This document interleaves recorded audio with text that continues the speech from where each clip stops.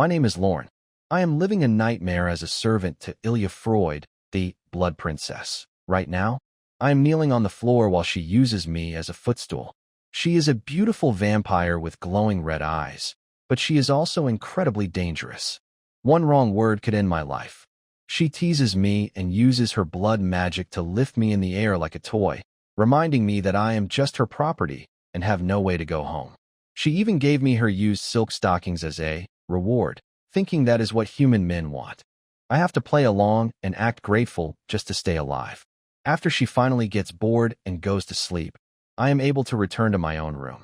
Looking in the mirror, I think about how my life fell apart. A month ago, I was just a farmer's son. War destroyed my home, my parents were killed, and my sister was taken. I was captured by a vampire count and brought here to serve his daughter. But there is a twist. I have regained memories from a past life. I realized that this world is actually a high-quality video game I once played. The girl I am serving, Ilya, is destined to become the final boss, a ruthless monster who destroys the world. In my past life, I thought she was cute, but now that she is real, I know how terrifying she truly is. I cannot stay here. I am currently living in a city full of demons who want to eat me, and they only leave me alone because I belong to the princess. I went into town to meet a pig-headed shopkeeper to gather supplies. I am using my knowledge of the game to prepare for an escape. I even managed to trick the shopkeeper into giving me materials I need. My only goal now is to find a way to break my bond and run away before this city is destroyed in the coming war. I am waiting in a quiet, lonely shop owned by a pig-headed man. I chose this place because it is hidden and ignored by the demons in the city. I am secretly gathering materials for my escape. I need to get away, not just because I am but because I know the city is doomed. Based on my memories from the game, the human kingdoms will soon stop fighting each other and launch a massive counterattack against this very spot. Escaping is dangerous. I have a blood mark on me that will kill me instantly if I try to leave the city. As a player, I know the secret to removing it, but I need a rare item called the Holy Judgment Unbinding Needle. I haven't found one yet, and time is running out. The pig-headed shopkeeper reminded me that in 2 weeks, my mark will turn into a curse that makes me a mindless puppet forever. I have to move faster. After leaving the shop, I returned to the frighteningly quiet castle. At the gate, I was stopped by Lady Arundel, the headmaid.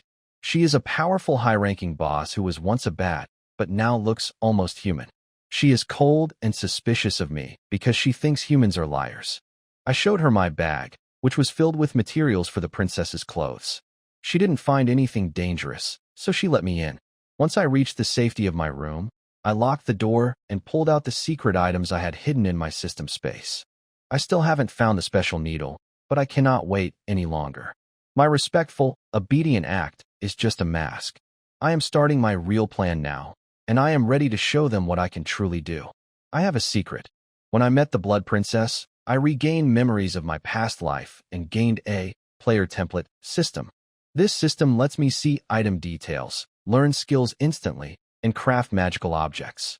Because I am currently a blood, I need to use this power to escape before the mark turns into a permanent curse in 2 weeks. While the princess slept, I spent my morning working on a secret magical tool. Suddenly, the head maid, Arundel, burst into my room and froze me in place with shadow magic. She is incredibly strong, and I felt like my life was over. She sensed my magic, but luckily, I was fast enough to hide my real work in my system's secret storage. All she saw on my table were the silk stockings I was making for the princess. I pretended to be a harmless, clumsy servant. I even offered to make her a pair of stockings, but she just threatened to kill me if I ever tried to touch her. She warned me that I am nothing but a toy to the princess and that I should never try to resist. I acted scared to trick her, but inside, I was furious. I know that one day I will make her pay for treating me this way. After she left, I realized I have to be much more careful with my crafting. I went to eat the rich, strange food the Count provides, mostly herbs and animal parts meant to make my blood taste better, and then took a nap to prepare for the night. When night fell, I went to the princess's room to wake her. Watching her sleep, she looked so innocent and beautiful that it was hard to believe she is destined to become the monster who destroys the world. For a split second, I actually thought about reaching for her neck to end the threat before she could ever awaken her true power. However, I know that if she dies, my mark will kill me too. I have to stay focused on my plan to survive. I decided not to kill the sleeping princess. My life is tied to hers through the blood mark, and if she dies, I die. I have to stay alive to escape. As I waited for her to wake, she looked peaceful in the nightgown I made for her, but that peace didn't last. When she opened her eyes, she tried to use a charm spell on me. I felt myself being drawn into her gaze, almost losing control, but luckily I had used the mind glass crystal I crafted earlier. It blocked her mental attack, saving me from revealing my true plans. To hide my secret, I played along, acting like a typical foolish human. She laughed and kicked me across the room, leaving me with broken ribs, but I had to keep up the act. I kneeled and helped her put on the black stockings I made. To test her, I spoke to her with a bit of flirtatious charm. For the first time, she actually blushed and looked flustered. My hidden hypnosis, trying to influence her before she becomes the cruel demon queen, seemed to be working. However, she quickly regained her temper and kicked me into the wall again. Using my Eye of Oracle, I saw her stats. She is a level 37 monster with SSS rank magic talent. I am no match for her physically. When the head maid Arundel entered, I pretended to be unconscious while they discussed an urgent letter. It seems a mouse, likely a human scout, has sneaked into the territory. This could be my chance to connect with the human side, but I am stuck in the castle. After they left to hunt the intruder, I drank several life potions I had hidden in my system space. The pain faded, and my ribs began to heal. I spent the rest of the night preparing for the puppet curse I'll face next week. Just as dawn was breaking, I heard her voice outside my door. She's back, and she sounds even more dangerous than before. Baby? What kind of name was that? Was that really something that should be used for him? Lorne didn't have time to think. He quickly lay back on the bed, pretending to be half dead. When Ilya pushed the door open, he weakly sat up to greet her. Congratulations on your victory, Your Highness. Cough, cough. Lorne had always been good at reading people's emotions, but he had underestimated the future demon queen. Ilya might still be young, but she wasn't the type to be fooled by such poor acting, let alone feel sympathy for it. She looked him up and down, a hint of surprise flashing in her eyes. Ilya had to admit, she might have hit him a bit too hard earlier. But he was the one who said something strange, so she hadn't held back. She had planned to heal him later, but now it seemed unnecessary. Well, I didn't expect you to be so tough. Looks like I went too easy on you if you can still stand. Hee hee. Lorne didn't dare to argue. He could only bow slightly and say, Thank you, Your Highness, for sparing my life. Taking advantage of the moment, he secretly studied Ilya, trying to find any clues about what had happened. No blood, and even her black dress was perfectly fine. That meant she hadn't faced any strong enemies. Otherwise, she wouldn't look this relaxed. When his gaze reached her legs, Lorne noticed something unexpected. The black stockings he had helped her put on that morning had a large tear near the calf, revealing a patch of pale skin. Judging by the cut, it must have been made by a sharp weapon, so she had been injured. But since she was a vampire, her body's natural healing had already erased any trace of the wound. Someone strong enough to hurt Ilya. That was impressive. Hee hee.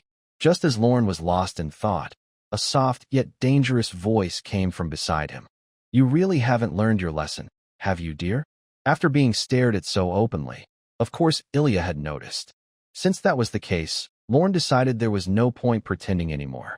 It's not that I can't change, he said softly, crouching down. With a look of regret, he gently touched the scar, even though it had long since healed. I just felt sorry seeing Your Highness hurt. You. The sudden concern left Ilya flustered. Even though the wound had completely healed, he still noticed such a small detail. So, I misunderstood him earlier? Honestly. Humph. Ilya gave a small snort and turned away, hiding the mark. It's just a small injury. A slightly larger mouse tried to fight back before it died. That's all. If I hadn't been careless and failed to dodge, it wouldn't have touched me at all. Even so, a faint blush appeared on her face. Feeling his hand linger a little too long, Ilya pouted unhappily. How long are you planning to keep touching it? Sorry. Lorne quickly came to his senses and pulled his hand back. After what happened before, he had no desire to experience Ilya's gentle punches again. Fortunately, this time Ilya didn't scold him. She simply brushed back a strand of silver hair and said, "We've been fighting all night. I'm exhausted. Go prepare some hot water. I want to take a bath." "Yes, Your Highness." Lauren nodded and limped out of the room. Ilya couldn't quite describe what she was feeling. Watching Lauren stumble away, she knew she should be amused. After all, he brought this upon himself. But for some reason, why did she feel guilty? As his footsteps faded, Ilya tried to push away the strange feeling. Yet the more she tried to ignore it, the more uneasy she felt. "So annoying," she muttered softly, then finally called out to him. "You've been obedient today. Since you made these stockings for me. Here, this is your reward." Hearing that, Lauren's eyes lit up. He had only meant to be polite, but now there was an unexpected bonus. Hopefully, it wouldn't be another pair of socks. Something actually useful would be nice for a change. He turned around and saw Ilya toss something shiny toward him. Clink! Lauren reached out and caught it. Looking closely, he realized it was a necklace. The chain felt cool to the touch, and the pendant held a naturally formed moonstone that seemed to contain a tiny, peaceful lake within. Accessory: Moonlit Heart Lake. Rarity: Rare. Effect: when carried or worn, it slightly enhances recovery and mental strength, keeping emotions calm and thoughts clear. Description: it can only protect the pure land within your heart. Oh? Looks like this girl still has a bit of conscience. Lauren felt secretly pleased. It seemed his carefully planned act of self-sacrifice had paid off. After all, he really had been beaten half to death. Was it wrong to ask the one responsible for a little compensation? Just one necklace? He actually thought it wasn't enough. So he accepted it without hesitation. Besides, Ilya never went back on her word, so the necklace was his now. Of course, the task of preparing bathwater wasn't something she could take back either. Lauren thanked her and went downstairs. When he was gone, Ilya stared blankly at the spot where he had touched her leg and murmured softly, "What a bold and reckless man." Meanwhile, as Lauren descended the stairs, he unexpectedly ran into someone. Heavy chains clinked with each of her steps. The girl's body was covered in wounds, and her golden hair, stained with blood, hung low, hiding most of her face. Lauren guessed she must be the one who had infiltrated the Count's territory and fought against Ilya and Elandel. He activated the Eye of Revelation, and her information appeared before him. Name: Elsa. Race: human. Class: Holy Light Knight. Level: 30. Magic talent: A. Physical strength. S. Mental power. A. To avoid trouble, Lauren only glanced briefly before looking away. I didn't expect it to be her, he thought. And she was still alive. Go. A cold voice sounded. Without a sound, Elandel appeared behind the girl like a silent reaper, ready to end her life at any moment. Perhaps she was too exhausted, or the pain in her body made it impossible to speak. The girl stayed silent, head lowered, walking forward without a word. Elandel noticed Lauren but said nothing, only giving him a warning glance. Lauren bowed slightly and looked away. He had no intention of starting a conversation at a time like this. Since Elsa was still alive, there would be time to approach her later once she was imprisoned in the castle. Everything was still going according to plan. For now, he should just focus on heating the water. Truly, luck is on my side. Your Highness, the hot water is ready. Lauren knocked gently on Ilya's door and waited patiently outside. Although he already had a plan, he wasn't in a hurry. Acting too soon would only draw suspicion. It was better to stay cautious. Soon, a sleepy Ilya opened the door, frowning slightly. Why did it take so long? I almost fell asleep waiting. My apologies, Your Highness. It took a bit longer to get the fire going, Lauren said casually. He couldn't exactly tell her he'd been sitting there thinking about his escape plan. Humph, how clumsy. Ilya scolded lightly, then turned and walked toward the bathroom. As her servant, Lauren naturally had to attend to her needs, and he was about to follow when, buzz. Before he could take a step, two sharp ice blades appeared in front of him, glimmering with cold light. I suggest you go back to bed and be a good boy, all right? Her voice was sweet, but carried a teasing tone. Ilya covered her lips with a smile, her eyes curved playfully. If you try anything else, I might have to take away your privileges. Her gaze made Lauren freeze in place, a chill running down his spine. Yes, Your Highness. Lauren quickly obeyed and quietly returned to his room.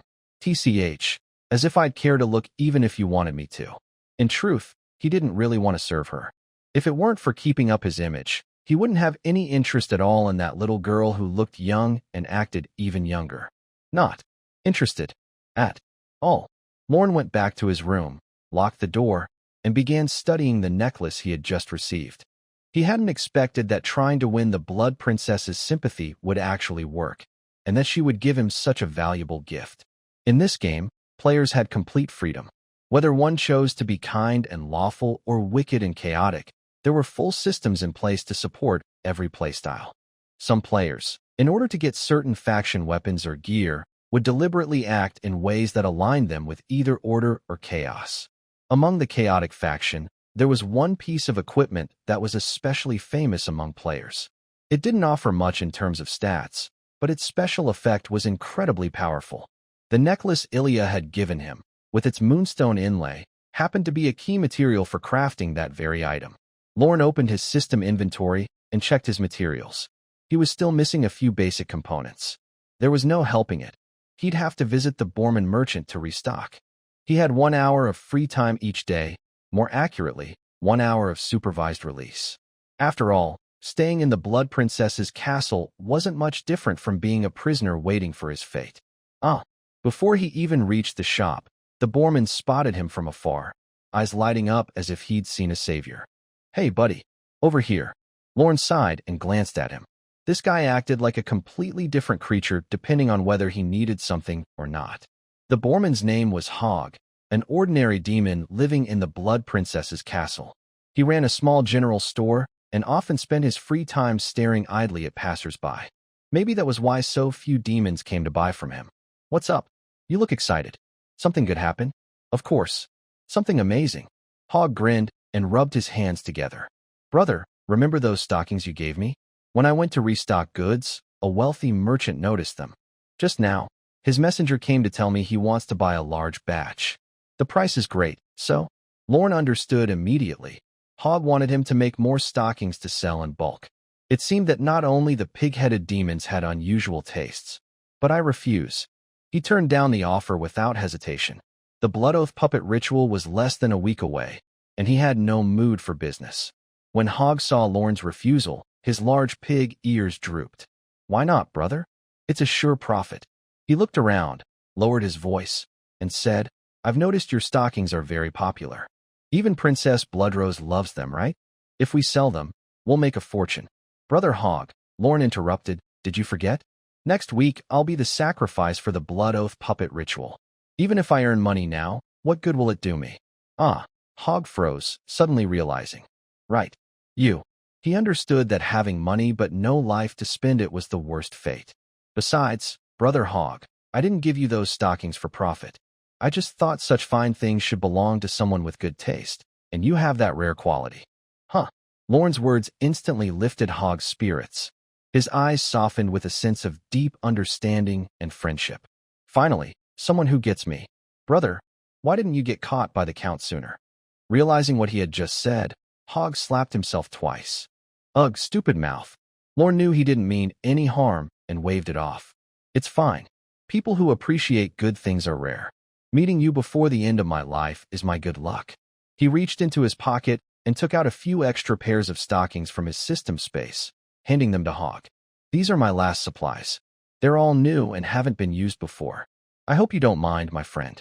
After saying this with deep gratitude and offering such precious items, the pig-headed man was deeply moved. With trembling hands, he accepted Lorne's keepsakes as if they were treasures. Sniffling, he said, "The demons here all look down on me. You're the only one willing to talk to me, and now you've even given me these fine things. I really don't know how to thank you." Hog wiped his tears and stepped aside. "Brother, take whatever you want from my shop today. It's my way of showing appreciation." "That wouldn't be right. I didn't come here to take anything," Lorne replied, trying to refuse, but Hog's enthusiasm left him no choice. In the end, Lorne took a few basic materials from Hog's shop, just simple, common items found everywhere on the continent. When it was time to leave, Hog waved goodbye with teary eyes, holding the gift Lorne had given him close to his chest. Only after Lorne's figure disappeared around the corner did Hog sit gloomily at the shop's entrance, looking heartbroken. Sigh. Brother Lin is a good man in every way, except that he's human, and far too honest. Meanwhile, elsewhere, if this world had an award for Best Actor, Lorne would surely win it. Back at the castle, he closed the door behind him with satisfaction and locked himself in his room. It was daytime. After bathing, Ilya would fall into a deep sleep, and after the recent battle, Elandel also needed rest. Neither would have time to keep an eye on him. Even if they did, the lock wouldn't stop Princess Ilya or head maid Elandel, but at least it would give Lorne a moment to react. His first task was to take apart the necklace and use its parts, along with other materials, to craft new equipment. I didn't expect the materials I prepared earlier for making fabric would come in handy now. That's a big help, he murmured. And so, Lorne began working on his new creation. By evening, after a long day of effort, Master Lorne finally stood up and stretched. Before him lay a piece of cloth, light as a feather and thin as a cicada's wing. Equipment: Veil of the Dark Moon, rarity, rare, effect. When equipped, it uses the power of moonlight to reduce your presence and hide your form for a short time. Once the energy runs out, it must absorb moonlight again to recharge. Description: Stay quiet under the dark moon's protection. The calm of midnight surrounds you. Use it to create a little fear. So now I've become the mysterious, silent man. The hooded cloak was completely black, covered with a faint layer of moonlight that helped hide the wearer's movements. With it, he could quietly sneak into the dungeon to meet Elsa. The sun hadn't fully set yet, and Ilya was still asleep, so he still had some time. Lorne put on the veil of the dark moon. With a single thought, his body silently vanished from the room. After a while, he reappeared from the shadows. About 15 minutes of duration, huh? Lorne nodded. It was shorter than he expected, but still enough for what he needed. He opened the door, looked around carefully, and after making sure no one was nearby, walked down the corridor and stairs to the main hall. Since Ilya would soon wake up, the maids were busy with their daily preparations. Most of these maids were originally bats, servants of vampires. Many of them hadn't fully mastered transformation yet, so even in human form, they still had black wings on their backs. Lorne calmly walked through the hall in plain sight, heading toward the washroom. After turning a corner and confirming no one was watching, he put on the veil of the dark moon again and moved toward the dungeon. He knew that place very well. Ever since the vampire count had captured him, he had been locked there for a long time. He could find it even with his eyes closed. Just as he expected, none of the servants he passed noticed him at all. But as he turned another corner, he saw a tall girl with long black hair walking slowly toward him. It was none other than the head maid of the castle, Elandel. At that moment, a maid stood beside her. The maid had short shoulder-length hair, sharp eyes, and a spotless uniform. She looked capable and efficient, clearly one of Elandel's trusted assistants. Lorne vaguely remembered her name. It seemed to be Fiona. That stubborn human still refuses to talk. No matter what we tried, she wouldn't say a word. Lady Elandel, what should we do next? Fiona asked respectfully, walking half a step behind. It's fine. The Count will return in a few days. When that happens, no matter how stubborn she is, she'll tell us everything honestly. Understood. Until then, should we prepare food for her? As long as she stays alive, that's enough. Elandel waved her hand casually, looking a little tired. As the adopted daughter of the Floyd family and the personal attendant of Princess Ilya, Elandel had the duty to eliminate any threat to the family. Over the years, countless people had tried to sneak into the Blood Princess's domain. Most were foolish and weak, and she had defeated them all with her sword. But today, an unusually strong one had appeared. The opponent's strength was nearly equal to hers. If not for Princess Ilya's help, she might not have been able to capture the human woman. Fortunately, the Count had warned her in advance. Otherwise, who knew what that cunning human might have done in their territory? Keep an eye on her. If anything happens, report to me immediately. Yes, my lady. Elandel sighed quietly. She hadn't rested since last night, and after the battle, she was completely exhausted. All she wanted now was a little rest. She turned to look out the window at the setting sun. Night would soon fall. Normally, she would go to greet the princess when the moon rose and her lady awoke. But now, a mischievous face appeared in her mind. TCH, ever since that human man had arrived, he had stuck to the princess like glue, impossible to drive away, and the princess allowed it. Did he really not understand what kind of fate awaited him? Lost in thought, Eilandel suddenly noticed something strange at the edge of her vision, a faint movement across the crimson carpet glowing in the twilight. The air shimmered like waves of heat, rising beside a furnace on a scorching summer day. Oh no! Lorne felt a surge of worry.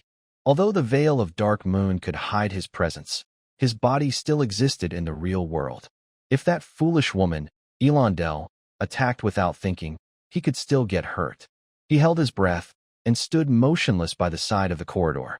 Thump, thump, thump. Lorne could almost hear his own anxious heartbeat. He hoped the sound wouldn't reach the bats, which were extremely sensitive to noise. What's wrong, Lady Eilandel? Fiona noticed Eilandel's unease and asked with concern. I'm fine. Eilandel shook her head and looked again in that direction, but saw nothing. Was it just her imagination? She blinked, and the soreness in her eyes made her even more certain that she needed rest. As for His Highness, she would visit and apologize after he woke up. Since the human was with him, there shouldn't be any problem. With that, Eilandel and Fiona slowly walked past Lorne. A faint fragrance brushed by, but Lorne didn't dare relax and kept holding his breath. Only when their footsteps faded completely down the corridor did he finally exhale and quietly head toward the dungeon. Two maids stood guard at the entrance, but if even the powerful Eilandel hadn't noticed him, they certainly wouldn't. Inside, the dungeon walls were lined with magical crystals that glowed faintly blue. Combined with the darkness, the place felt eerie and cold. At the far end, Lorne saw Elsa, the woman he had met once before in the hall. She had clearly suffered greatly. Her wrists and ankles were bound by thick chains, allowing her to move only within a small space. Her white clothes were stained, and her golden hair had lost its shine. She lay weakly on a pile of straw, showing no reaction to Lorne's arrival. After all, he was still wearing his cloak. To be safe, he took a small blue box from his system space. When he opened it, an invisible barrier quietly surrounded both of them. Item: Whisper Thief's Embrace. Rarity: Rare. Effect: When used, it blocks sound within a certain range for a short time. Description: Here, you don't need to stay quiet. This was also a magical tool he made for his plan, using materials he had acquired for free from the Boormen. Once the tool worked, Lorne no longer needed to hide. He took off his hood, revealing himself. Hello, Elsa. Lorne stood before the cell and spoke softly. The woman clearly hadn't expected anyone to find her at this time, let alone someone who knew her name. She lifted her head, her bright blue eyes trembling slightly. A man she had never seen before stood at the cell door. Who are you? She asked weakly, forcing the words out. How do you know my name? Lorne didn't answer her question. Instead, he said, Who I am doesn't matter. What matters is that I can get you out of here. Get out? Elsa shook her head, her body language showing her resolve. Ever since she had been caught and locked in this cell, she had never hoped to escape. In fact, from the moment she accepted the mission, she had already prepared herself for death. And now, a stranger appeared before her, claiming he could take her away? To someone who had just endured harsh treatment, it sounded almost laughable. How ridiculous. Do the demons really think they can trick me with such a cheap trick? Elsa gave a faint, mocking smile, then lowered her head, deciding to ignore him. But how could Lorne let this chance slip away? To earn her trust, he first had to show his sincerity. You wouldn't want your little sister to be left without anyone to care for her, would you, Miss Elsa? As if she had heard something unbelievable, Elsa suddenly looked up, her blue eyes filled with shock. Who are you? How do you know about my sister? See, that's what true sincerity looks like. Lorne gave a faint smile and said, I told you, who I am doesn't matter, Miss Elsa. What matters is that I can get you out of here. It was the same line again, but now Elsa had to think carefully. Even the people from the church didn't know about her sister's existence. How could this stranger know? Could it be that her sister had been captured? But why? Seeing Elsa lost in thought, Lorne realized the silence barrier wouldn't last much longer. He spoke again. My time is precious, so let's keep this short. You can choose to trust me, Miss Elsa. I'm not a vampire. I'm human. Human? Elsa stared at Lorne. Indeed, she couldn't see any features that didn't belong to a human. But so what? A demon skilled in transformation magic could easily look the same. Seeing her doubt, Lorne added sincerely, If you don't believe me, you can use your eye of true sight to check. my Lady Knight of the Holy Light. Elsa's eyes widened in shock. Impossible. How do you even know about the Eye of True Sight? The Eye of True Sight was an ability she had awakened after becoming a Holy Light Knight. It allowed her to see the smallest details in battle, spot an enemy's weaknesses, and tell whether someone was human, demon, elf, or beastkin.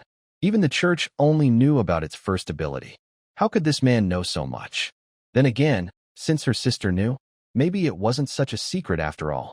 Unfortunately, Elsa's magic was nearly depleted.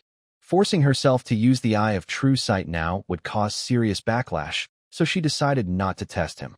Even so, she began to trust the man a little more. You're human? Yes. Then why? Are you here? That's a long story. Can't you make it short? Lorne looked down at the remaining energy in the box. As he could still hold on a little longer, he spoke.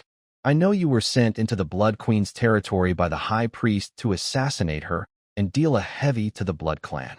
But I want you to understand that you are not the only one trying to kill her. What? Elsa's lips parted slightly. Are you saying you were also sent in by the High Priest?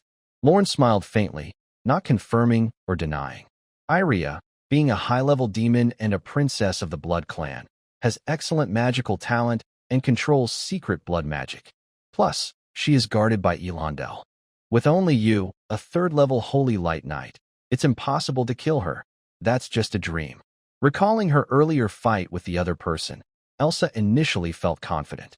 Even facing the woman with black hair, with the blessing of the True Sight, victory was only a matter of time. But the problem was, there was more than one opponent.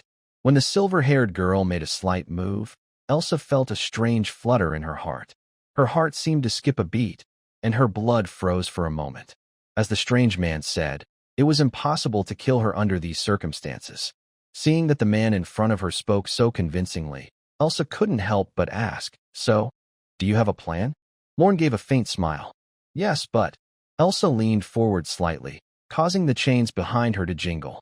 Luckily, a silence barrier was in place, so her voice wouldn't be heard. But what? It was clear Elsa was a bit anxious, her tone tinged with urgency. However, I don't have time to explain everything now. Noticing that the energy in the box was almost gone, Lorne knew he had to leave. If he kept talking, his voice might be overheard. Even with the Shadow Veil, there was a high chance he could be discovered. And the Shadow Veil's energy was also running low. It was best to end here for now. Time is running out. I have to go, but I will come back. I hope next time we meet, you're still alive. Lorne threw a tiny bottle from beneath his cloak. It passed through the gap in the prison bars and landed steadily on a pile of hay beside Elsa. This is a recovery potion. Drink it if you want, but if you still want to see your sister, I advise you to drink it. Without waiting for a response, Loren suddenly moved, donned the Shadow Moon veil, and slipped into the dark blue surroundings. Wait. Elsa wanted to say more, but the silence barrier surrounding her had already disappeared. It was clear that the other person had left. Such a strange person. Looking at the red liquid in the bottle on the haystack, the girl hesitated again, but finally carefully picked it up. No matter what was inside, whether blood or a healing potion, she had no other options left.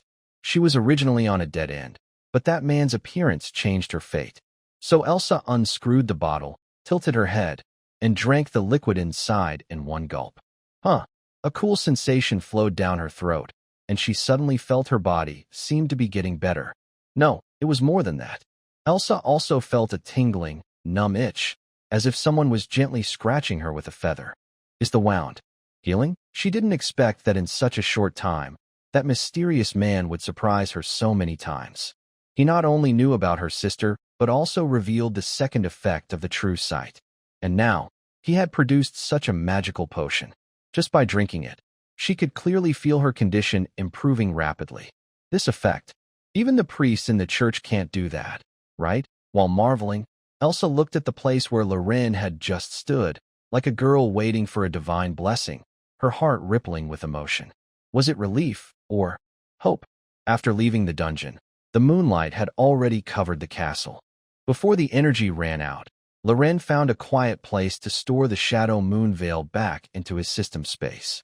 But just after appearing, he unexpectedly met Fiona, who looked anxious and seemed to be searching for something. She was responsible for managing the daily affairs of the maids in the castle. Aside from the vampire count who was rarely home, she was considered the second in command under Iliadel, only below Elandel. Before Loren could greet her, Fiona approached him with a serious face. "Stupid human, where have you been?" she said sharply, showing her disdain and contempt clearly. "Don't you know His Highness is looking for you?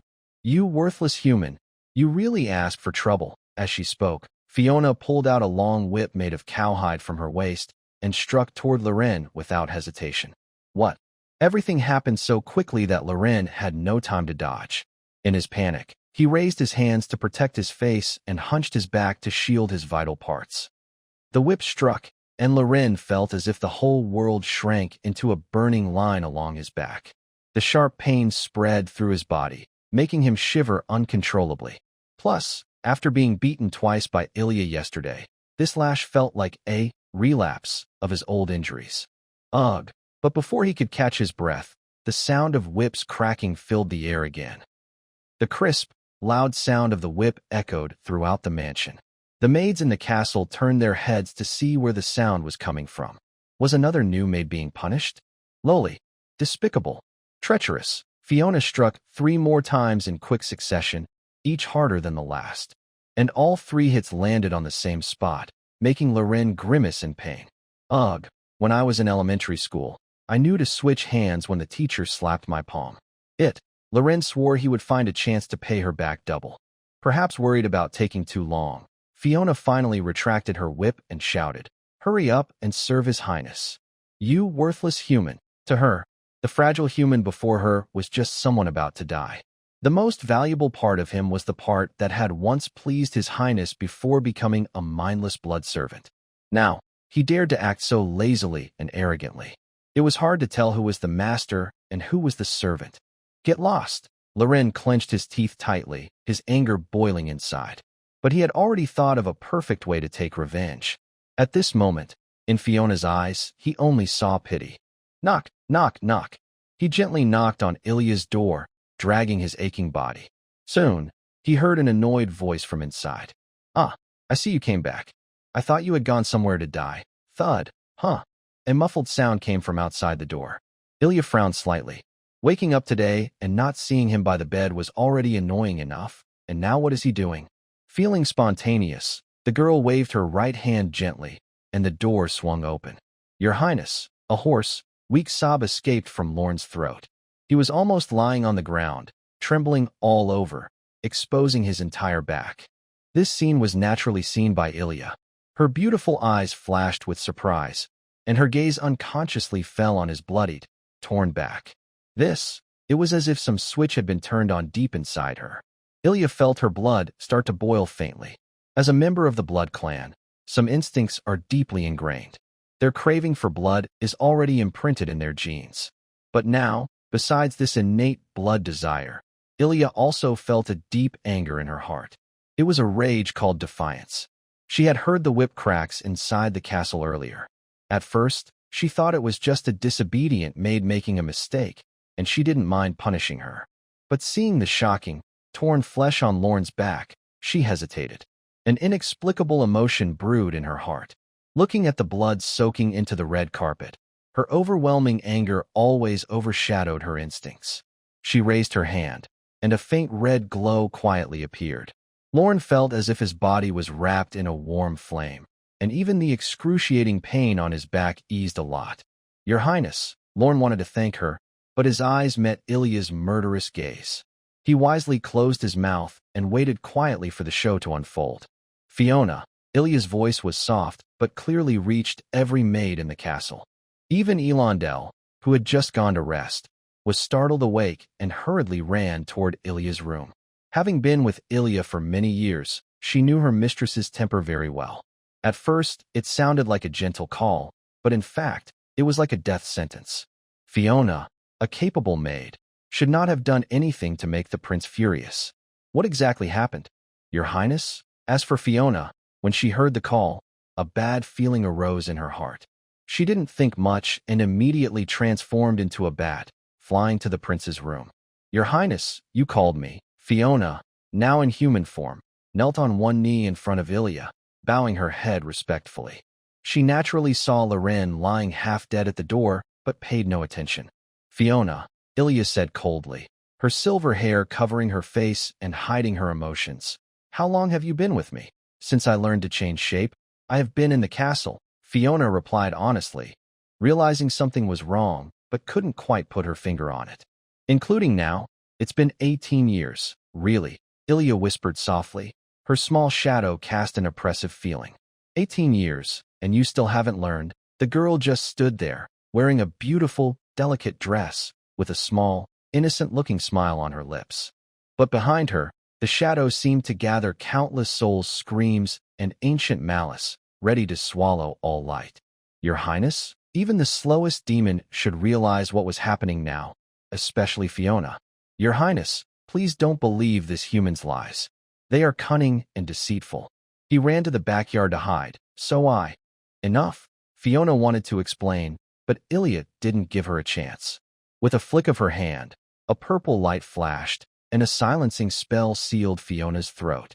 What you need to understand is, Ilya said as she stepped around Fiona, only I can touch my belongings.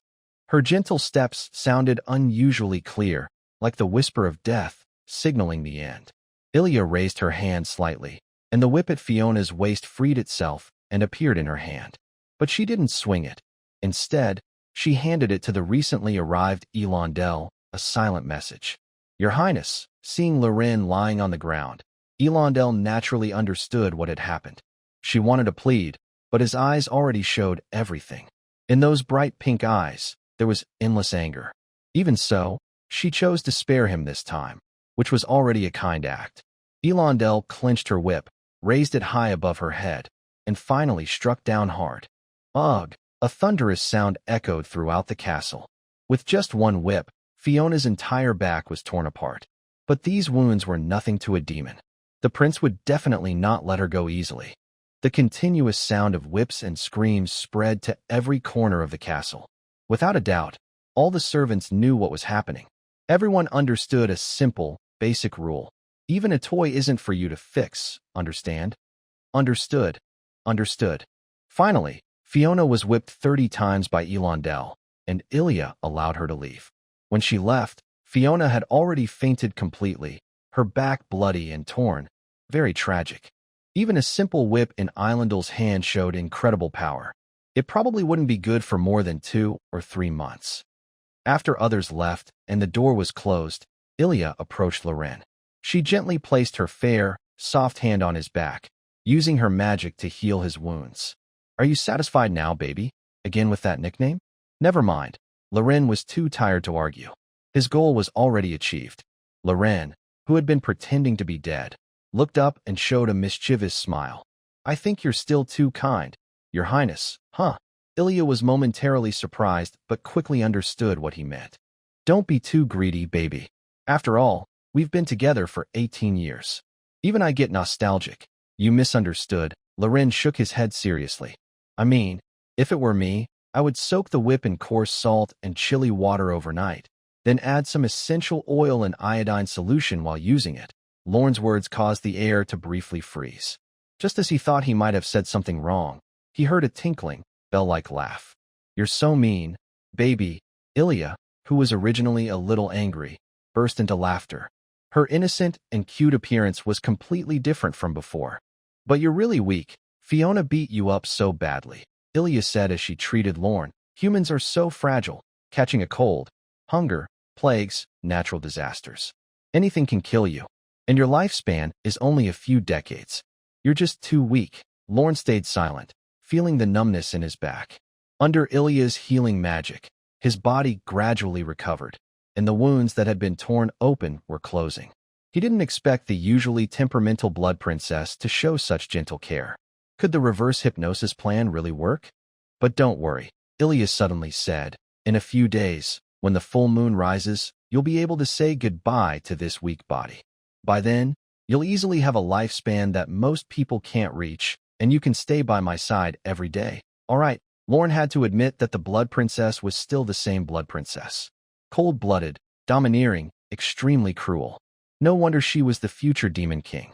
When the full moon comes, that will be the day he becomes a puppet. Isn't it nice to stay with me all the time, baby? Ilya asked, tilting her head slightly, noticing Lauren's strange expression. Of course, I'm happy, Lauren quickly replied. It's my honor to serve your highness. Ilya enjoyed this flattery, her nose slightly raised, a proud smile on her delicate, fair face. Humph, don't worry. As long as you're with me, you'll benefit a lot. Thank you, your highness. Ilya's magical talent is very impressive, and she has a large reserve of magic power. With her careful treatment, Lone's back wound healed quickly. She also treated the after-effects of her previous beating, leaving almost no trace, as smooth as before. Ilya softly covered her lips with her delicate left hand, while her right hand gently stroked Lone's back. Surprised, she said. I didn't expect, little one, that you have quite a good figure. The gentle touch on his back made Lone feel a bit itchy, but he still replied, maybe it's because I used to do farm work at home.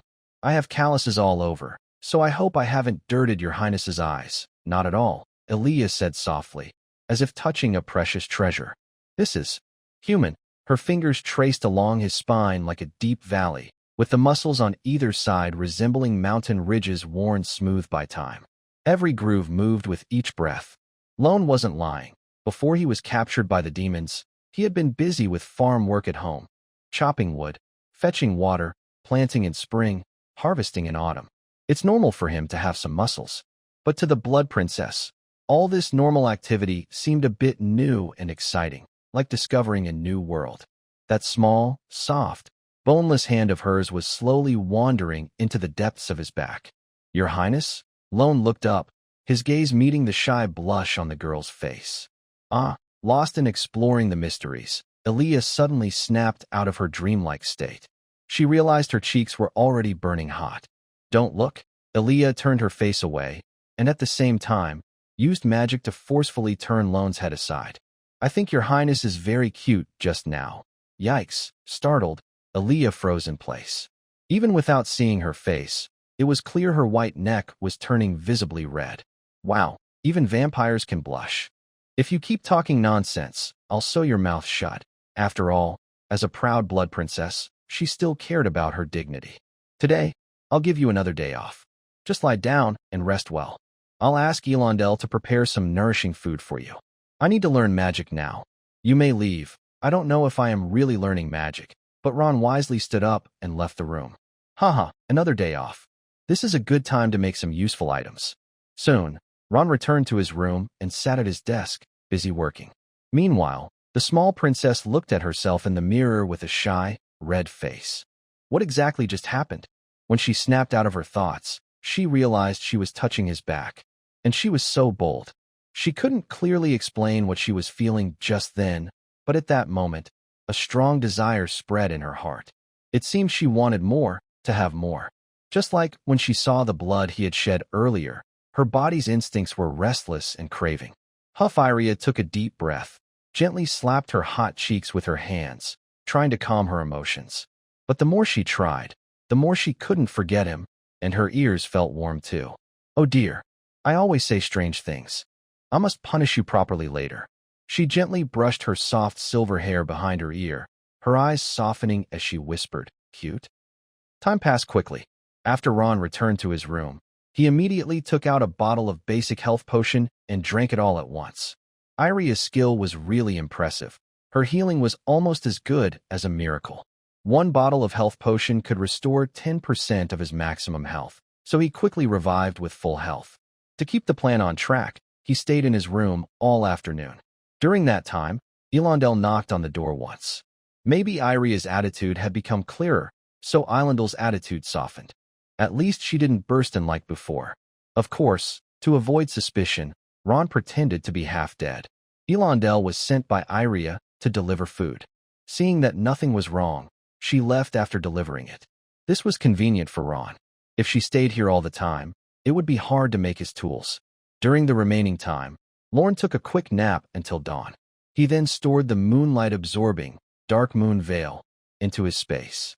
He also took out a magic stone and placed it into the thief's embrace to fill it with magic power. Looking at the sky, Ilya was already asleep, and Elondel finally peacefully entered her dream. It was his turn to move.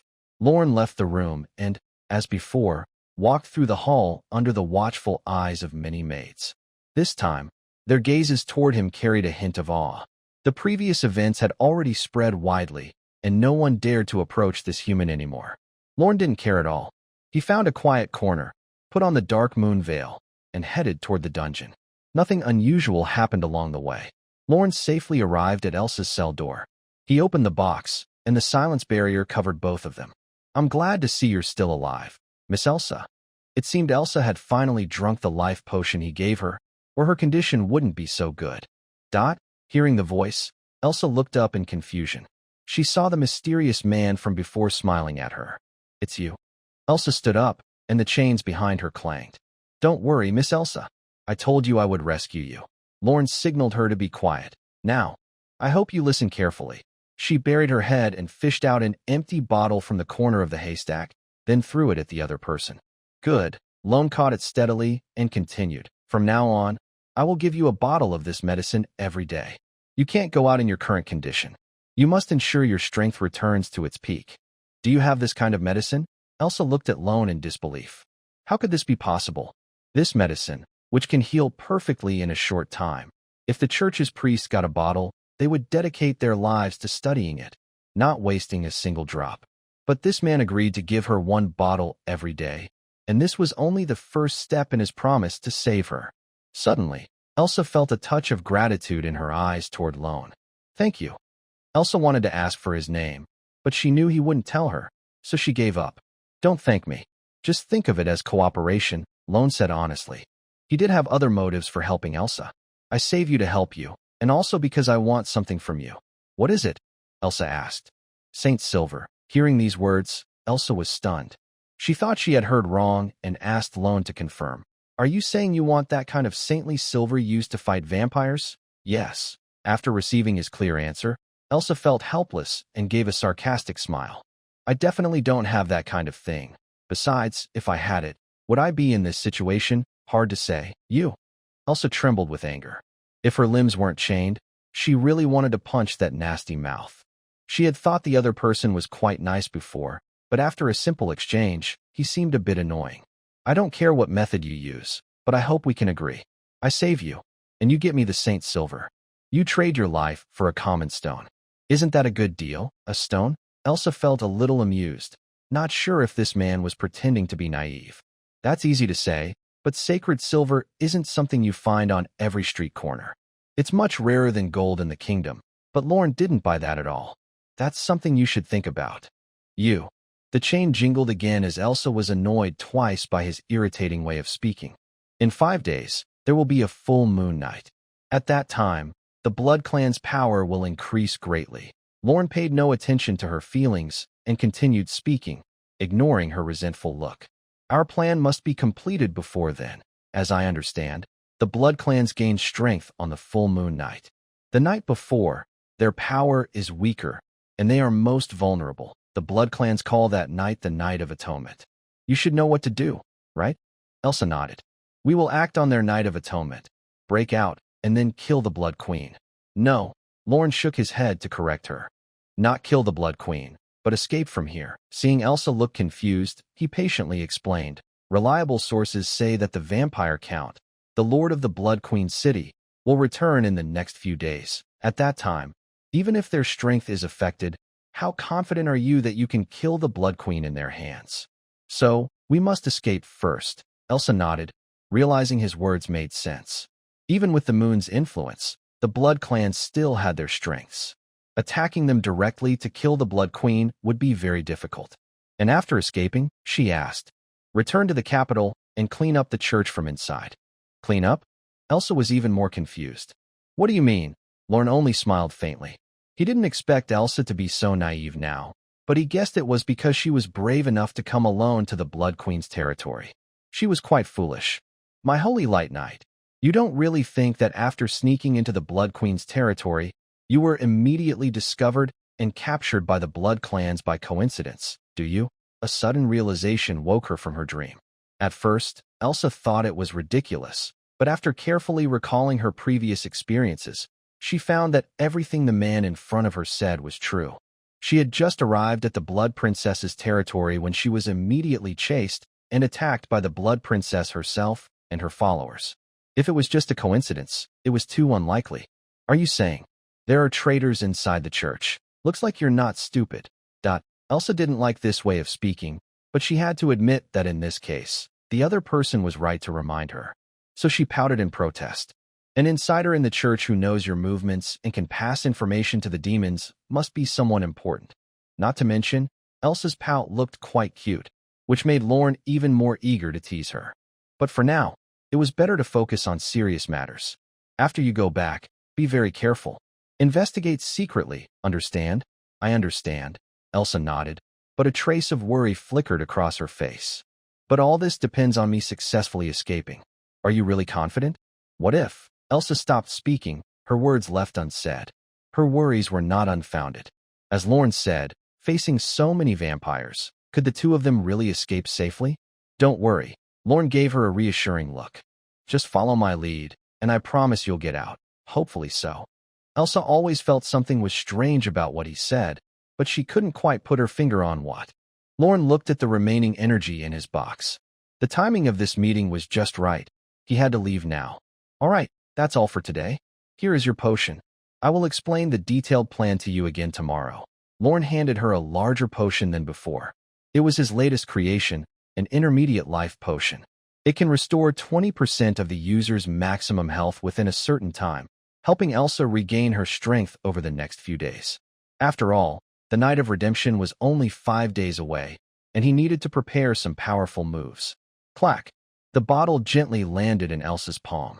Since she drank the potion yesterday, her energy and spirit had greatly improved, and her golden hair looked shinier. Is this? She noticed that the bottle in her hand seemed different from the one yesterday, larger by a size, with more liquid inside, and it looked purer. Could it be? With strong curiosity, Elsa opened the bottle and sniffed gently.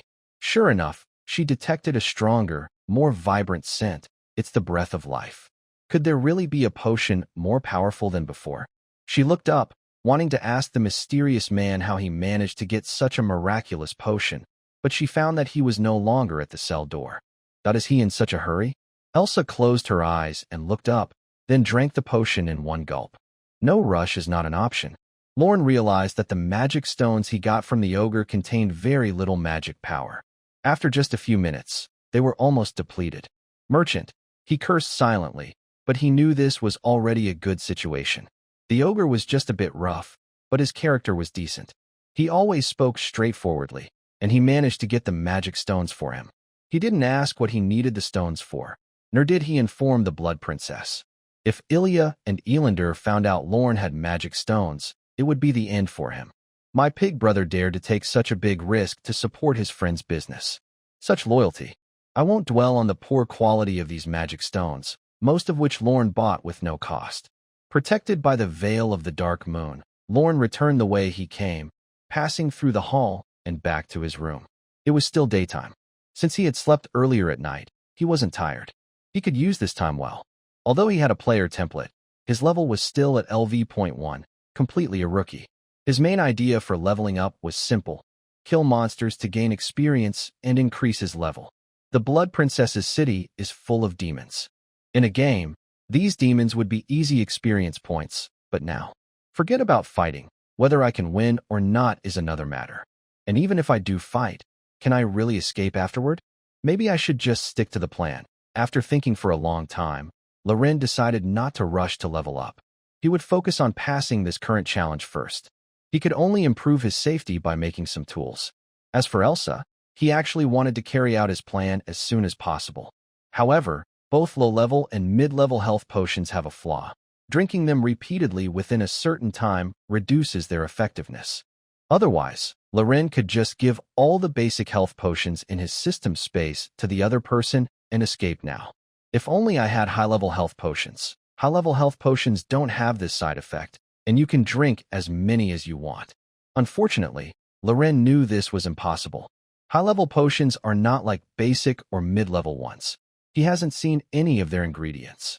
So, Loren had no choice but to sit in a chair and start sewing up the torn stockings Ilya had that day, taken from the system space. Night quickly fell. Loren stretched lazily, looked at the sky, and then went to Ilya's room, quietly waiting for her to wake up. Standing by the bed, Loren couldn't help but admire her beauty again. The girl curled up like a lazy cat, with silver hair falling by her pillow like moonlight woven into fabric. Her white silk nightgown gently wrapped her, with the straps slipping down her shoulders, revealing her slender, fair collarbones. Her sleeping face was peaceful and beautiful, though sometimes she would furrow her brow slightly, as if dreaming a long, sad dream. As the sunset disappeared behind the mountains and the moonlight rose, a soft, reluctant moan escaped from the girl's throat, sounding lazy and unwilling. Ilya reluctantly opened her eyes, revealing her hazy vampire eyes. Those rose-colored eyes hadn't fully focused yet, like rubies soaked in morning dew, losing their sharpness from before, leaving only innocent confusion. "Good morning, Your Highness." A gentle greeting reached her ears, and Lauren's harmless-looking face appeared before her. "I'm sorry, but I can't assist with that request." "Like it?" "No, Your Highness. You are mistaken." Ignoring the other person's title, Lauren's face flickered with a moment of surprise, pretending to be dazed, as if bewitched by the other. "I just think that a sword should be kept in its sheath, nurtured carefully, so it doesn't get stained by the dirt of the world and lose its sharpness. Of course, for Your Highness, a perfect sword naturally doesn't need to worry about such things. If there's any blame, it's only because I can't bear to see a famous sword shine alongside common dust, so I did this unnecessarily." "Huh?" Iria was momentarily confused. She was talking about socks, so how did it relate to swords? But soon she understood what was meant, and a sweet feeling arose in her heart. You can say such nice things." Hee. Suddenly, Iria's face showed a look of disappointment. "It's a pity you don't like it. Just take it off for me." But on the other hand, seeing Lauren hurriedly change the subject, Iria's smile became lively and charming, like a child who finally found the answer they sought. The pink glow in her eyes disappeared, and she stopped her enchantment contentedly. "Huh? I just now." Lauren pretended to be clueless, looking at his hands with a puzzled expression. "Fool." Iria watched this scene clearly, her previous smile turning into a perfectly timed scowl. She scolded softly, "Such a disobedient little one, daring to daydream while serving me. I'll punish you by helping me with my makeup. He really is a difficult person to please." Lauren silently cursed inwardly and followed her to the dressing table. Actually, such small matters could be easily handled by our future demon queen Iria, who possesses extraordinary SSS-level magic talent, with just a wave of her hand. But she insists on teasing him. It's really hard for ordinary people like us. Picking up a wooden comb, Lauren gently supported Iria's long silver hair with his left hand and carefully combed it. "You're quite skilled, huh?" Iria noticed that his technique was not unfamiliar and asked curiously, "Have you combed other women's hair before?" For some reason, Lauren sensed a faint trace of anger. He could only honestly reply, "Your Highness, when I was at the border of the kingdom, I used to comb my sister's hair." Through the reflection of the mirror, Ilya looked at Loren with suspicion. "You have a sister? I haven't heard about her before. You didn't ask either." Loren thought to himself, but replied politely, "Yes, I have a younger sister, 2 years younger than me. But she was taken away by the capture team later." Ilya nodded, feeling somewhat relieved. "So she is a sister." Noticing Lauren's slightly disappointed expression, Ilya tried to comfort him. "Don't be sad. You can tell me your sister's name, and I'll have my people find her. Then you can both become my blood slaves and stay together forever. Is this right? Can a person really say such things?" "No, wait. This little girl isn't human. She's a pure blood demon. Although I still don't know where my sister is, for her safety, I shouldn't tell Ilya her name." Lauren's mind couldn't help but picture his sister's gentle, spring breeze-like smile. He was already in a difficult situation and couldn't risk involving his sister. It's better to find her after escaping from here. Even if Ilya tries to use her charm to make him reveal his sister's name, it's unlikely to succeed. Charm isn't like hypnosis. It only increases the other person's liking for you, but doesn't make them completely obedient. However, raising the charm to a certain level can have effects similar to hypnosis. "Trying to train me? You're still early." Loren wished he could turn the tables and train her instead, but his current strength didn't allow it. He could only patiently comb her hair. He wasn't lying. Since crossing over, besides helping with farm work at home, he also took care of his sister. Combing her hair was a common task, so it was easy for him. Ilya's hair was very soft and obedient in Lauren's hands. He kept his promise and braided her hair into a beautiful fishtail, similar to Asuna's style. Looking at herself in the mirror, Ilya couldn't help but feel a bit surprised. Usually, she just let her hair fall loosely behind her, never bothering with braiding. But now, she saw things differently. Perhaps because of my hairstyle, I look completely different in the mirror today. It feels like this is how the blood princess should really look, noble and elegant. I only planned to have the other person comb my hair, but he took the initiative to style it himself. Oomph. It seems you are still somewhat useful. Ilya wanted to praise him, but when she thought of his shameless attitude, she changed her approach. Thank you, Your Highness, for your appreciation. Leon accepted without hesitation. In that case, from now on, you will be the one to style my hair. The noble queen sat on her throne giving orders, and her obedient servant nodded in agreement. I will make sure you're satisfied, my queen. Queen, hearing such a bold title, Ilya was clearly surprised. Her cheeks, already pink, turned even more shy and adorable. By the way, Ilya suddenly remembered something, turned around, and looked Leon up and down. Although you are my blood servant, you lack the ability to protect me, and you don't even take care of yourself. Humans are really too weak. Leon didn't reply, quietly waiting for what would come next. Like yesterday, I don't expect you to have the ability to fight Fiona, but at least. Ilya looked at Leon with a hint of disdain. You can't always rely on me to heal you, right? It's better not to mention it, but once she does, Ilya gets a little angry. When she's upset, she comes to complain. When she's hurt, she has to treat him herself, soothing him and stopping him from crying. What does she think of her? She's the mighty blood princess, and she still has to take care of him? It's really unfair. Yesterday, there were many people. You called me, Your Highness, and I didn't mind. But now, it's just the two of us in the room. What should you call me? What should you call me? Really? Ilya pouted playfully. You never make things easy for me. Leon could only lower his head and accept the scolding. There's nothing he can do. He truly has no way to protect himself. So, starting today, I've decided to teach you some magic that even a weakling like you can learn. Ilya stood up and walked to the bookshelf in the room. Gently, she lifted her hand, and a thick, old-fashioned magic book was pulled from the shelf and firmly held in her hand. This book, you can take a look at it. Don't bother me with everything. My time is very precious. Oh, Lorne's eyes lit up. It was like giving him a pillow when he was sleepy.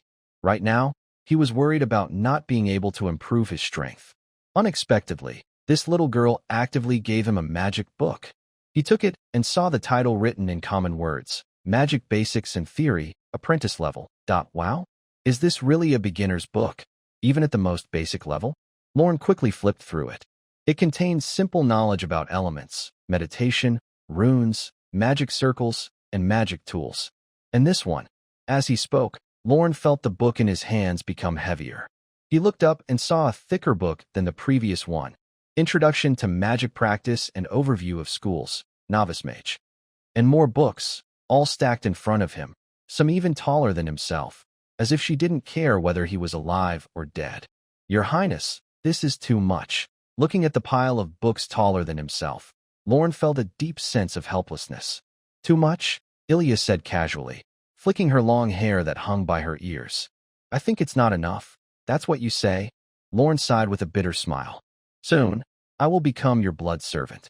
Learning these things now won't be useful anymore. Really? Ilya ignored him. She held a book and sat by the window under the moonlight, carefully studying it. Lorne had no choice but to politely carry the book and walk back to his room. But just as he took a step, he heard Ilya's soft voice behind him. Where are you going? Where else? Of course, back to his room. What else? Back to Your Highness. I am not very talented, and I don't want to disturb you. I plan to go back and study hard. Stay here. Before Lorne could finish speaking, he was interrupted by the other person. You're here. If you encounter questions you don't understand, you can ask me. If I'm in a good mood, I might kindly help you. Or maybe, Ilya's gaze fell on Lorne, like a silent judgment. You don't want to stay with me? Fine, since it's come to this, Lorne can't leave even if he wants to. No way. He quickly moved to Ilya's side and smiled. It's a great honor to receive your highness's guidance. I am grateful. Humph. Ilya smirked happily. That's good to know. So, Lone had no choice but to be alone with this blood princess. Although such situations weren't rare, this time was different. Sitting beside Ilya, Lone's eyes fell on a magic book, but his mind was restless. He felt like he was being watched, like a lamb waiting to be slaughtered, spied on by a lurking hunter in the dark. This might be what is called the observer effect. Annoyingly, whenever Lone tried to look her in the eyes, she would cleverly avoid his gaze, making it impossible to catch her. TSK, isn't this messing with my mind? Lone gave up and let her gaze wander over him. If she wanted to look, let her. The young master, was going to see what kind of magic trick she was playing. Gathering his thoughts, Lone focused on the magic book.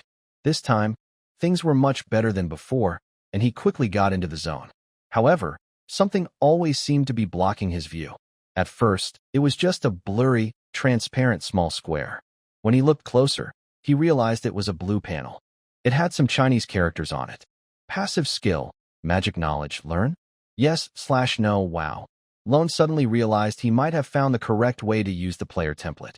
Since he had traveled through time and awakened his wisdom, there was no need for old-fashioned studying anymore. Without overthinking, Lone immediately chose yes. Any hesitation would be disrespectful to the player template. The process of learning skills is very fast, even quicker than making a quick decision. The difficult words and sentences in the book, which used to be hard to understand, became friendly after learning about magic general knowledge.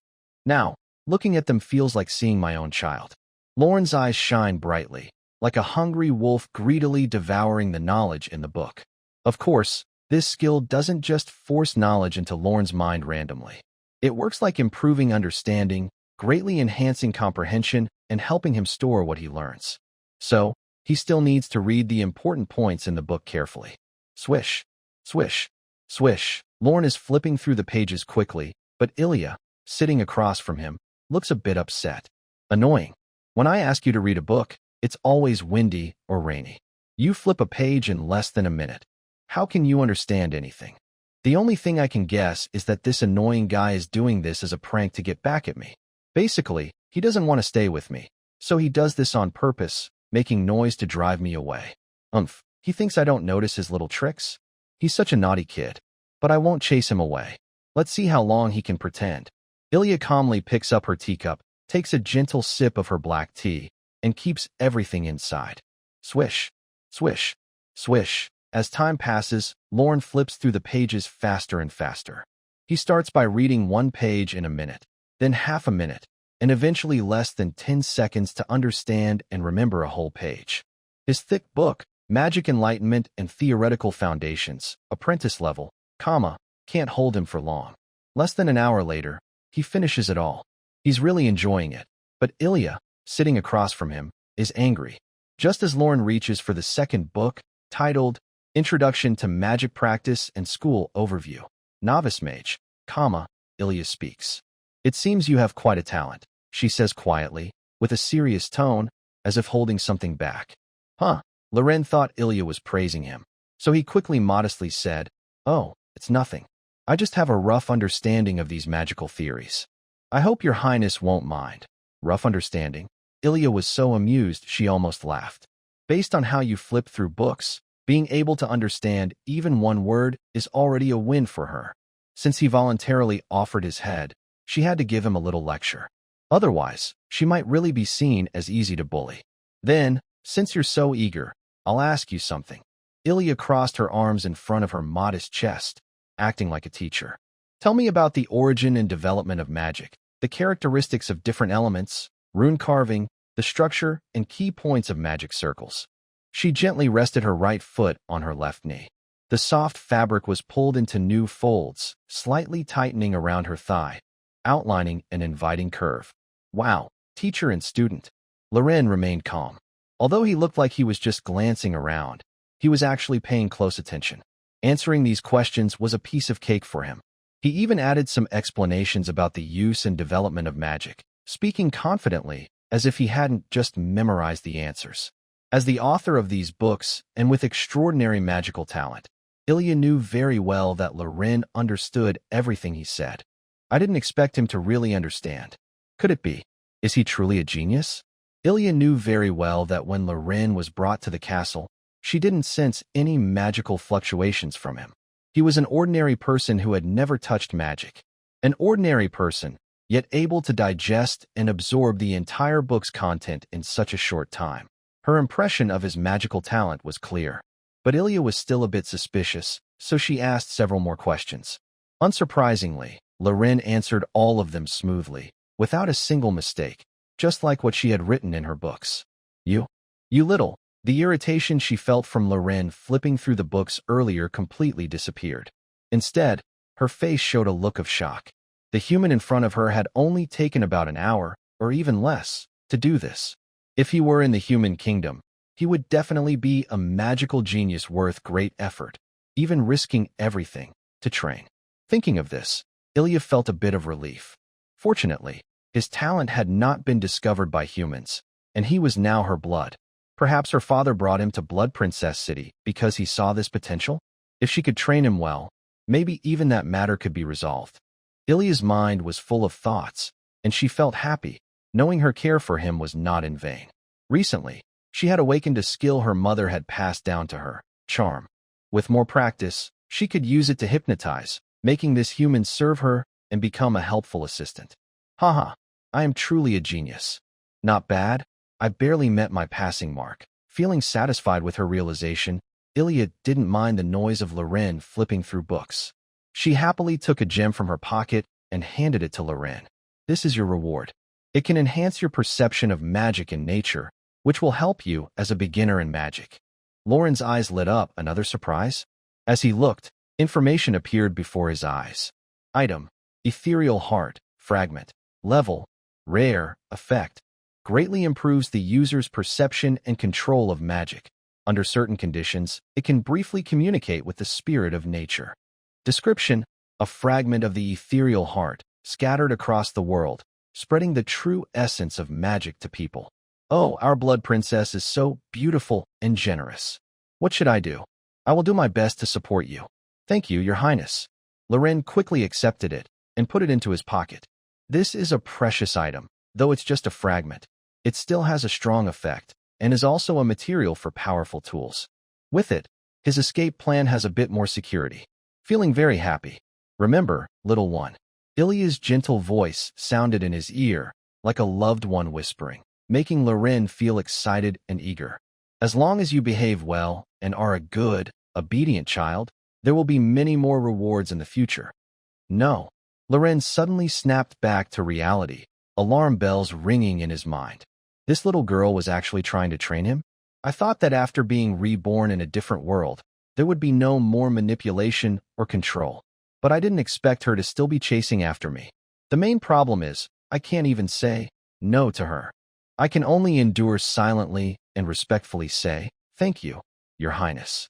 I will remember this in my heart. Ilya is very pleased with Loren's attitude. If he keeps this up, he will soon become an important member of the Blood Clan. By the way, Ilya suddenly asked, a few days ago, we caught a big rat. You should know about that, right? Me. I should know? Loren looked worried and nervous. Hee, it's not a big deal. I just want to remind you. She gently placed her hand on Loren's head and stroked it softly.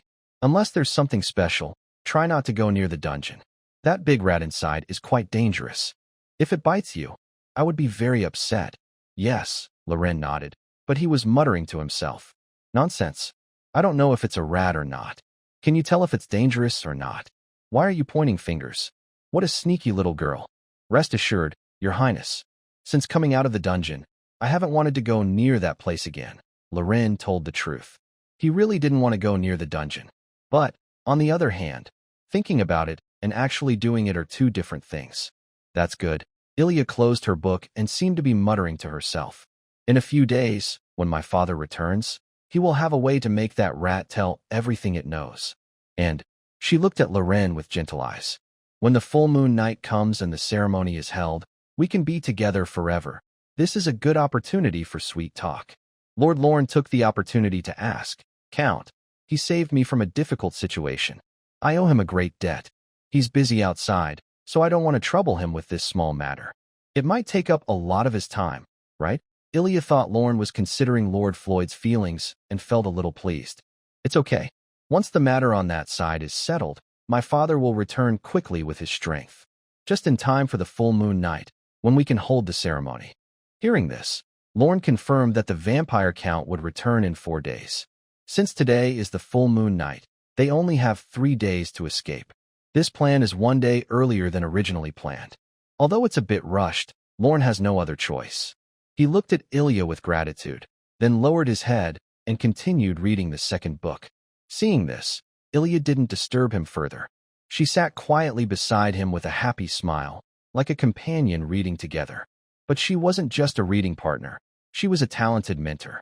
After what just happened, Lorne didn't dare to openly show off his knowledge.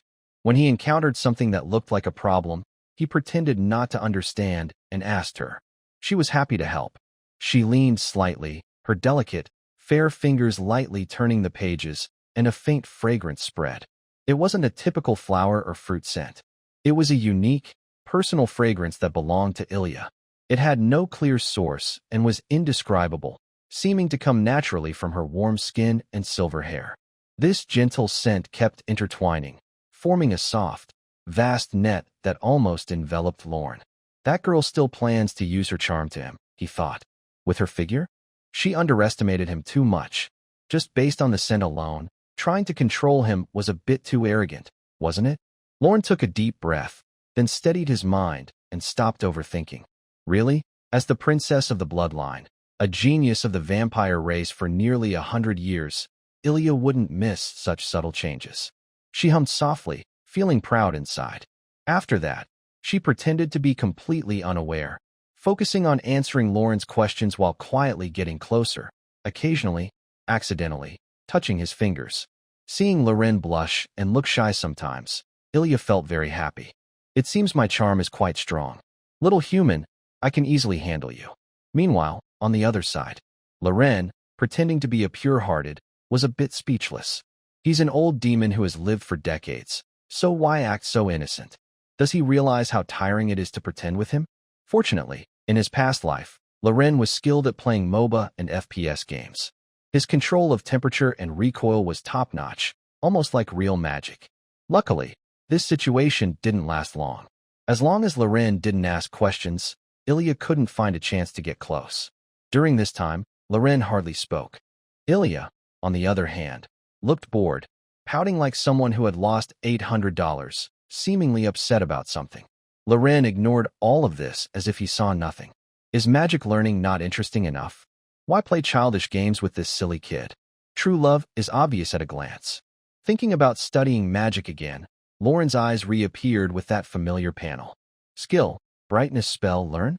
Yes/no, he was reading the second book, Introduction to Magic Practice and School Overview, Apprentice Mage, which listed some common magic spells. For example, brightness spell and sword shield, which don't require high magical talent. Loren only needed to read through once to learn successfully. This time, he deliberately slowed his reading speed until dawn, barely finishing the book. Afterward, he looked troubled. Sigh? Magic is really hard. I didn't understand many parts. Ilya smiled gently and comforted him. It's okay. Learning magic isn't something you master overnight. We can take our time. Baby. Yes, Your Highness. Ilya turned to look at the sky. The sun would rise soon, and she needed to rest. If you're interested, you can take these books to your room to read. If there's anything you don't understand, you can remember it and ask me later, okay? Got it, Your Highness. Loren wisely pulled the blackout curtain for the other person. Vampires just dislike sunlight.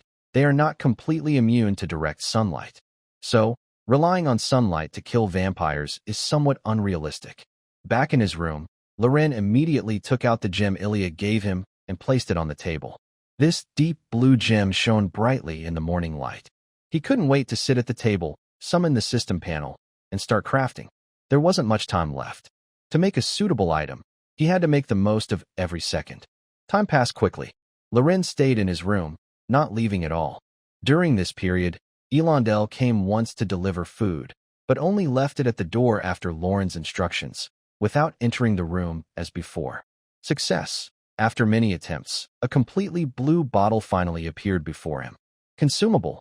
Angelina's inspiration, rarity, rare, effect.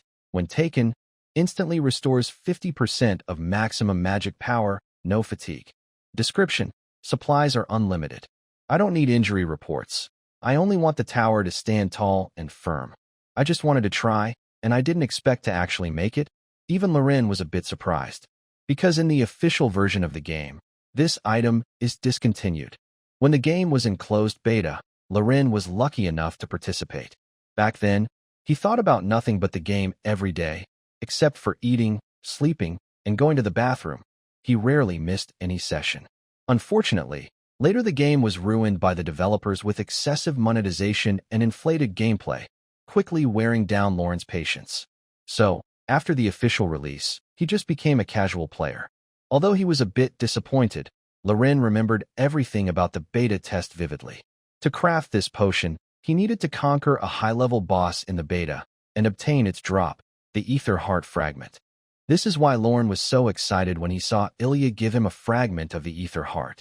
Although it looks like a common blue potion found in many games, in this game, it's like the revival coin and medical gun from the CF challenge mode when they first appeared. Plus, this item has a beautiful appearance, and players usually keep it as a collectible, valuing it more than life itself, reluctant to use it. As for now, Loren said with a smile, it's your turn to play your part. He closed the door, found a quiet corner, and put on the dark moon veil. Confidently, he headed toward the dungeon. The faint blue glow of the magic crystal made the dungeon look very eerie, but it wasn't the first time, so he wasn't afraid. He opened the silence box, and only after the barrier rose did he take off his hood, revealing his face. You came much later today than before. Before he could speak, a slightly resentful voice came from the cell. Did something happen? After several days of feeding, Elsa's health visibly improved. It was hard to believe that just a few days ago, she didn't even have the strength to speak. It seems you're almost fully recovered, and yet you still have time to care about these things. Loren reached out his hand, and Elsa wisely reached into the haystack to find a clear, empty bottle. She threw it in a graceful arc, and it landed steadily in his hand. After all, we're both connected like grasshoppers on the same string. If I can't get out, you won't get the Holy Judgment Silver. Oh, for some reason, Loren sensed a hint of pressure in Elsa's words. Hiss, this girl doesn't see the situation clearly. No wonder. If she saw clearly, she wouldn't be so foolish. She needs some discipline. Miss Elsa, I think you might have misunderstood something. Loren paused, holding the life potion he had intended for her. I decided to help you because you have something I need. But this thing isn't absolutely necessary. The Holy Judgment Silver is important. It's the most direct way to break the Blood Oath puppet curse. But it's not the only way. Even without it, Loren has backup plans. It just requires a bit more trouble, and he won't be so easily manipulated. But for you, without me, you will soon become an obedient puppet under the Blood Clan, and even death will become your only wish. So, Loren deliberately weighed the life potion in his hand and said calmly, you should show proper gratitude, not try to force your savior into a corner. Do you understand? Although she might not have meant exactly that, Loren felt it was necessary to give her a lesson. Sure enough, Elsa fell silent. Her fingers unconsciously fiddled with her clothes, then loosened, only to tighten again. The fabric crumpled in her hands, matching her current thoughts. Sorry. Elsa was indeed a good girl, still able to understand what was important. Although her apology was soft as a fly's buzz, it was enough. Very good. Seeing her soften, Loren decided not to pursue it further and said seriously, reliable sources say the Count will return on the night of the full moon. Our plan remains the same, the Night of Atonement operation. He threw the life potion to her and said, next, I will explain the plan in detail. Time is tight, so listen carefully. After a scolding, Elsa's attitude became noticeably more obedient. She nodded obediently and perked up her ears like a well-behaved kitten. 15 minutes is neither long nor short, but it was enough for Loren to tell her his plan and also prepare some backup plans. After hearing the plan, Elsa was very shocked, and her tone carried a hint of surprise. Are you sure about doing this? Of course, this is the best way to protect both of us. But, Elsa's eyes flickered uncertainly. It was the first time she saw such a crazy plan. Is this really something a person can think of? Or, is this really something a person can do? Not only did he come up with a very bold plan, but he also prepared many emergency plans to ensure it was carried out perfectly. It was as if he had been preparing for this for a long time. What exactly? Elsa looked at him again, her eyes now filled with admiration. And this? After thinking for a long time, Loren finally decided to give the other person the item he had just made. What is this? Elsa took the beautifully shaped, deep blue bottle with both hands, curious. The chains binding your limbs will slowly drain your magic power. Being locked in the dungeon for so many days, you're no different from an ordinary person now. When the plan begins, this will be very useful. Hearing this, Elsa understood. Although her magic was drained, her talent remained. She closed her eyes and quietly sensed. Soon, she saw a vast, powerful sea of magic appear in her hand. Such enormous magic power, Elsa had lost count of how many times she had been surprised by the other person. First, there was the vibrant life potion, then the bold and crazy plan, and now, this even more astonishing bottle in her hand. Who exactly is he? Is he really part of the church? Why had she never heard of him before? It seems you already know how to use it. I won't say more. The rare magic potion was of little use to Loren. He was just a level 1 minion, so drinking it wouldn't do much. But for Elsa, the effect was different. She was level 35, only 2 levels below Ilya. As a holy light knight, who can make the most of her magic in close combat, this potion would give her the greatest advantage. I've revealed my entire plan and given you enough security, showing my sincerity. So, Miss Elsa, what about yours? Loren checked the remaining energy in the silencing box, then waited quietly for her reply. When will you finally tell me that the silver sacred steel is on you? What? Elsa was clearly surprised by his words. Her beautiful eyes flashed with astonishment. How could you? She instinctively tried to cover something with her hand, but unfortunately, her limbs were bound by magic-restricting chains. Doing so only made them jingle uselessly. When I was thrown into the dungeon, they searched my entire body. How could I possibly have it? This statement made Loren want to laugh. You're still stubborn at this point? As a beta tester, although he became lazy after the official release and didn't want to say much, it didn't mean he didn't know some things. Since I know your name, your family, your job, and your abilities, Elsa felt a strange premonition. Even though the other person was just standing there, he radiated a chilling aura. It was like the whisper of death. His voice was soft, but made her shiver. So, regarding your other identity, do you want me to say it out loud for you to be satisfied, brave one? The moment she heard those 4 words, Elsa felt like the whole world froze. She had a little hope left, but now she felt as if she had been cursed. Her eyes stopped moving, and her pupils widened as if pulled by an invisible force. Her heartbeat skipped a beat. The shadow of the mysterious man was reflected on the wall, like a demon that had already seen through all her secrets. The Brave One, a title from fairy tales, had suddenly appeared in her life. She couldn't remember exactly when she first noticed it, maybe in a dream or during a deep sleep. But when she came to her senses, she realized that this title was now inseparable from her. Elsa had never told anyone about this, not even her sister. The Brave One was just a title, a label, but it always carried danger and threats. She didn't want to reveal it publicly, afraid it would cause trouble. All she wanted was to be an ordinary girl, a tailor who sewed clothes for others every day. But unexpectedly, this long-forgotten title finally found her. Perhaps, once she showed her extraordinary magical resilience, there was no way back. Do I need to say more about the rest? Loren paused at the right moment, still leaving some secrets for her. Though, for him, those secrets weren't really secrets. No, I don't need to. Elsa lowered her head, looking somewhat broken inside. She accepted her fate. Even if she didn't want to admit it, she had to face it. Maybe she truly had no secrets left in front of him. Elsa couldn't understand why this person knew so much. He was all-knowing and capable, brave and careful, so why wasn't he a hero? She had many questions, but she decided not to ask anymore. The ringing of the magic lock was very sharp in the silent dungeon. Elsa stood up, arms slightly open. Soon, a white light burst from her chest. It wasn't magic, but more like an instinct, something she was born with. When the light faded, A silver cross about the size of a palm floated in the air. This was the Holy Judgment silver. Seeing this, Lorne nodded happily. Wizard's hand. He silently activated a skill. Soon, the cross flew toward him. This skill was new. He just learned it from Ilya today. It could summon and control a ghostly hand to use.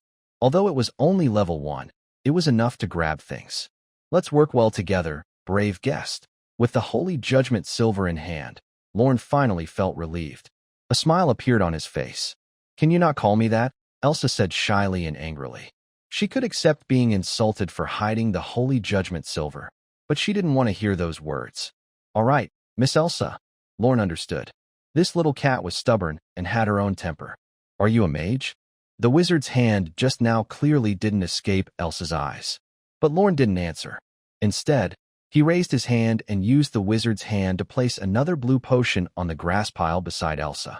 From the outside, this potion looked exactly like the previous one, but they seemed to mean very different things. Are you lying to me?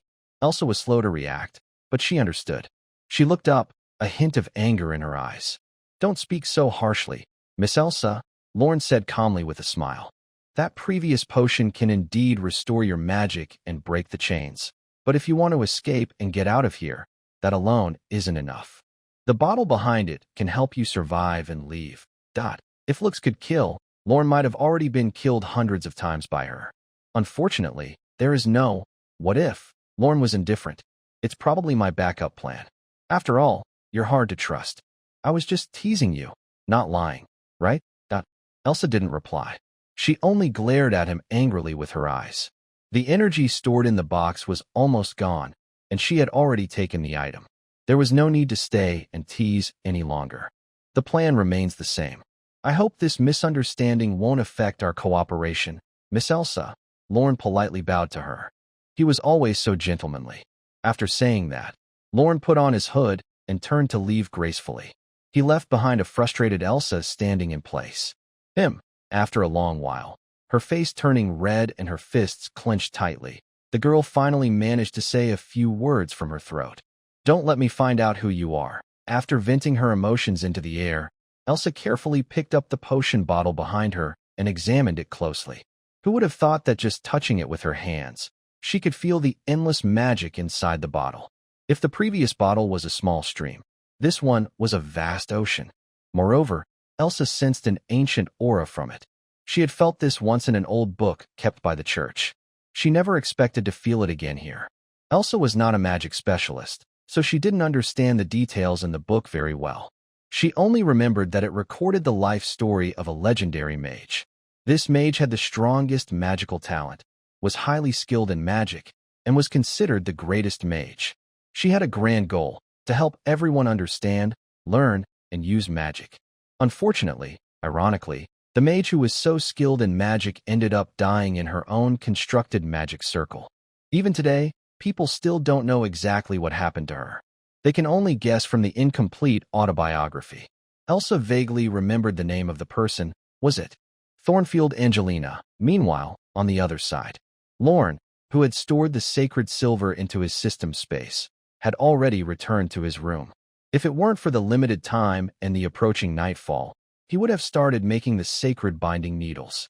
A faint pink glow was visible on the horizon, hanging in the dark blue dusk, almost full circle. The color of the moon is starting to change. Lorne noticed this and thought of the description of the blood moon in the game. Legend says that the moon goddess Selene rules over the night, dreams, and tides, shining with a gentle silver light. Her beauty attracted Thanatos, the god of life and blood. He longed to warm her seemingly forever icy heart with his fiery life force, but he failed to do so. The moon goddess rejected this overly passionate, primal love with a hint of raw sweetness, which also angered the blood god. Soon, during a violent love declaration that shook the stars, Thanatos tore his divine core like a clown, spilling his most primal, hottest life blood into the silver moon high above. The boiling divine blood tainted the pure moonlight, turning it into an unchanging crimson. Selene screamed in extreme pain and defilement. From then on, her radiance carried Thanatos' curse and gift. Eventually, Thanatos' divine core shattered. and Celine forever bore the scars of this cycle. Whenever the stars moved into a specific position, she couldn't suppress the violent divine blood within her, and she would transform into the Blood Moon again. For the Blood Clan, they are the direct descendants of Sanatos's divine bloodline, or rather, the cursed kin born from that sacred defilement event. When the Blood Moon appears, it is their most joyful time. Sanatos's boiling blood awakens within them, granting some of the powers once possessed by their creator. But all of this has nothing to do with Lorne. His only goal is to carry out the escape plan during the Night of Atonement before the Blood Moon. After resting in his room for a while, Lorne headed to Ilya's room on time. To his surprise, she was already awake. At this moment, she was sitting by the bed, talking to the head maid, Elandel. "Give the order. The ceremony is coming soon. Double the patrols. No demon is allowed to enter or leave the Blood Princess's territory freely. Make sure the area is safe. Yes, Your Highness, and keep an eye on the dungeon too. Don't let anything go wrong." Understood. As a Blood Princess, she was not tall, about the size of a human child, but she exuded a strong sense of authority. No demon would really see her as an innocent child, but if anyone was careless, they could only hope they were lucky. Ilya noticed Loren standing nearby, waved her hand, and signaled Elandel to leave. Elandel looked at Loren, said nothing, bowed to the princess, and left the room. "You're here?" Ilya sat on the bed, hands on the edge, her fair, soft legs swinging gently. She seemed to be in a good mood. Loren thought to himself and quietly stepped into the room. He knelt on one knee in front of Ilya and skillfully took out a pair of socks from his pocket. "Baby, I've been waiting for you," Ilya said, looking at the color of the socks in Lauren's hand with a hint of suspicion. I've never seen socks like these before. These are tights," Loren explained gently, holding her small, adorable foot. "The weather has been a bit cold lately, so I made some changes to the original socks. I added fleece inside to keep warm." "I see." Watching him carefully put on this new sock called tights for her, Ilya felt a warm feeling inside. As a vampire, she didn't really need warmth, and only humans like him relied on external things to survive. But that didn't stop her from letting him do as he pleased. "Mommy spoils you." The soft touch spread from her toes, up her calves, to her slightly plump thighs, leaving a faint mark on her skin. "Your Highness, I might need your help with the rest," Ilya said, sitting on the bed. The tights could only reach her absolute territory. Any more than that, and Loren was afraid he might lose his life. "I'm mainly worried about losing the book." Seeing Lorne's shy look, Ilya's lips curl slightly, and a faint pink glow appears in her bright eyes. Lorne's heart tightens. Is this little troublemaker done yet? Coming again? Is she using him as a daily task to complete? Fortunately, I was prepared. As long as I stay alert, her charm magic doesn't work on me. Still, I play my part well, looking at Ilya with affectionate eyes, full of desire. Seeing this, Ilya can't help but hum softly. Her charm magic is now very skillful. Maybe not as powerful as those naturally seductive succubi, but enough to deal with Lorne.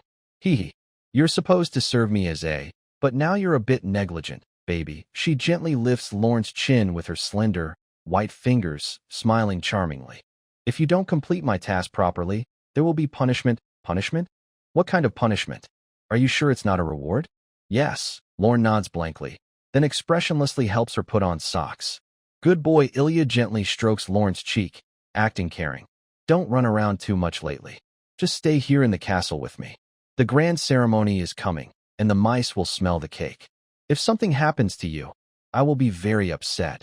Her pink eyes shine even brighter, clearly increasing the dosage of her charm. This little girl, is she so impatient? Is she trying to use her charm to give him a psychological hint? She really stops at nothing to hypnotize him. Okay. Seeing Lorne agree, Ilya is satisfied and releases him. Pretending to come back to herself, Lorne looks around suspiciously. "Your Highness, I just. Ilya has already changed into different clothes, sitting by the window, bathed in the bright moonlight, like a night spirit untouched by the mortal world. Noble, elegant, pure, yet with a hint of charming danger. Recently, you seem distracted often. Are you not sleeping well? If I hadn't been prepared, I might have believed you. Who are you trying to look so aloof for?" Loren chuckled softly. "Maybe, I learned a lot about magic yesterday and was so excited I couldn't sleep. When it comes to talent and performing, Loren has never been afraid of anyone. By the way, as if remembering something, Loren walks over to Ilya holding a book. Your Highness, about the magic circle we discussed yesterday, there are some parts one don't quite understand. Could you please help me clarify? Seeing her eager and innocent expression, Ilya smiles slightly. Feeling pleased, a gentle kindness appears on her face. Of course, since you're working so hard, I'll make a small sacrifice of my personal time for you, she says softly, placing her hand gently on Lauren's back. I'll do my best to help you. The warm touch makes Ilya recall the scene when her feet were held in the other person's hands. She has never been so bold before. Thinking about the past month, her feelings towards this human are completely different from before. Humans are a race that, in their short lives, often indulge in internal conflicts and scheming. She shouldn't be so interested in them. But this person seems different. Although he, like other humans, is easily driven by desire, he is also very interesting. Like a child, full of wild ideas. Over the past month, he has brought her much happiness. Perhaps because of this, she indulges him so much. She has made many special exceptions for him, like caring for a baby. Unfortunately, this human doesn't realize any of this. He doesn't see her good intentions. But soon, he will become her true blood servant. When that happens, he will definitely admit it. Ilya's many thoughts and fantasies go unnoticed by Loren. After asking a few questions casually, he sits down with his magic book and starts nibbling on it. With the player template, learning skills is no difficult task for him. It's almost effortless. Soon, Loren reached a limit. He couldn't learn anymore. It's not because his mind couldn't hold more, or because the player template couldn't recognize the magic skills in the book. It's because he needed to pay to learn. Who developed this player template? Loren kept wondering, his eyes fixed on the skill called Magic Missile. According to the book, on this vast continent, magic levels are ranked from 0 to 9 circles. The basic spells he learned earlier, like Light and Sword Shield, are all level 0 magic, which he learned while browsing. Magic Missile is a level 1 magic, and to learn it, he needs 1 skill point. Getting skill points is simple, just level up. But how does he level up? By killing monsters. The problem is, Loren can't kill any monsters now, so he can't level up his skills. This creates a vicious cycle. He has no idea what to do. The most likely option is to ask if there are any magic creatures in Ilya Castle who have committed serious crimes, and then use that as a reason to fight and improve himself. But that's just a thought. Wait. Suddenly, Loren remembered. Wasn't there someone in the dungeon? Slap. Loren slapped himself in the face mentally. It must be that annoying vampire in front of him who tricked him into thinking this way. TCH. Now, they are allies, and he wouldn't betray her like that. He sighed casually, but Ilya sitting nearby caught it precisely. What's wrong? She asked with concern. Just tired from sitting and studying for a long time, he admitted honestly. Learning a magic spell is really hard. Ilya seemed to have expected this and looked up proudly. You've done very well, little one. Although your talent is still far from mine, it's enough. Take your time. Loren said nothing, just buried his head in the book. Forget it. Since I don't have the chance to learn now, I won't try. Anyway, our brave hero, Elsa, is the one responsible for the plan. She just needs to follow behind and not do much. Also, she really isn't used to reading at night. Not just because of the dim light, but also because her memories from her past life make her uninterested in reading. She can read comics, but books are not her thing. However, Ilya doesn't allow her to leave this place during this time, so she has to find other books to pass the time. Time passes quickly, and the whole night is spent searching and flipping through things. Dawn is coming soon, and she needs to find Elsa. But when she arrives at the dungeon wearing her invisibility cloak, she finds 2 maids guarding Elsa's cell. This isn't good. With them guarding, it's almost impossible to exchange information with Elsa. So, she has to go back the way she came, leaving behind the bottle she gave Elsa yesterday. As a hero, Elsa has a divine space, so she isn't worried about being exposed. She also explained the entire plan and backup steps yesterday. Today, she just wants to review everything again, confident that the girl won't forget.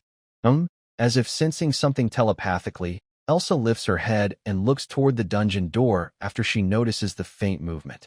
She seemed to feel a slight disturbance earlier. Clearly the mysterious man has returned. But perhaps seeing the two maids guarding her door, she turned away and didn't disturb her. So, the two of them silently wait for the night of redemption. As the days draw near, subtle changes are happening in Blood Princess City. Following the orders of Her Royal Highness Blood Princess, the entire city is sealed off. No demons are allowed to enter or leave without permission. Additionally, patrols have increased noticeably, tightly monitoring the city. Inside the castle, the night of redemption is approaching, and Blood Princess Ilya's sleep schedule has been affected.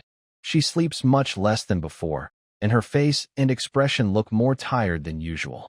Like a phoenix reborn from ashes, or a worm transforming into a butterfly, the Blood Clan members are facing their most important test. Inside the entire castle, the only person unaffected might be Ron, a human. Oh, and Elsa in the dungeon. But she's not doing well either. The maids haven't had the time to prepare her meals, so she's been hungry these days. Fortunately, as a holy light knight with a hero's aura, her body is strong enough to endure. In recent days, Ron spends his days in his room making things, and at night, he visits Ilya's room to serve her. Sometimes, he asks her questions to feel noticed. At first, Ilya was happy to answer him. But later, she mostly just lies on the bed and doesn't get up. The Night of Atonement is a night when the members of Nasatos and the blood god Nasatos share in pain. Ron can't remember the name of the god, but he feels this practice is a bit like pain. Let the world feel pain. Or perhaps the king of ruin. Forever lost my love, the world is in ruins. Another night begins. This time, Ron goes to Ilya's room as usual, but he finds the hall, which was once brightly lit, now completely dark. He looks calm and doesn't mind. He knocks on the door of the princess's room, but there's no response. Sorry to bother you, Your Highness. As he enters, Ron senses a hot breath. This heat isn't from a human, but from the bloodline of the Blood Clan, boiling inside her. Huh. Weak breaths come from nearby. Princess Ilya lies helpless on the bed, her skin flushed from the blood's agitation, sweat pouring down her forehead. She looks feverish. Today is undoubtedly her weakest day. Ron brings some water, dampens a towel, then wrings it out and places it on Ilya's forehead. Darling, don't leave me, okay? The girl whispers silently. Her bloodline surges, making it hard to see clearly. But even so, she knows who is in front of her. Feeling her hot hands being held by a pair of cold ones, the girl couldn't help but softly hum.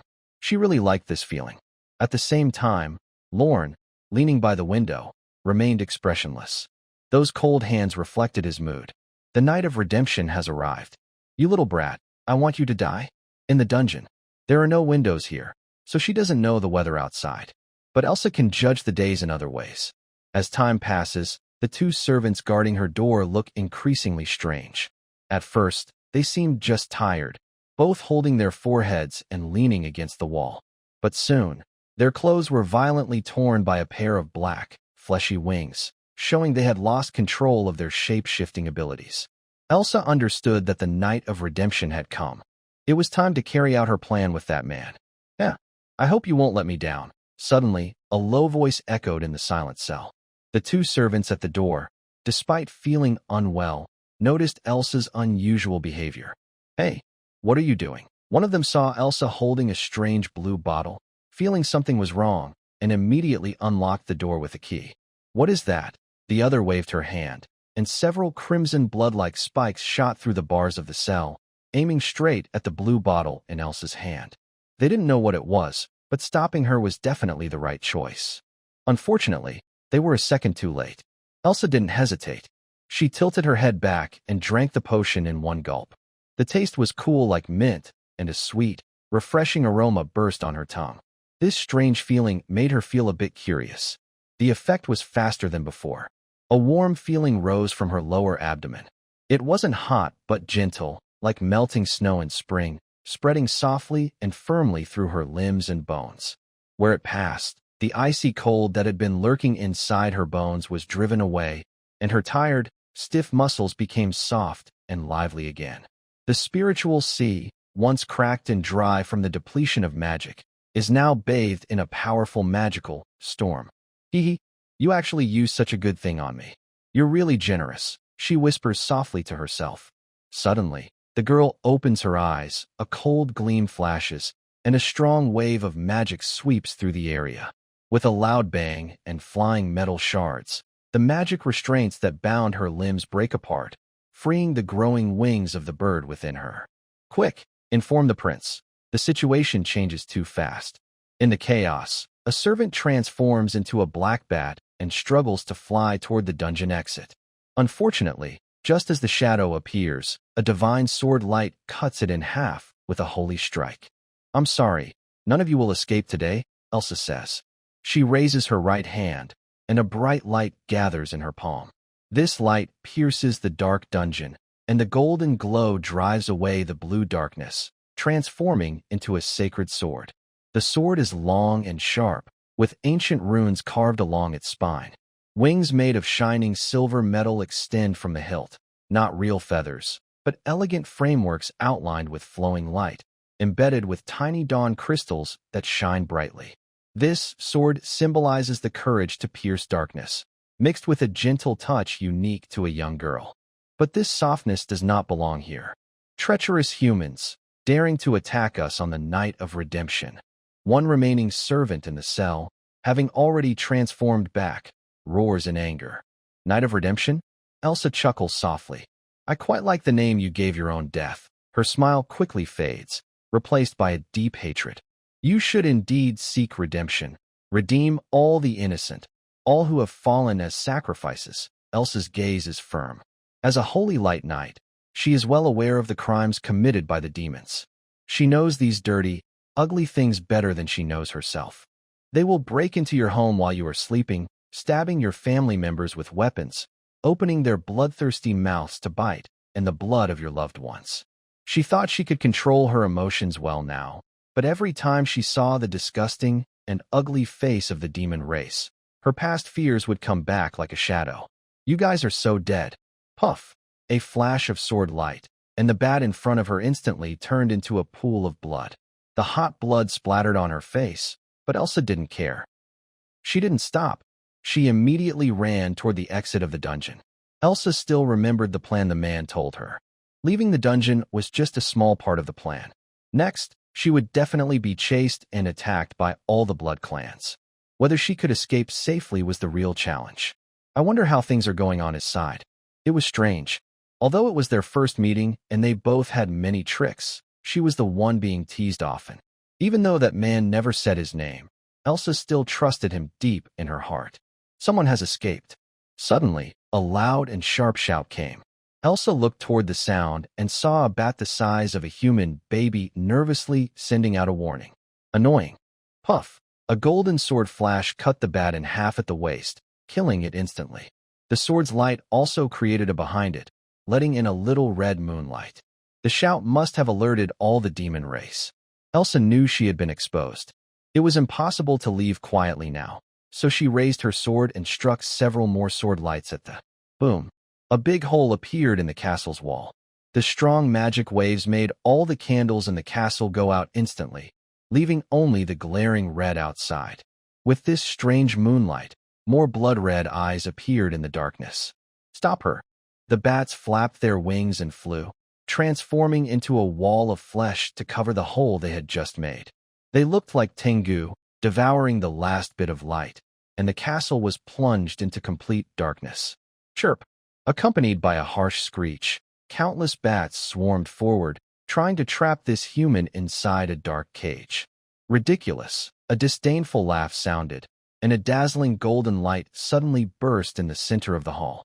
The demon creatures that almost tore the other's skin were instantly overwhelmed by this light. When looked at again, even the bodies had disappeared. Redemption Dawn is a special skill exclusive to the Holy Light Knights. It has a strong restraining effect on blood clans and undead. Not only is it powerful, but it also covers a wide area. This is one of Elsa's secret moves. If the opponent is not strong enough and is close enough to her, they will be turned to dust instantly by this light. Even if they are a bit farther away, they will be burned by it. Whoosh! Elsa didn't hesitate. Taking advantage of this moment, She jumped out of the encirclement. Her sword light flickered, and the flesh wall blocking the entrance was as fragile as paper. The golden light, like lightning, easily broke through the blockade and landed steadily on the grass outside the castle. "I'm out." The girl secretly breathed a sigh of relief. According to her plan, she looked around, trying to spot a familiar figure on the grass. Unfortunately, she was alone. How could this be? Elsa was a bit surprised. Did something happen on his side? Huff! Before she could think further, she heard a sudden gust of wind by her ear, and she quickly dodged sideways. "I didn't expect you to still have a backup," cold words came, and when she looked again, a girl with long black hair spread her wings, hovering in midair, looking down at her from above. Elondel, clatter, like lifting a floating cloud. Lorne wrung out a towel and folded it into a rectangle, gently placing it on Ilya's hot forehead. This was the third time he had done this. The night of redemption was coming, and the bloodline within Ilya was gradually becoming restless. This made her feel as uncomfortable as having a fever. As the princess of the Blood Princess, her blood contained more Nisato's blood, and the night of redemption affected her more than any other blood clan. She was not only burning all over, but also her mind was becoming unclear. "Treasure, treasure," Ilya softly whined, like an unconscious murmur. "I'm here, Your Highness." Whenever this happened, Loren would extend his hands, soaked in icy water, gently holding her soft, boneless palm.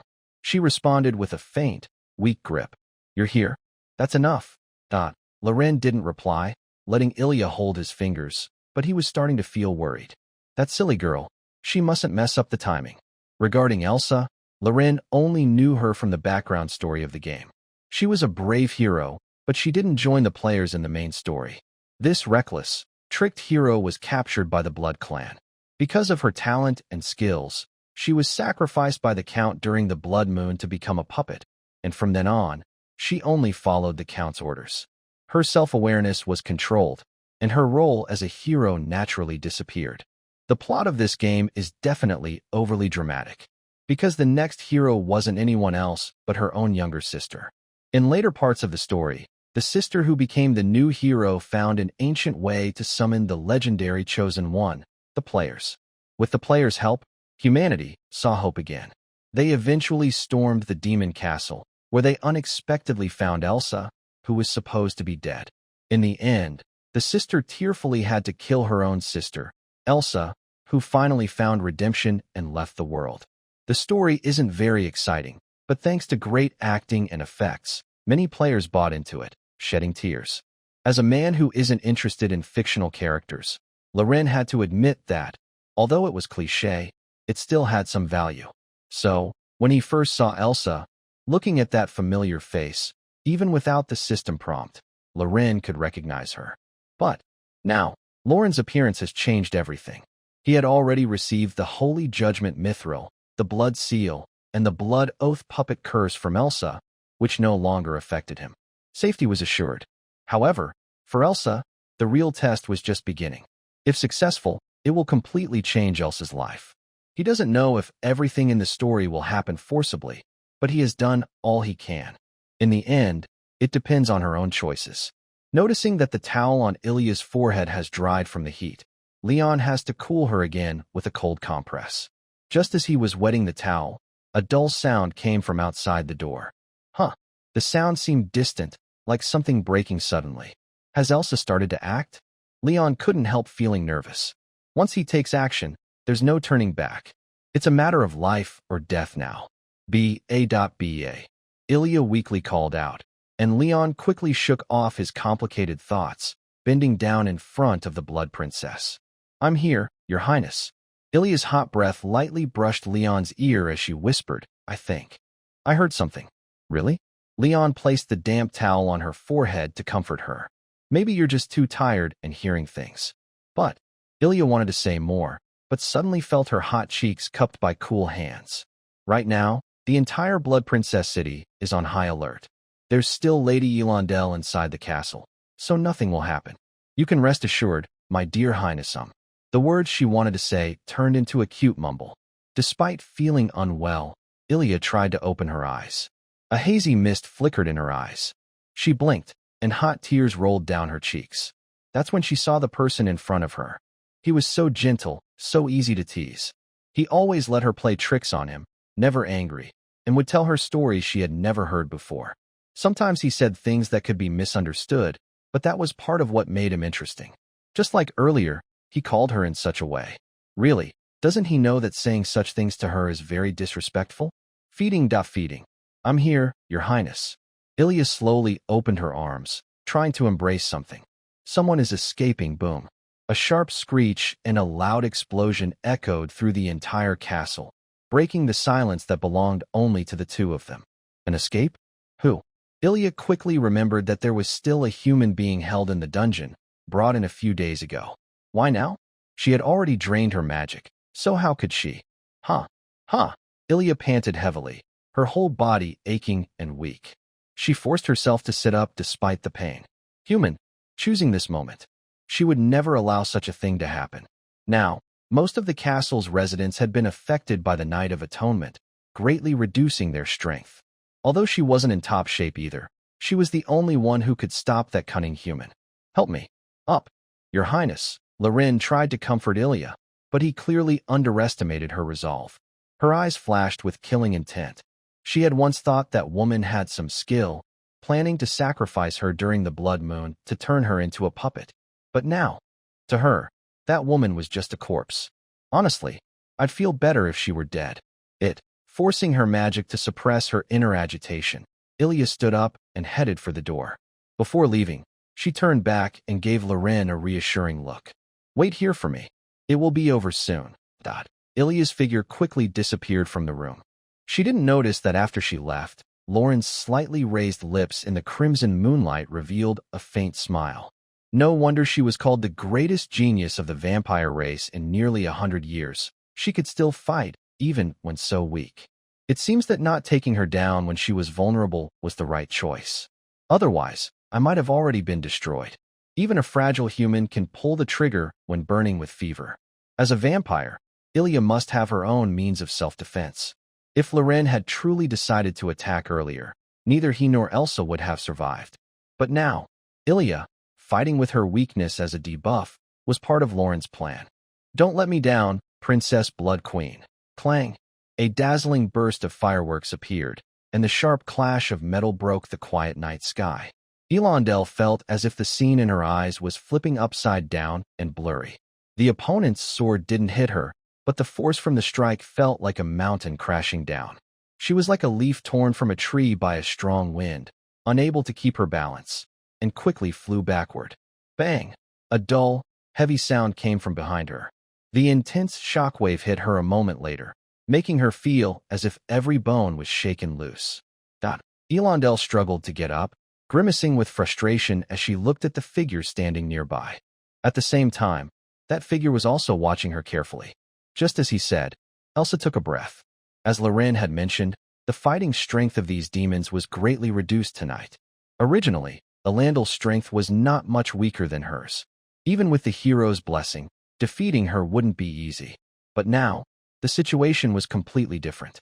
In terms of strength, reaction speed, and even the speed the demon was proud of, Elsa now had the upper hand. After many battles, Elendel had visible wounds, and her bright red blood was flowing out. That last attack didn't directly hit her, but Elsa could tell from the dent on the ground that Elendel had fallen hard. She was now leaning on her sword, trying to steady herself. This was undoubtedly a great opportunity, a perfect chance to defeat her. Elsa slightly bent her body, lowering her center of gravity. Seeing this, Elendel, despite her pain and dizziness, didn't dare to be careless. She raised her sword to protect herself. But to her surprise, Elsa wasn't about to launch a fierce attack. Instead, she let out a sigh. You're lucky this time. Elsa kept Lorin's advice in her mind. Never linger in battle. Even though she really wanted to kill these cursed demons and avenge her parents, she didn't have the time. The battle here will undoubtedly attract all the demons inside Blood Princess City. If she cannot escape in time, she will be surrounded by tens of thousands of demons. Even if she has great skills, she won't be able to escape easily. Thinking of this, Elsa's mind moved. The Holy Judgment sword in her hand hummed loudly. The gem in the center of the sword's hilt shone with a bright, fiery light like the sun. The light flowed along the ancient runes on the sword's spine, quickly covering the entire sword and turning into a pure beam of light. At this moment, it no longer wanted to stay in her hand. The hot light flowed back from the sword's handle, twisting and swirling up her arm and body. Elsa kept using her magic, guiding the hot light to gather on her back. Soon, she felt a sharp pain as if her shoulder blades were being torn and reshaped, as if two fiery suns were reborn inside her bones. In an instant, two enormous wings of light suddenly spread behind her. These were not ordinary bird feathers, but made of countless strands of divine light woven into solid form. Every time she spread her wings, tiny streams of light fell like tears or sparks, illuminating the night sky behind her with a bright glow, even brighter than the crimson moon. She floated in the air, her golden hair dancing wildly in the glowing light. The sword in her hand and her luminous wings resonated, as if a divine being had descended to judge all evil. Look, what is that? Oh no, it's a human. The castle is in danger. Hurry and protect the princess. The dazzling light lit up the entire Blood Princess city. Almost all the demons looked toward Elsa, then rushed quickly toward the castle. Seeing the dense demons on the ground and the annoying bats in the air, Elsa knew she didn't have much time. She looked around, but still couldn't find that familiar figure. Such a troublesome person. Following the emergency plan she had prepared earlier, Elsa had no choice but to leave Blood Princess City and wait outside.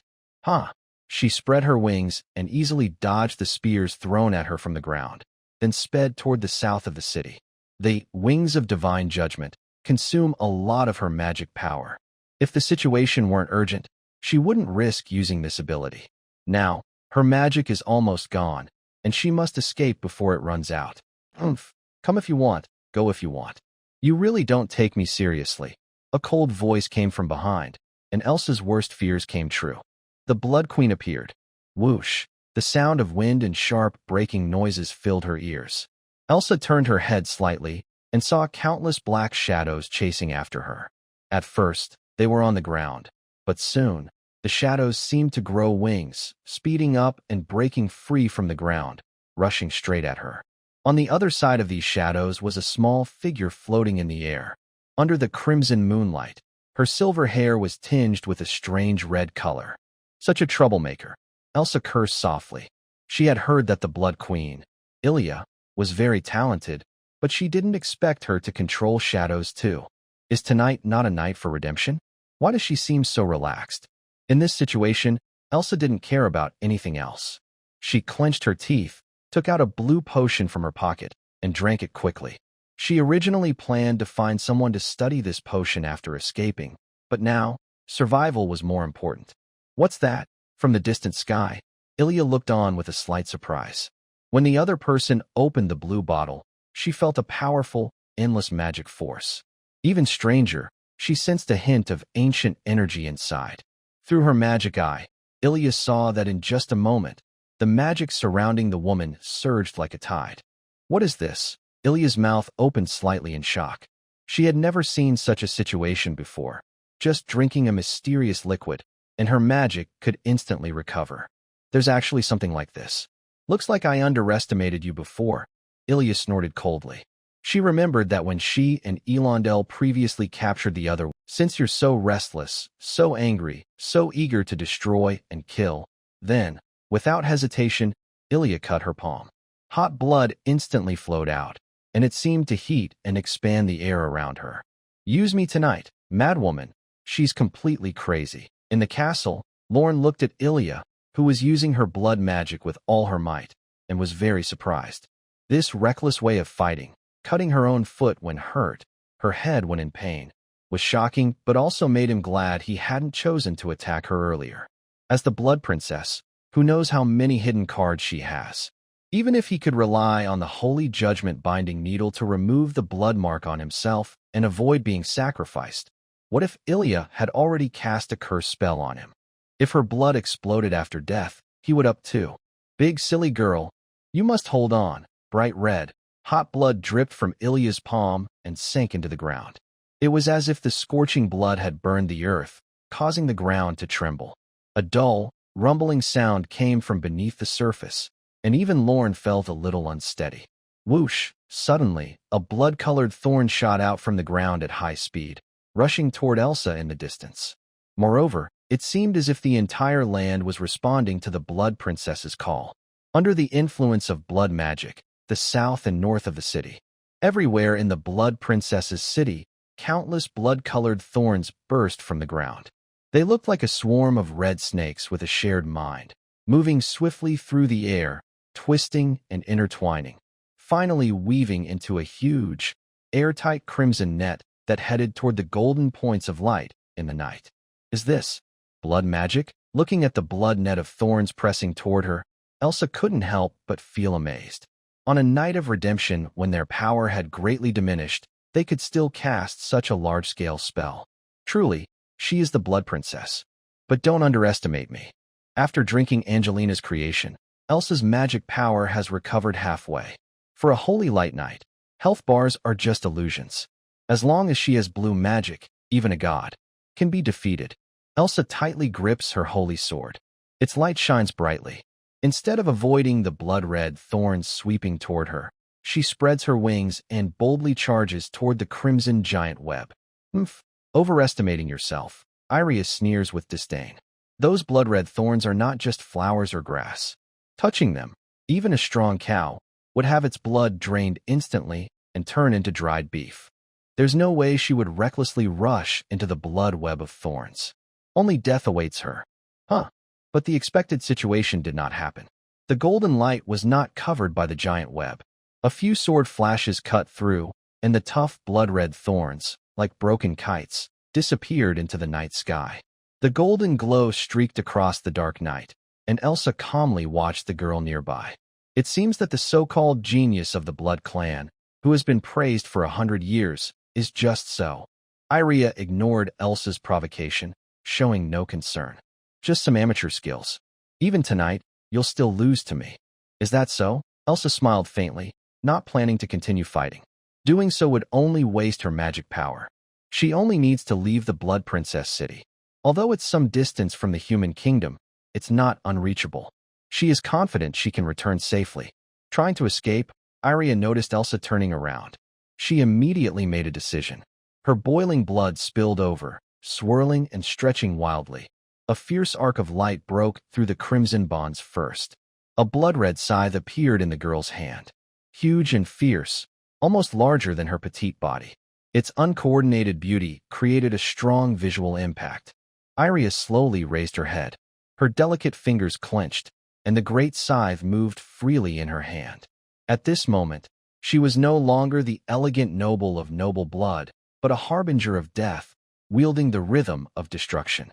She's here, Loren sighed softly, unbothered by Ilya's change in demeanor. After all, in the game, her second stage is that of a close combat mage skilled with a blood scythe. The curse of the Night of Atonement suppressed her magic, forcing her to rely on her own blood to create advantages. Her blood was boiling inside her body, so she released it to use as her weapon. This was the fierce nature of Ilya, the Blood Princess. It seems she's determined to kill her. Loren watched Elsa from a distance, deep in thought. Your Highness, Elondel saw Ilya summon her blood scythe, her face full of shock. She had never seen such anger from the prince, so furious that she was willing to burn her own blood. I'm here to help you. She raised her sword to step forward, but was pushed back by the other. No need. You go. Elondel was full of doubts, but this was the prince's order, and she had to obey. Honestly, I don't know what that man is worth to make the prince care so much. Feeling sorry for Ilya, Elondel quickly returned to the castle, but she didn't find a trace of that man in the prince's room. Where is he? After a brief shock, Elondel reacted instantly, furious as she tore through Lauren's room. Human, trying to escape. I knew humans were no good. After cursing, Elondel immediately left the castle. Whether that man was alive or dead didn't matter to her. He had to help the prince. Moreover, he bore the mark of the blood. As long as he left the Blood Princess's city, he would die from internal explosion, deserved punishment. Meanwhile, on the other side, transforming into a close combat mage, Ilya had fully caught up with Elsa and was fighting her fiercely. Even with her body affected, Ilya's fighting ability remained strong. Elsa found herself unable to defeat her for a while. Even if Elsa wanted to escape, the other person would use that strange blood magic to hold her back. She knew that the opponent was draining her magic power. Over time, the effects of the Night of Atonement on the Blood Queen would weaken, and her magic would eventually run out. If she couldn't escape by then, only death awaited her. If there is no light ahead, Elsa clenched her teeth, and her eyes shone with an unprecedented golden glow. Then I will use my body to light up the darkness. As she finished speaking, Elsa paused briefly, then ignored the consequences. She poured all her magic into one point, gathering her strength. The Holy Judgment sword trembled in her hand. Her wings of light fully spread, illuminating a golden, sparkling area within 100 meters around her. Shadows had nowhere to hide. Are you planning to fight to the end? Ha. Ilya sneered coldly, and the hot blood in the air hissed. The blood floated strangely, twisted, and finally turned into countless scarlet mirrors scattered around Ilya. Crimson mirrors, a versatile blood magic that allows the caster to step into the mirrors and move freely among hundreds of blood-red reflections. It is excellent for both attacking and defending. Your Highness, that human. Elendel was about to tell Ilya that the man was trying to escape, but Elsa's sword light flickered at that moment. She remained silent, not rushing forward or swinging her sword. Instead, she held the Holy Judgment sword in front of her. Then, suddenly, she transformed into a straight shooting star, rushing toward Ilya. Prepared for this, Ilya's figure had already disappeared into a mirror, vanishing into thin air, then quietly reappearing in another mirror. Of course, Ilya also appeared as an endless of a blood-colored reaper. The blood mirrors shattered the moment they touched the bright glow, breaking into pieces with a cracking sound. Elsa, now shining brightly, did not stop. Instead, she quickly moved to the next mirror. The dazzling light and countless mirrors lit up the entire sky, making it look as bright as daytime. Tens of thousands of demons could only stare in shock from below. The sound of countless mirrors shattering echoed, and wherever the light touched, there was a huge explosion. Soon, hundreds of blood-colored mirrors broke one after another. Ilya's space to escape was shrinking, but this was part of her plan. Such a large amount of energy couldn't be touched recklessly, so she used a trick to drain her opponent's magic power. When only one blood-colored mirror remained, Elsa's final attack was almost exhausted. At that moment, her time was running out. In the blink of an eye, the light arrived. At this critical moment, Ilya felt dizzy, a sign of overusing her blood magic. Normally, she could cast blood magic freely, but today was different, especially on the Night of Atonement. Her blood sickle paused, and her opponent's sword was already close. Oh no! Elendel shouted in surprise, spreading her wings and flying toward Ilya, trying to block the attack. Even though all demons could see that this woman was at her limit, her terrifying sword still had deadly power. It felt like the whole world paused at that moment. There was no space to dodge. Thud! The sound of the sword piercing flesh rang out, and Ilya felt warmth flood her chest. She opened her eyes and saw a familiar, gentle smile. Your Highness. Everyone present was stunned when a figure suddenly appeared in front of Ilya, bravely blocking the final sword of the woman with his own body. It's him. How could it be him? He actually. The demons below gasped in shock. Even Elendel hadn't expected that the man hadn't run away. Cough, cough. Lorne felt his internal organs churned by the sword energy, losing vitality. But he couldn't fall here. He still had many words to say. Cough. Lachlan spat out a mouthful of blood. He reached out with trembling hands and gently, affectionately brushed the pale cheek of Ilya. It was like a final farewell. In the last moments of life, Lachlan made the boldest decision of his life. Ilya only felt darkness cloud her vision, a warm touch, and a salty sweet taste coming from her lips. Before I die, I want to spend my remaining time with you, Your Highness. His voice grew weaker and weaker. His crimson eyes, filled with 1,000 years of starlight and loneliness, suddenly contracted, reflecting her face so close to his. His gentle breath cooled the fiery heat from his blood and also cleared her thoughts. The girl stood there blankly, the warmth still lingering on her lips, but her mind, I have no regrets in death. Could it be that he realized she had exhausted her magic and came specifically to give her medicine? He really is keeping his promise to let her go. Taking advantage of the glow's cover, Elsa gratefully put the potion bottle into her divine space. You. She was about to say something, but suddenly saw a lion's hand hanging by his side, gesturing to her repeatedly. Run quickly. Don't look back. The Count is coming this way. Remember what I told you. Elsa's nose suddenly prickled with a sour feeling, and her eyes blurred with tears. Unfortunately, time was too short. She had no chance to say goodbye. She reached into her pocket, took out the potion, and drank it all at once. I will remember you. Although her time with him was brief, and he often teased her during their talks, Elsa had tried more than once to find a small way to get back at him. But it was never like this, stabbing her sword into his body with her own hands. Goodbye forever, Elsa softly whispered after drinking the red and blue blood potion, then turned and flew out of the Blood Queen's city. You deserve to die. Irondel transformed into a gust of black wind, rushing swiftly toward Elsa. Even humans were like this, as her close attendant. How could she allow the enemy to escape so openly? But the night of redemption still affected her. Now, her whole body felt like it was falling apart. Just moving her wings caused intense pain in her back. Chase after her. She hated her own weakness and could only give orders for the demons inside the Blood Queen's city to pursue. But who could stand against Elsa, shining with divine light? Irondel cursed angrily, cursing that woman. Cunning human. She also couldn't understand why, just moments ago, after her oil had run out and she drank something, she suddenly felt reborn with renewed strength. Lorne, you. Irondel turned back, worriedly looking at Lion, who was now unconscious and lying in Ilya's arms. His chest had been completely pierced, and the bright red blood was flowing uncontrollably. Even someone with little common sense would know that he wouldn't survive much longer. Your Highness, Lawrence's weak voice was unusually clear now, heavy with emotion. I'm afraid. I can't serve you anymore, even if you're stubborn, willful, and love to tease me. I still love you. Stop saying that. Ilya tried to use blood magic to stop the bleeding, but it was useless. She could only use the simplest method, covering the terrible wound on his chest with her hand. The days studying magic with you were my happiest times. Although they were short, they were precious to me. Don't cry, Your Highness. In her hazy mind, Ilya felt a warm touch wipe away her tears. You look best when you smile. She could feel that the warmth that once burned her was quickly fading from his body. His heart, which once beat fiercely for her, was growing weaker. Magic is truly amazing. Lorne sighed.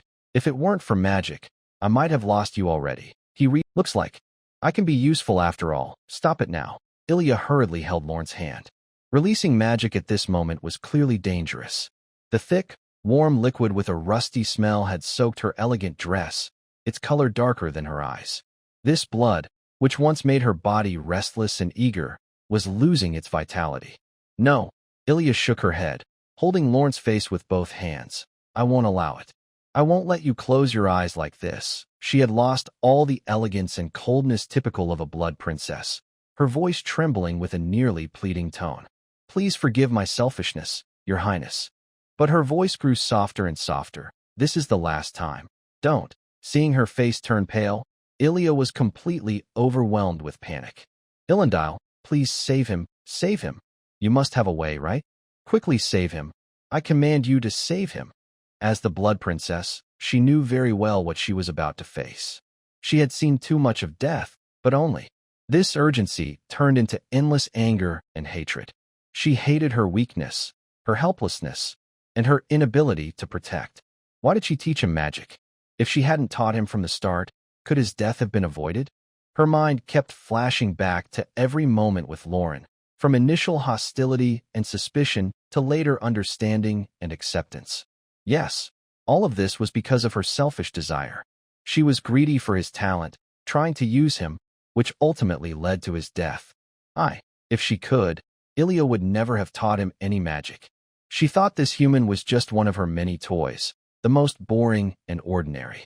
But she didn't realize until she was about to lose him what she truly wanted. Ilya, Lauren called her name for the first time. He raised his hand, his fingertips already pale and lifeless, gently touching the girl's cheek like a lover. If there is a next life, I don't want to be human again. Even if I become a short-lived insect, I want to live and die with you. Ilya felt the gentle warmth on her face fade away. Her arm quietly slipped down, and the body in her arms finally lost all strength and vitality. Don't.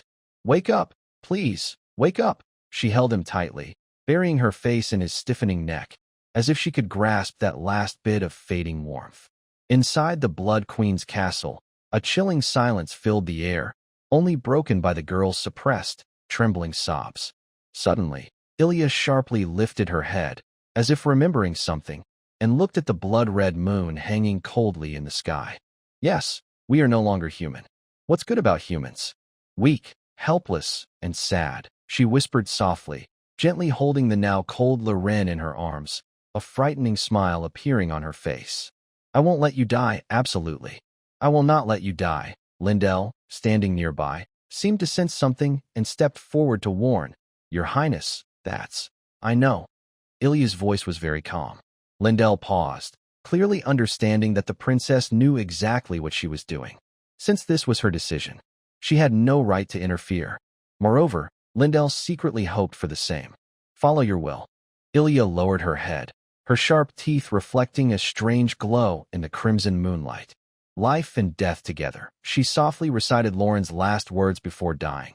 Only then can we share life and death. She leaned down, her cold lips pressing on Lauren's now lifeless neck.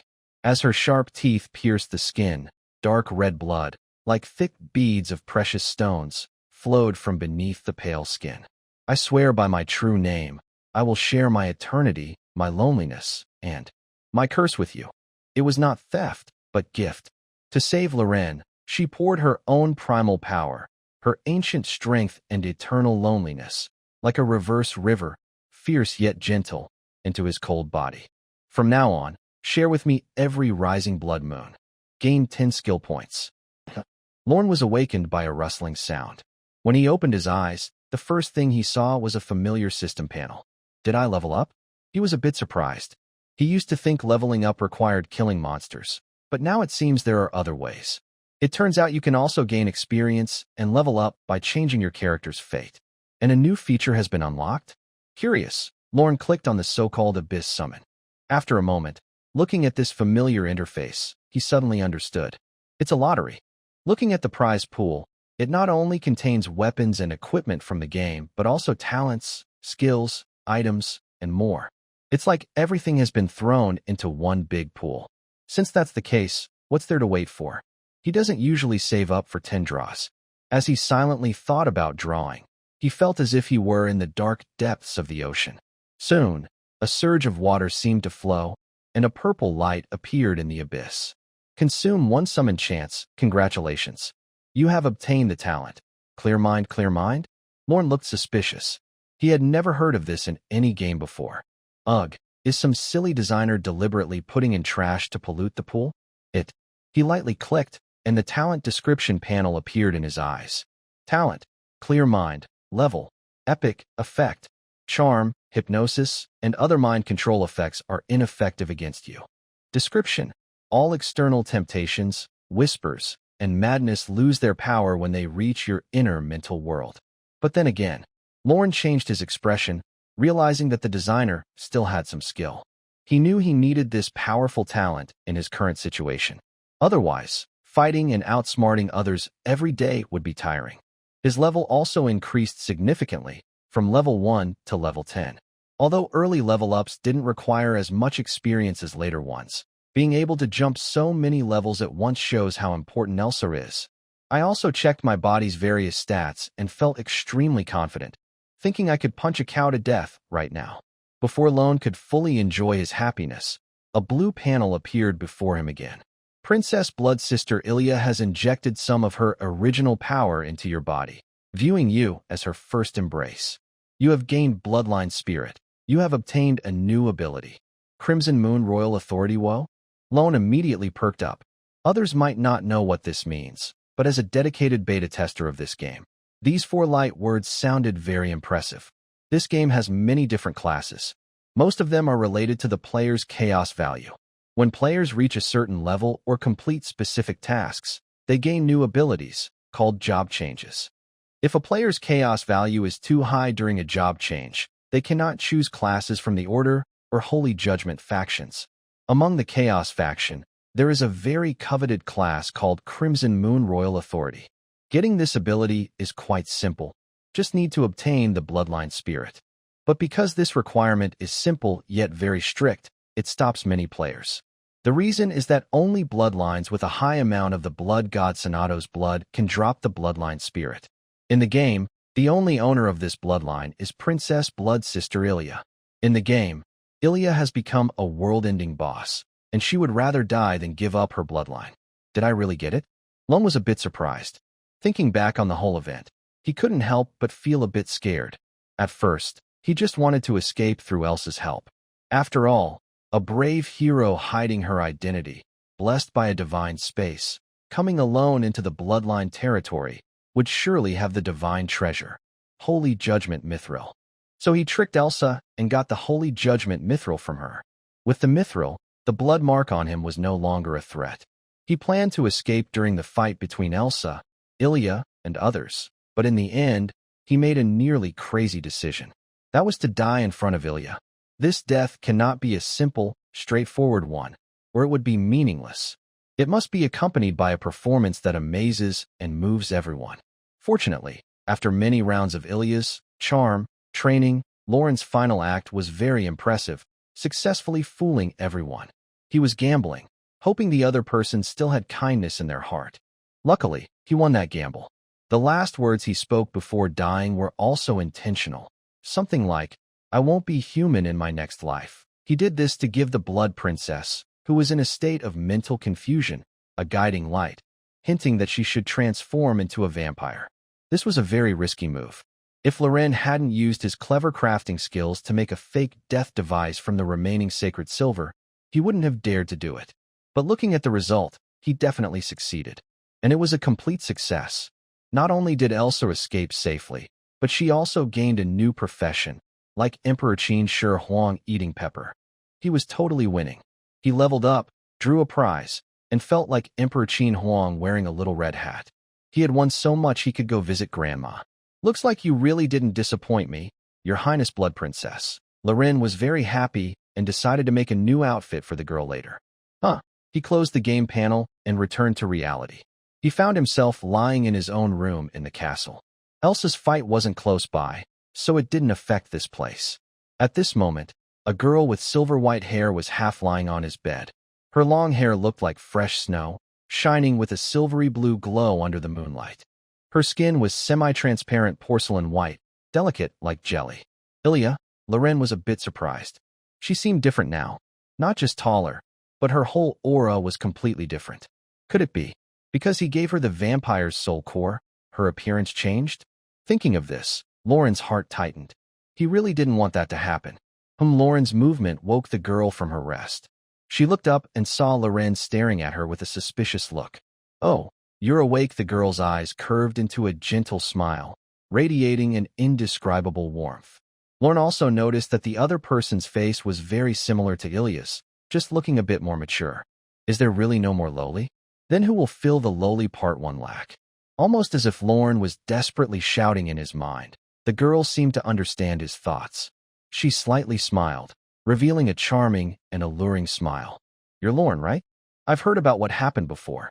Thank you for saving the young girl. I will remember this kindness." Loren was stunned. He noticed her choice of words. "Young girl.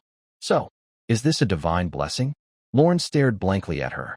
The character who only existed in the game's background was now actually standing in front of him. At this moment, the moonlight also seemed to be captivated by her beauty, casting a glow that made her long hair look like snow glittering with starlight, shining with a pure, icy blue light. Her fair, tender skin looked as if carved from the finest cold jade. But the most captivating thing was undoubtedly her eyes, which could melt even polar glaciers. The slight upward tilt of her eyelids added a natural, charming allure.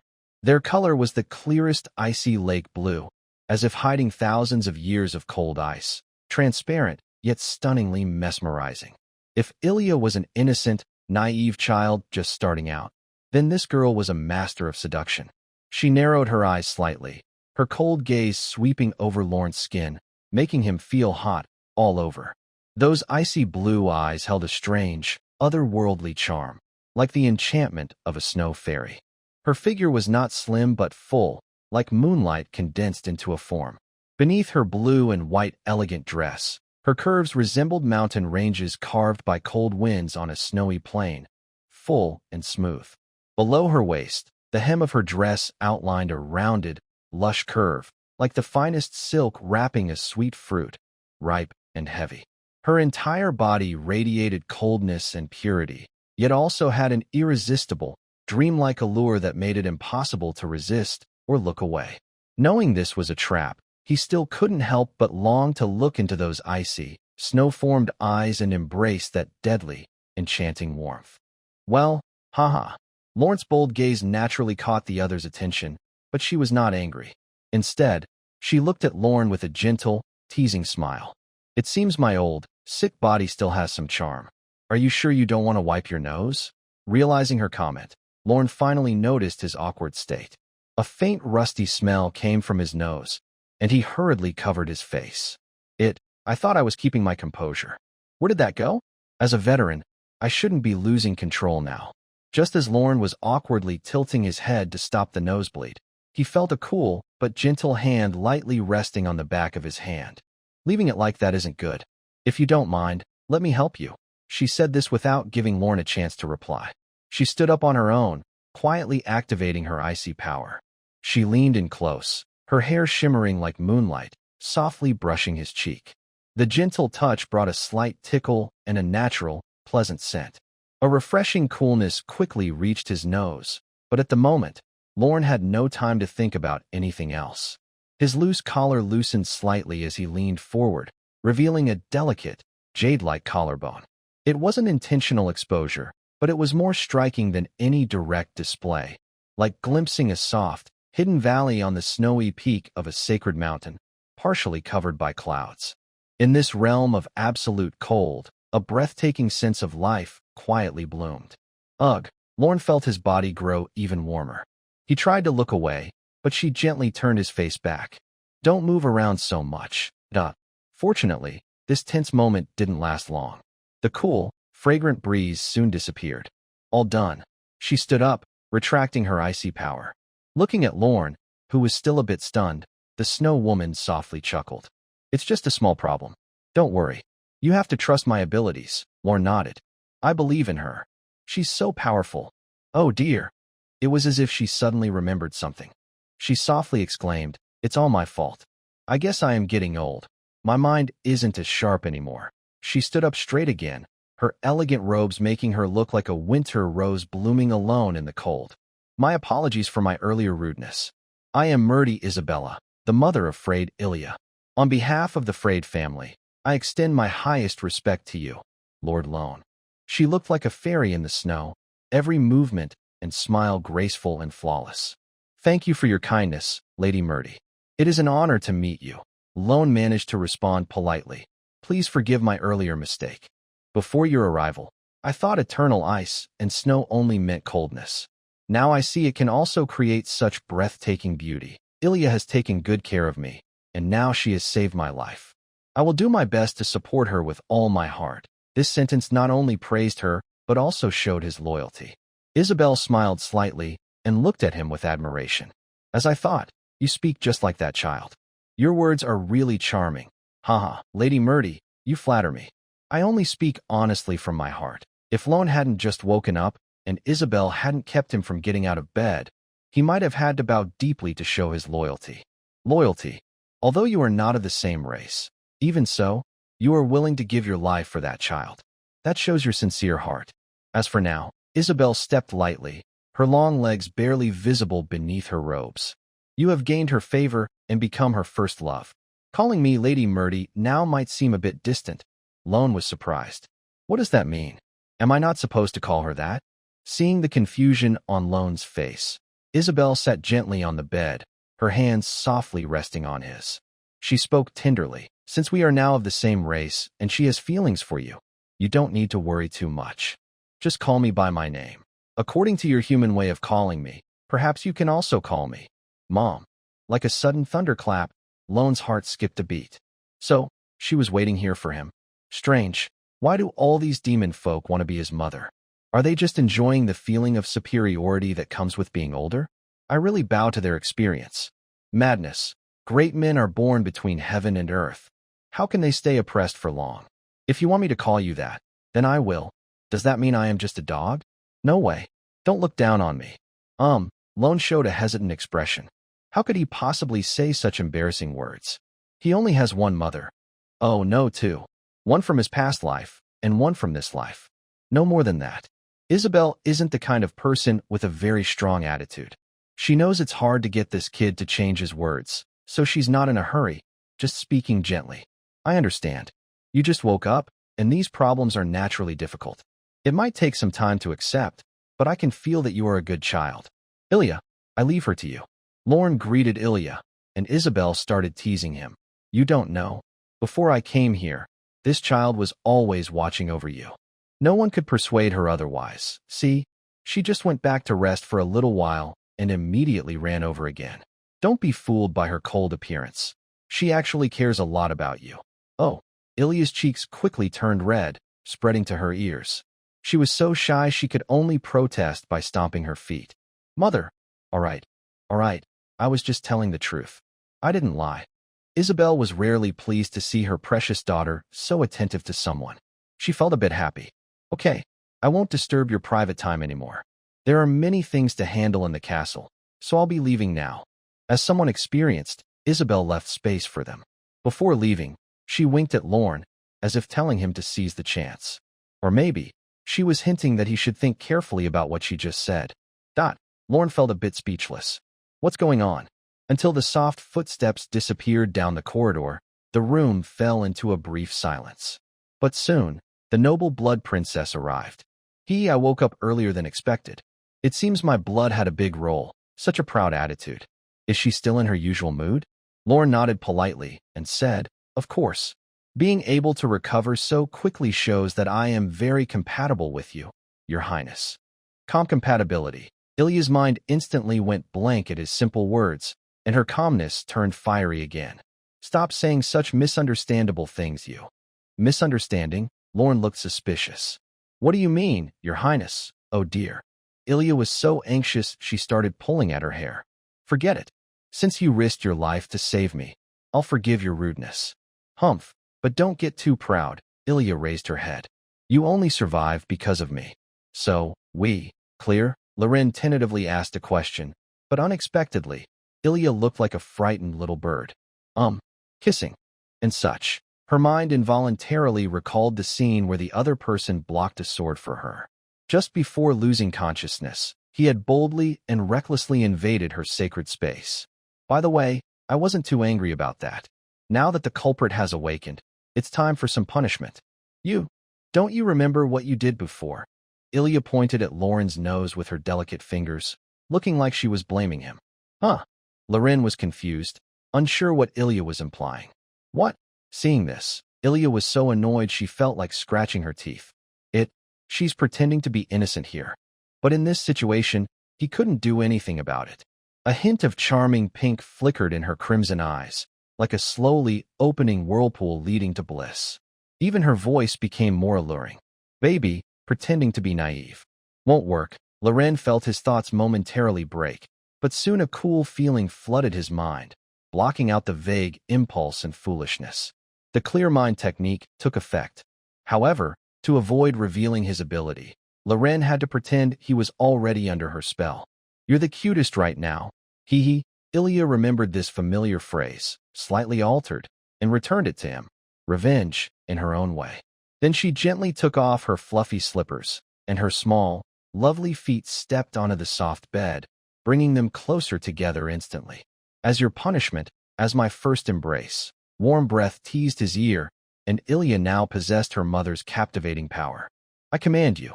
Ilya's body was light, so even sitting on his lap didn't feel uncomfortable or heavy.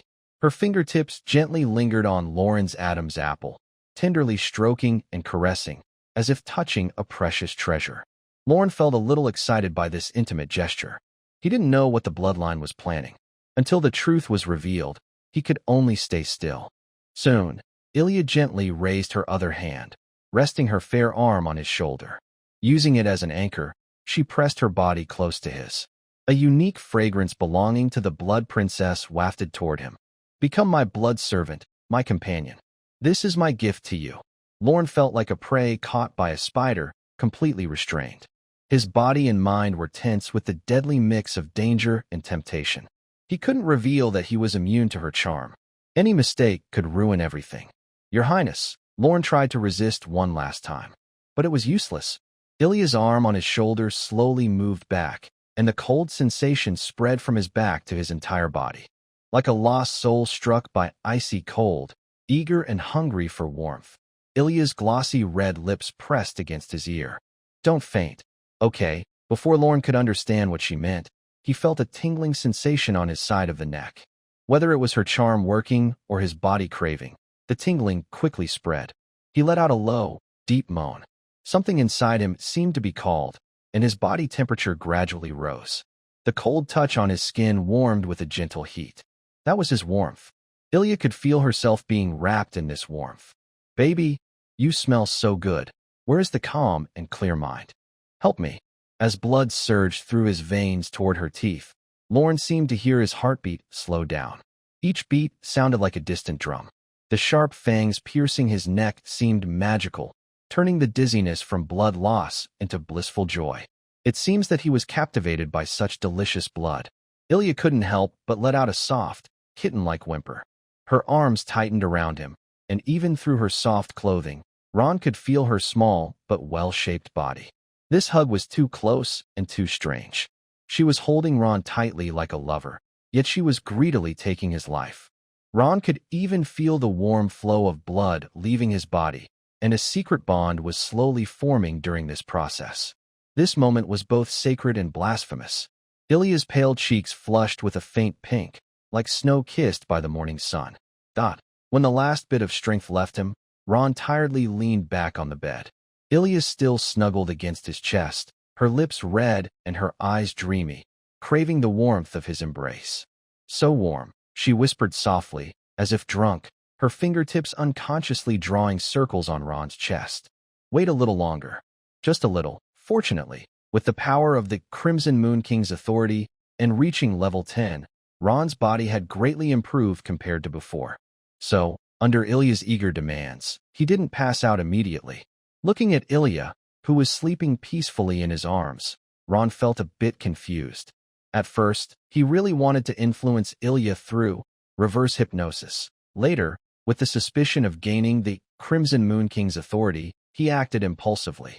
In the end, he obtained a new ability, earned the qualification to change his class, Elsa escaped successfully, the game plot was altered, and even Ilya was successfully influenced by him.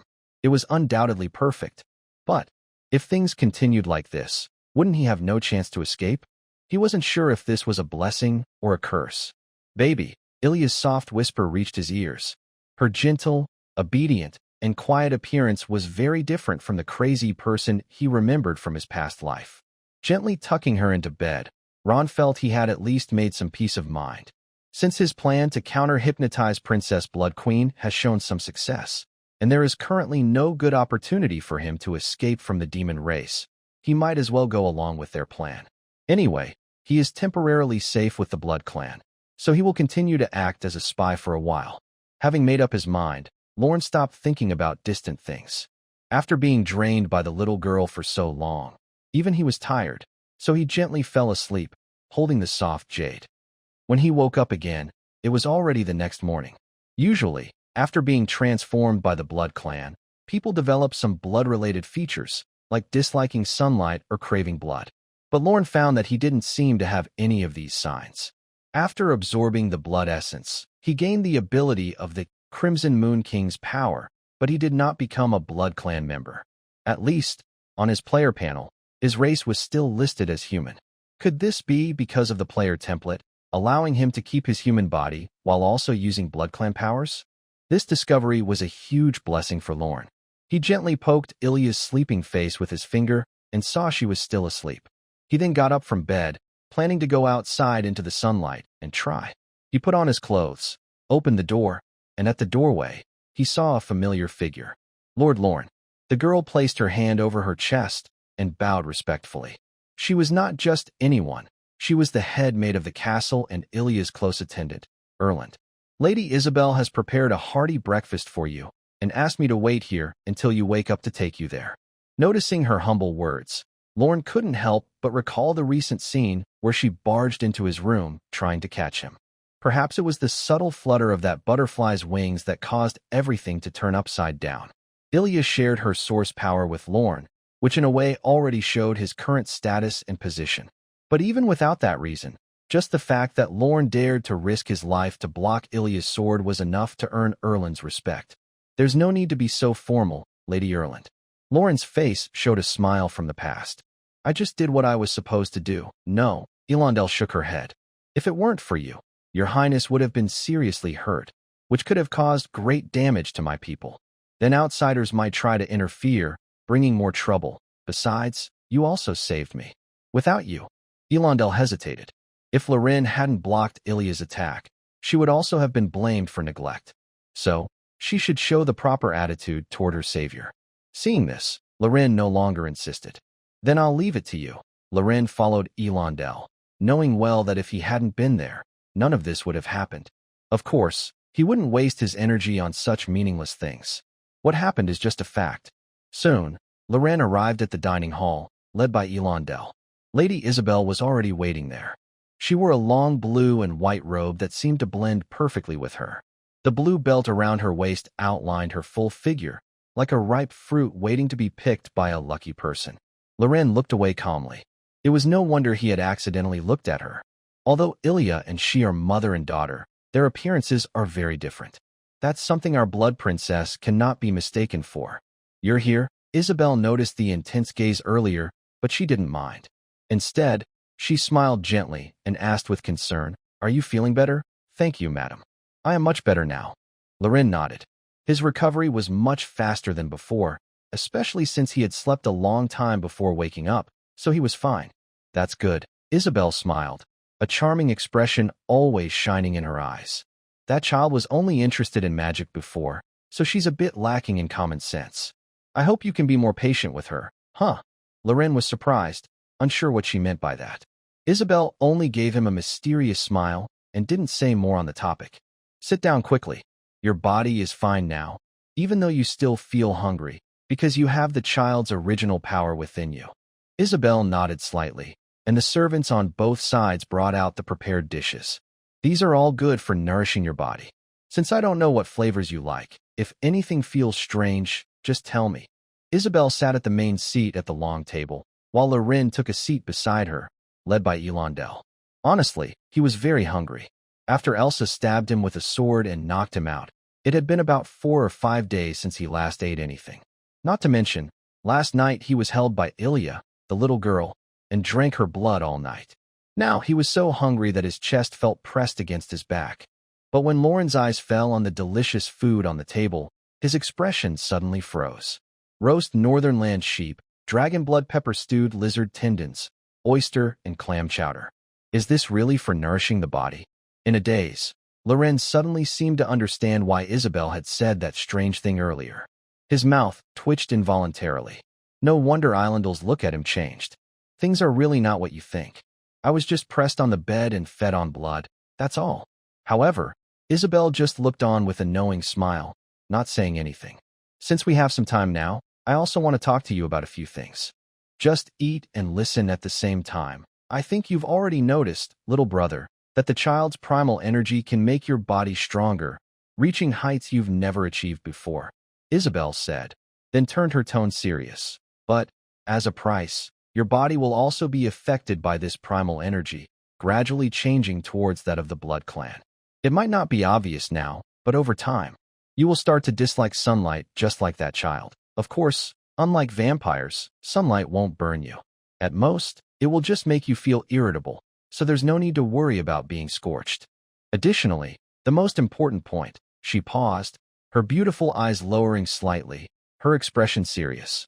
A strong body needs more food to sustain it. Ordinary food simply can't meet the demands, so gradually, you will start to feel hungry.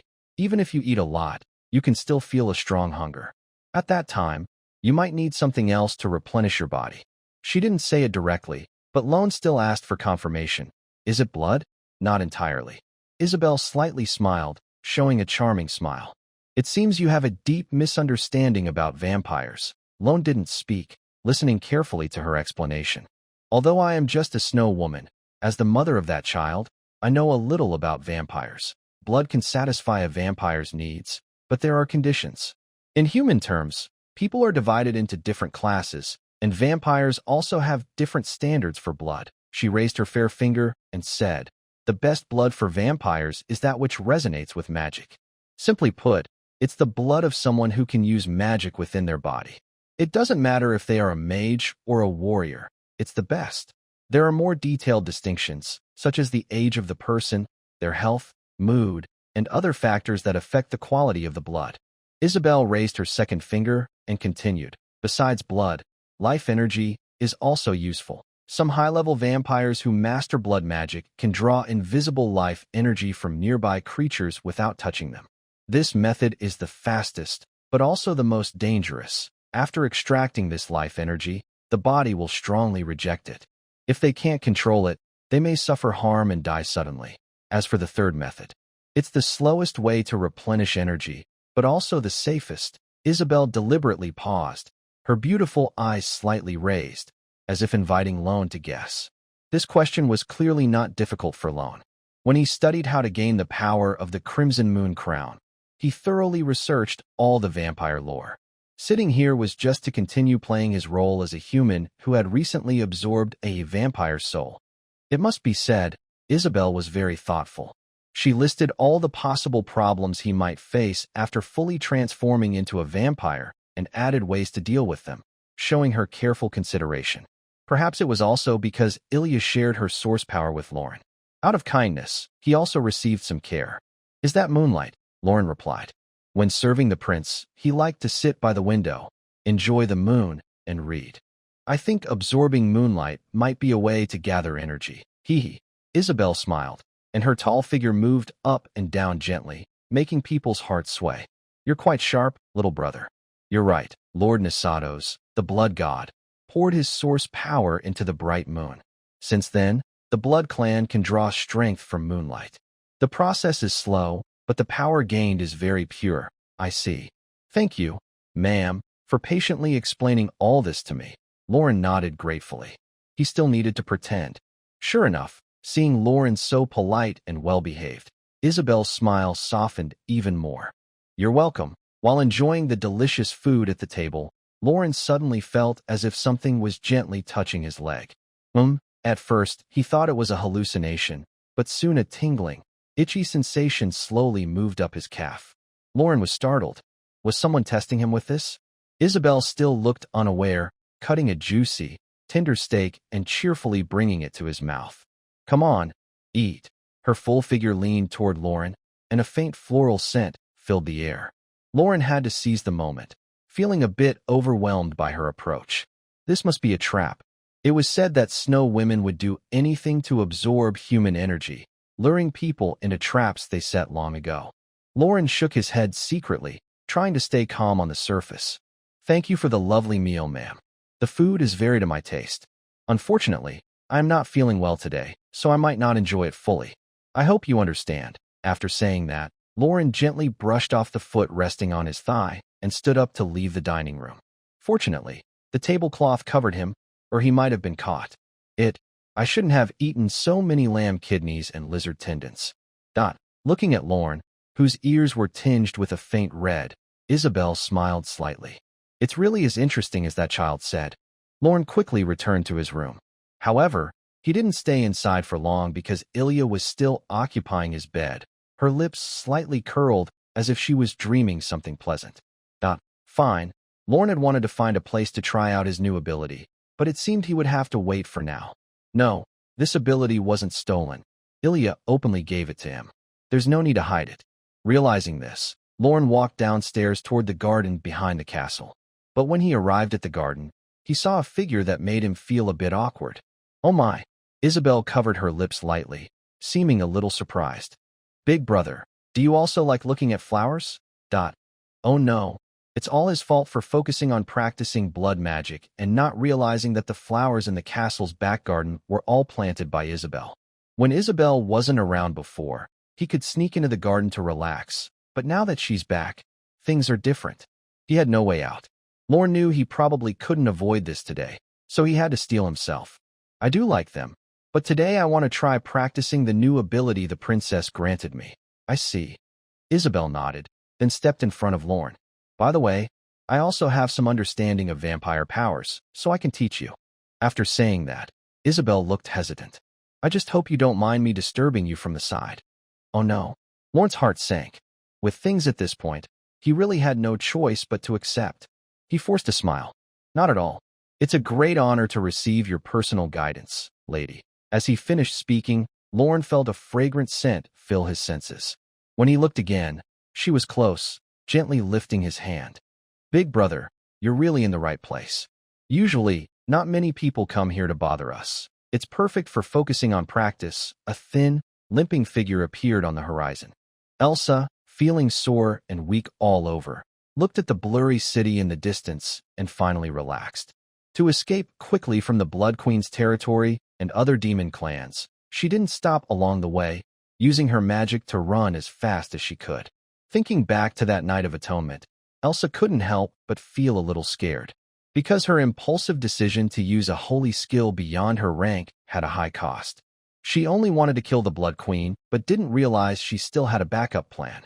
She used blood magic to spin in multiple mirrors, draining her magic. By the end, she was almost out of strength. This attack wouldn't kill her opponent, and she, exhausted and trembling from lack of magic, couldn't dodge the Blood Queen's blood sickle. She was doomed. At this critical moment, the man appeared. Elsa still remembered the feeling of her sword piercing flesh. It was not a vampire's, but a human's. The man blocked her sword with his body and also stopped the Blood Queen's attack. Moreover, he risked himself to give her a magic potion, helping her escape successfully. And that man, forever, stayed behind. I'm sorry. It's all my fault. Elsa felt deep guilt. She hadn't kept her promise. She disrupted the plan, and she was the reason they died. Memories from the past appeared in her mind. Elsa lowered her head in regret. If she hadn't acted impulsively, if she hadn't let anger cloud her judgment, they could have all left that place. It's all my fault. It's all my fault. It's all my fault, the girl sobbed, her weak shoulders trembling helplessly. Thud. She knelt on the ground, crying as she picked up stones around her. 1, 2, 3. She knew what she was doing was pointless. The people who died because of her wouldn't come back, and the disaster she caused wouldn't be erased. This was just her clumsy way of seeking some comfort. Maybe carving a stone in memory of the other person would forgive her. No, Elsa shook her head. Never forgive. But she had to do something. In the end, she built a tombstone out of stones. However, this last step was difficult for her. She realized she never knew the other person's name. Suddenly, Elsa remembered the night of her redemption. When the man slipped a magic potion into her arms, she heard a shout. It seemed to be Irandle's voice. She was calling out to her, but Elsa was sure the voice was not for her. Also, the Blood Princess didn't seem to be called that name. So, combining what the man had told her, the answer was clear. Is that so? Elsa carved 2 words into the tombstone with her sword, then paid her final respects in the way of the church. Sorry, I will avenge you. She stood up, silently making a firm decision. She knew she didn't deserve to say such things. She was the one who killed the other person. The best way to avenge would be to die and apologize, but she couldn't do that. Her anger, her hatred, had other debts to settle. After reaching the border of the Holy Light Kingdom, things got a little better. She no longer worried about demon attacks. After a simple rest in a border town, Elsa headed south toward the royal city. The journey that normally took half a month only took her 3 days. Finally, when she saw the main hall surrounded by 4 clock towers, Elsa realized she had returned to the royal city, back to the Holy Light Church. Oh, just as Elsa was about to enter the church, an unpleasant voice spoke from beside her. Could this be our Holy Light Knight? Why do you look like this? All torn up. Thought you were a beggar. Elsa ignored the person and kept walking. But this made her assume she was showing weakness, and the other person became more proud. Looks like our Holy Light Knight doesn't follow the rules, bringing filth into the church. Elsa had to stop and look at a woman dressed as a nun standing nearby. Within the Holy Light Church, there are 4 clock towers, each representing different virtues: sacred word, for reason and order; grace, for love and compassion; judgment, for authority and discipline; and heritage, for hope and peace. Elsa, a Holy Light Knight, belongs to the heritage branch and has the duty to protect. The opponent follows judgment, serving as a strict judge responsible for purifying evil. In rank, neither is superior to the other. "I don't have time to play with you today, huh?" The girl named Yuni was taken aback, clearly not expecting Elsa to say that. Suddenly, a threatening intent made her nervous, especially because of Elsa's intense eyes, which made her quickly look away. What's going on?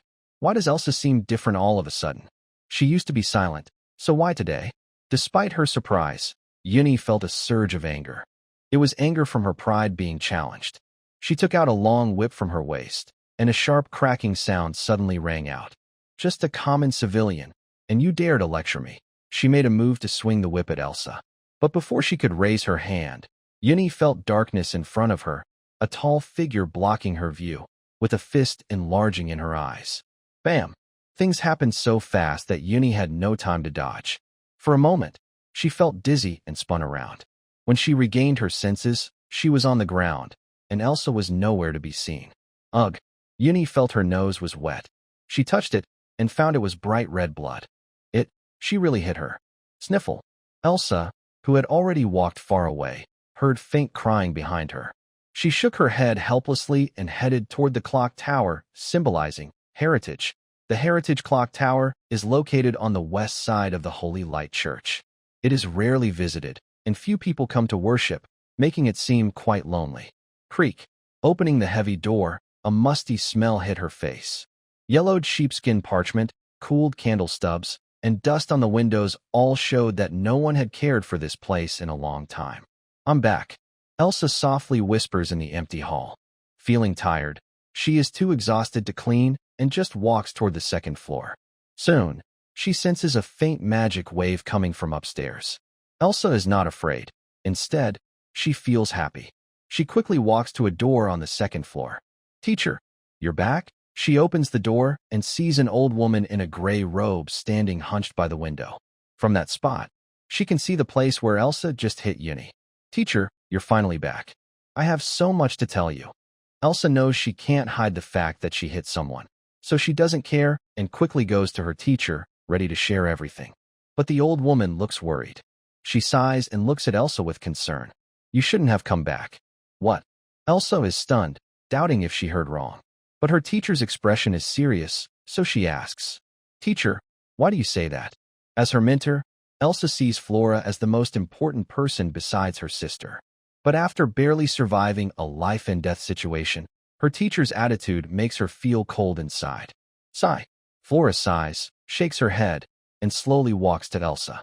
She opens her arms and hugs her gently, patting her back like comforting a child. "I know everything about what happened. I'm just happy to be alive, child." "Huh." Before Elsa can ask, Flora explains. "You know, I recently found some clues about that legendary mage. I had to leave the church, but I didn't expect that would almost cause a big disaster." Flora doesn't mind Elsa's bloodstains and gently hugs her. "When I returned, I found out you had been sent alone to carry out an assassination mission for the Blood Queen's territory. That's clearly a plot against you." Elsa silently nods.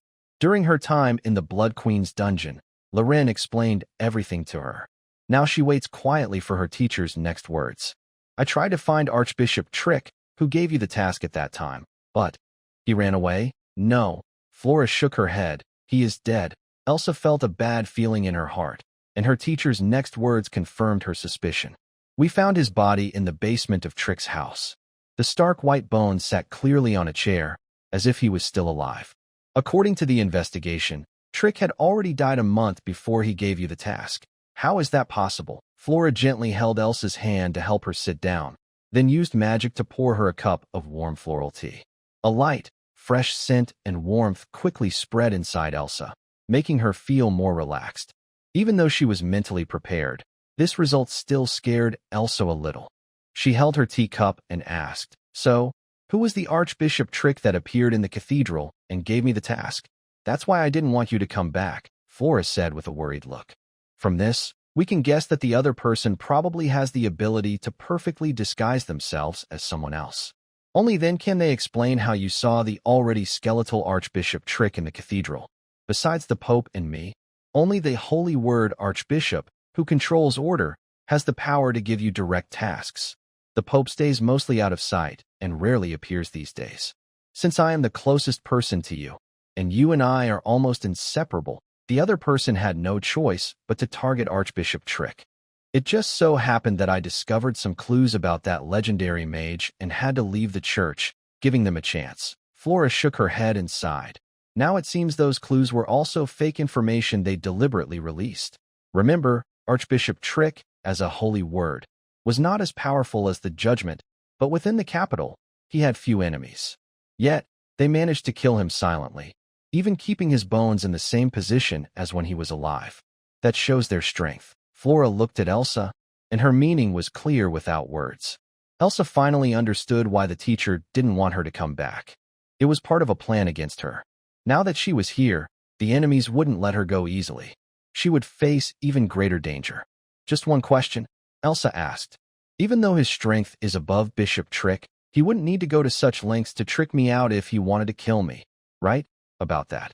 Flora, with her hands behind her back, paced slowly around the room. Finally, she shook her head and said, I can't understand why they went through so much trouble. Or maybe, Flora suddenly looked at Elsa, her eyes clear despite the wrinkles at the corners. Do you have something they need? Elsa suddenly realized that her status as a hero and the information she learned from Ron about the Blood Queen's domain suggested that the enemy's effort to trick her out was likely because of her hero status. The demons are trying to turn the hero into a puppet. That alone explains a lot. But why would the demons know her identity? This was definitely a key piece of information. Elsa knew her identity was very noticeable. If she kept hiding it, she might face more traps and schemes. It was better to be open about it and show her true self.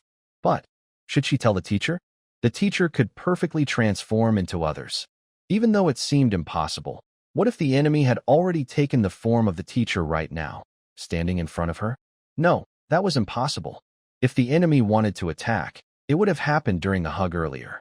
And Elsa remembered something Ron once told her in the Blood Queen's dungeon. Teachers can be trusted. At the time, she found that strange, but now she realized Ron was giving her a hint. Ron. Elsa suddenly understood. Maybe he had already thought of this and gave her reassurance in advance. But Elsa's nose stung, and she lowered her head in guilt and regret. Her shoulders trembled uncontrollably. Child, what's wrong? Flora noticed Elsa's unusual behavior and quickly stepped forward to hold Elsa's small hand, showing concern. Don't worry, child. Now that I am back, no one in the capital can harm you. Just stay with me peacefully. I'm getting old, and sometimes I find it hard to move around at night. Hearing her teacher's words, Elsa felt warm inside. Since that was the case, she had nothing to hide anymore. Thank you, teacher. There is something very important I need to tell you. She wiped away her tears, lifted her head, and sat up straight. I am a hero. Flora's expression froze for a moment, but she quickly recovered and asked, Child, are you serious? Yes, I am. I see. Flora thought for a moment, murmuring as if to herself. No wonder your skills in magic and swordsmanship are so impressive. Of course, it's not just because of your hard work. The title of hero also plays a part. She didn't seem very surprised and accepted Elsa's words quickly. I heard that past heroes were granted gifts by the gods. Do you have one too? After saying this, Flora suddenly realized it might be a bit rude. Sorry, child. I didn't mean to pry. I've never met a hero before, so I'm a little curious. Seeing this, Elsa couldn't help but smile slightly. Flora had been teaching her magic and sword skills wholeheartedly. If she kept hiding things, it wouldn't make sense. Elsa thought for a moment, and a bright blue bottle appeared in her hand. She explained, This is my hero ability. Right now, it allows me to store items freely, just like your space storage bag. Really? Flora nodded. She had sensed a divine magical wave earlier, which definitely carried the aura of a hero. Elsa took out the bottle from her divine space. These were potions given to her by Lorraine, which she hadn't had time to retrieve. Some contained life potions, others magic potions, and most importantly, there was that unique, special bottle. Teacher, could you please help me identify the ingredients in these bottles? Especially this one. I think you will like it. She pointed to a bottle with some remaining liquid. It was made from a fragment of the ether heart used by Lorne to create Angelina's dream. Drinking it can instantly restore 50% of maximum magic power, and it doesn't cause resistance or fatigue. Flora immediately noticed the bottle that emitted a mysterious magical aura. Although faint, she definitely sensed it.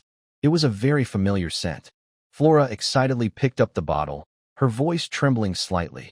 Could this be? No, this is the goal she had pursued her whole life. The false lead used earlier to lure her away from Elsa was finally revealing a real clue now. Angelina. Also, teacher. Elsa was happy to see her teacher so excited, which confirmed her earlier guess. The potion inside this bottle was indeed created by that legendary mage. So Lorne is Angelina? No, Angelina had long fallen, and she was a woman. Lorne might have just happened to find her. Many guesses appeared in Elsa's mind, but no matter what, she couldn't prove any of them now. At this moment, she had an important task to do. What's wrong, child? Where did you get this? You've helped me so much. Flora was very excited, tears of joy streaming down her face. I'll tell you about that later, teacher. But right now, could I trouble you to help me find someone? Her name is Lolan. Although I only casually mentioned that I have a younger sister, I didn't directly tell the other person to find her. But with Elsa's curious nature, like a cat, she would definitely go looking. Whether it's a life potion or a magic power potion, to find the source, besides finding him, Elsa's only thought would be his sister, Lorraine. Haha, I really have a plan. Oh, be careful not to get distracted while practicing blood magic. A gentle peanut hit the top of Lorraine's head, disturbing his thoughts.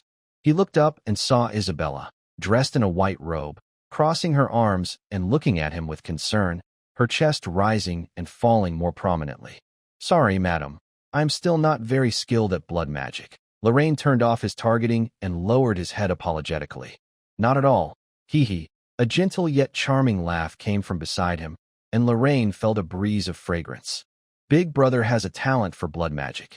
Although he's just started practicing, with time, he will definitely become very good. Madam, you flatter me.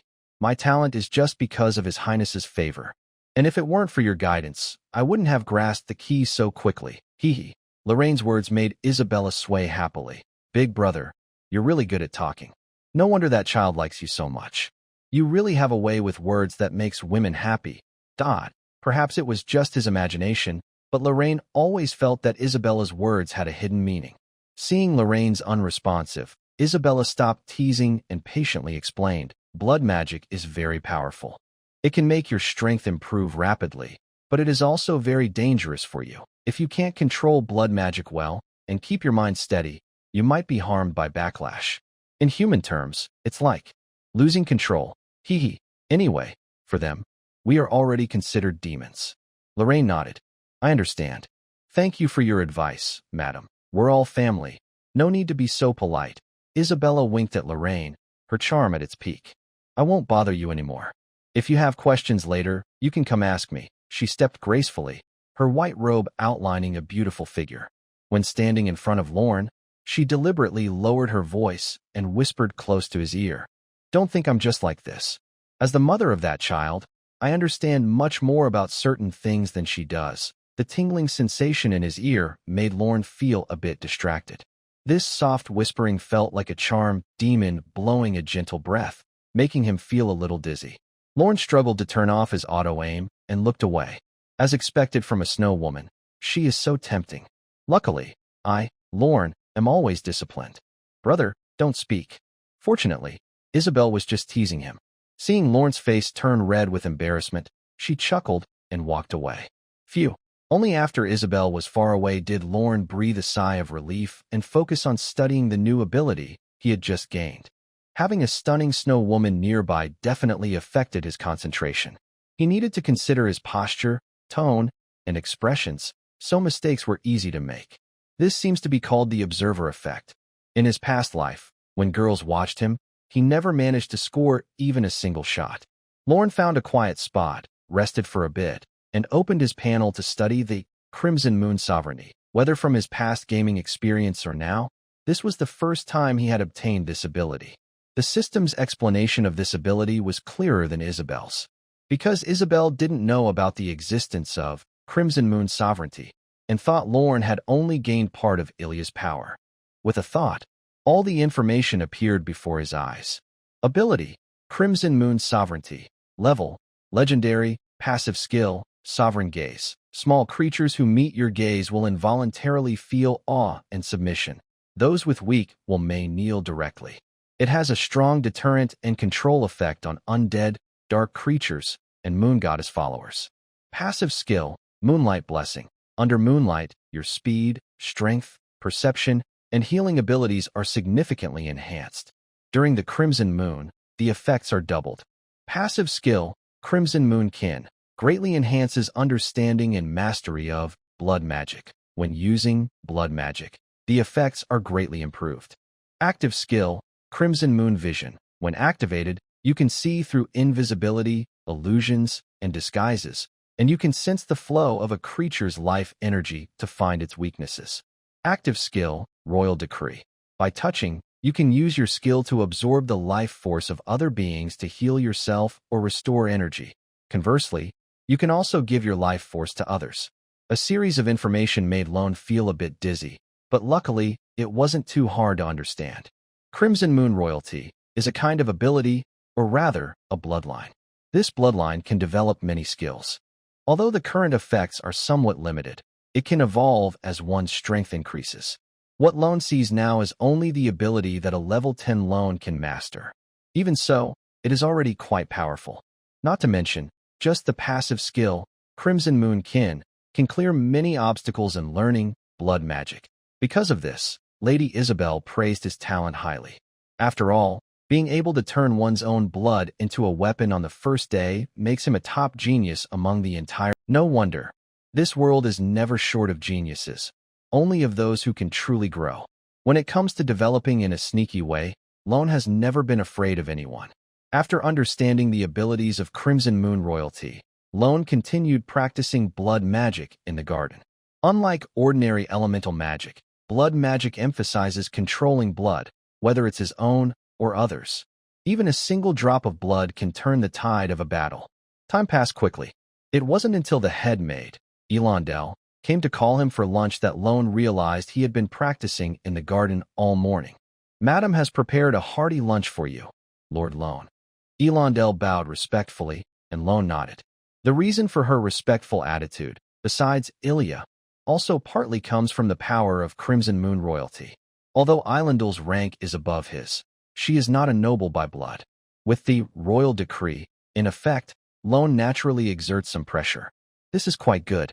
Having a maid to serve is also nice. "Thank you very much." Loren followed Elondel, walking behind her. The midday sun was so bright it hurt his eyes. Suddenly, small words appeared repeatedly at the corner of his eye. At first, he thought he was seeing things, but when he looked carefully, he was shocked. Experience 1, Experience 1, Experience 1, Experience 1. Huh, did I see that right? Loren rubbed his eyes in disbelief and opened his personal info panel. He saw that all of this was real, not a dream. Loren, race, human, level, LV.10, 23/500, ability, Crimson Moon Authority. He wasn't mistaken. The experience bar was clearly increasing little by little every second. Wow, unexpected good luck? If this keeps up, he would level up soon. "What's wrong, Lord Loren?" Elondel noticed Loren stopping and asked, "Are you tired from practicing?" The maid leader leaned closer, and a fresh scent reached his nose. Loren quickly shook his head and smiled. "It's nothing. I just realized that blood magic is very powerful, and I feel happy." "Really?" Elondel believed him without suspicion and said in surprise, "Being able to learn blood magic so quickly shows that Lord Loren is truly talented. It's nothing special. It's a gift from His Highness. If I don't practice hard, I would be unworthy of His Highness's support." Loren spoke smoothly, flattering her skillfully. Elondel didn't say much and took the lead to show Loren the way. Although Loren was already familiar with the castle's layout, he still showed proper manners. Soon, they arrived at the dining hall. Lady Isabel was sitting quietly at the main seat, waiting. Ilya was not here. She was a vampire and preferred to sleep during the day. Sorry to keep you waiting, madam. Loren politely greeted her and found his seat from this morning to sit down. Although sitting next to Lady Isabel might lead to teasing, deliberately keeping some distance feels a bit awkward. Now is the time to build good feelings, so I should endure it and get through. Sure enough, Isabel saw that Lion was sitting obediently in his previous spot, and a faint smile appeared on her face. How is your practice with blood magic going? Pretty well. Thanks to His Highness and the lady's guidance, my practice is going much smoother than I expected. That's good. Lion originally thought that breakfast was enough to replenish his energy, but lunch turned out to be even more plentiful. Overdoing it is a big taboo. What if I get a nosebleed? Looking at the rich lunch on the table, Lion tearfully took a sip of spiritual deer blood. As soon as it went down, he felt a warm heat in his stomach, a gentle flow of warmth spreading inside. No wonder spiritual deer blood works so quickly. By the way, during the Night of Atonement, I sensed that the child used the source power, so I hurried back immediately. At the dining table, Isabel smiled as she watched Lion eat heartily, then waved her hand to dismiss the other servants in the room and said, "Later, I learned from Elondel that a human broke free from the magic lock and tried to escape, fighting back along the way. Luckily, you risked your life to save her, so she wasn't harmed. The lady has been kind to me. Before coming here, I was constantly on the run. If it weren't for her, I might have already perished." Lion didn't know what Isabel was up to, but he continued to flatter her. A small act of kindness deserves a great return, especially a life-saving one. Hee. Isabel smiled, seeming very pleased with Lion's answer. She looked at him gently, or perhaps was sizing him up. Your willingness to risk your life to protect her is truly admirable. I mean no offense, but this matter is very important, and I hope you can understand. Please, madam, Lion replied. His heart tightened, realizing they were getting to the main point. But before Isabel could say more, he felt a cold touch on his hand. Isabel extended her delicate finger, gently lifting Lion's chin. Their eyes met, and a charming pink glow appeared in her gaze. It was hypnosis. When Isabel reached this level, she had already turned charm into hypnosis, making her effects even stronger. It was like being given a truth serum. She asked, and he answered obediently, following her commands without question. Lorne felt a wave of dizziness and relaxed completely. Even his eyes seemed to lose their brightness. But deep inside his mind, a deep blue light blocked all these mental attacks. Talent. Clear mirror calm water activated. Isabel's mental attack, charm hypnosis, is now ineffective. Fortunately, Lorne had previously obtained this life-saving treasure before reaching level 10. Otherwise, he would have been finished today. Still, he didn't dare to act rashly. He could only pretend to be hypnotized, staring blankly at Isabel. Seeing Lorne like this, Isabel changed from her gentle look. She crossed her smooth, white legs, kicked up her foot, and looked like a queen arriving. Do you know that woman? Seeing no response, Isabel asked again. The woman kept in the Blood Princess's dungeon. Do you recognize her? With her talent for a clear mind, Lorne was calm. No, I don't. Seeing him shake his head, Isabel continued. Have you seen her before? Lorne hesitated for a moment. Yes, I have. Huh. This answer seemed to give Isabel a clue. She stood up, walked in front of Lorne, looking down at him with a commanding presence, her pressure enveloping him. When did you see her? Where? In the hall, that night after the prince returned. I was asked to prepare hot water for a bath and happened to see Lady Elondel bringing a human woman back. Isabel thought about it. If it was just that, it didn't seem suspicious. Did you see her again after that? Yes, I did. Huh. It turned out she wasn't just seen once. Isabel's lips curled slightly as she asked, where? When? In the courtyard, during the Night of Atonement. So it was that night. Now Isabel was starting to doubt herself. I originally thought that after these 2 days of testing, I had finally caught this little fox's tail, but I didn't expect things to be different from what I imagined. This boy doesn't have anything that can resist charm or hypnosis, so whatever he says must be true. Could I have misunderstood him?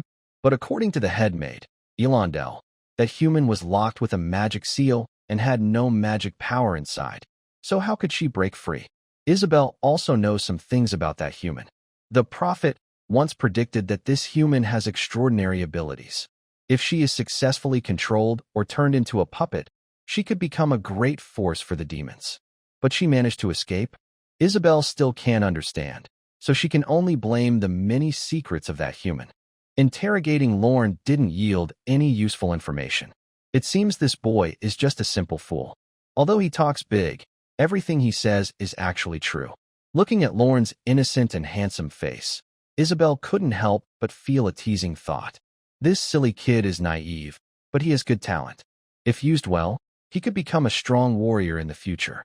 Thinking of this, Isabel gently stroked Lorne's cheek, and the pink glow in her eyes shone even brighter. Baby, you're the most obedient child of Mom. So from now on, you have to listen to Mom and not lie to her, okay?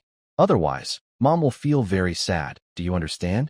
Hearing this, Lorne felt a surge of emotions. Why would he like this? Does he have some special preference? She even planted a psychological suggestion in him. How hateful. Lorne nodded blankly, saying nothing.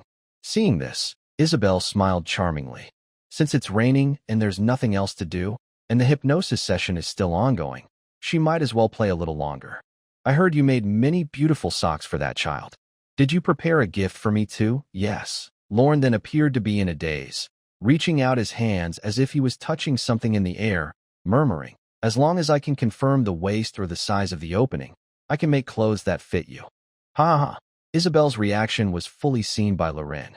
The words he spoke and the actions he took while hypnotized were undoubtedly the most honest. Isabel crossed her arms, her chest rising and falling more fiercely, as if she was teasing or playfully scolding. You're really quite the little flirt. When the hypnosis ended, Loren acted as if he had just woken up, looking at his hands with a confused expression. What just happened? Isabel, already seated at her spot, simply smiled. Her gentle yet charming look was very tempting. Perhaps you were tired from practicing blood magic, she thought. You fell asleep right at the table. Although you have good talent, being so intense from the start can be too much for your body. Isabel subtly licked her red lips, as if hinting at something else. Is that so? Loren shook his head, cursing inwardly. Women's words are truly tricky. If he didn't have his talent boost, he would be in real trouble, and he wouldn't get to see Isabel's dual-sided nature. In the game story from his previous life, he could only understand this mother figure through written descriptions. But now, he had a deeper understanding. She is both charming and dangerous. One wrong move could lead him into her trap. He might even turn to dust without realizing it. Perhaps, after confirming Loren was not a suspect, Isabel's attitude toward him became much friendlier. She kept feeding him dishes, her tone gentle, like she was caring for her own child. Loren said nothing, just focused on eating. After hurriedly taking a few bites, he quickly left the dining hall and went to the courtyard, finally feeling relieved. Phew, she is beautiful and tempting, but one must have the luck to enjoy her. Isabel's level is higher than Ilya's, reaching LV.56, while I am still just a low-ranked servant. I can't escape Ilya's grasp, so how can I resist Isabel? Since I can't fight back, I might as well accept it. Long live the era of acceptance. The lazy afternoon sunlight gently shines on the green grass. In the courtyard, the maids are working together to repair the area that Elsa previously damaged. After so many days, the big hole has already been fixed, leaving only some small finishing touches for decoration. Lorne stands in the sunlight, feeling the warmth around him and the excitement as his experience points increase quickly. Just leveling up by idling is too slow. He needs to do something. At least, he should have some self-defense skills. After thinking it over, Lorne decides to go out. The last time he went out was when he took wool from Piggy. Now he is no longer a puppet, but has gained the bloodline essence of a vampire. The blood mark has disappeared naturally. Even the sacred silver he once used is still intact, and he has gained the power of the Crimson Moon King. He is the biggest beneficiary. With his current status, he can walk around Blood Princess City without trouble, but he can still bully. She probably thinks Lorne is buying fabric for clothes. Soon, Lorne arrives in the town. Look, isn't that the blood of Blood Princess? Why is he here? Oh my, he didn't die? How is that possible? Even if he didn't die, why isn't he a puppet? As Lorne appears on the street, he immediately hears the gossip of the nearby demons. But they don't act rashly. They just stand quietly on the sides of the road, watching the only human in the city. The news that Lady Murdy has returned is known by almost everyone, and they have ordered to block everything they saw that night. Anyone who leaks information will face severe consequences. Since Lady Murdy is back and this human is still alive, the outcome is obvious. This shows that the Blood Princess City has accepted this human. Lauren ignores the surrounding chatter and follows the familiar route, turning left and right, until he reaches a general store. The pig-headed man behind the counter thought he had seen a ghost, staring at Loren in surprise. "You didn't die?" Loren chuckled happily. "Thanks to you, I didn't die. Hee hee. I knew Brother Loren was lucky." "Ha ha." Hog, the pig-headed man, patted his belly and laughed loudly. He reached out and put an arm around Lauren's shoulder, winking. "This time, did you bring any gifts for your big brother?" He gave Loren a knowing look. "You don't know, since you left last time. I've been feeling really upset inside. Didn't I give you some last time?" Loren remembered giving him all his supplies. Was that not enough? Or was he just too strange, this guy? "Ah." Hog waved his hand dismissively. "That was a gift you specially gave me. How could I do such a dirty thing? We're just buddies. All right then." Loren shook his head helplessly. "There's nothing I can do. Just being able to survive this time is good. If the princess of the Blood Clan finds out about her personal clothes being missing, I'd be in big trouble." Seeing Hog looking so disappointed, Loren changed the subject. "But I can try to get you something else." "Something else?" Hog looked confused. "What kind of thing?" Loren smiled mysteriously and pointed to the castle nearby. He whispered, "Recently, it's been snowing in the castle, and it's pretty cold. I wanted to ask if you have any clothes for sale here." "Huh?" Hog was slow to react, but quickly understood. No wonder he was full of strange systems. He almost understood instantly. "Wow. Brother, you're quite brave to even think of that." Though he said that, Hog still honestly took out many items from the storage box. "Pick whatever you want." Loren didn't hold back either. They were just buddies, so he chose a few things needed for making clothes. "Also, I've been thinking lately. I make so many clothes, but I can't wear them all myself. Do you have any good ideas, big brother?" He led the conversation, and Hog quickly responded. "Haha, you're a smart guy. Since you've survived that life and death ordeal, it's time to think about that thing I mentioned before." Last time when Lauren went to see Hog, the other person mentioned that a merchant was interested in buying the stockings Lauren made, and they could negotiate the price. Although Lauren has temporarily kept his life safe, there are still threats from outside. To improve his strength, besides leveling up by doing tasks daily, making tools is also a good choice. But making tools costs money. Without enough money to buy materials, all efforts are useless. So, Lauren wants to earn his first big sum of money. "What? You say he should ask little Ilya for money? Isn't that just relying on others?" "No way, I refuse. It's embarrassing. Real men earn their wealth through their own hard work. Besides, some materials cost a lot of money. If Ilya asks about the basics, there's a risk of revealing secrets. So, it's better to earn money on his own." Seeing that Lauren was interested, Hog said, "Fortunately, I haven't rejected that merchant's offer yet. We just need to regularly supply some goods, and we can discuss the price later. Or I can set up a meeting, and you, little brother, can meet that merchant." Hog seemed very afraid that Lauren would refuse, and kept excitedly saying, "That merchant is a remarkable woman, very beautiful. Once you see her, I bet you'll like her." Lauren was skeptical about Hog's taste. But on the other hand, he really needed money, so meeting her was a good idea. He trusted Hog's character, but sometimes having more options is better. "All right then, I'll trouble you, Brother Pig." Today, the Blood Queen's territory enjoyed clear skies. After discussing the follow-up plans with Hog, Lauren headed back toward the castle with some fabric. The sun was shining brightly overhead. After only a short while outside, he felt a familiar surge of power within him. This feeling made Lauren happy. He stood still for a moment, and suddenly, a pleasant chime sounded in his mind. Level up. LV.10, LV.11. Maximum health and magic points increased. Reward gained. 1 skill point. Wow. This is really good. Lauren never thought he could level up just by lying down. Although it wasn't explicitly stated in his abilities, he felt this was probably due to the effects of the Crimson Moon Royal power. To prove this, he would need to wait until sunset and the moonrise to see the results. After surviving the deadly trial, Lauren relaxed and began to explore Blood Queen City for the first time. Even though the demon folk looked at him with strange eyes, Lauren paid no mind and wandered around casually. as if he were an ordinary person. These, and this. He strolled up to a vendor and casually pointed at some fruits. Wrap these up and charge it to His Highness. Chirp. The vendor was a bird person, and he was confused by Lorne's words. He had been running his stall in Blood Queen City for many years and had never seen anyone buy on credit before. And now, it was under the name of the Blood Queen herself. What's wrong?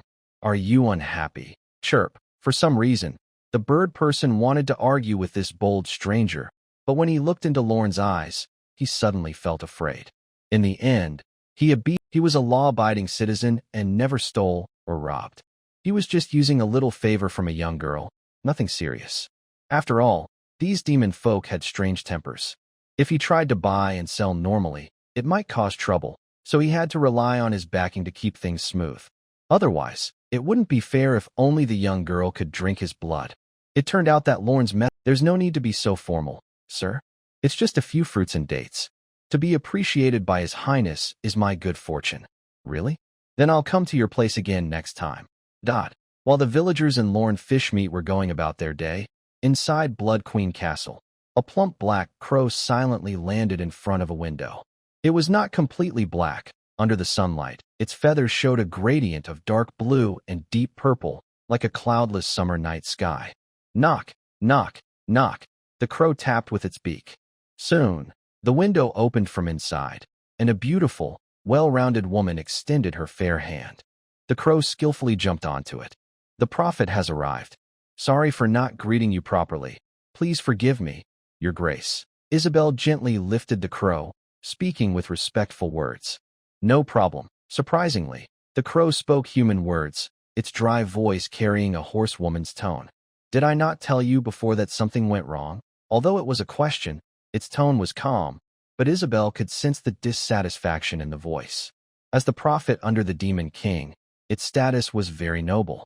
She lowered her head, avoiding the crow's bright red eyes. "Please forgive the prophet." "Heh." The crow chuckled, its black feathers trembling. "Do you think the king will forgive you just because of this? You knew that human was crucial to our plan, yet you let her escape. Even death wouldn't be enough to make up for your mistake." The crow's voice suddenly sharpened, becoming very harsh and piercing. "I told you long ago to complete the mission, but you prefer hiding in your snow cave, seducing men, just like your useless husband. Do you know that the human you let go is the hero?" Hearing this, Isabel was stunned. "A hero? How could that be? Surprised, huh?" Hee. Information from the Holy Light Kingdom says that the church announced yesterday that the new hero is the girl who escaped from you. That's, Isabel wanted to say more, but she knew it was too late to deny. The blame for letting the hero escape was not only hers, but also the entire Blood clan's. Ha ha ha. The crow let out a creepy, strange laugh. "The king is very angry. This is a big matter. Your husband on the front lines was called back overnight to be questioned.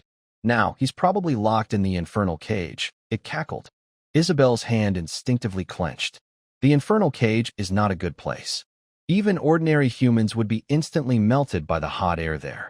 Even strong demons wouldn't last more than 3 days. And what about vampires?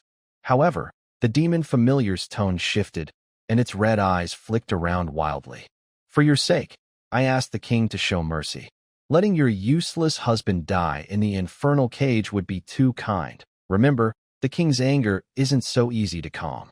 The mistakes made by your bloodline won't be erased just because a minor count dies. If you want to atone, be prepared to die. A big battle is coming, and the academy is short of people.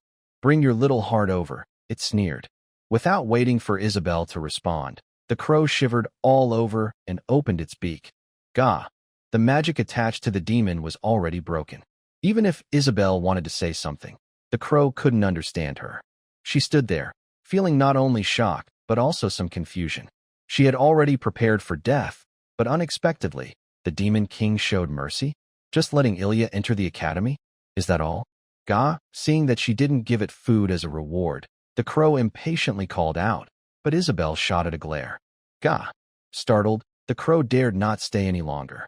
It flapped its wings and flew away. Isabel sighed, her brows slightly furrowed. The academy the prophet mentioned was built by the king to imitate humans' war colleges. Demons who enter the academy are sent to the battlefield according to the king's orders. But if they want to atone, they could just be sent to the front lines. Why go through so much trouble? Standing by the window, Isabel couldn't understand and could only accept it. Suddenly, a figure appeared in her view. The person was carrying many bags filled with fruits, cloth, alchemy tools, and weapons, slowly walking toward him. Perhaps noticing her, the person looked up and waved. Wait. Isabel also saw that he was holding something in his hand. What is that? The feather, once shiny, looked burnt and dull, with no luster left. Even the begging mouth was still open, and his scarlet eyes bore a strange mark. A prophet. Meanwhile, Lorne acted as if nothing was wrong, casually carrying a crow into the castle hall. Ever since Ilya shared her source power with Lorne, the attitude of everyone in the mansion changed a lot. Before, whenever Lorne returned from outside, the headmaid, Elandel, would give him a thorough check to see if he brought back anything suspicious. But now, things are different. She not only greets him politely, but also helps him carry the many things he brought home. Brother, what is this? Isabel hurried to the hall. She tried to stay calm, but her slightly hurried steps and the rising tide of emotions betrayed her.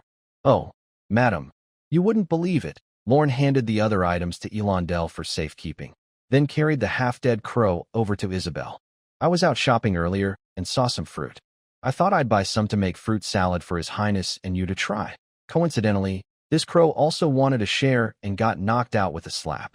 Hearing this, Isabel's eyes twitched. Her heart, which had been hanging, finally felt dead. Knocked out. Her gaze fell on the crow, and she said helplessly, but it was already dead. Huh? Lorne looked surprised. Really? Maybe I was too rough. Hee, but since it dared to touch what's meant for His Highness and you, it's clearly not a good bird. Dead is dead. Isabel was slightly surprised and asked, since its feathers are so clean, it probably has an owner. Aren't you worried about being found out? Lorne just smiled and said, there's nothing to fear. All crows look the same. If you let your pet steal from others, the owner isn't much better. Just deal with them all at once. Seeing Lorne's indifferent attitude, Isabel unexpectedly felt a bit more relaxed inside. The prophet's messenger was killed at the Blood Queen's territory, right after she was questioned. This was clearly a slap in the prophet's face. But surprisingly, it felt satisfying. It was her mistake that the hero escaped, but as the prophet, wasn't she also at fault? Why didn't she realize that the human girl was the hero? Maybe she also has to take the blame for this. Thinking this way, Isabel felt a little better. Unexpected surprises are rare. Tonight, I can have a good meal. Though it's not a pigeon, roasting a crow isn't bad either. Lorne adjusted his hat, bowed to Isabel, and then headed toward the kitchen. As a player of this game, he was undoubtedly very familiar with the special mark on this crow's eye. Among demons, there is a race with the ability to see the future. They are called prophets, but rather than true prophecy, it's more like dreaming. They listen to the whispers of chaos through dreams and interpret them as prophecies. In the game, it was through this method that they learned about Elsa, designed to lure her into the Blood Queen's territory, and then used magic to turn her into a puppet during the Blood Moon. However, all of this didn't happen because of him. Prophets, who have the gift of foresight, are naturally important figures around the Demon King. They often use their power to intimidate others. So, after learning Elsa escaped, they would definitely come to investigate. Prophets usually sleep during the day to avoid missing the gifts from chaos, and their messenger is their only way to communicate with the outside world. It was not hard to guess why this crow appeared here. Seeing the crow, Lorne almost immediately understood the whole story. As for why he killed the messenger, it was simply because he wanted to stir up trouble. Although the death of a familiar is insignificant to prophets, it is indeed a real slap in the face. Both sides probably won't fall out over this, but there will still be some unhappiness. Moreover, judging by Isabel's expression, she seems quite pleased with this. Watching Lorne walk away, Isabel's lips curl into a slight smile. As the true owner of the Blood Princess, she certainly wouldn't naively believe Lorne's words just now. But she had previously given Lorne a mental hint that he couldn't lie to her. Even if he wanted to lie, the mental hint would reveal obvious signs. However, Lorne showed no signs of lying just now, which proves he was telling the truth. Therefore, confident in her hypnotic ability, she finally accepted Lorne's explanation. Such sincerity. And he was able to defeat a familiar with a single, showing good strength. No wonder the young girl likes you so much. Soon, night fell. After dinner, Lorne was punctual and waiting beside Ilya. But this time, it wasn't in Ilya's chamber, but in his own room. Last time, Ilya had taken a deep breath on his neck, making him dizzy. After eating and drinking well, she lay on Lorne's bed, happily falling asleep. Her sleeping posture was relaxed, completely unaware of her status as the Blood Princess. Her black lace nightdress's shoulder strap slipped down her arm, the neckline slightly open, revealing her fair collarbone. Her long, curled eyelashes looked like frost-covered butterfly wings, quietly and obediently closed. A soft moan came from the girl's small nose, as if she had just had a long, wonderful dream. Ilya couldn't help but curl up in her blanket. She loved this feeling, warm and sweet, filled with a sense of security, reluctant to wake up. At the same time, she was confused. Her bed was usually hard and cold, uncomfortable to sleep on. Why did she feel so comfortable today? Your Highness, staying in bed isn't a good habit. Before she could figure out the reason, a gentle voice sounded beside her. So warm. Let me sleep a little longer. Ilya mumbled softly, wrapping herself up even more tightly, like a silkworm. But soon, she suddenly seemed... He tried to remind her of her conscience, but it didn't work. She didn't even have a chest, so how could she have a conscience? Good for nothing, Loren. You secretly took me to your room while I was sleeping, plotting something bad. At this point, Loren realized Ilya was trying to shamelessly blame everything on him. Feeling her legs gradually wrapped in smooth stockings, Ilya sensed her body temperature slowly rising. What exactly did she do? She actually woke up on Lauren's bed? Thinking back to what had just happened, she only remembered that she was so... At that time, Loren was bleeding heavily. Yes, blood. As a blood princess, Ilya knew this all too well. Before this, she had never drunk anyone else's blood. Many members of the bloodline survive by drinking others' blood, but she has always been very resistant to it. She feels very disgusted at the thought of letting someone else's blood enter her body. Moreover, if she accidentally drinks too much blood, it can cause chaos in her magic power. So she prefers to absorb moonlight for energy, even if it takes longer, rather than take risks or be tainted by dirty things. However, the only person she doesn't feel any disgust toward is the human in front of her. Whether it's helping her put on socks or physical contact, she feels no resistance deep inside. In fact, she seems eager, wanting to learn more about the other person and to get closer. Ilya shakes her head. She feels her cheeks grow hot and is sure this isn't a side effect of the blood moon. Whenever those delicate hands... And she also hopes, as if unwilling to let go, that the other person won't stop. Suddenly, she wonders if this is what servants call liking someone. She has only heard about it from her household staff and read some love stories during her studies of magic.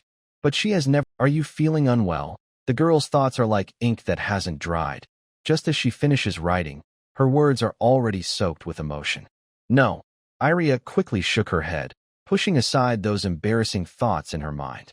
Then she gently slapped her cheeks with her small hands to wake herself. This girl was very proud, so it was best not to reveal her weaknesses and risk making her angry.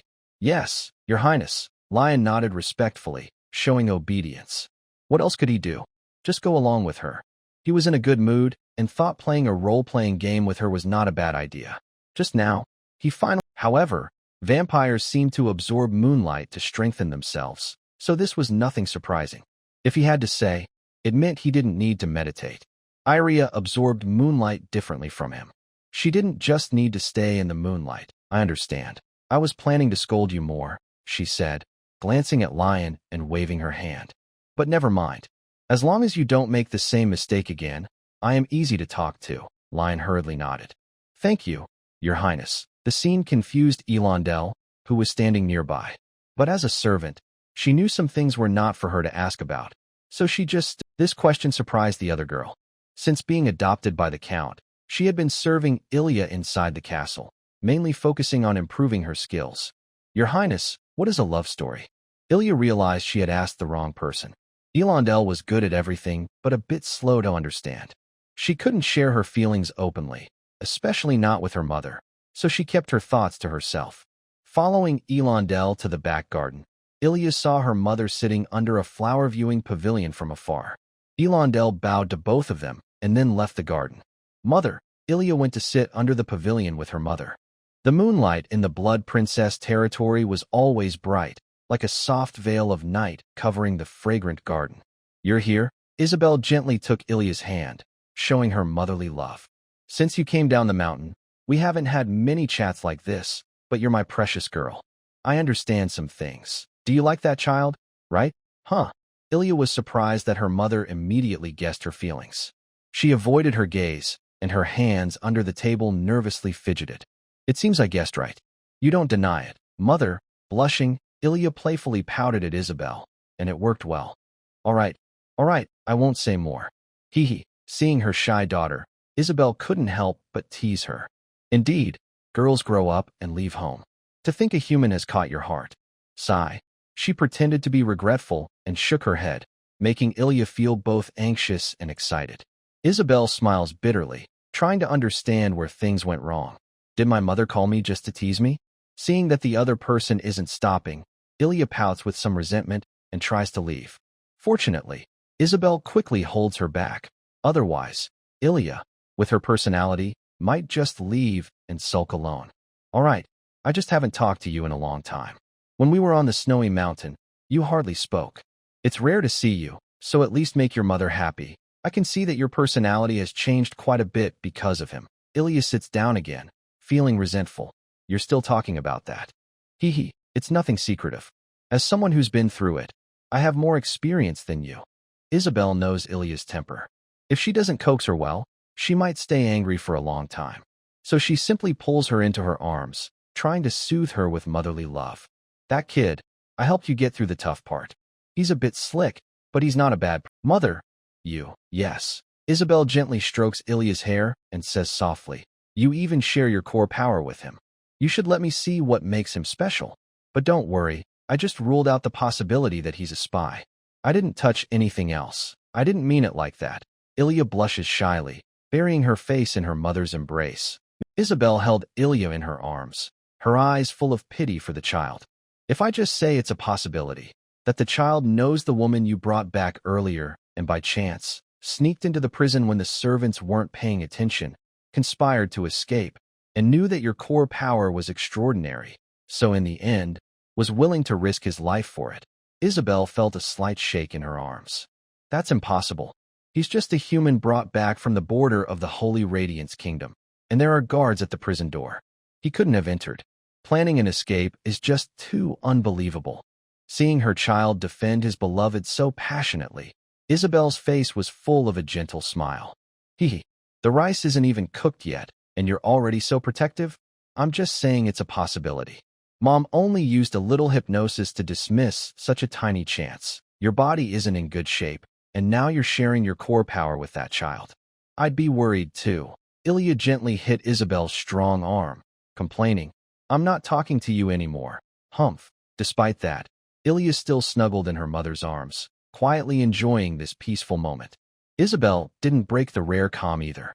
Originally, she wanted to tell Ilya about the prophet, but when it came down to it, as a mother, she couldn't bring herself to say it. Regardless of the prophet's reasons for sending Ilya to the War Academy, whether it was under the orders of the Demon King or not, that was still up for debate. Though it might seem disrespectful to the king. So after thinking it over, Isabel decided not to tell Ilya for now. Feeling that her mother was acting strangely, Ilya looked up, a hint of worry crossing her brow. Mother, is there something you haven't told me? Huh? Isabel paused, then smiled and said, she explained everything clearly. When she finished, Ilya looked up angrily, her eyes full of fire. That tentacle monster is really disgusting. Who knows that woman is a hero? She only showed up after everything happened, trying to take credit. That's just asking for trouble. If I see them, I'll definitely roast that little demon they used to send messages. That's just like him. He really vented his anger for me. You two get along surprisingly well in this matter. Oh, mother, don't tease me. The two laughed and joked for a while, as if the earlier events never happened. They sat warmly in the flower-viewing pavilion, enjoying the moonlight. After a long while, Ilya it's all my fault.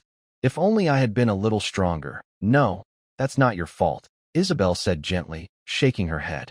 She is a brave warrior, and she has some skills we don't know about. There's no need to blame yourself, but in the end, I still let her escape. And if it weren't for Loren, even I. Isabel quickly covered Ilya's mouth. It's not your fault, child. The academy isn't in a hurry. This is just the prophet's story. They are planning something at the academy, and we don't know what it is. If we rush in, we might fall into a trap. Right now, the Demon King is in deep sleep. The elders in the royal court are handling all the affairs. It's better to be cautious. I want to say more, Ilya started, but Isabel softly interrupted her. There's nothing to worry about. As a mother, I wouldn't let my child walk into a trap. If this is truly the Demon King's will, I will take responsibility for the anger. Meanwhile, on the other side, Loren, sitting by the like gunpowder, which only needs a few ingredients.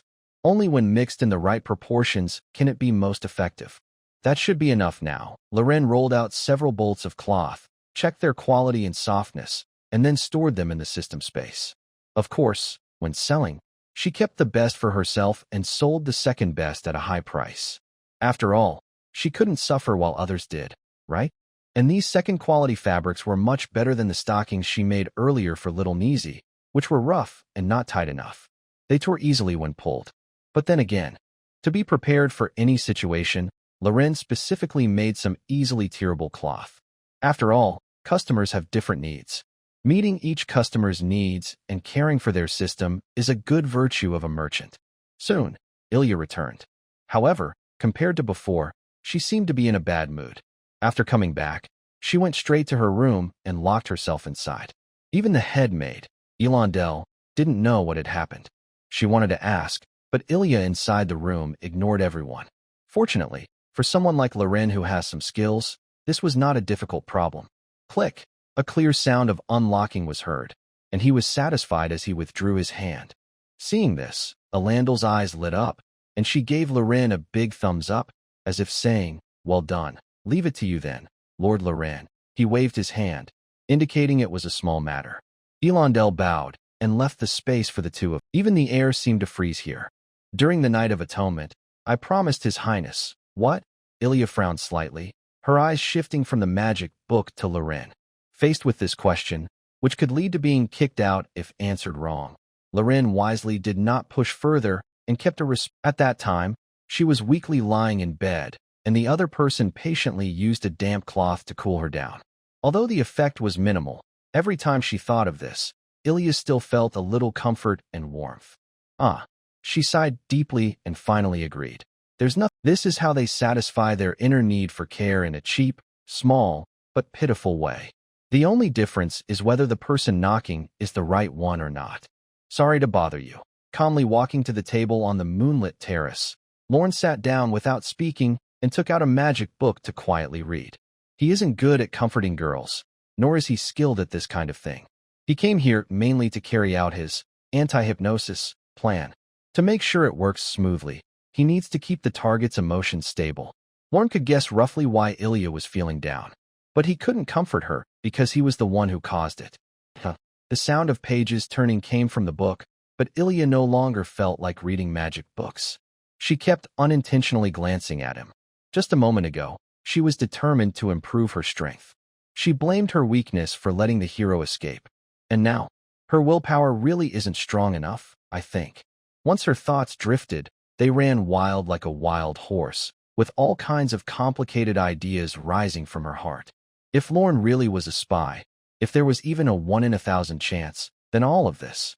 No, it's impossible. Her mother had already confirmed that Lorne was not. How dare she doubt her mother? No, I was just afraid.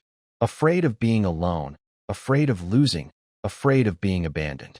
If I am so scared, why don't I check for myself? This thought quietly appeared in Ilya's mind, growing like a rooted plant. Yes, I just need to confirm it. Thinking of this, Ilya gently closed the book, and a faint pink glow appeared again in her rose-colored eyes. Is it hypnosis again? Lorne felt frustrated. Why does this family always resort to this trick? If he didn't have the talent of clear mind, his secrets would have been exposed long ago. As Ilya's cherry-red eyes grew brighter, Lorne's expression and demeanor also became dull and numb, until the light in his eyes completely faded. After so many hypnosis sessions, he had figured out an effective way to deal with it. As long as he kept his pupils unfocused and looked blank and emotionless, he could avoid trouble. On the other hand, Ilya seemed a bit hesitant at this moment. Even though she confirmed that the hypnosis had worked, she didn't. This scene felt somewhat familiar. No wonder they are mother and daughter. Even their way of questioning was exactly the same. Lauren shook his head. Did you talk to her? Did you give her anything? Do you know she's trying to escape? Ilya asked several questions in a row. Some of these questions her mother, Isabel, had already asked, so she tried to approach from different angles. But in the end, the answers were all the same. Is that so? Iria gently lowered her head. Combining this with what her mother had said earlier, she could indeed rule out the possibility that Lauren was a traitor or an accomplice helping the brave girl escape.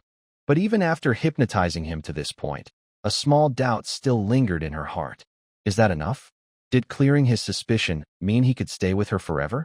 Looking at his empty, unseeing eyes, the girl gently clenched her soft, fair hand, placing it near her pounding heart. You. As she opened her mouth to speak, Iria found she couldn't ask the rest of her question. On one side, she felt hopeful, but on the other, she was afraid. She hoped he would respond to her feelings as she wished, but she was scared he might give her an answer she didn't want. What are you afraid of? Even if the answer isn't what you want, can't you still continue to hypnotize him? You carry the blood of the Snow Maiden. This method isn't difficult for you. Deep inside, a voice kept urging her on, and the pinkish hue in her cherry-colored eyes grew more vibrant.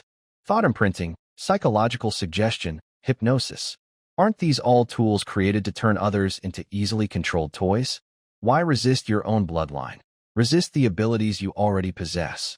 Thinking of this, Iria's lips parted slightly, and a unique charm appeared on her delicate face. She might not be as alluring and enchanting as her mother Isabel, but at this moment, she had a budding, tender allure. Will you really stay with me forever, never leaving? Of course. Almost as soon as she finished speaking, she heard his reply. Those two simple words caused ripples to spread through her heart like a stone thrown into a calm lake. She was stunned at first, as if she couldn't believe what she had heard. Then she suddenly stood up, her eyes shimmering with longing. Really? Really? Say it again. Really? Say it again.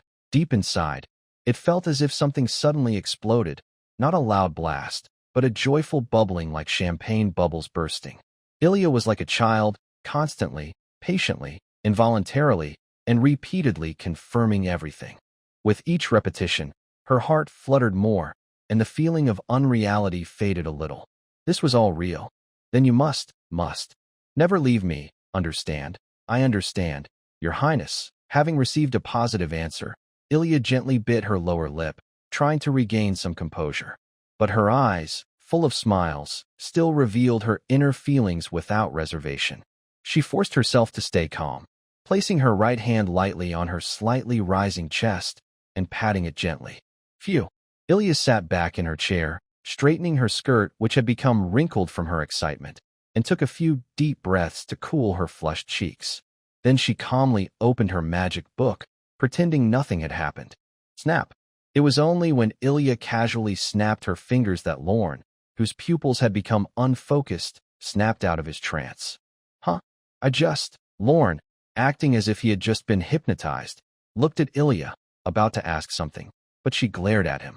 Still daring to space out? Is being with me so annoying? Wow, what a sudden change of mood. Are the villagers really that glamorous? Is it really that intense? Who was just acting love-struck? Who was just willing to risk everything and stay loyal? All those past moments. Do they all mean nothing now? Forget it. Lorne was tired. He had always wondered if there was a way to make himself less susceptible to hypnosis. Even though he had the talent to nullify these spells, it wasn't a long-term solution, and he was too lazy to keep pretending. After thinking it over, Lorne decided to try one last time to settle this once and for all.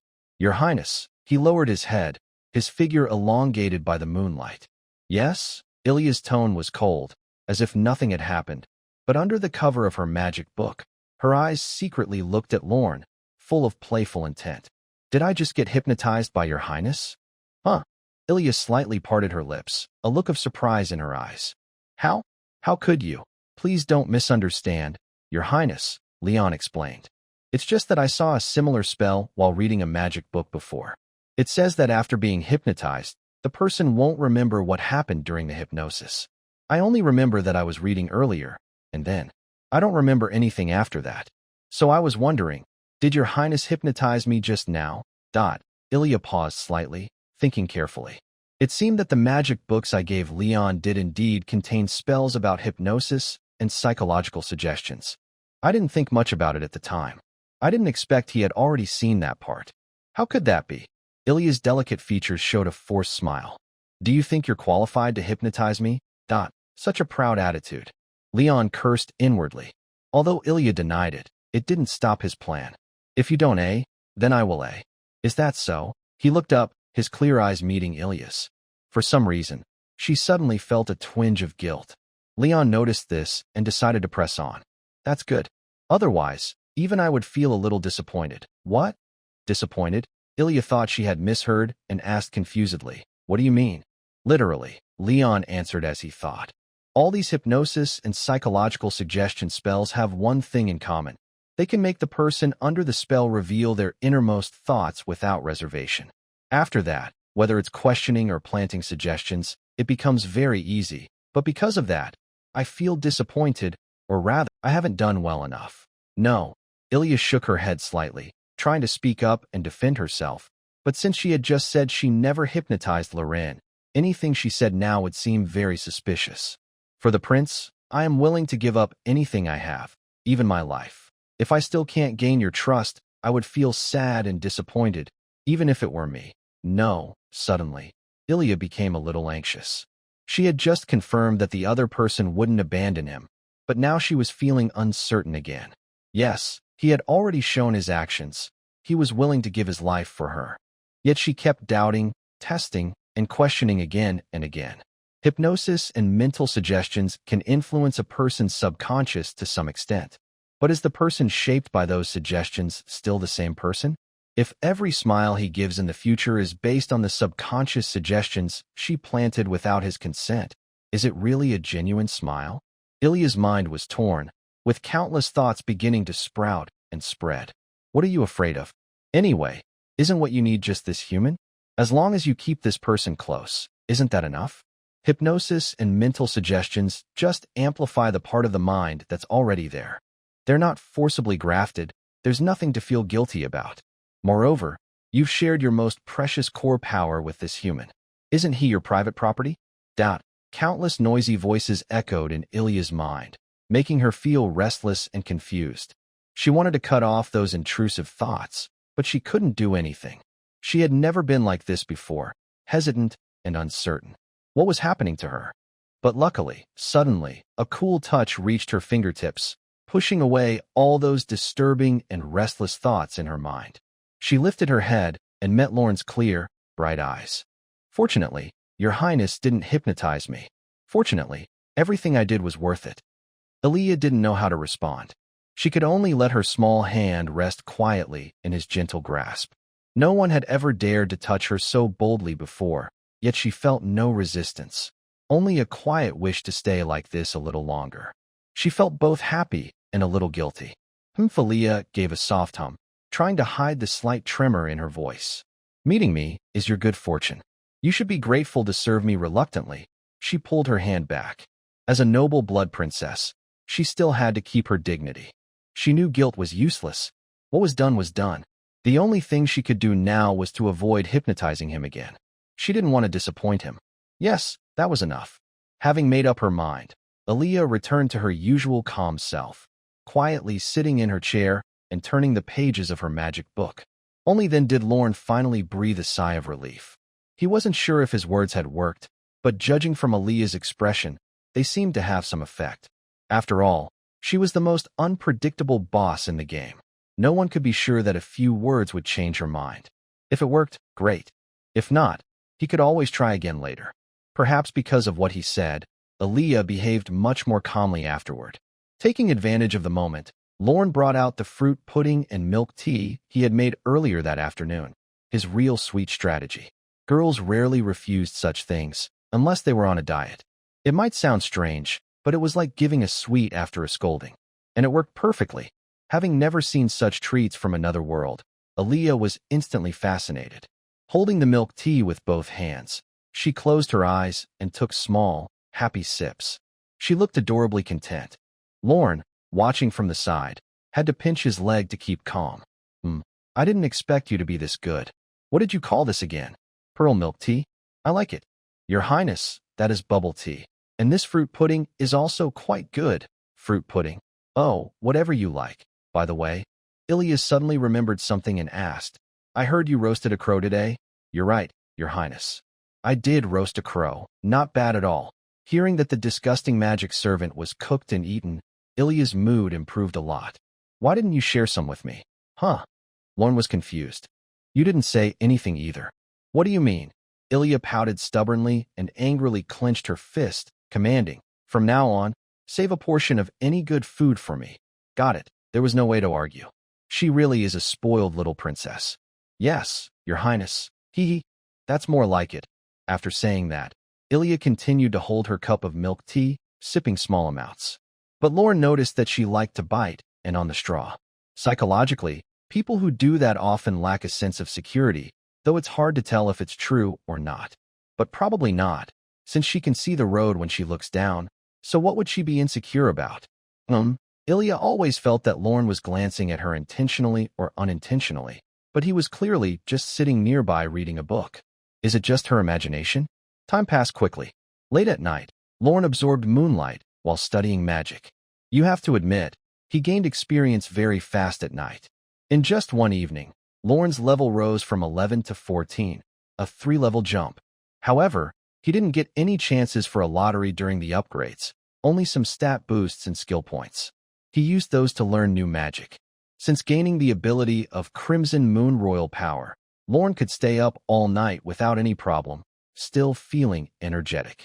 As dawn's sunlight slowly rose over the horizon, the Blood Princess Ilya fell asleep.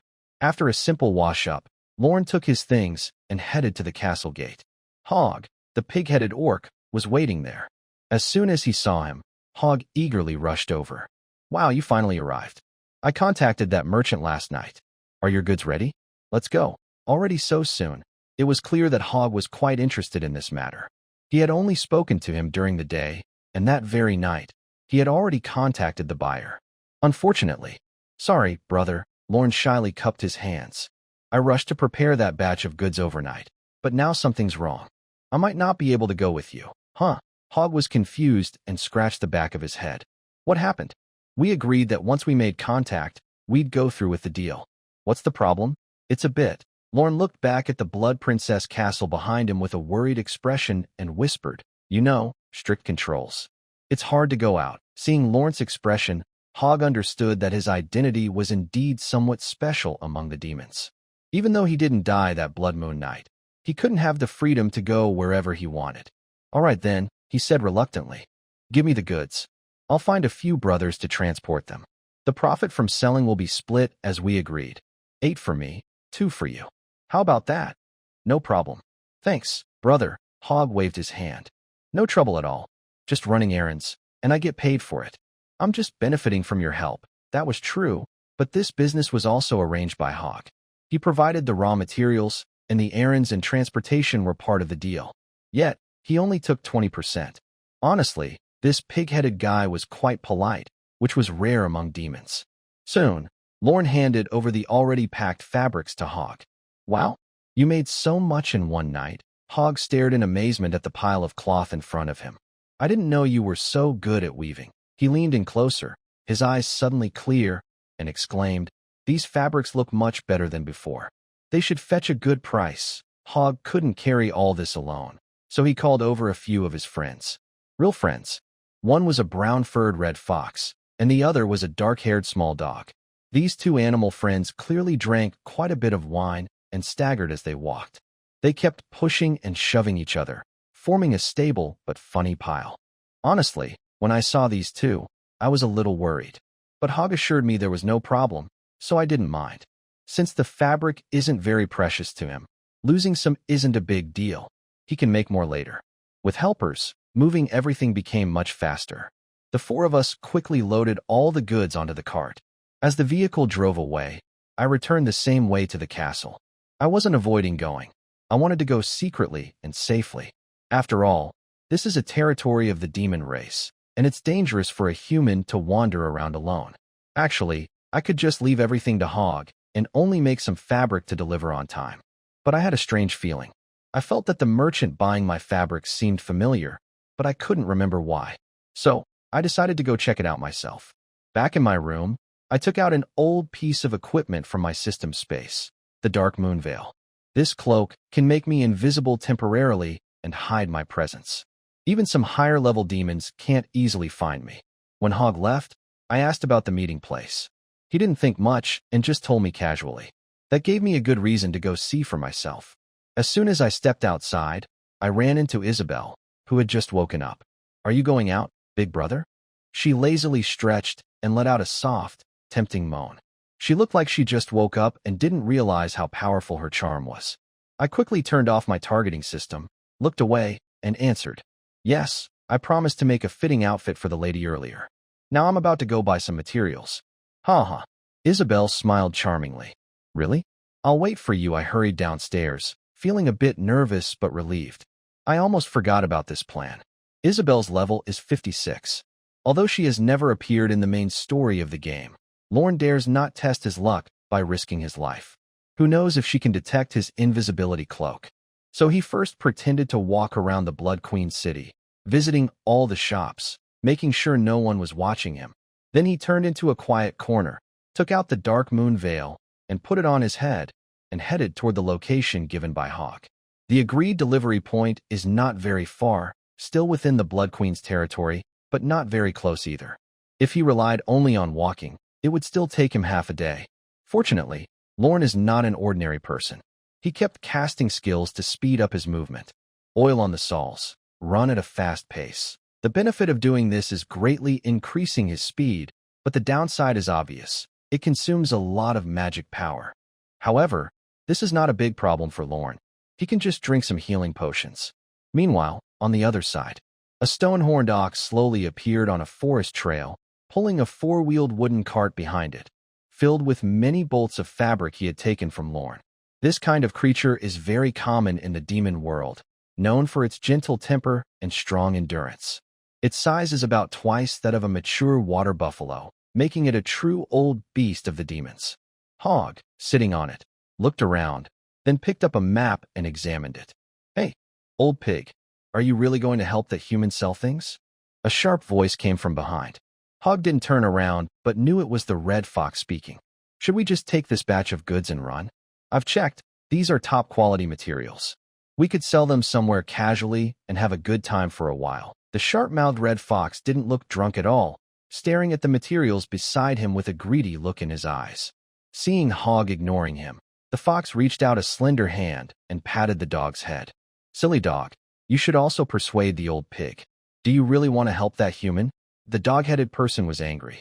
"I told you, outside I want to be called the Desert Death God." "Fine, earning a little is better than nothing." The mischievous Red Fox, feeling ignored, simply leaned back and lay down behind the car, snoring loudly.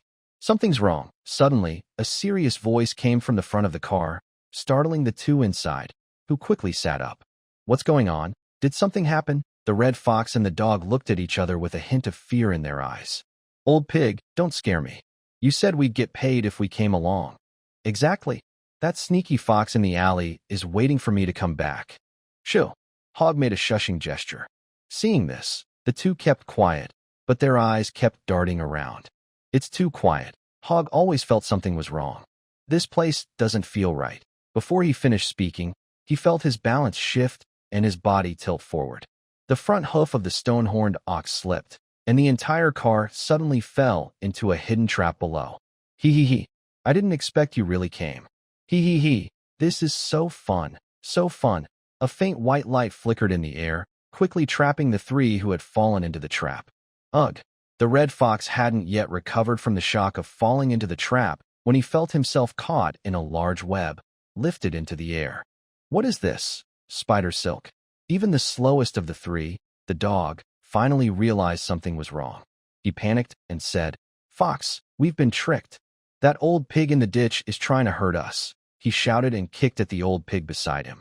Foolish dog, you kicked the wrong person. Old pig, you pretended to be my fox brother, and now you're going to get a kick from me. After kicking a few times to vent his anger, he tried to tear the silk apart, but it was no use. These seemingly fragile white spider silks were incredibly strong, and as he struggled violently, his skin turned red from the tight grip. Stop wasting your energy. You can't break free from these silks. Hee hee, a playful laugh echoed through the woods. The dog-headed creature looked up and saw a slim, beautiful girl walking gracefully toward him. At first glance, her long silver hair looked like moonlight frozen in time. The strands were very soft and smooth, carefully tied with spider silk into elegant hairpins or long braids. She looked like a noble daughter from a mysterious family, graceful and noble. But her purple eyes held a mischievous, carefree look. Wow, that fox is really into this girl. Even now, the dog-headed creature kept drooling. Despite being caught in a net, he kept elbowing the red fox next to him. Maybe those kicks earlier had hurt him, because the red fox was silent, looking battered and exhausted. The chubby, broad-shouldered hog was the calmest. He looked at the girl walking toward them and asked, "Are you trying to trick me?" Hearing this, the dog-headed creature seemed to realize something and quickly said, "Old pig, do you know this girl? Why not introduce her to your brothers?" Hog, with a serious face, explained, "She is the buyer for this deal." Oh. The girl giggled and skipped to the net, making a funny face. Haha, what if I tricked you? You're so easy to fool. She used her spider silk to pull out all the goods caught in the trap. Come on, you brought so many nice things. TSK, TSK, TSK. She gently brushed her hand over the silk fabric, feeling its smoothness. She sighed happily. These materials are so much better than before. I didn't expect you to get such good stuff. She looked over Hog, then tapped the unconscious red fox and the small, drooling dog.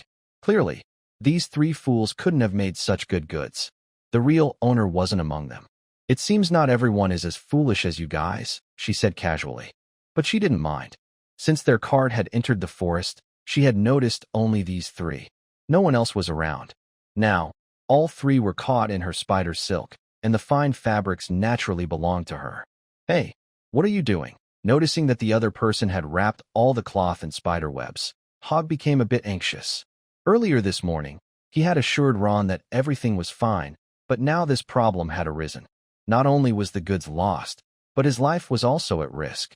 If you have the courage, put me down, and we can have a real fight. Are you a kid? The girl ignored him, just teasingly looking at Hog. You're really a silly head. Then she carried the cloth-wrapped spider web and walked deeper into the forest. Just rest here for a while. Don't worry, we won't hurt your lives. As her voice faded into the distance, Hog's consciousness gradually blurred. It seemed that the spider silk on the other side was toxic.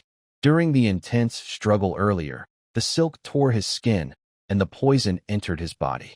Soon, the three people caught in the web in midair showed no response and fainted completely under the effect of the toxin. Meanwhile, the girl who had run away with the goods was swiftly moving through the woods. The thin but very tough spider silk in her hands became her best way to move. She swung rapidly, like riding a swing. The trees around her kept changing in her view, and the jungle grew denser. Finally, a simple wooden hut appeared in front of her. It was called a hut, but it looked more like a temporary shelter made by forcing some planks together with spider silk. It was deep inside the forest, with almost no signs of human activity. Big sister, I'm back.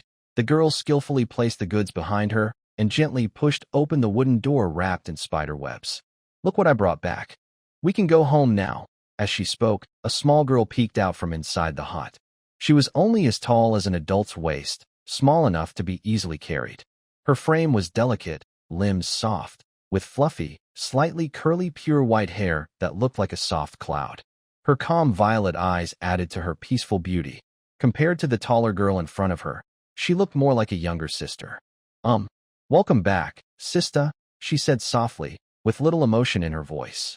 Even so, her voice sounded gentle, calm, and soft, almost muffled by the rustling leaves outside. Her younger sister, Hista, took out a piece of cloth from a spider web and spread it in front of her older sister, Silas. Look, with these, We can make perfect clothes and make that Iron Duke leave our house and rescue our little sister. Hearing the word, little sister, Silas's calm eyes rippled with emotion. Yes, she nodded slightly, her white, tender fingers gently brushing the fabric. The delicate pattern woven from countless threads seemed alive, breathing softly, smooth and gentle, shielding the roughness of the world, leaving only a cool, silky feeling on the skin. Where did this come from? Silas looked at her sister, and just by touching it, she knew this was the high-quality fabric she had been searching for. Seeing her sister just giggle foolishly, Silas, knowing her well, showed a hint of anger in her calm eyes. Did you steal something again? Didn't you promise me? Hista's face turned red as she was caught, and she explained, No, I talked nicely with them this time.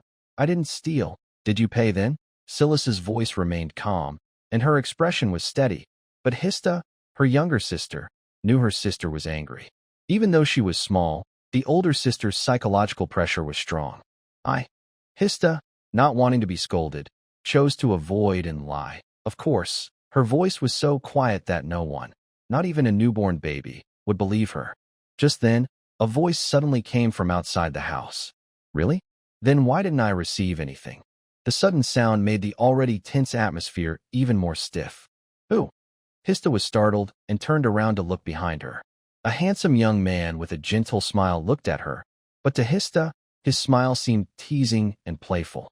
She was actually being followed. Hide quickly, just as Hista was shocked. A calm and gentle voice came from beside her. She felt a tug, and when she looked back, her sister Silas had already stepped in front of her.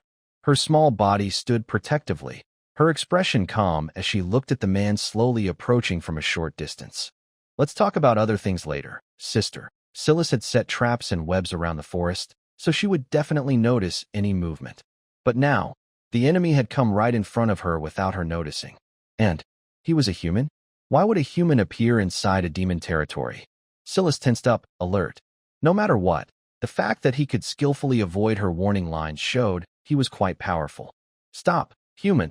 Although Silas's voice was soft and gentle, and she looked harmless, she was always like this. She might seem calm, but secretly, she was already preparing a spell. This is not a place for you to be. Silas raised her right hand slightly, and a strand of spider silk appeared out of nowhere, blocking Lauren's path. I have no quarrel with you. Go back. Lauren understood that if he kept moving forward, the silk would cut across his neck without mercy. He wasn't afraid of the silk, but he paused out of respect, staying in place. You misunderstand, Silas.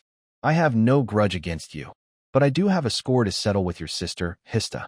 Her words, calm as they were, sounded like thunder in the sisters' minds, stirring a storm of shock. How could this be? Hista looked at the stranger in surprise. She was sure she didn't know him and had never seen him before. Then why? Did he know their names? Silence filled the air as Silas, standing in front of her, finally showed a hint of surprise on her calm face. It was clear that the other person had come prepared, but they knew nothing about what was happening. Wait, did this human just say he had a score to settle with his sister? Silas's gaze fell on the goods brought back by her sister, and it was obvious what she was thinking. It seems you already know the reason. Now, may I go over? Lorne once again wore his innocent-looking smile. Without waiting for Silas's approval, he reached out a finger and gently touched the strand of spider silk blocking his way. Wait. In just a moment, that silk, like a stretched string at its limit, snapped under external force, producing a sharp, unpleasant sound. What is this? Stista saw this scene and couldn't hide her surprise. As her sister, she knew very well what her sister's strength was like. If her silk could easily cut through living things, her sister's silk could even cut through inanimate objects with ease. But the other person just casually touched it, and her sister's silk was destroyed? This is bad. Stista's heart sank. She had hit a wall. She was clever enough to realize from their brief conversation that the other person was the owner of the goods she had taken, and it seemed that his strength was not weaker than her sister's. Stista suddenly understood. Yes, if he wasn't stronger than her sister, how could he have made that kind of silk that even her sister couldn't weave? She should have thought of this earlier. Her expression no longer carried the teasing look she had when facing those three people. Now, only fear remained. As the man drew closer, Stista felt like she could hear her own heartbeat. What will he do? Will he hurt them? Or imprison them like Lord Iron, keeping them as captives? Unlike Stista, Silas remained much calmer. When she saw her silk easily destroyed, she was only surprised for a moment before quickly returning to her usual composure. She thought very clearly. Since the other side had the strength to crush her and had taken something so valuable from her sister, not attacking directly showed that things were not yet so bad. As for the reasons, first, these goods might be precious to humans but not valuable enough to provoke violence. Second, they might have something useful that the other side could exploit. Since the opponent knew their names, it was clear they had investigated. If Silith thought of a very frightening possibility, what if the other side had been watching them for a long time and deliberately let her sister take the goods to threaten them? Then this human might already be too powerful for them to fight back. Realizing this, Silith stopped speaking and slightly turned to face the other side. Lorne didn't expect the other side to react so quickly. His judgment of the situation was instinctive, and he saw that this Silith was very different from the one in the game. In the game, players would rally humans to attack the demon territory as the story developed. Within the demon territory, there was a very cute but also very sad NPC. That was the girl standing in front of him now, Silith. Her true form was a pure white spider, and even as an adult, she was only the size of a human child's fist. This size was considered large for a spider in Lorne's previous world, but in this world, she was just a little girl. In the game, she was a merchant from a foreign land within the demon territory. She would appear randomly in different parts of the demon land. When players met her, she would ask if they had anything to weave with, in a frantic manner. If you showed her good enough materials and gave them to her, she would offer some items for you to choose from, then continue wandering the demon territory, asking other players the same questions. At first, players were attracted by her cute appearance, and many wanted to learn her story or find hidden quests. Lorne was naturally one of them. But I don't know if the planner intentionally tried to disgust people, but players couldn't find any clues about it. As new versions kept coming out, most people quickly forgot about this NPC who always asked, "Do you have anything to weave?" whenever they met. Lorne didn't forget, but he had no idea what it meant. It wasn't until the official setting guide was released that the tragic past of this cute little girl was revealed.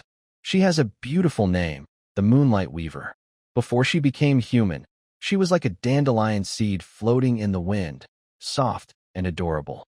Unlike other spiders, she can absorb energy from the moon, and her silk is much better in quality and strength than that of other spider groups.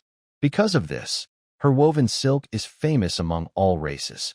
They are a rare kind among demons, disliking violence and darkness, preferring to live in quiet, bright forests.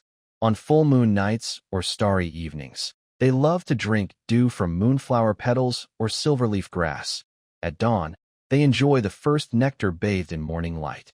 They live peacefully, like elves among demons, avoiding conflict.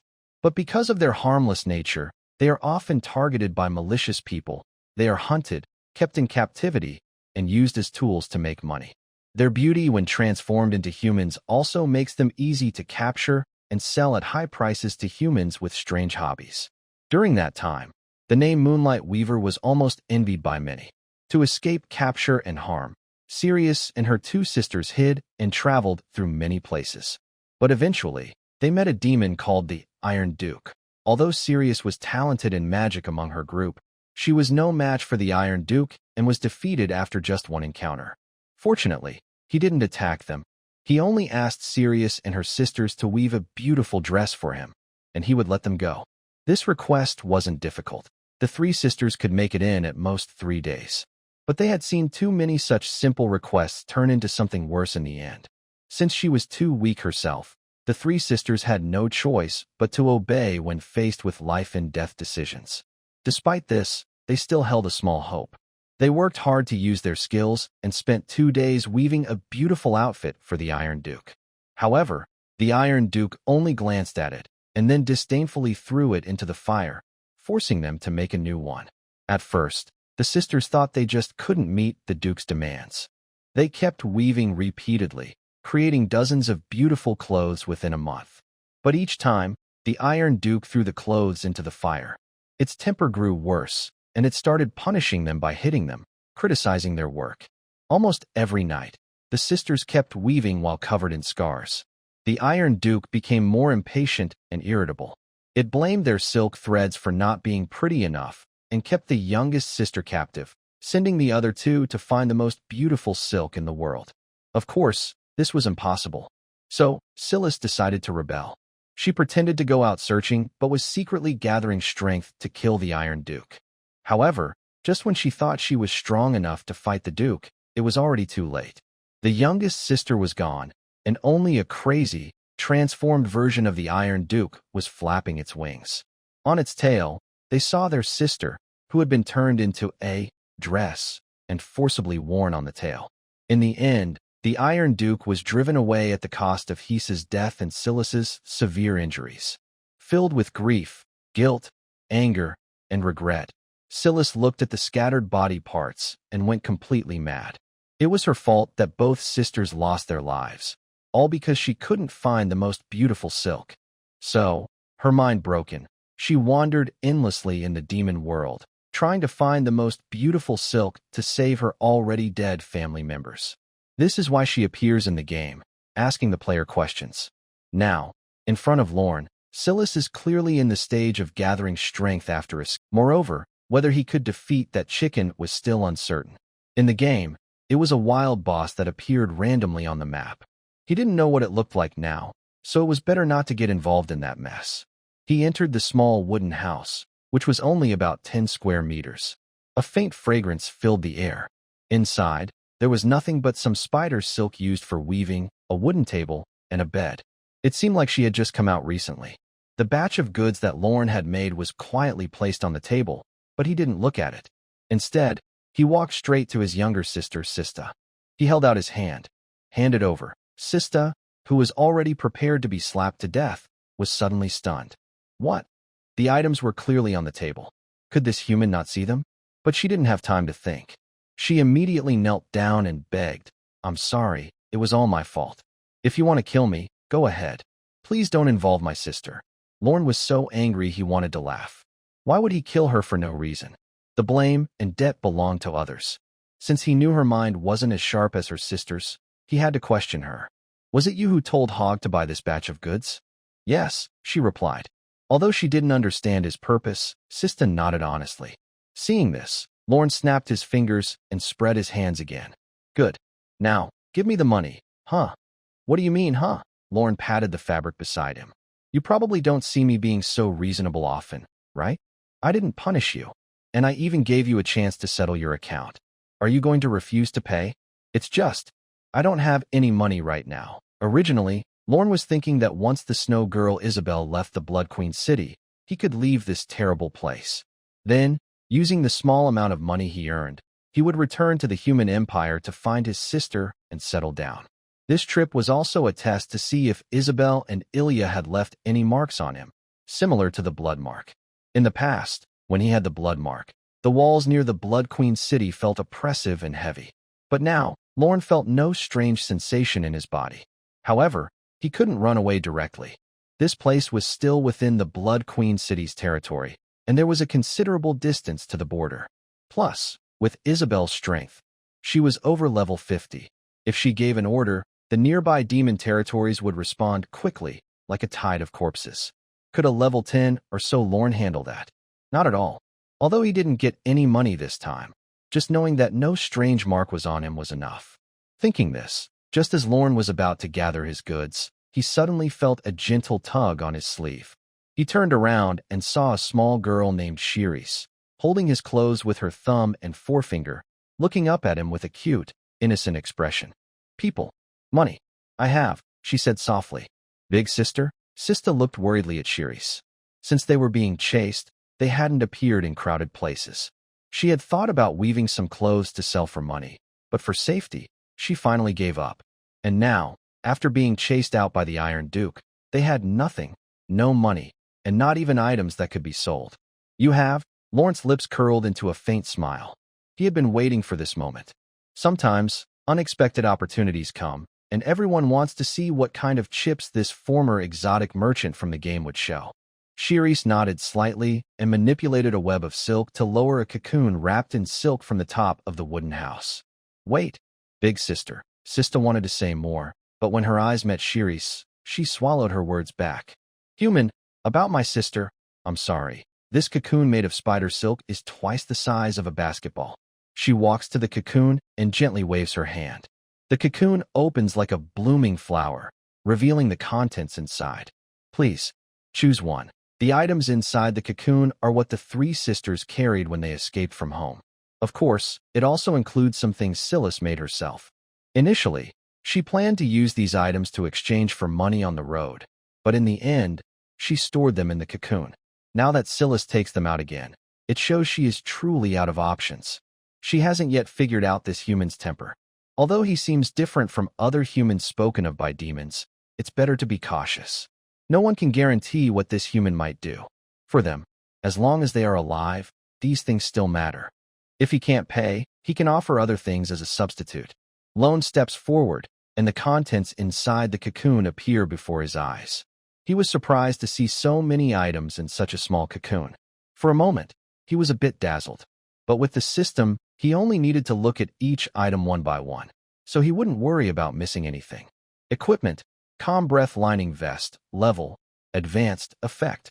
Wearing this vest effectively resists mental attacks such as fear spell, confusion spell, and charm spell. Note: more effective when mental strength is weak.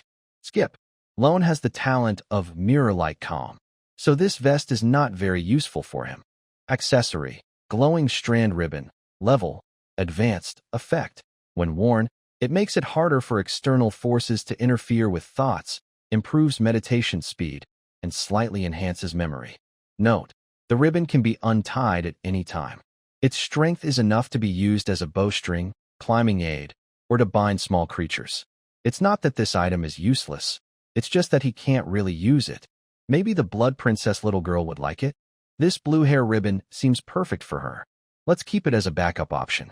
Accessory: Dreamweaver bracelet, level, advanced, effect. The wearer will fall asleep faster, enjoy better sleep quality, have a higher chance of pleasant dreams, and remember parts of them clearly upon waking. Description: just as you imagine. This accessory looks pretty good. I'll add it to my options. Lauren carefully examined each item, as serious as when he checked his exam results after a school test.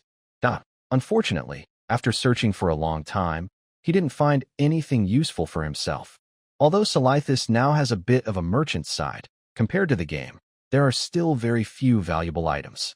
Most of the items are jewelry for women, which isn't very suitable for a big man like him.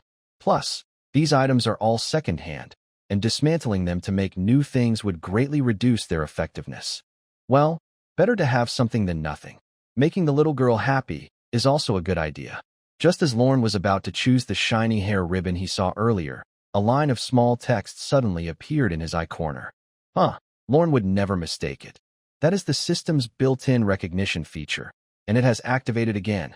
In the lower right corner of this little guy's view, there is a line guiding him to the item's location. Item: Fateful Spindle, damaged, level, legendary, effect. With a very small chance, the holder can turn a tiny possibility into an inevitability. Description: even though it's damaged, it still has the ability to spin the threads of fate for itself or others. Lorne was stunned. Since crossing over, this was the second time he saw an item with the legendary label. The first time was when he first gained the power of the Crimson Moon King. And now, the item in front of him is very special. Because, whether in his past life or this one, he has never seen anything like it. Silithus looked at Lorne with some confusion. She saw him walk over to a simple wooden bed and pick up a spindle that she had placed in the blanket. That is, Hista let out a surprised cry upon seeing this scene, and even Silithus showed a rare hint of reluctance on her face. You want this? Silithus quietly asked as she approached Lorne. It was clear she was a bit nervous. Earlier, when Lorne chose things from inside the cocoon, she had just stood silently, and she had never been so anxious before. Why? Didn't you say I could take one thing? Now you're changing your mind? No. Faced with Lorne's questioning, Silithus knew she was in the wrong, but this item was too important to her. She begged, everything inside the cocoon belongs to you. Please leave this. Hista also pleaded nearby, brother. If you're not satisfied, I can work to pay you back.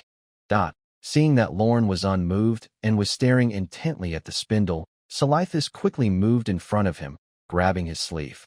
If you want money, you could sell me. You'd get a lot of money. Even, Hista, Silithus understood her sister's thoughts. Their tribe had been hunted down, and outside the world, they were worth a lot. And to humans, they looked quite appealing. It is said that in the human kingdom, some nobles even kept their kind as pets, even after their limbs had been cut off. Hista's words implied a clear message. Noticing Lorne's gaze wandering over her, Hista instinctively wanted to protect something, but soon he sighed, shifting his gaze away. Not interested. This made Hista feel both shy and angry. She thought her appearance was at least decent. Once, during her escape, she was lucky enough to see a bounty in the arms of a hunter she had killed, a string of numbers she had never seen before. But now, the other person actually isn't interested. Instead, they prefer petite, gentle girls. Could it be that this human is one of those? But her sister's appearance is indeed more attractive, so it's normal for someone to like her. It's just. Sista looked at her sister, Silas, who barely reached Lorne's waist, and couldn't help but twitch her eye. No matter how you look at it, this is too exaggerated. Her sister, Silas, also seemed to realize something. Although her expression was calm, she slightly lowered her head, not daring to meet Lorne's gaze. People can't. It wasn't until Lorne heard her softly remind him that he snapped back to reality. He wasn't intentionally looking at her that way earlier. He suddenly remembered something. This story involves a special tool called the Fate Spindle. He actually has a vague impression of it, as it appeared in the official background stories. Long ago, their clan wasn't called the Moonlight Weavers, but the Fate Weavers. They were called that because a genius appeared among them. If everyone's destiny was like unrelated, unchanging strings of a musical instrument, this legend is somewhat like the old matchmaker, but compared to her later deeds, it seems insignificant. Her power made the demon king jealous, who tried to hunt her down and claim her for himself. But every attempt to capture her or her clan ended in failure. Moreover, for some reason, that demon king grew older and eventually fell into eternal sleep underground. At that time, there was no one to oppose her, and she understood her abilities even better, so she turned her gaze to the distant stars. But this very act drew the attention of an alien evil god. With just a simple, gentle glance, his will bestows grace upon this world. A sudden, unexpected plague spreads across the land. This gift, capable of twisting everything, can turn heroes into cowards and wise men into invisible disasters, causing chaos everywhere. In the end, she paid with her own life to repay her youthful ignorance and pride. Her soul became a pair of scissors, her memories a fine needle, and her body a spinning wheel, cutting through the gaze of outside evil gods. If I'm not mistaken, the object now appearing before Loren is the spinning wheel formed after the death of that Fate Weaver. A soft, gentle voice pulls Loren back to reality. He quickly shakes his head, pushing aside these complicated thoughts. This, mother, relic. So, silence interrupts Silas's words, but it's easy to understand what she wants to say. Loren is startled. Could Silas's mother be that legendary Fate Weaver? But he quickly dismisses the idea. According to official background stories, the Fate Weaver existed at least 10,000 years ago, so she couldn't be Silas's mother. The only explanation is that this fate spinning will has been passed down through their family for generations. And during the inheritance, its main body was damaged. Otherwise, it wouldn't look like this now. If not for the system's guidance, he wouldn't even notice it. Now, the question is, to take or not to take? As the saying goes, a gentleman loves wealth, and he takes it, then takes it again. There's no reason not to take good things when they're right in front of you. With his skills, as long as he finds something to repair it later, this will definitely be a divine artifact. Of course, even if it can't be repaired, its existence is already extraordinary. It can turn a tiny possibility into certainty. His confident tone is so over the top that it's more ridiculous than the little blood princess calling him her master. But deep inside, Loren is still conflicted.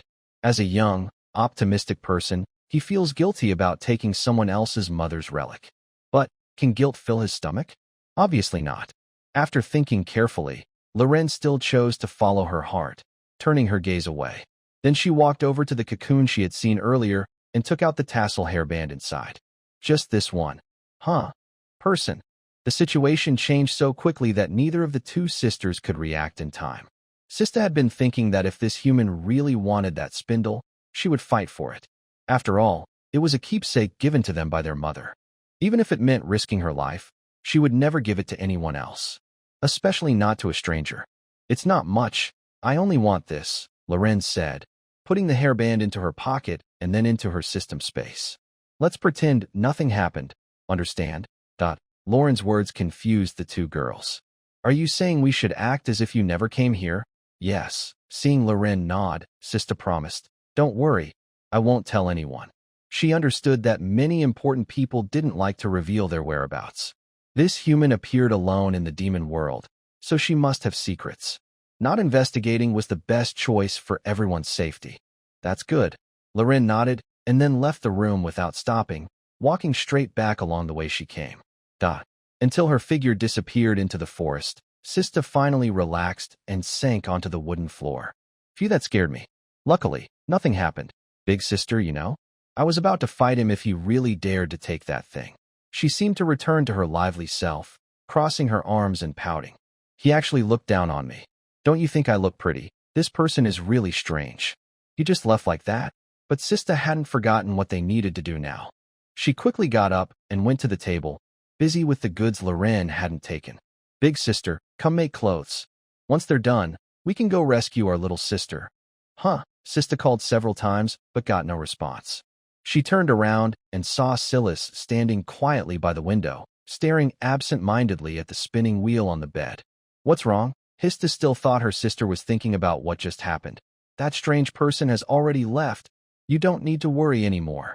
No, Silas's voice was soft, but Hista still heard her clearly. She gently walked to the bed, cupped the spinning wheel her mother left them, and her eyes sparkled with light. It moved? What moved? Hista looked at her treasure-loving sister, confused and not understanding what she meant. I saw the stir of fate. Silas spoke smoothly in front of her younger sister. What do you mean by the stir of fate? Hista was puzzled. What's wrong with you, sister? Did that strange person influence you? It said that humans can be drugged by others, and if they accidentally inhale the drug, they might faint and be at others' mercy. But her sister didn't seem to be in any trouble at all. No, Silas gave her sister a reassuring look, though her expression never changed. Actually, it was hard for her to explain to her sister.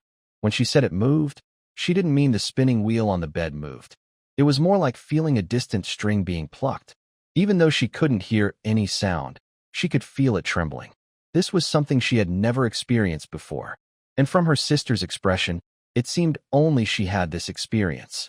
Could it be because of that person? Silas sat on the bed, holding the spinning wheel and lost in thought, her small, white legs gently hanging over the edge. This spinning wheel was indeed given to her by her mother.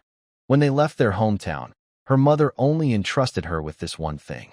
Since she was young, Silas remembered her mother always carried this old spinning wheel with her. Whenever she asked about it, her mother would smile and gently pat her head, softly saying she was waiting for a destined person to come. Back then, she probably couldn't understand what that meant. But now, everything seems to be coming together. It wasn't when they escaped from their hometown, nor during their wandering, nor when the Iron Duke imprisoned them. It was when that human arrived here. That human is the person whom their mother once waited for with a spindle. Mother handed her the spindle and also passed on her mission to her. Hista? I'm here, sister. Stay here. I need to go out for a while. Huh? Hista looked surprised, her eyes wide. She had never seen her sister leave the house voluntarily before. In the past, her sister was a true homebody who rarely went out. But now, she was going out willingly? Hista glanced outside the window. Could it be that the sun is rising from the west? Sister, where are you going? In the blink of an eye, Silas changed her clothes from the cocoon. She even changed her outfit specially? Hista was even more confused. Take care of the house. I'll be back. Before Hista could respond, Silas opened the door and left, disappearing into the forest in an instant, leaving her sister looking puzzled. Although Hista really wanted to follow and see what was happening, her older sister was like a mother to her, and she also needed to weave these fine silks. In the end, she gave up the idea. Meanwhile, Ron, returning along the same path he came, quickly reached the place where Hogg and the others were. He didn't stay long at the small cabin. When he returned, the magic still lingered on the spider silk, trapping the three of them in the web, hanging in midair. These days, besides practicing his blood magic, Ron had also made good progress in natural magic. He took a deep breath, his chest rising high as if he was drawing all the surrounding air out. In the next moment, a blazing magic force burst from deep within his throat. Fire release, great fireball technique. Suddenly, a fiery fireball roared with destructive power, rushing toward the three at high speed. Hogg.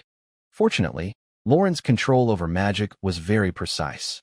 The fireball did not cause serious harm to the three of them. It just whizzed over their heads and hit a large rock nearby. Bang! The loud explosion and the pain beneath them instantly woke the three. Wow!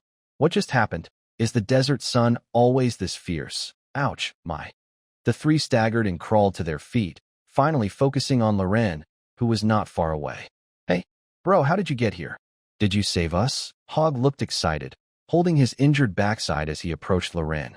But then he seemed to remember something, and his chubby pig-like ears perked up. Sorry, little brother. I messed up the task you gave me. That scoundrel stole everything. See? If it weren't for you, this idiot pulling me along, I wouldn't have nearly lost my life. The red fox spat out angrily. Yeah, you're not fair, old pig. If you have money, earn it yourself. When we're in trouble, we stick together. This made Hogg, who was already in a bad mood, furious. He was wrong, but he still had a temper. Do you think I want to? If it weren't for you two being lazy every day, and if I couldn't find a wife in the future, who would want to bring you out to earn some money? I got into trouble this time. If there's a next time, I'll call you again.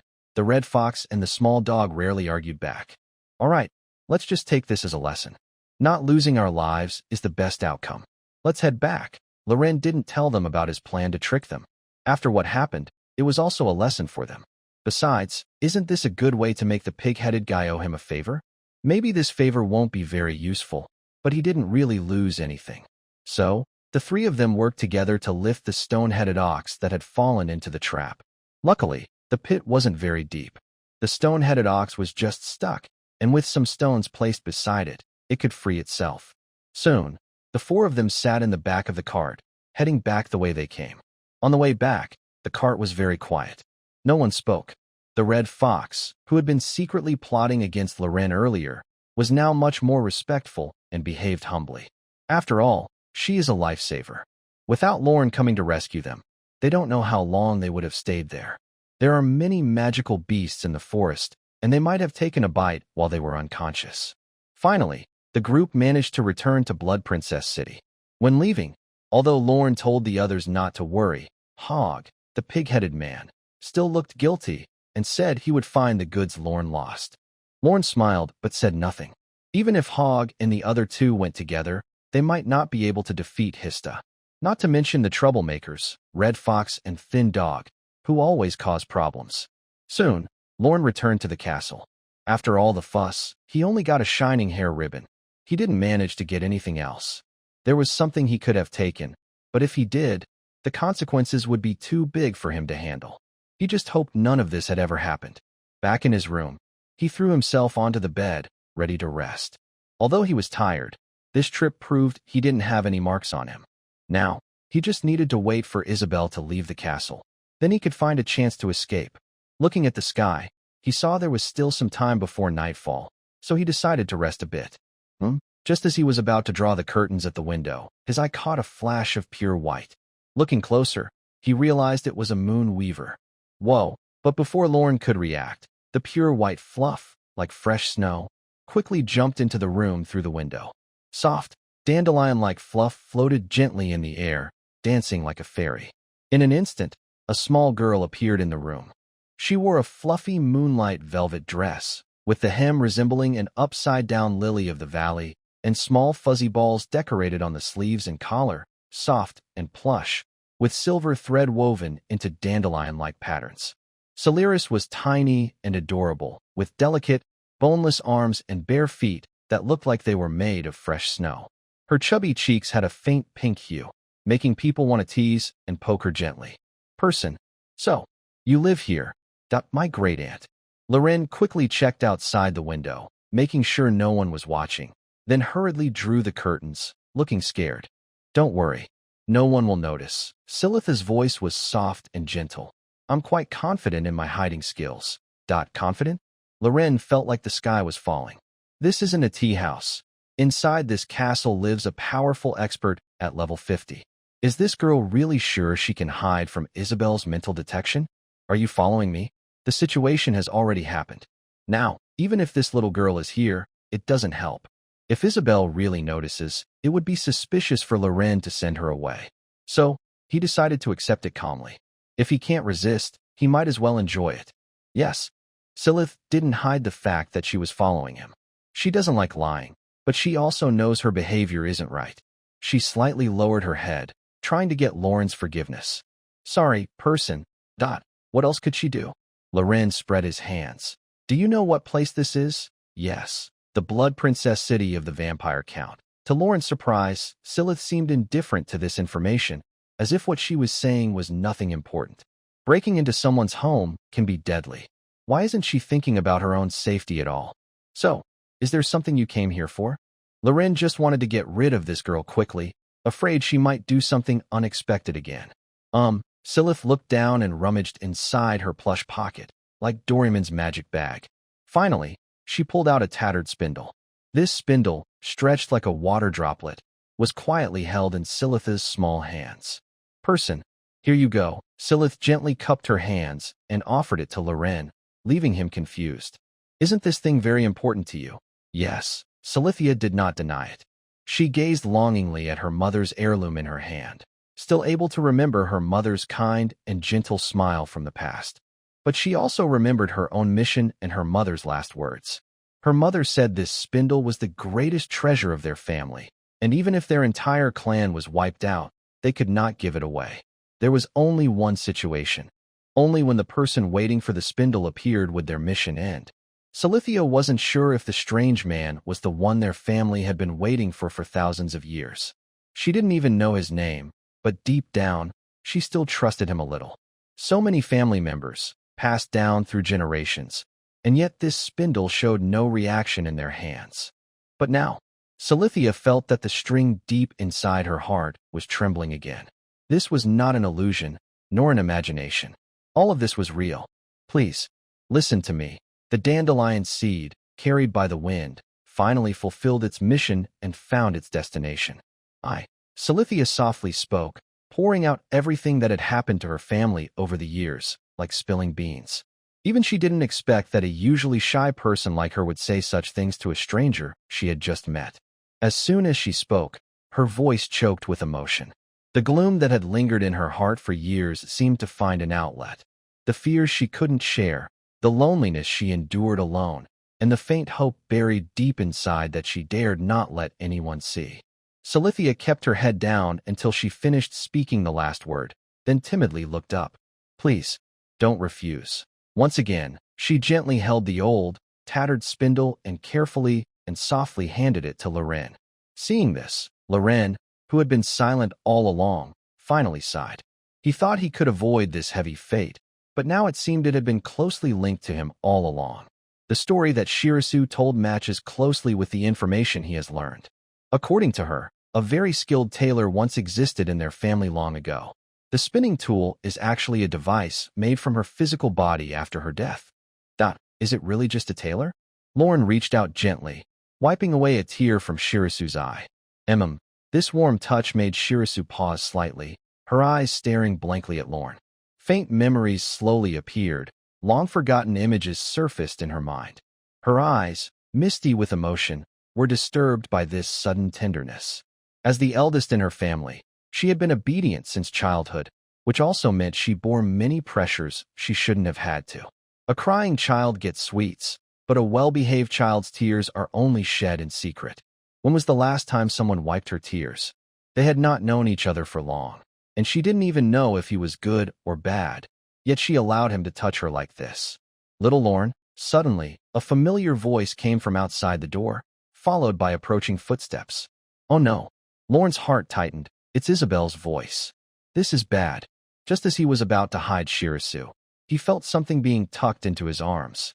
Then, her figure quickly disappeared from the room, as if she had never been there. Only the broken spinning tool proved she had come. Lorne didn't hesitate.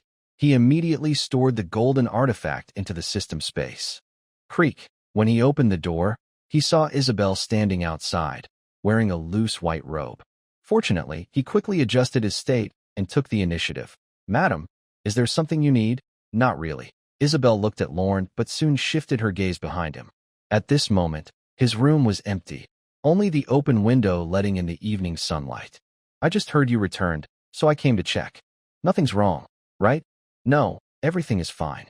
In a couple of days, the clothes for the lady will be ready." "Hey." Isabel showed a hint of surprise, causing the turbulent waves to ripple continuously. So fast. After all, it was prepared for the lady. How could she be careless? Hee. Isabel smiled. "You really know how to talk." By the way, Isabel looked back at Loren and reminded him, "The weather has been a bit cool lately. The insects in the forest prefer dry, warm places. Little Loren, you must keep your room closed tightly." "What does that mean?" Loren instinctively looked toward the window, but there was nothing there. Could it be that Isabel has already noticed? Someone like her would never come to visit just because he went out. She must have come for something else. Considering what she just said, the answer was becoming clear, wasn't it? Isabel already knew someone had entered the castle, but she couldn't confirm whether this person was related to him. Loren hesitated for a moment, but quickly made a decision. If he kept it a secret, Isabel's strength could easily find Seely's. Then explaining everything would seem unnecessary. It was better to be honest now and say it openly. "Thank you for your concern, ma'am."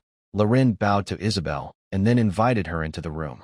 He took out some leftover fabric from the cabinet, the extra piece from when he made the cloth earlier, and explained proactively. "Honestly, a little while ago, a friend of mine, an animal friend, came to the room and brought me these fabrics." "Oh, an animal friend? From the mountains?" "Yes, from the mountains." This surprised Isabel. She quickly remembered the subtle hint she had planted in Loren's mind. No matter when, he was not allowed to lie to her. Otherwise, as a magic user, she could easily see through it. Looking at Loren now, he didn't seem to be lying. She stepped closer, reaching out her delicate, fair hand to touch the silk in his hand. The texture was smooth and fine, definitely not the cheap quality fabrics found everywhere in the market. Just gentle touches made Isabel start to imagine how it would feel to wear it herself. Is that so? But in front of Lorne, she still wanted to keep her dignity as an elder. "I thought it was a lost little lamb. Since it's your friend, why not introduce her?" Introduce? How should I introduce her? If Isabel saw a small, cute girl appear in his room, what would she think? Just thinking about that scene made Lorne sweat. He quickly explained, "My friend is a bit shy and timid." "Really?" Isabel pressed closer, saying, "There's a saying among humans. First time is a test, second time is familiar. Meeting once is good, to avoid misunderstandings later, right?" Her charming eyes seemed to see through people, making Lorne feel a little nervous. "You're right, ma'am. But when she hides, I can't even find her." That sounded too vague, so Lorne decided to share a bit more to make it convincing. "But she is a moonlight weaver, fluffy and soft. If there's a chance, I will definitely introduce her to you." "A moonlight weaver?" Hearing this, Isabel's eyes showed a hint of surprise. Since her entire race was hunted down, moonlight weavers rarely appeared in public. Meeting them was almost impossible, let alone becoming friends. Does she really think that after experiencing the destruction of her race, they would trust others easily? It seems your luck is pretty good to be friends with them. In her memory, the reason the moonlight weavers were hunted was not just because of their weaving skills, but also because of 3 legendary artifacts that once caused a worldwide sensation. They are the Destiny Spindle, the Causality Shears, and the Guiding Needle. To this day, no one knows where these artifacts are. Could it be that they are in the hands of the moonlight weaver Lorne knows? Impossible. Isabel immediately dismissed this wild guess. Those artifacts are the most precious possessions of the moonlight weaver race. How could she have met them by chance? Even if she did, she would never give them to him. She shook her head, pushing aside these unrealistic thoughts. "Well, then," Isabel's face showed a meaningful smile. "I heard that their family is full of lovely girls. Little brother, you shouldn't disappoint Ilya's kind feelings." Lorne just blinked blankly. looking confused and not understanding. Hee hee. Isabel smiled and stopped speaking. You seem good at making girls happy, but you're surprisingly slow to notice things yourself. Huh? Actor Lorne scratched the back of his head and then invited Isabel. Please, ma'am, teach me more. Giggling, Isabel made the ice beauty tremble with laughter, and a faint blush appeared on her stunning face. I'm already so old. Little brother, you shouldn't joke about me. These things are better understood by experiencing them yourself, isn't that right? Old? I think you still have your charm, ma'am. Isabel covered her surging emotions, trying to calm herself. Moreover, even if you don't mind, Ilya might get angry. What does that mean? Does this old woman still want to chase after younger girls? Wow. Hee hee. Seeing Lorne's face turn red from being teased, a satisfied Isabel stopped bothering him and walked away with graceful steps. This human is quite interesting to tease. After leaving the room, Isabel's smile gradually faded. Moonlight Weaver, from the moment the other entered the castle, every move was under her watch. But she only knew that the person entered Lorne's room. She didn't know what they said or did inside. Although Lorne's explanation sounded a bit suspicious, it surprisingly made sense. Until now, that little lamb hadn't left the castle, seeming to wait for something. Forget it, it's just a young person's matter. Let them handle it themselves. A Moonlight Weaver isn't a threat, and giving that girl some strength isn't a bad idea. Constantly bossing people around isn't good. It doesn't feel dangerous enough. Thinking this, Isabel no longer paid attention to the faint presence in the corner of the castle and returned to her room. Phew. Only after Isabel left did Lorne breathe a sigh of relief. For now, he had managed to hide it, though he wasn't sure if Isabel heard their conversation. Next time, he should be more careful and use the whisper's embrace to block the sound. This time, it was because he was unprepared and panicked, forgetting to do so. He needs to be more cautious. Lorne went to the window and looked around, but didn't see the fluffy figure. Night had fallen, so it was time for him to get ready for work. But before that, he needed to take a shower. After a busy day, he was sweaty and also carried some other smells. To avoid raising suspicion from the little blood princess or for his own sake, he had to be clean. Soon, after showering, Lorne used magic to dry his hair. In this world, where technology wasn't advanced, magic was the most convenient tool. He gently knocked on Ilya's door. After getting permission, he pushed the door open. After the last time he was hypnotized, Lorne knew it was not good to upset this little girl. Her room was a private space, so it was better to give her some privacy. As soon as he entered, Lorne felt a hot gaze on him. Your Highness? He looked up and saw Ilya squinting suspiciously at him, as if trying to see something from him. I feel like you're hiding something from me. A woman's intuition is incredibly accurate. Ilya looked at him with suspicion, her beautiful rose-red eyes wandering over him. Not only that, she jumped off the bed, barefoot, and came in front of Lorne. She leaned her head close to his chest, like a cautious dog, her tiny nose twitching lightly. Sniff, sniff, Your Highness, don't move. Compared to now, Lorne looked more like a small dog, obediently standing still, letting Ilya sniff him all over. Soft, silky hair like tiny tentacles brushed against Lorne's chin, making him feel a little ticklish. He instinctively wanted to dodge, but the other person grabbed his collar firmly. Although she was too short to reach him, the Blood Princess still knew a little magic. She took a deep breath, her chest gently rising and falling, and looked directly into Lorne's eyes. Why did you take a bath today? Huh? What do you mean, huh? Ilya turned to the side, hands on her hips, looking displeased. Don't think I don't know. Are you hiding something? I'm innocent. Loren almost kneeled and cried. I just practiced magic today, and I was sweating a lot. If I didn't wash up properly, how could I serve the princess? Isabel was fine. She didn't mind. But if this little girl told her secret about the Moonlight Weaver, she might go crazy. So, Loren decided to tell a small lie. He really did practice magic today. Fireballs are not that hot, after all. He was just speaking the truth. Really? Even so, her adorable cheeks puffed out like a little squirrel hiding food in its mouth. Forget it. Although still a bit suspicious, Ilya finally chose to accept his explanation and sat back on the bed. Loren understood and walked over, kneeling on the soft carpet. He gently held the girl's soft feet, then took out a new pair of warm socks from his pocket. Soon, only the sound of silk rubbing against skin filled the air. When gentle fingertips brushed her smooth, tender calves, Ilya couldn't help but let out a soft moan. She had never experienced this before, but recently, during the last 2 times, that unbearable tingling always made her tense and tighten her arches. Until the stockings fit completely and gathered just above her knees, Ilya secretly let out a breath of relief. Finally, she whispered softly, only to realize her cheeks were burning.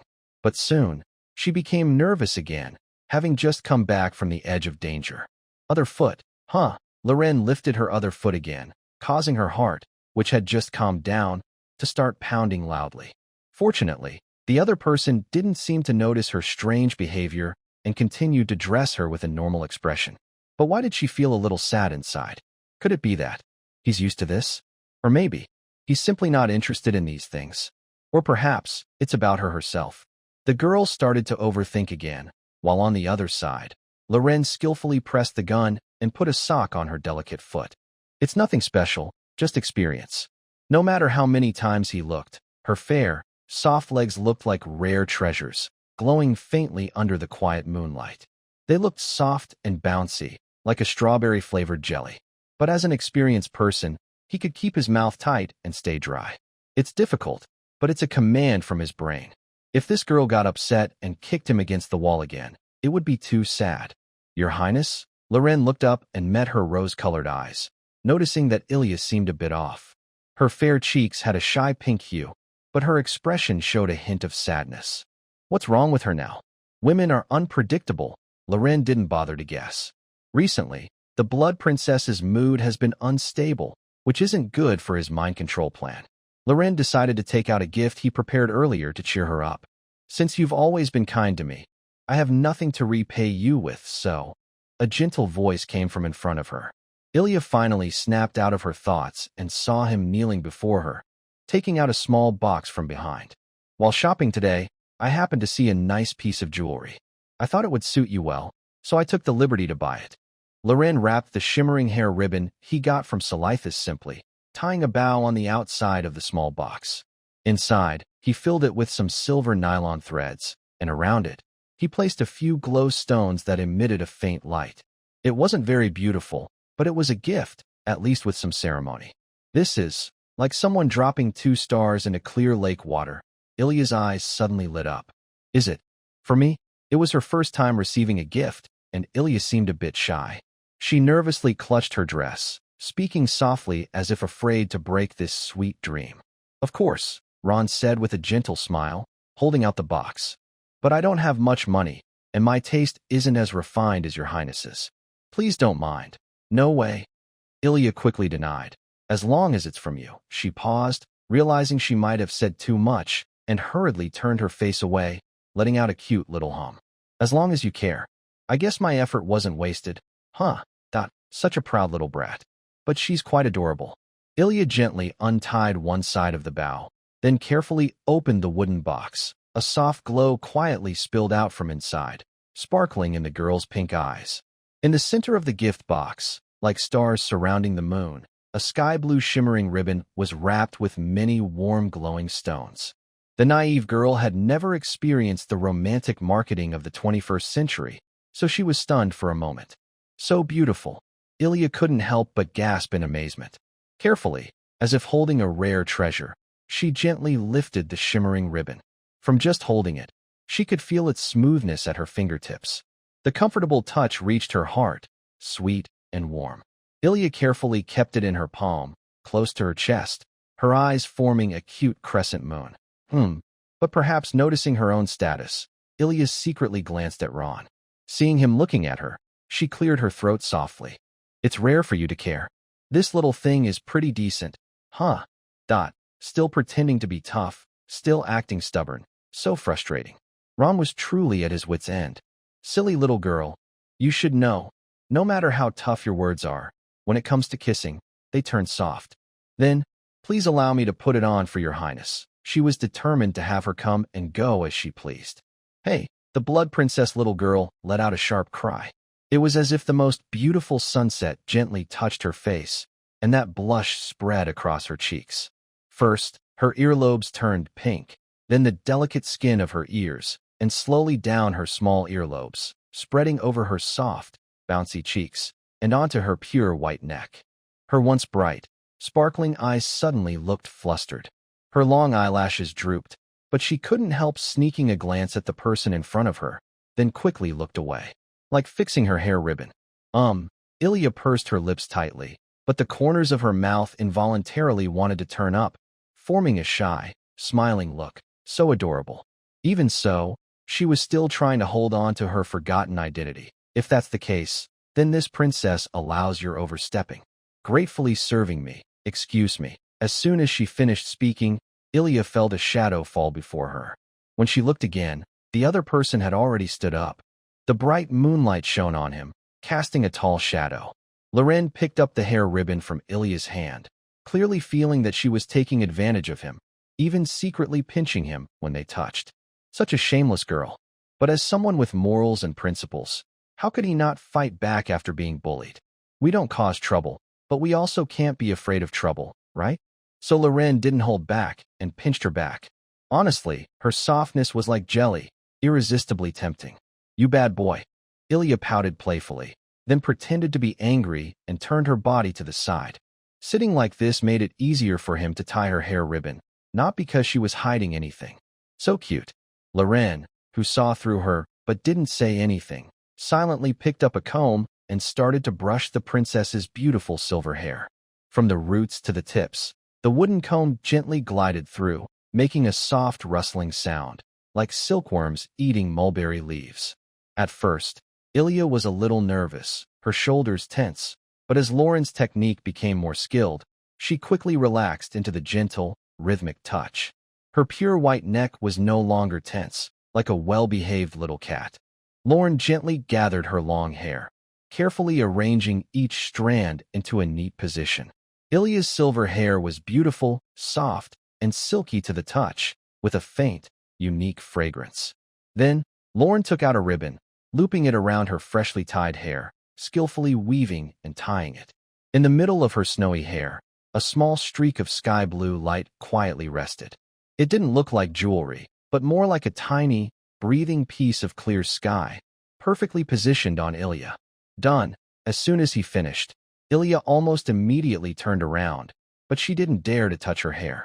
Instead, she looked up with wide, starry eyes, shyly and expectantly asking, "Is it pretty?" The usually cold and aloof blood princess had shed her usual disguise. She looked like a sweet, innocent girl, waiting for the answer from someone very important to her. Lauren didn't speak. At this moment, words seemed unnecessary. He decided to be brave and do something bold. Yay! Suddenly, an unexpected change made Ilya gasp. When she recovered, she found herself being gently carried in a princess-style hug. You. Being treated like a little child made Ilya blush with embarrassment. Her body stiffened, and she felt a tingling sensation like electric currents running through her. What are you doing? She wanted to scold this boundary-crossing human loudly, to punish this subordinate for overstepping, and to struggle free from his embrace. But, without exception, all her efforts turned into soft, trembling sobs. Bad guy. The blood princess was as gentle as a feather, yet she could still feel the softness of her touch. Ilya's heart was full of warmth. Surprisingly, her reaction wasn't as strong as expected. At least, she wasn't resisting or rejecting. In fact, she even seemed to be enjoying it. That's good. As long as she wasn't harmed, everything was fine. However, this moment didn't last long. Soon, Lauren gently placed Ilya on a soft stool in front of the dressing mirror. The girl in the mirror has a bright blush on her face.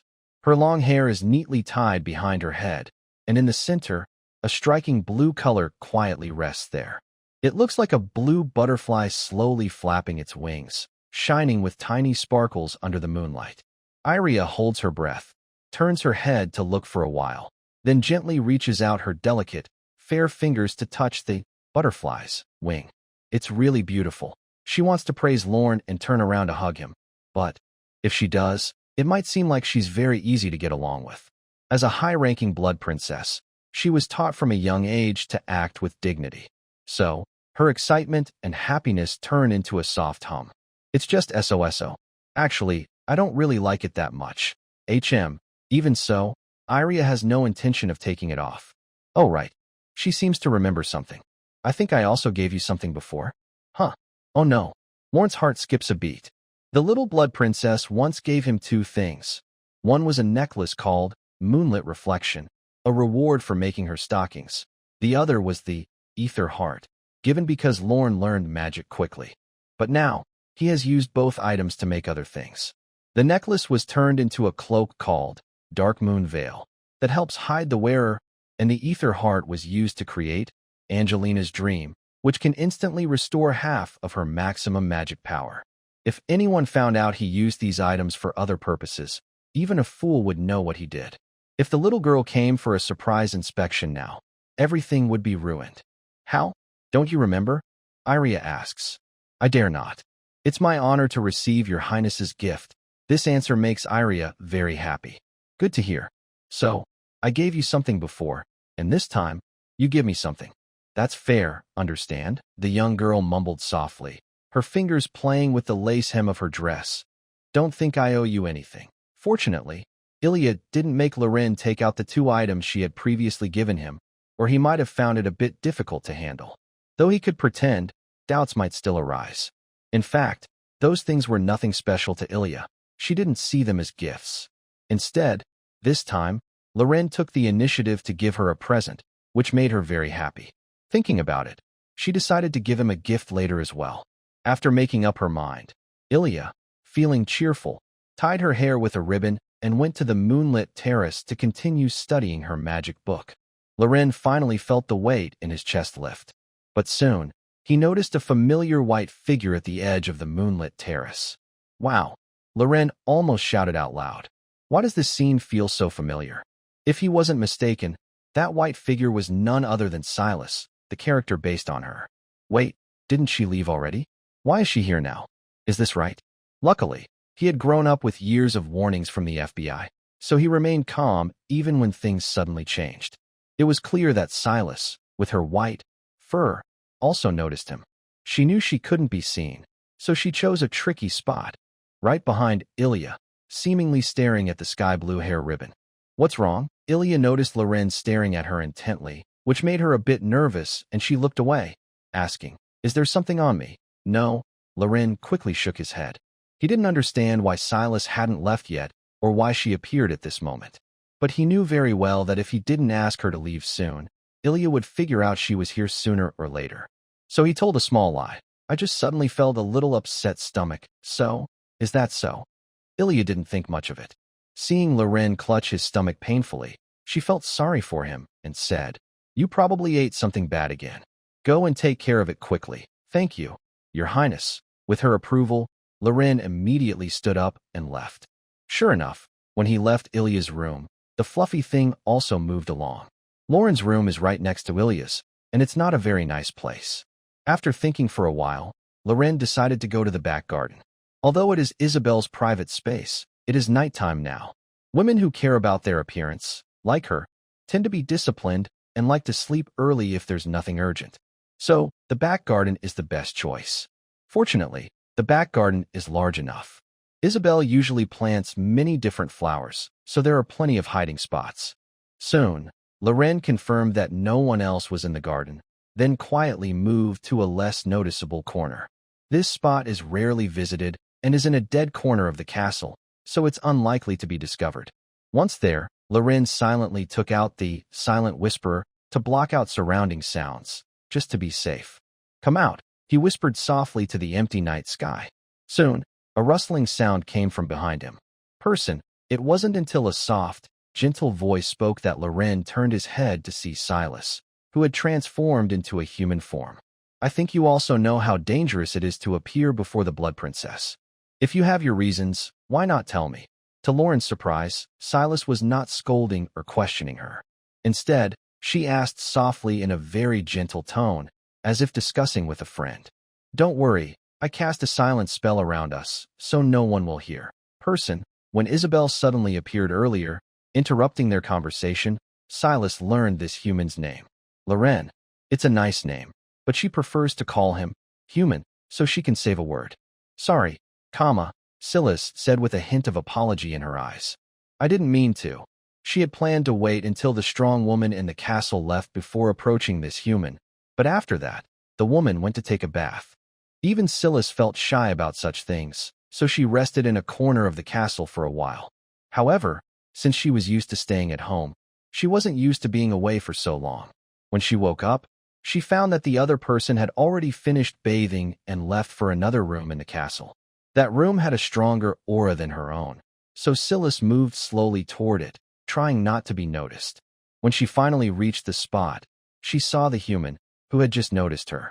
She absolutely was not hiding in the shadows spying. It's okay. I know you're not like that.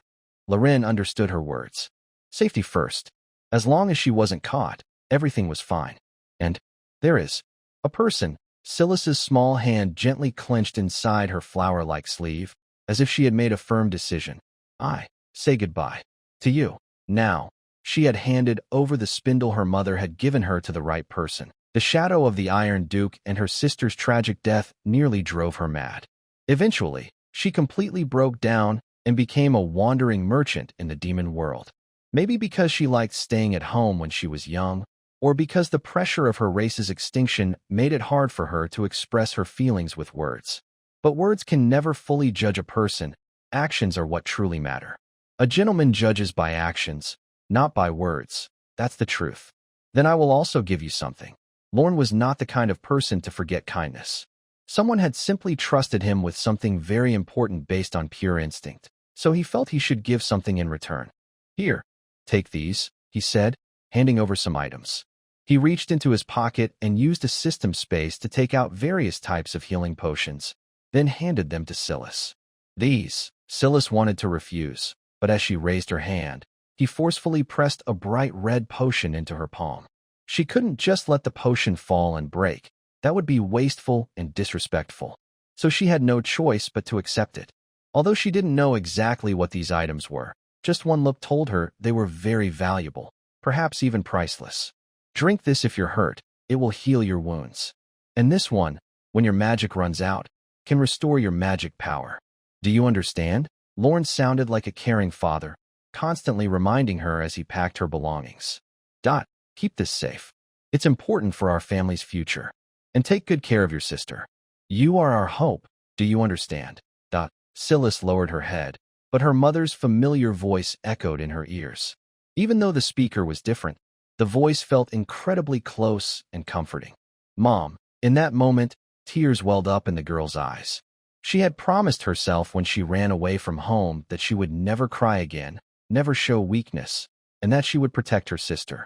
But still, was there nothing she could do? What exactly had she protected? Silas choked on her tears, crying harder than she ever had before, twice in one day. She wanted to wipe her tears with her clean, white sleeve to hide her embarrassment, but someone moved faster. Suddenly, her vision blurred, and a tall figure enveloped her fragile body, filling her with an unprecedented sense of safety. The gentle, warm touch was like a signal that the floodgates had opened. Silas cried even more fiercely. Whenever this happened, her mother would smile and tease her. You're such a little crybaby. Lorne smiled gently, placing his hand softly on Silas's head, stroking her gently. It's okay, don't worry. There's nothing wrong with crying. He comforted, reassured, and tried to guide her. Don't feel ashamed of crying. Silas, everyone starts with tears. As soon as he spoke, Lorne smelled a sweet fragrance in the air. Silas, having cried loudly, snuggled in Lorne's arms, feeling a warm, strange yet familiar comfort. Lorne didn't say much, just gently soothed the girl. The moonlight shone on the quiet backyard, and the air was filled with a lovely floral scent. After a while, Silas sniffed and slowly got up from Lorne's embrace. Thank you, she whispered. After crying so much, Silas felt much better and became more determined. She was determined to rescue her sister from the Iron Duke's hands. She would do anything to achieve this. Take the things I gave you with you. Remember what I told you, okay? Seeing Silas had made up her mind, Lorne felt more at ease. These will be useful. Silas carefully wrapped the bottles and jars Lorne gave her in a web cocoon, hanging it behind her skirt like a fuzzy ball. I'm leaving now, she said softly. Even though she felt reluctant, Silas didn't have much time to stay. She had been out all day, and if she didn't go back soon, her her sister Sista would worry. Reluctantly, Silas looked up at Lorne. Her violet eyes stared intently, as if trying to remember his face, voice, and words forever. Okay, I'll wait for good news from you. Lorne waved goodbye, and she nodded slightly before transforming into a fuzzy ball and quickly disappearing into the night. Now she was really gone. Lorne turned off the silence barrier and headed toward the castle hall. Fortunately, I didn't encounter many people along the way. Earlier, Loren was worried about what to do if Isabel blocked the back garden door, but now it seems he was just overthinking. However, Loren found it a bit troublesome that he had to take another bath now. That girl had soaked his clothes and held him for so long. If Ilya noticed, it would be a disaster of epic proportions. So, shortly after finishing his first bath, Loren had to go back to the bathroom and wash again. While he was bathing, the magic crystal lamp in the ladies' room inside the castle quietly went out. During his second bath, Loren hurriedly finished, making sure he didn't leave any strange smells. Even so, when he returned to Ilya's room after bathing, she kept asking him questions. At that moment, Ilya was happily looking at herself in the mirror, pulling out many clothes from the wardrobe, trying to find one that matched her hair ribbon. You're finally back. Why did it take so long? Just as Ilya was about to ask which outfit suited Loren best, she noticed he had changed clothes again. Stare. Ilya's gaze made Loren shiver. Once more, she leaned in front of him, sniffing him with her cute little nose. Why did you take another bath? This time, Ilya's tone was very serious. Her bright pink eyes stared closely at Loren, trying to catch any sign of him avoiding her gaze. Your Highness, who is Loren? When has he ever been afraid? But just as he was about to answer, she sighed. Baby, Ilya gently stroked Loren's cheek, a hint of sadness in her eyes. Even though I really want to, I really trust you, and I don't want to use hypnosis on you. Can you make me feel at ease, baby? As she finished speaking, a captivating pink glow appeared in her eyes. Ilya used hypnosis on Lorne again, even though she had previously promised not to do so casually. The first time she wanted to do it, but she held back. This time, she decided to trust her instincts and proceed with the hypnotic interrogation. Lorne was not surprised. If he were in her place, he would do the same, since taking 2 baths in a short time seemed suspicious. But he couldn't avoid it. As the pink glow in Ilya's eyes grew brighter, Lorne also cooperated and lost his shine. Seeing this, Ilya knew the hypnosis had taken effect, and she could start questioning him. Where did you go today? Ilya remembered Lorne had said he went out earlier, so she decided to start from there. This scared Lorne quite a bit. This young girl was starting to question him about his whereabouts. Why not ask about his home? How many people live there? His marital status? Just give her the household registration book. But he had no choice but to answer honestly. I went out to buy some fabric to make new clothes for the prince and the lady. Really? Ilya asked further. And the fabric? It's in the cabinet in my room. Ilya didn't rush to check Lorne's room. Since he had already mentioned it, it was probably true. The chance of him lying was small because she could tell at a glance. And besides that, what else did you do? I also bought a shiny hair ribbon for the prince. Since I didn't have enough money, I pawned some of the gifts the prince had given me. Seeing this opportunity, Lorne didn't want to miss the chance to settle the account. By saying this, Ilya wouldn't need to keep asking about where the gifts had gone. Oh, how noble Ilya is, like a master of balancing accounts. Sure enough, upon hearing this, Ilya paused slightly. She gently touched the sky blue ribbon on her head, surprised to learn there was more to the story. Such a fool. The girl felt both happy and annoyed inside. He casually pawned the things I gave him. If you have no money, you should tell me. You're such a... She muttered softly, clearly unhappy with what Loren had done. You could rely on me more. But she didn't forget her main goal. She set those thoughts aside for now and asked, when you bought something, was there anyone else around? Yes, a merchant was nearby. Ilya felt as if her fist was hitting cotton. She really wanted to punch through it, but she couldn't make any strength. If it was just a merchant, there was nothing to worry about. Then why did you take a second bath just now? Were you trying to hide some smell? Facing this question, Loren hesitated for a rare moment. Seeing this, Ilya quickly understood the key issue. Her pink eyes sparkled even more brightly as she intensified her hypnotic suggestion. Baby, you promised to be a good child, right? Tell me everything you saw, heard, and thought. Ilya didn't scold harshly but used a gentle, irresistible way to deepen her hypnotic spell. Sure enough, it worked very well.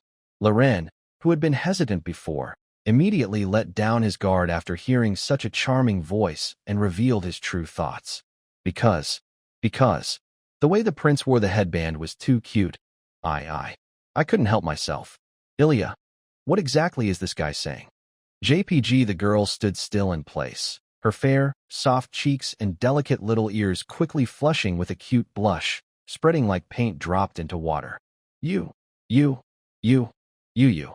Just a few words overwhelmed Ilya's mind. She pointed her slender, tender finger at Lone's nose, trying to scold him. But now he was in a hypnotized state, so even if she tried to scold him, he was just a emotionless sponge with no reaction. Her long, fine eyelashes drooped instinctively, then quickly lifted again. Fool, idiot. She hurriedly covered her pretty red face with her hand, a soft sound slipping from her fingers. It was sticky, like honey-coated rice cake. Pervert. Ilya shot a glare at Lone, but her eyes, full of gentle waves, seemed more embarrassed and flustered than angry. She turned her face away. Even the small patch of porcelain-white skin on her neck turned pink, and her nearby stray hair trembled with her quick breathing. You can't say things like that casually. Ilya stretched her tone high, but it lacked strength, more like a cute little cat pretending to be fierce, with her paws soft and pink. Pervert, rogue, mean, shameless. The girl shyly covered her face, afraid to look directly at him, even though her eyes were empty and dull. She thought hard, but never expected the answer to be this. The thought that he had done such things behind her back made Ilya feel a strange sensation in her heart. Disgust? Rejection? Resistance? Nausea? Should she show these feelings? No, that's not right. It shouldn't be like that. Maybe it was supposed to be like that. But right now, she couldn't feel even a hint of disgust, and deep inside, was there even a little bit of secret happiness? At least, her body still had some appeal to him, didn't it? Although she didn't inherit her mother's genes perfectly, her bloodline of the Snow Maiden still flowed within her. Someone must like her, right? Taking a deep breath, Ilya tried to calm her mind as much as possible. Turning around, she lost interest in continuing to question him, afraid of asking something that might make him blush. Why did he have to say such things so calmly? Even if he was hypnotized, he wouldn't say everything, right? He's not at all ashamed. Now it seems I was wrong to suspect him. He is hiding something, but maybe I don't need to know what it is. Phew. Only after her emotions settled did Ilya walk gracefully to the moonlit terrace and sit on a soft chair, enjoying the moonlight. Snap. She snapped her fingers, and the hypnosis was lifted. Finally free from the act, Loren showed just the right amount of suspicion, then looked at his own hands and at Ilya sitting on the terrace. Your Highness, yes, I just hypnotized you a moment ago. Surprisingly, Ilya didn't deny it. Instead, she looked at him with a playful expression, glancing sideways. After all, someone did some shameful things behind my back. Her small legs, clad in white stockings, crossed gently, causing her skirt to lift slightly and reveal a tantalizing glimpse of her bare skin. In this carefully crafted, mature atmosphere, even Ilya's tone became more charming. Bad kids who do wrong should be ready to accept punishment. Loren had nothing to say. If it weren't for the situation, he wouldn't say such embarrassing things. He was forced into it. This time, he really couldn't make the little girl feel guilty or conflicted. But luckily, nothing was exposed. He only sacrificed his own shining image in her eyes, which wasn't a big deal. Seeing Loren silent, Ilya smiled triumphantly, as if she had won. You also have moments of silence, huh? I thought you always liked to talk a lot. Lorne sighed quietly. He was sure he could speak, but the current situation made it seem like he was hiding something. It was okay for the little girl to feel a bit proud now and then. After all, her shy and cute look earlier was quite a sight for him. But to make her believe completely, Lorne decided to resist a little. At least, give me some privacy. Lorne's tone had just the right amount of awkwardness, like the embarrassment of being caught doing something a bit naughty. Sure enough, Ilya laughed even more happily, her small body trembling with joy. Okay, she said with a loving smile. Although I think these feelings are driven by desire, I know that, based on your age, you might be going through puberty. The girl knew quite a lot, but Lorne was already an adult. Still, In the demon world, Lorne's age didn't really matter much. Boys your age tend to have wild thoughts, so I understand. There's no need to be shy. Come here. Ilya patted the chair beside her, inviting Lorne to sit down. He had no choice but to agree.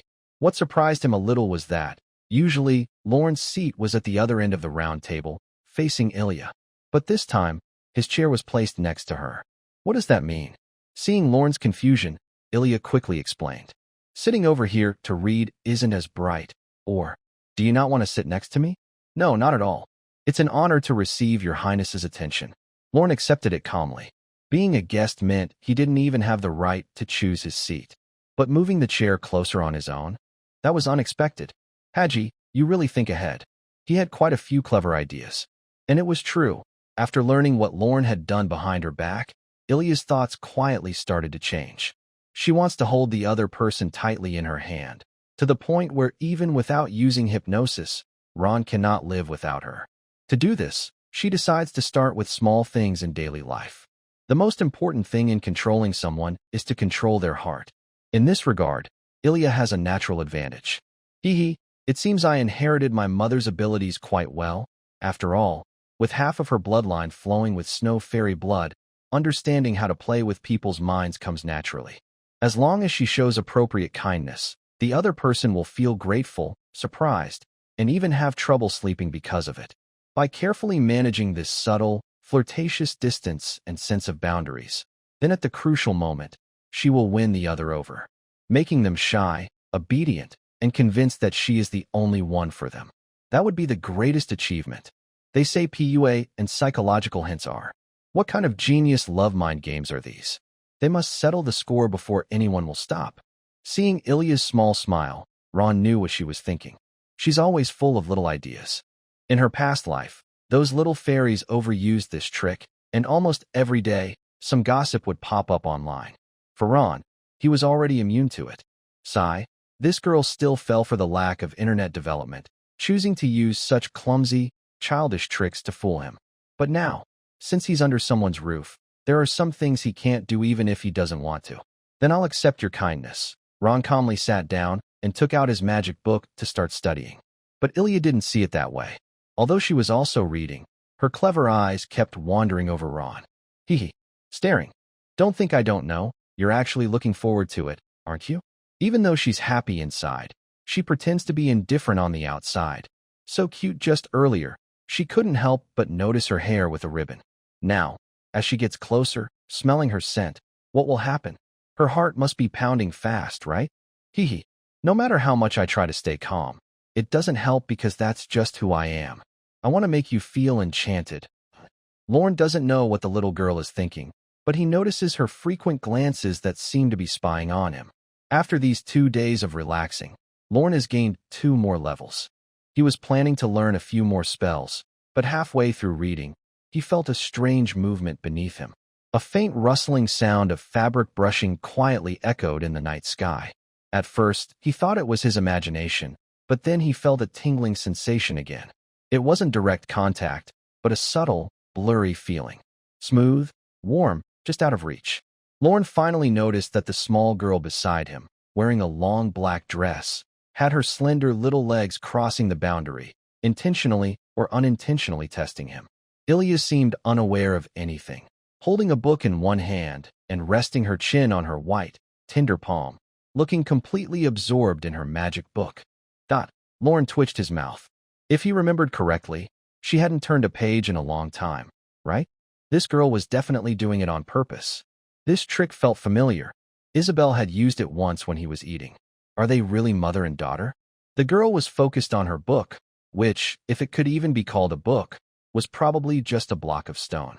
Lorne guessed that even if she was holding a brick, she would look just as serious. She appeared calm on the outside, but her actions under the table were very different.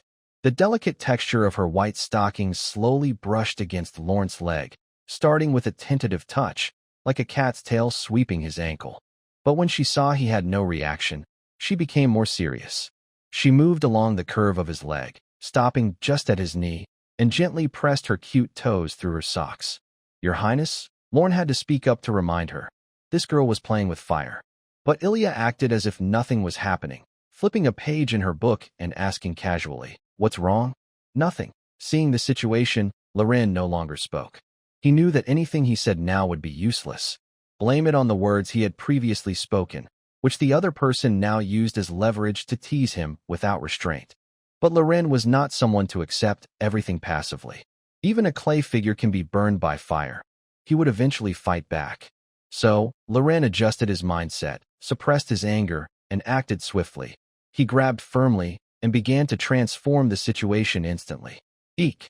A sharp scream came from nearby, and the table covered in deep red silk also trembled. "You!"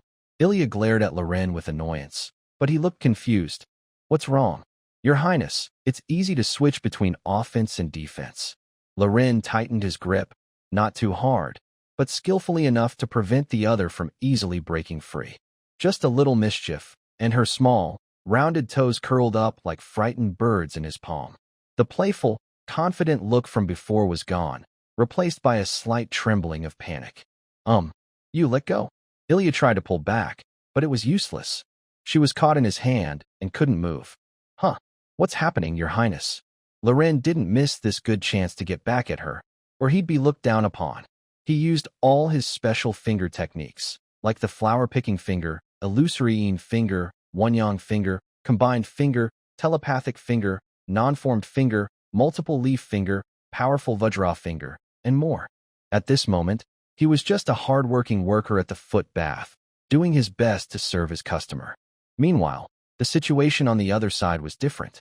Ilya's ears turned bright red, and her delicate little hand clenched into a fist near her mouth, biting her lip as if trying to hold back something. Eek! As the force from her foot increased, Ilya straightened her arch and couldn't stop trembling. Her originally fair face was now flushed with a pink hue. "No, don't." She whispered a plea, making a faint sound. Her voice was so soft that Loren naturally didn't hear it. "In my hometown, there is a method to relax the body and mind by massaging the soles of the feet. Your Highness, would you like to try it?" Ilya cast a quick glance at Lorne. She clearly took the initiative, but still asked her with a mischievous smile. Annoying. She wanted to refuse, but her brief silence was misunderstood as consent. Seeing this, Lorne didn't hold back and used his special skill, targeting the reflex zones of the little girl's kidneys with a fierce attack. Ugh! Ilya couldn't hold on any longer and let out a soft cry. The other person almost forcefully held her in his hands, and she could only shyly hide her increasingly blushing face behind a book. Ilya gently bit her red lips, trying hard not to make any sound, but everything was futile under Lorne's intense. Eep! Finally, Ilya's waist curved into a new moon shape, and she surrendered with a pleading whimper. "Your Highness, are you satisfied now?" Lorne happily released her tiny feet. After this, even if he gave this little girl a bit of courage, she wouldn't dare to tease him so recklessly again. "Go to. You." The girl, already out of breath, slumped into a chair, weakly hugging her feet like a small cat, her beautiful eyes shining with a gentle tenderness. She needed a bath. Thinking this, she seemed to remember something and buried her flushed face into her arms. "Go away. I hate you." The blushing princess, so adorable Ilya rarely went outside. Even when she had special reasons, she didn't like to wear shoes, relying on her excellent magical talent to float in the air. So, her delicate little feet were well cared for. Soft, boneless little feet, as malleable as clay, feeling incredibly soft and bouncy. It was almost irresistible, making people want to take a bite. Forget it, Lorne didn't have that niche hobby. It's said that in a certain game from the previous life, players made a ranking list for all characters based on this very thing. It was truly astonishing. Just as Loren was thinking about whether Ilya's small feet should be placed on a sturdy or divine position, a faint sound of breathing came from nearby. Ilya curled up on the soft sofa, her fair, tender face pressed against the black lace-trimmed sleeve. Her pink lips slightly parted, emitting a gentle, peaceful breath. Her slightly rising chest moved rhythmically, causing her small body to sway with the steady breathing, making the moonlight beneath her eyeshadow seem to breathe, faint and delicate. "Your Highness?" Loren softly called out, but there was no response. Did she fall asleep? He wondered silently, surprised that the massage to help her sleep worked so well. No wonder. After all, Ilya had never experienced this before. A little massage and stimulation were enough to make her unable to resist. Resting was normal. Loren initially wanted to leave just like that, but out of kindness, he decided to carry Ilya to bed. After all, lying on the sofa was not as comfortable as sleeping in bed. Apologies, Your Highness. To avoid waking her, Loren gently leaned down, slipping his hand under her neck and knees. The warm touch and the girl's delicate fragrance stirred this unexpected guest. The princess's body was light, but not so fragile as to seem insubstantial, like holding a cute cat in his arms. Loren stood up carefully, moving softly so as not to disturb her sweet dreams. From the moonlit terrace to the bed, just a few steps, but it felt like an eternity. Finally, he gently laid her on the bed and let out a long breath. Taking off his clothes and sleeping, please, spare him. He was still a young man full of vitality and would never do something so reckless. Besides, no one could guarantee what might happen if he did. Though he had some expectations, he was mostly worried. He knew the Blood Princess was interested in him, but he couldn't feel happy about it. While little girls were adorable and their delicate appearance charming, Loren never forgot that she was the extremely eccentric and wild Blood Princess. Currently, the shyness and kindness she shows are just because of his constant mind control efforts. A small mistake could make her desire to control, possess, and conquer him lead him into a deep, endless abyss. In her past life, she boasted online that even if she was kept in a dark basement, it was okay as long as she had her obsessive partner. But now, facing this situation, he actually feels scared. As a normal person, he still wants to leave this place, go back to the kingdom, and return to normal society. Or perhaps, fully carry out the mind control to help the Blood Princess start a fresh, pure heart from the source. Lorne thought a lot, but finally shook his head, pushing aside these complicated thoughts. Thinking too much is useless. For now, he should take things one step at a time. So, Lorne quietly left the room. Until his steady footsteps disappeared at the end of the corridor, Ilya, pretending to sleep, quietly opened her eyes.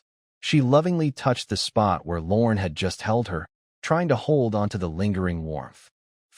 Meanwhile, not far from the Blood Princess's city, in a forest, a small white fluffy ball was moving swiftly through the dark woods. It darted between spider webs, flashing back and forth, and in the blink of an eye, appeared 100 steps away. The moon was bright and clear, shining with pure light, just like Silith's unwavering heart. After leaving the Blood Princess's castle, Silith felt her heart lighten instantly, shedding all the grievances and unwillingness she had carried, making her steps lighter. Soon, she reached a small wooden house deep in the forest. To avoid attracting other demons' attention, they sealed the house tightly with spider silk, so even if they used magic crystal lamps inside, no one would notice. Creak, the heavy wooden door made a sharp, squeaky sound. Sista, lying on the table, immediately looked up. Seeing it was Silith, she relaxed her guard and cried out, "You're finally back, sister. I was waiting so long I fell asleep. Sorry for the delay." Silithus took down the cocoon she had sealed with spider silk, opened it, and carefully took out and arranged the items on the table. "Wow, what are all these? Where did you get them, sister?" Seeing the many small bottles, Sista couldn't help but feel amazed. Sister. Since she was her younger sister, Silithus had nothing to hide. She told her everything about the spindle and what happened at the Blood Queen Castle. Of course, as the older sister, Silithus wanted to keep some dignity, so she didn't mention that she had cried twice. At least, she wanted to maintain her sisterly authority, right? Hey, when Sista heard that the human they met today was the person they had been searching for, her face showed an expression of disbelief. Could this be fate? Although few people still used the term Weaver of Destiny, as members of their group, they had been taught since childhood that everything was connected by fate. The people they met and the things they did were all woven by countless threads of destiny. So, after a brief surprise, Sista quickly accepted that the human was indeed the spindle she had been waiting for. So, does that mean I've done a good job? Sista's way of thinking was very unique, and her smile looked like she was claiming credit. If it weren't for me, we wouldn't have met him, right, sister? Unfortunately, Sista didn't get praise or recognition, but instead, a playful poke from her sister. Oh, Silithus lightly tapped her sister's forehead, and she immediately pouted in protest. But when Selithis curled her finger, Sista quickly calmed down. All right. Selithis returned to the table, looking at the neatly arranged bottles, her calm eyes showing a hint of determination. Let's get ready. We're going to bring our sister home. Really? Sista's face lit up with joy, and she hurriedly leaned in. But I haven't finished weaving these fabrics yet. It's okay. Selithis gently shook her head, thinking that her younger sister's ideas were still too simple. Or perhaps, even if she had thought about it, she was unwilling to face the truth. Foolish sister. Weaving cloth won't save our little sister. The three of them had tried their best to make many outfits for Lord Iron, but none of them pleased him. It was obvious he was deliberately making things difficult for them. Whether they wanted to get that spindle or other things, they would never do what Lord Iron wanted. Before leaving home, their mother had told them to take good care of each other, but Selithis felt she had failed to protect her family. She thought she wasn't a good sister. After crying for a while, she understood many things. She saw things clearly and accepted them. To save her real sister, what was there to fear about even dying? Big sister. At this moment, Sista was no longer as lively as before. She sensed her sister's thoughts and said, I will go with you. No, I said I want to go with you. This time, Sista interrupted her sister, her eyes full of determination. If I have to survive alone, I'd rather die.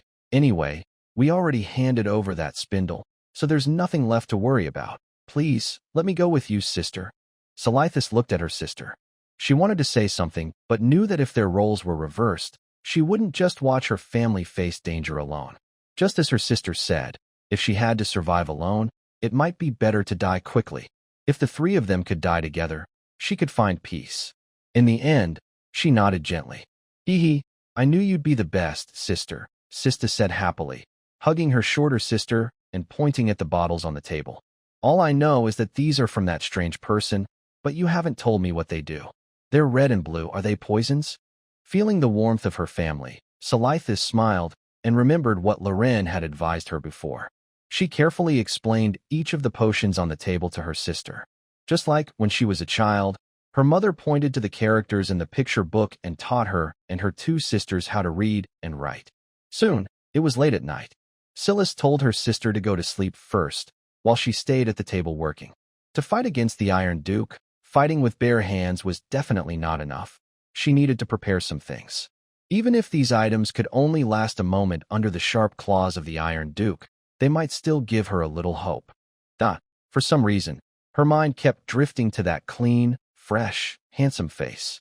Whenever she remembered how, in the castle garden under the moonlight, he opened his coat to shield her from the cold night wind. Silas felt her cheeks flush, and the time she leaned on his chest and cried. Thinking of this, she felt a bit guilty. It was all her fault for losing control of her emotions and dirtying his clothes. She looked at the fine fabric on the table and decided to make him a new outfit as an apology. By the way, what size clothes does he wear? And his height?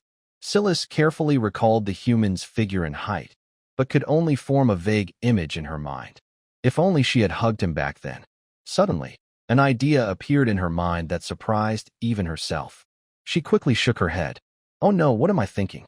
Crying in someone's arms is already embarrassing enough, and now I want to hug him? What if he dislikes it? No, she shouldn't think like that. Then she suddenly remembered something. They had only been focused on escaping. When she heard that the Blood Countess had brought a human back for the Blood Princess, she didn't care. Now she realized that was the same human. She had never seen what the Blood Princess looked like, but when she went to find that human, she saw her own woven glowing silk ribbon in the hair of a girl. Although only from behind, her intuition told her that the Blood Princess must be very beautiful. That long, silver hair paired with the sky blue ribbon looked perfect. Her taste is really good. Her hand paused for a moment, and an inexplicable feeling of sadness rose in her heart. She was too clever, actually taking what she wove to give to others. Humans are truly hateful. But, is that really what I care about most? Selithis wasn't quite sure. Her mind was a bit overwhelmed. Thinking about this was even harder than figuring out how to weave the most beautiful clothes in the world. Oh, should I ask that human for help? Not only could he easily destroy her spider's silk, but since he was chosen by the spindle, he must be very powerful, right? If he helped, wouldn't my chances of success increase? But as soon as that thought appeared, Silithus rejected it. Forget whether he would help or not. If he was willing, she couldn't selfishly ask him to risk his life for her. This is her own problem. Why involve others? And besides, hasn't he already helped by giving her many potions? Potions that can heal wounds or restore magic. Although these potions sound impressive, she hadn't tested them herself, but she still trusted them deep inside. That human wouldn't lie to her, sending her so many precious items. Could that not be considered help? You're too greedy and selfish. Moreover, he was captured by the Blood Princess Countess and is constantly watched by the powerful woman in the castle. How could he go wherever he wants, like in a tavern? She should just focus on her own tasks. Silithus kept busy, her mind wandering to all sorts of random thoughts. She wanted to concentrate, but found she couldn't. She kept thinking about that human, what he was doing before he was captured, why he was taken, his relationship with the Blood Princess, and so on. Finally, when she stopped overthinking, she was surprised to realize dawn was almost here. Oh no, it was almost too late. As dawn broke, Lone, who had been busy all night, slowly woke up from his bed. To make a well-fitting outfit for Isabel, he didn't go to sleep immediately after leaving Ilya's room last night. Instead, he stayed awake most of the night before finally falling asleep. The dull sunlight streamed through the window as the weather turned cooler. The sunlight on his face felt cold. Clatter, huh? He pulled the curtains open a bit and noticed something hanging on the windowsill. When he opened the window and got closer, he saw it was a piece of clothing. There was also a small note attached to it. Thank you, sorry, clothes, a small gift, don't dislike it. Seeing the tiny handwritten note made of spider silk, Leon couldn't help but smile slightly. Silence and coldness are just appearances for Silas. She doesn't show many emotions and speaks little, but inside, she is very passionate. She seems cold outside, but warm inside. No, she is the type with a cold exterior and a warm heart. She even made me a new outfit overnight. Leon gratefully tried it on. Surprisingly, it fit perfectly. They say clothes make the person, and a good tailor is a sign of a skilled race. This outfit made him feel like a rat living in dark, damp sewers has been saved. Carefully, Leon stored the outfit in his system space. He didn't want others to find it and cause trouble. Now, besides some common items, Leon mostly keeps his belongings in the system space because it's the safest place. He doesn't have to worry about being discovered or stolen. After a quick wash and tidy up, Leon left his room with the outfit he made last night. He went upstairs to Isabel's door and gently knocked. But to Leon's confusion, after knocking several times, there was no response from inside. Strange, did she wake up so early today? Unable to do anything, Leon decided to go back and check the backyard. Usually, Isabel likes to stay in the backyard enjoying the flowers if she has nothing else to do. When Loren arrived there, only the head maid, Elondel, was in the backyard, trimming branches with scissors. There was no sign of Isabel. Usually, people are not allowed to enter the backyard without permission, but this ruled no. But soon, Loren calmed down. He decided to gather some information. He approached Elondel and greeted her. Good morning, Miss Elondel. Ah, good morning, Lord Loren. Elondel turned around and, seeing Loren, smiled slightly. Do you also like to enjoy the flowers? Loren nodded. My hometown is near the kingdom's border. The environment and climate there are not very... The dress I promised to make for the lady has been finished, but I looked all over the castle and couldn't find her. Eilendel's gaze fell on the box in Lauren's hand. With just a glance, she was deeply attracted by the exquisite dress, which was like a piece of art. But as a servant, Elondel knew she couldn't own such a fine dress, so she reluctantly looked away. The lady left early this morning. I was watering the lawn in the courtyard when I saw her leave. She really left. Lauren's heart lifted with joy, but his face showed a look of regret. What a pity. She didn't get to see this dress right away. Do you know where she went? If Isabel has left Blood Princess City, then he could act immediately the next day. However, Elondel shook her head and said, I don't know. But the lady said she would return this afternoon. She just went out to handle a small matter. After saying that, she looked at Loren, who seemed a bit disappointed, and comforted him. It's okay. Lady will definitely like the dress you made. Really? With Miss Eilendel's words, I feel more at ease. I'll wait a bit longer then. Soon, Loren returned to his room and sat nervously at his desk. Good news. Isabel has left the castle. so he can escape. Bad news, she left half a day ago. With Lauren's speed, even a whole day might not be enough to escape from the demon world. It's better to stay honest and wait for another chance. But then again, where could Isabel be going? If Lauren's speed is considered, the places as a snow girl, Isabel isn't very skilled at space magic. For long-distance teleportation, she would need some external help. Teleportation circles and magic materials are essential. If she were teleporting, she would set up a circle in the courtyard because it's safer at home. So, it seems Isabel isn't going far. It must be nearby. For some reason, Loren suddenly felt an ominous premonition. Even in the demon world, there are winters, and sitting by the window, he felt a chill. Probably not, right? He thought of a frightening possibility. Isabel might have gone to find Shirasu. He's too careless, doing secret things right under everyone's nose. But he couldn't do anything about it. At that moment, Shirasu suddenly appeared. If he didn't send her away quickly, he might be discovered at any time. After all, this is the Snow Girl's home turf. How could she not notice? Everything's ruined. Everything's ruined. This time, things have gone completely wrong. Lauren felt a bit panicked. If Isabel really went to find Silas and then discovered those potions, the consequences would be unimaginable. He wished he hadn't shown off by giving so many healing potions to Silas. Now he plans to pack his things and leave immediately. Since he isn't marked in any way, even though he only has half a day, he'll run as far as he can. Lauren decided to go on a spontaneous trip, just run away. But when he opened the door, someone familiar was standing there. Elondel was guarding at Lauren's door like a guard. When she saw him open the door, she smiled slightly. "Hello, Lord Lorne." Meanwhile, elsewhere, deep in the Blood Queen's forest, a graceful figure in white carefully avoided all the alarms and traps along the way, quietly approaching a small wooden house. Heard faint laughter coming from inside. Isabel silently moved forward. When she reached the door, it opened just as she arrived. In an instant, her figure covered the wooden house. Standing in front of her was a small girl, likely the animal friend Lorne mentioned. Isabel showed a charming smile, like a hunter finally catching a fox, with bright pink eyes shining. "Good morning, my little darling." Faced with another stranger suddenly appearing at her door, Silas's young heart was deeply hurt again. Why did her alarm spider webs in the forest not react at all? It was the same. She only realized when the person was already at her door. Their eyes met. She wanted to ask who the person was, but suddenly felt a powerful mental force sweeping toward her. Is this hypnosis? Ugh, big sister? Just as Silas was under Isabel's mental control, a voice came from inside the house.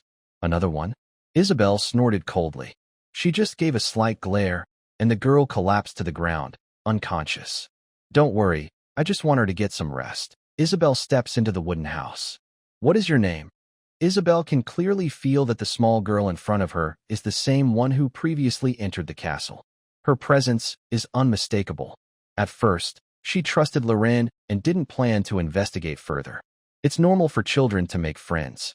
But what's strange is that the girl met Loren again in the backyard later. Why did she need to meet him late at night? And she came again before dawn. Is she planning something or hiding something?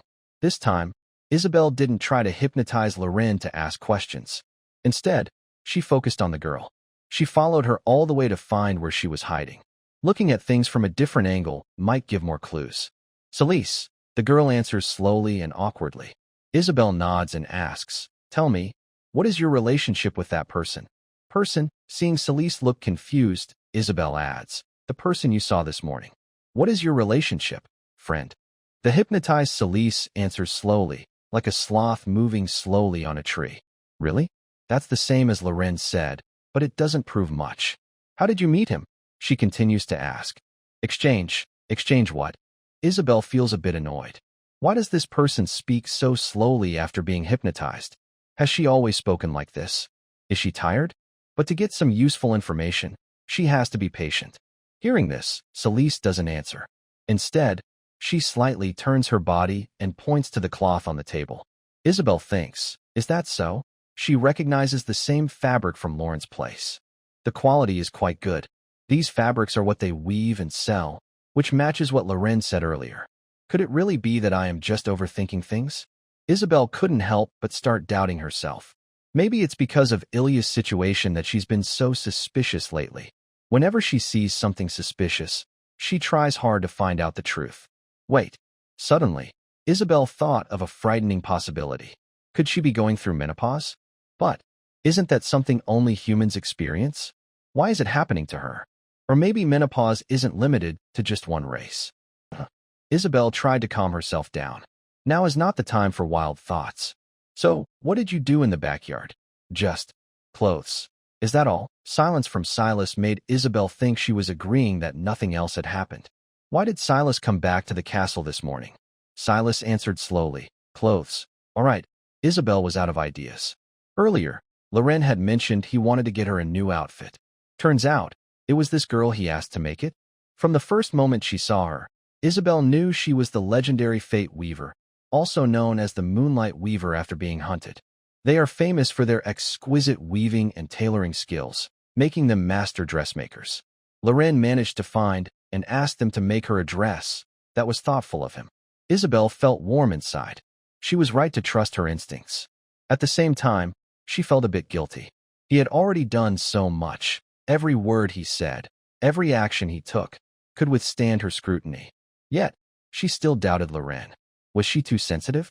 Knowing that Ilya is so happy, can use blood magic, and is reliable and capable. Before being captured by the Blood Princesses, he was just an ordinary farm boy on the edge of the human kingdom. How could he be someone so cunning and calculating? Forget it, since asking further wouldn't get any answers. Isabel finally decided to trust Loren. Just as she was about to break the hypnosis, she suddenly saw a round cocoon made of spider silk. What is this? Ugh. When Silas walked over to the cocoon, she seemed to realize something and let out a soft whimper. Oh. Isabel quickly noticed Silas's unusual behavior and understood that there was a secret inside the cocoon. Ugh. Silas seemed to be resisting her mental hypnosis very hard, showing how precious what was inside the cocoon must be. Hee. I forgot to ask earlier. Isabel stepped gracefully to the cocoon and increased her hypnotic effort. Did that person give you anything? Silas remained silent, but Isabel didn't mind. If not, let me see for myself. Hee. She gently tapped the top of the cocoon with her delicate, fair finger, and the cocoon opened like a blooming flower.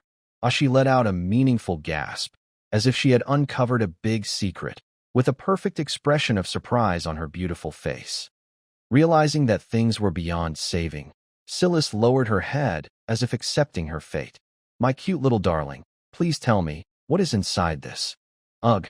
Even though Isabel increased her hypnotic power, Silas's inner resistance was still strong. She wanted to regain control of her body, but Isabel's strength was too great, almost leaving her helpless. Just as she was about to lose consciousness, a cool, refreshing feeling suddenly appeared in her mind. Silas suddenly remembered she was still wearing a calm rest vest. It could effectively reduce the effects of fear, confusion, and charm spells. She had shown it to Loren before, but he didn't seem interested in this piece of clothing. After all, it was made for girls. Unexpectedly, it turned out to be useful at this moment by coincidence. The coolness lifted most of the fog and drowsiness over her mind, allowing her to regain some control of her body. Don't move. Under strong willpower and resistance from her equipment, Isabel's hypnosis, your will is quite strong. Isabel remained calm. Even if the other person could break free from her mental control, what then? In terms of strength, she still had the upper hand. She gently picked up the item inside the cocoon, as if touching a precious artwork. It's really nice. While speaking, she showed Silas a picture woven from spider silk. Isabel's eyes curved into a smile as she praised. It looks quite similar. Hee. The reason for her surprise was not other than the person in the picture. It was Loren. The feeling of being publicly humiliated made Silas want to immediately wrap herself in silk and bury herself underground. She wanted to back the picture, but her opponent was too strong. They moved around the room effortlessly, making her spin in place. Stista, who had been hypnotized by Isabel earlier, woke up at this moment. Confused, she saw Isabel appear in their house and quickly became more alert. Big sister, she hurried to Silas's side, checked that she was okay, and then asked her, "Who are you? Why did you suddenly appear in my house? What do you want?" Sigh. Isabel seemed to hear a joke and smiled charmingly. It was you who entered my territory without permission, then broke into my house. I was just returning the courtesy, she said smoothly. Huh? Hearing this, Hista looked surprised and suspicious. She gazed at the beautiful woman in a snow-white robe, with fair skin and a mature aura, and suddenly understood what was happening. Are you the vampire countess? Isabel remained silent. Even Celes was confused by her sister's strange thoughts and shook her head slightly. But she was sensible and, after learning the other's identity, put away her hostility. Hello? Lady Melty, she greeted politely. Long ago, when they were fleeing, they heard that the Blood Princess's territory was a good place. The Lord, the vampire countess, and her wife were kind to other demons. Celes and her sisters decided to come here to hide. So, knowing Isabel's name was normal. Hee, you're quite perceptive, Isabel said with a smile. She came here to check if Loren was suspicious, not to tease or mock anyone. She carefully put the painting back into its case and looked at the two sisters closely. Her gaze moved between Celes and Hista, making them feel a bit awkward. It was like an elder openly examining the younger ones. So, the girl who was about the same height as Ilya was the older sister? That's interesting. Although she was not as strong as Ilya, Isabel could tell that with enough time, this girl wouldn't reach the level of a king, but she could become a famous and powerful leader. Maybe because her family was hunted, she was quiet and cold. Still, she was a rare beauty. Sigh. I'm not some ruthless monster. Today, I'm just here to check the territory. Silas could only agree. Her instincts told her that things were definitely more complicated than Isabel said. At first, when she saw Isabel, she could sense hidden anger in her eyes. If she had previously broken into the castle and was caught, maybe Isabel wanted to hurt her. Then why not just kill her there in the castle instead of waiting until now? Did that person give you anything? Based on what Isabel said earlier when she opened that cocoon, clever Silas quickly remembered the small bottles that Loren gave her last night. Clearly, the other person was after those items. Was she looking for some clues? Or did she just want to recover her own potions? No, that couldn't be. If those items belonged to her, she wouldn't be so friendly now. Murdy Isabel was only being gentle because she hadn't found what she was looking for. It was those potions.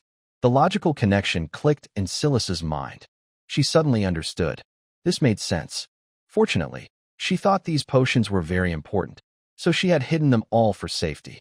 By the way, the picture inside the cocoon was just because her sister wanted to draw the face of the person she thought was spinning, then burn it for their late mother. She used spider silk to weave it. She never expected to accidentally avoid a disaster. I'm sorry. I intruded into your home. Silas lowered her head and apologized to Isabel. She wasn't good with words, but she could still tell right from wrong and understand what's urgent. She would keep the secret about the potions Loren gave her, no matter what. Although she didn't understand what that human was hiding, as the destined person of her kind, maybe you could become good friends. Isabel didn't find any suspicious clues here, so she had to head back home. By the way, before leaving, she seemed to remember something and turned around to remind her. There's an uneasy feeling coming from the north lately. If you don't have anything important, it's best not to go there. Although Silas nodded in agreement, she took this warning as just background noise. Because the north is where as the leader of the Blood Princesses, Lady Murdiff would surely know what was happening in her territory. Hearing that she wanted to help, Silas felt warm inside and was about to accept, but then she thought of something and shook her head. Thank you. But no. Seeing this, Isabel didn't press further. She just waved and said, All right then, stay safe. After seeing the lady off, Silas returned to her small wooden house and sat at the table, lost in thought.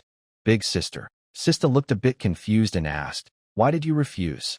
With Lady Murdiff's help, wouldn't it be easier to rescue our little sister? Silas shook her head. Actually, when she heard Lady Murdiff say that, she was tempted too. But no one could guarantee that the gift wouldn't have some magic attached. If there was magic for spying or watching, her secrets might be exposed. That person could also be in danger. After thinking carefully, Silas finally decided to refuse this kindness. As she cannot be sure whether the magic in the room is still active, she cannot speak openly to Sista.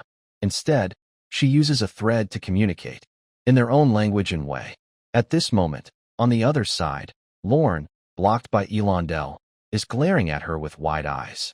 Oh, what? Are you saying the prince gave me some money? Is she here to arrest me? Lorne is confused.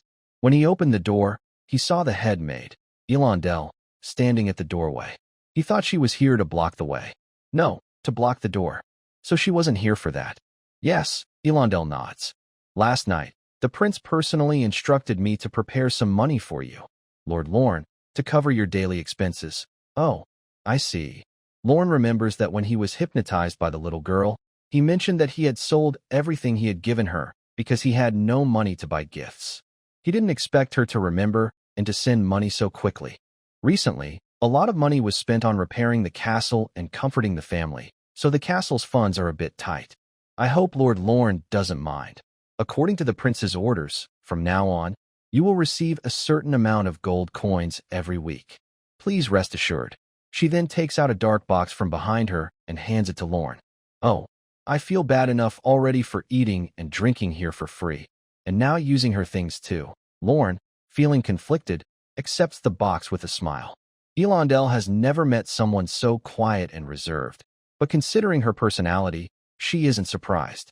After delivering the item into his hands, she completes the task given by Ilya and goes back to her own work. As for Lorne, he eagerly opens the box. When the latch clicks open with a snap, the gold inside bursts out, shining brightly, even dimming the crystal chandelier in the room.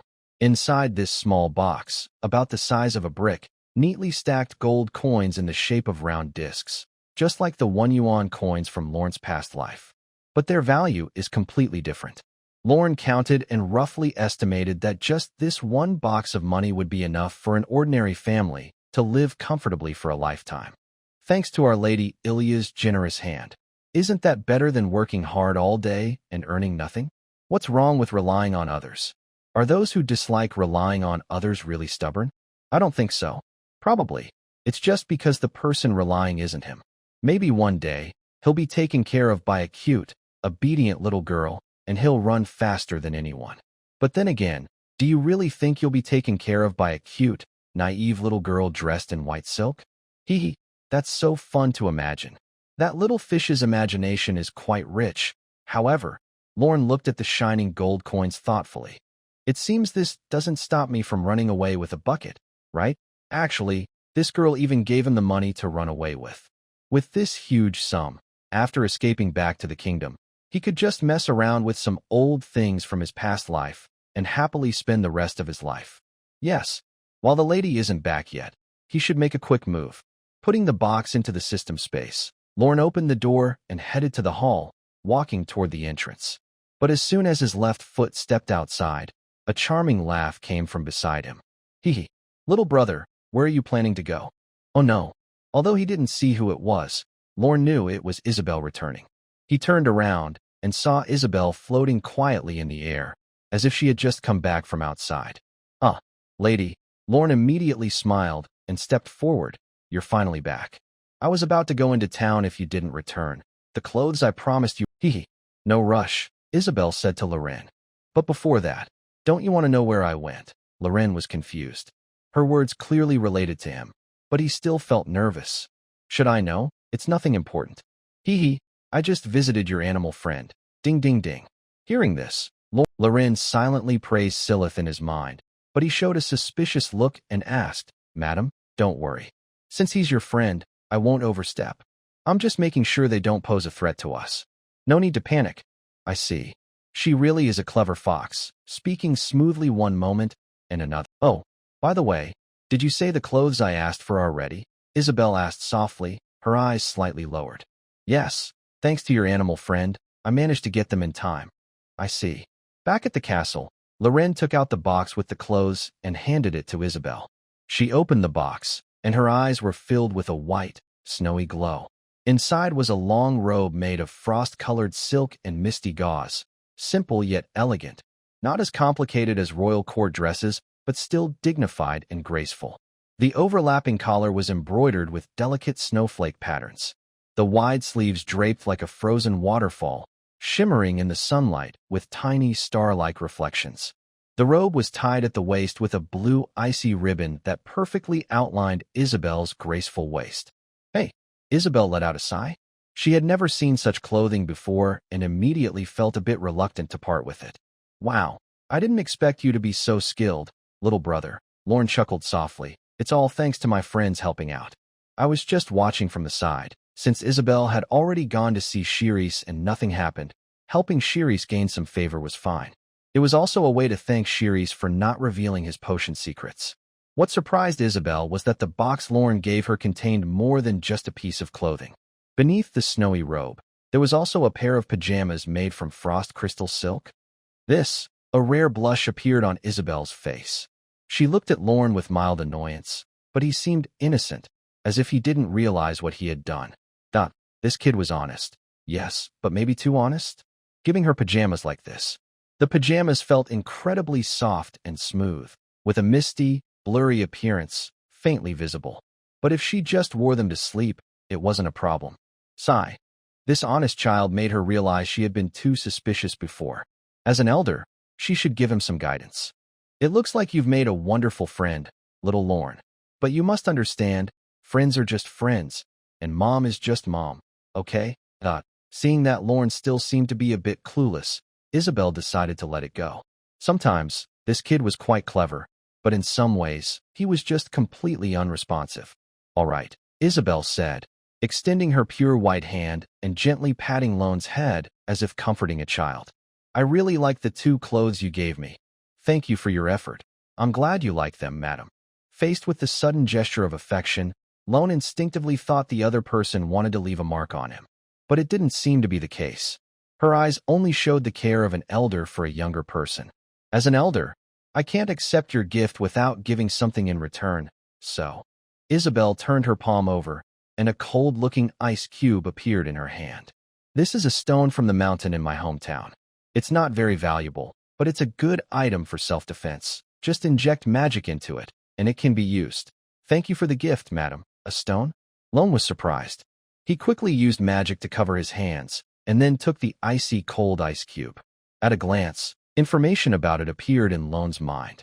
Item: Winter Dragon Spine Non-Melting Ice. Level: Rare. Effect: Depending on the magic consumed, it can summon an ice shield to block attacks, freeze enemies, or cause a heavy snow in a designated area. Description: A piece of cold ice from the Winter Dragon Spine Mountain that never melts. Do not touch it directly with your hands. The more magic you use, the stronger the effect. It's not particularly powerful, but better to have than not.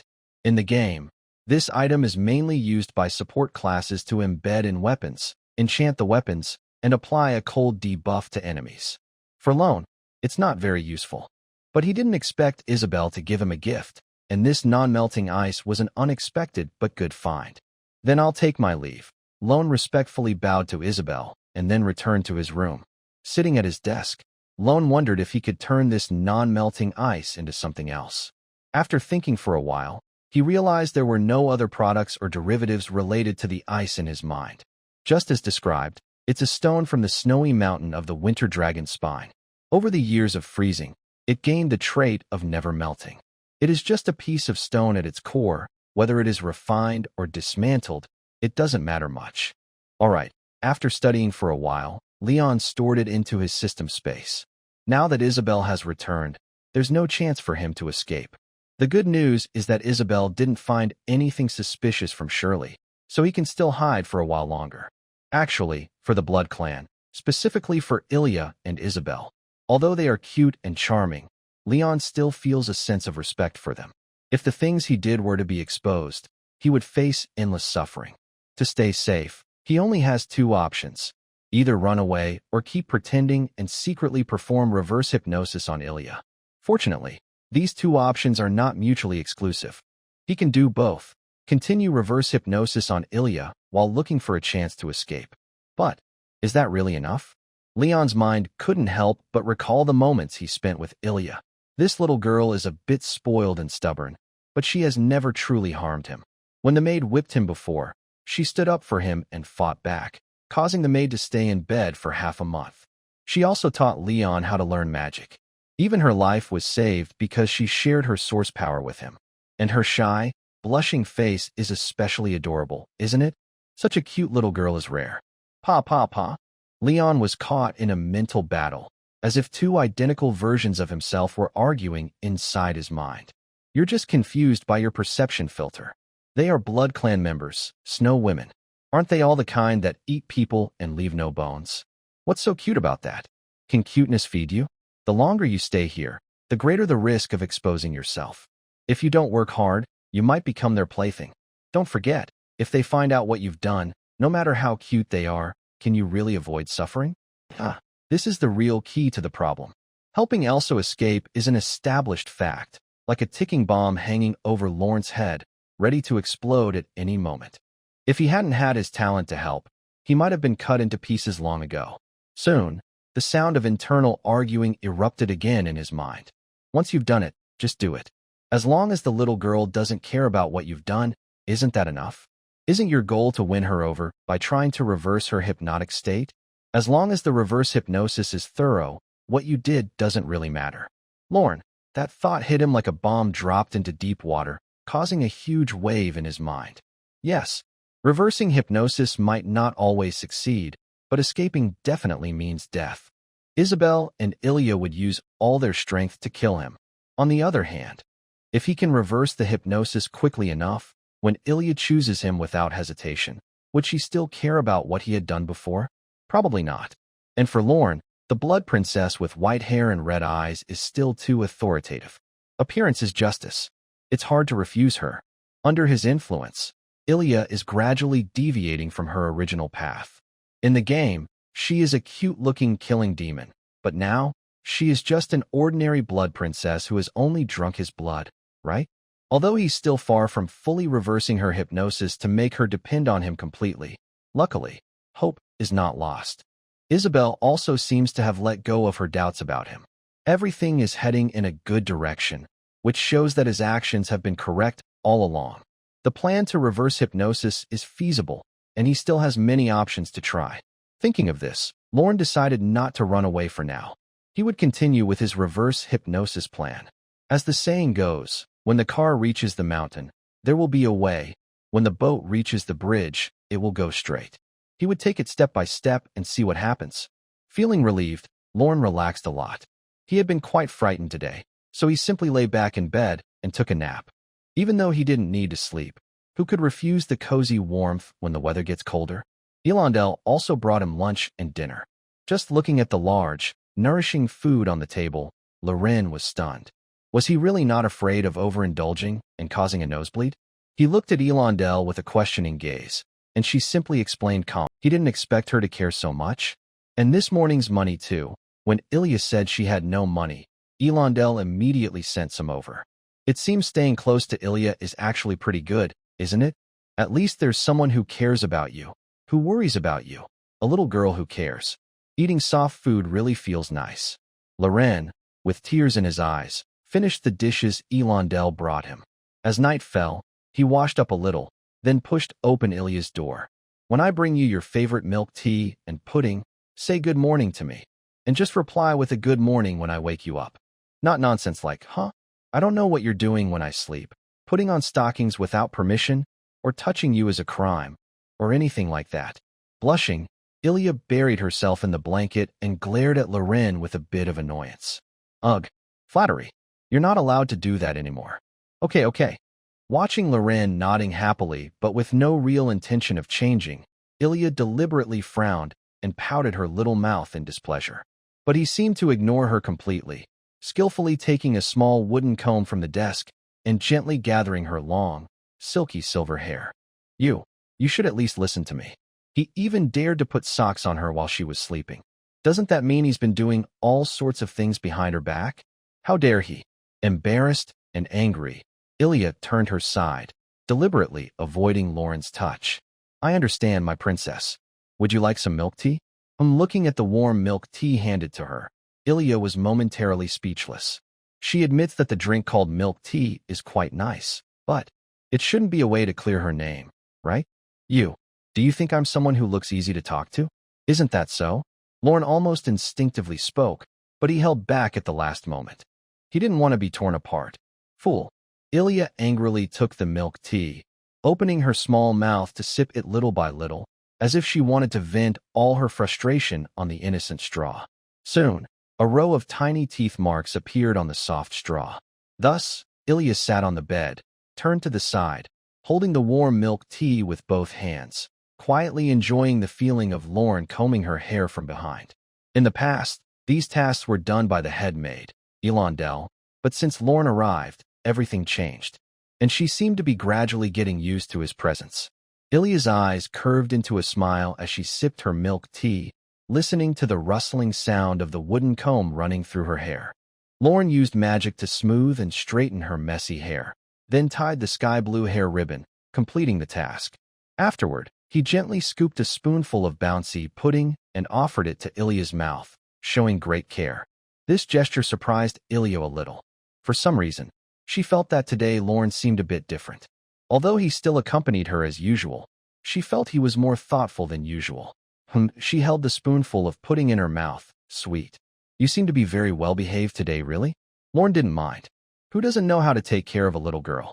Still, he smiled and said, "After all, Your Highness has always taken good care of me. I can only repay you with my actions." This touched Ilya's heart, making her very happy. "Did you receive the money?" "Yes, I received it. Thank you, Your Highness.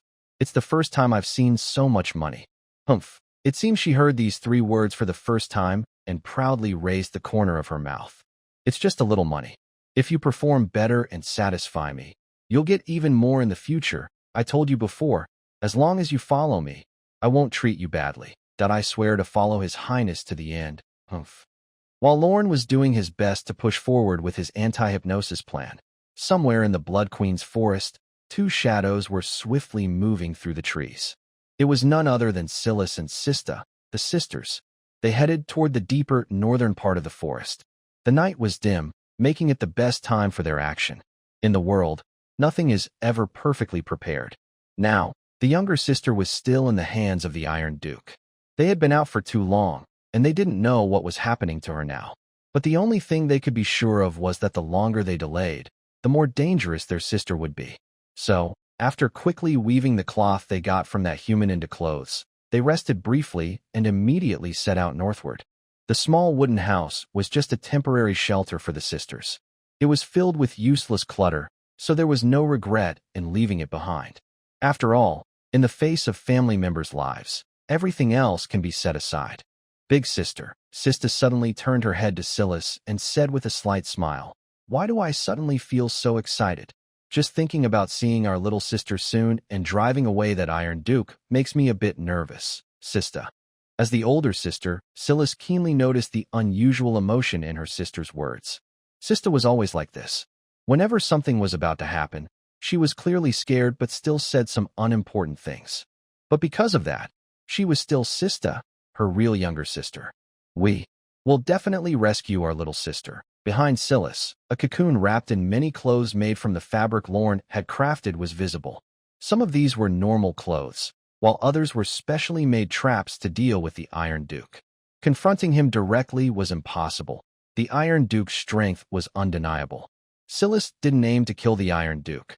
She just wanted to save her sister. "Almost there, sister." Sista can feel her heart beating faster and her hands trembling. But soon, she feels a warm touch in her palm. It's Silas. The warm body temperature makes Sista feel more at ease. Since she has made up her mind, she should move forward bravely. The dark night covers the entire forest. The trees on both sides keep retreating. After about an hour, a dark cave appears before them. This place is in the northern part of the Blood Queen's territory. Besides monsters, almost no other magical beings are here. Just standing outside the cave, Silas can sense an uneasy feeling coming from inside. The Iron Duke is still inside. "Let's go." The sisters nod at each other and gradually disappear into the night. Suddenly, a sound similar to a chicken's crow echoed inside the dark cave.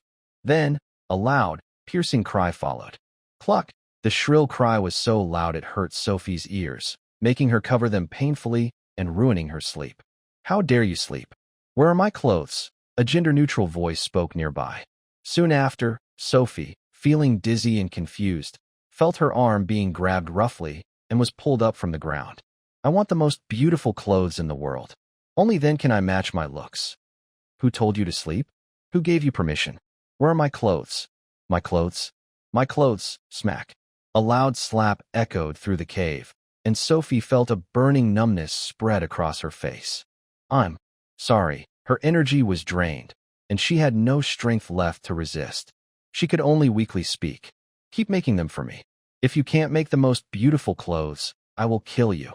Sophie, like a deflated balloon, was pushed to the ground by the other person. Kill me. Now. Hearing those words, Sophie felt no fear. Instead, she felt a strange sense of peace. If dying could end her suffering, maybe death was the best ending. She forced a weak smile, lifted her head, and looked into the tall figure before her. Even if I had the most beautiful clothes in the world, what difference would it make? Could it hide your scars? This question seemed to hit the Iron Duke's sore spot. He was stunned at first, then furious. He grabbed her neck and lifted her into the air. You dare to die? But she didn't expect that. Even though she could easily choke her, the other person showed no fear. Instead, they seemed to look forward to her doing it. Cough, cough. I thought I was good at pretending. Sophie felt her breath growing weaker, but she didn't stop. Your tail wound. Cough, cough. It's really ugly. I will kill you. The Iron Duke, exposed and angry, lifted Sophie above his head, tightening his grip, trying to strangle her alive. But soon, he seemed to realize something and suddenly smiled. You want me to kill you? Do you think I will do as you wish? His smile was cold and strange, and his voice became creepy. Killing you like this would be too easy, wouldn't it? I just thought of a fun idea. Since ordinary clothes can't match my fancy, then how about using your body? He looked over Sophie's pale, lifeless skin and poked her with his finger. Eat to strengthen yourself. Eat to strengthen yourself. When you're hurt, you need to eat meat to recover. After I eat your flesh and make clothes from your skin, it won't be too late to find your two good sisters. A chilling coldness crept into Sophie's heart. She seemed to have guessed what kind of ending awaited her. She wasn't afraid of death, even if she was stripped and made into clothes. There was nothing to fear, but she really didn't want her sisters to see her like this. Your expression is really wonderful, little girl. Sophie wanted to resist, but the other person was choking her neck, and her limbs couldn't reach her at all. She could only shake her head desperately. Where should I start? The Iron Duke eagerly sniffed Sophie's scent, as if planning something, and drew several lines on her leg with his finger. Just as he was thinking about where to begin, he suddenly sensed a familiar presence entering the cave. At the same time, a flickering orange flame swayed inside the cave, seeping through the narrow, long opening and illuminating the dark surroundings. Sister, as a close family member, Sophie was naturally very familiar with her sister's scent. Seeing the warm light gradually approaching, she felt a flicker of happiness, but it was soon replaced by guilt and reluctance. I shouldn't have come back. And there's no need to come back. Oh my, I didn't expect you to return, little girl. The sinister look on the Iron Duke's face disappeared, replaced by a happy expression. Is the clothes I asked for ready? She showed no shame about her recent actions, acting as if nothing had happened, casually tossing Sophie aside. Silently, Celise's eyes flashed with a hint of hostility, but she hid it well. Beneath her calm expression, she was brewing intense anger. She remained silent, opened the cocoon in her hand, and revealed what was inside to the Iron Duke. The Iron Duke's eyes lit up, and she quickly stepped forward to look. Oh wow, these clothes. The feel of them. She reached out with her wrinkled hand, as if touching a treasure, and brushed over the fabric. This is much better than those old rags. Just as she was about to pick up the clothes to admire them, suddenly, there was movement inside the cocoon. Realizing something was wrong, the Iron Duke immediately dropped the clothes and stepped back, but it was too late. Sista, who had turned back into her original form, was hiding inside the cocoon, waiting for her opponent to make a mistake. She precisely seized this moment. As the clothes were lifted, Sista launched her attack. White spider silk and countless silver needles shot out together, heading straight for the Iron Duke's face. Attack! The situation happened so quickly that the Iron Duke couldn't react in time. She hurriedly closed her eyes and used her magic to protect herself from the incoming needles. Cling, cling, cling. Sure enough, a clear, ringing sound occurred as the needles aimed at her eyes were all blocked. However, Celise and Sista were not surprised. With their strength, Even if the opponent hadn't turned back into her original form, breaking through her defenses would not be easy. The silver needle was just a lure. The real attack was on the silk threads that moved with the needle toward Duke Iron. These threads could numb nerves and senses, buying them some time. Silk threads, countless and fine, were held tightly in Silas's hand, with the other end securely wrapped around Duke Iron's limbs. "Hurry," she gave a quick look to Hista, who understood immediately. Hista ran swiftly toward the unconscious Sophie, gently lifting her onto her back, and then dashed out of the cave. Bugs. At the moment of attack, Duke Iron realized what was happening. When she opened her eyes again, she was furious and let out a loud, harsh scream. "Trying to escape. Since you're back, none of you are leaving." With Silas holding her limbs, Duke Iron suddenly stomped her foot, causing the entire cave to shake. Rumble. The sound of large stones rolling down from the entrance reached them. This sudden change made Hista feel nervous. She ran as fast as she could, but in the end, she was too late. The heavy stone wall had completely sealed the entrance. Hista tried to use her power to break through the stone wall, but all she left were meaningless scratches. There were no cracks or gaps around to squeeze through. It was as if the enemy had prepared everything in advance. "Hee. You really are close sisters." Duke Iron's sneaky laughter came from behind. "In that case, become my beautiful clothes." Creaking sounds, like rustling, echoed. The noise was like countless flesh and blood merging and reshaping, making her shiver. Suddenly, the silk threads that had bound Duke Iron snapped with a sharp sound. A tall shadow appeared in the glow of the fire, covering the entire cave.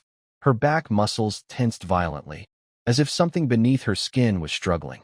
With a cracking sound like leather tearing, 2 rows of bloody feathers burst out, splattering blood mist that instantly froze into orange-red rust particles in the air. Her head was also transforming and restructuring within the rusty blood fog. Her jaw extended forward, forming a very hard, iconic iron beak together with her upper jaw. Even the top of her head grew a blood-red, 3-bladed steel crown. Silas looked at this tall figure, a hint of surprise in her eyes. Is this the true form of the Iron Duke? But this isn't a shape-shifting magic. It seems more like her body could no longer withstand some kind of rebellion, forcing her into this forced transformation. What is that? Soon, her gaze was drawn to the wound on the Duke's tail. It's called a wound, but it looks more like a barnacle, parasitically attached to her tail, constantly feeding on her vitality to satisfy its needs. Right now, that barnacle had grown to the size of a ball. If you looked closely, you could even see a face on it. If that writhing growth could be called a face. What exactly is this? Realizing there was no way to retreat, Silas quickly settled her sister and then rushed back to Silas. Seeing this scene, her face showed panic. "I'm sorry you had to see such a disgusting sight." The Iron Duke's hoarse voice came from the blood-colored mist, "But don't worry. Soon, you will become my clothing, covering this wound, and I can return to my original beautiful form." He. As she finished speaking, a tearing sound echoed through the air.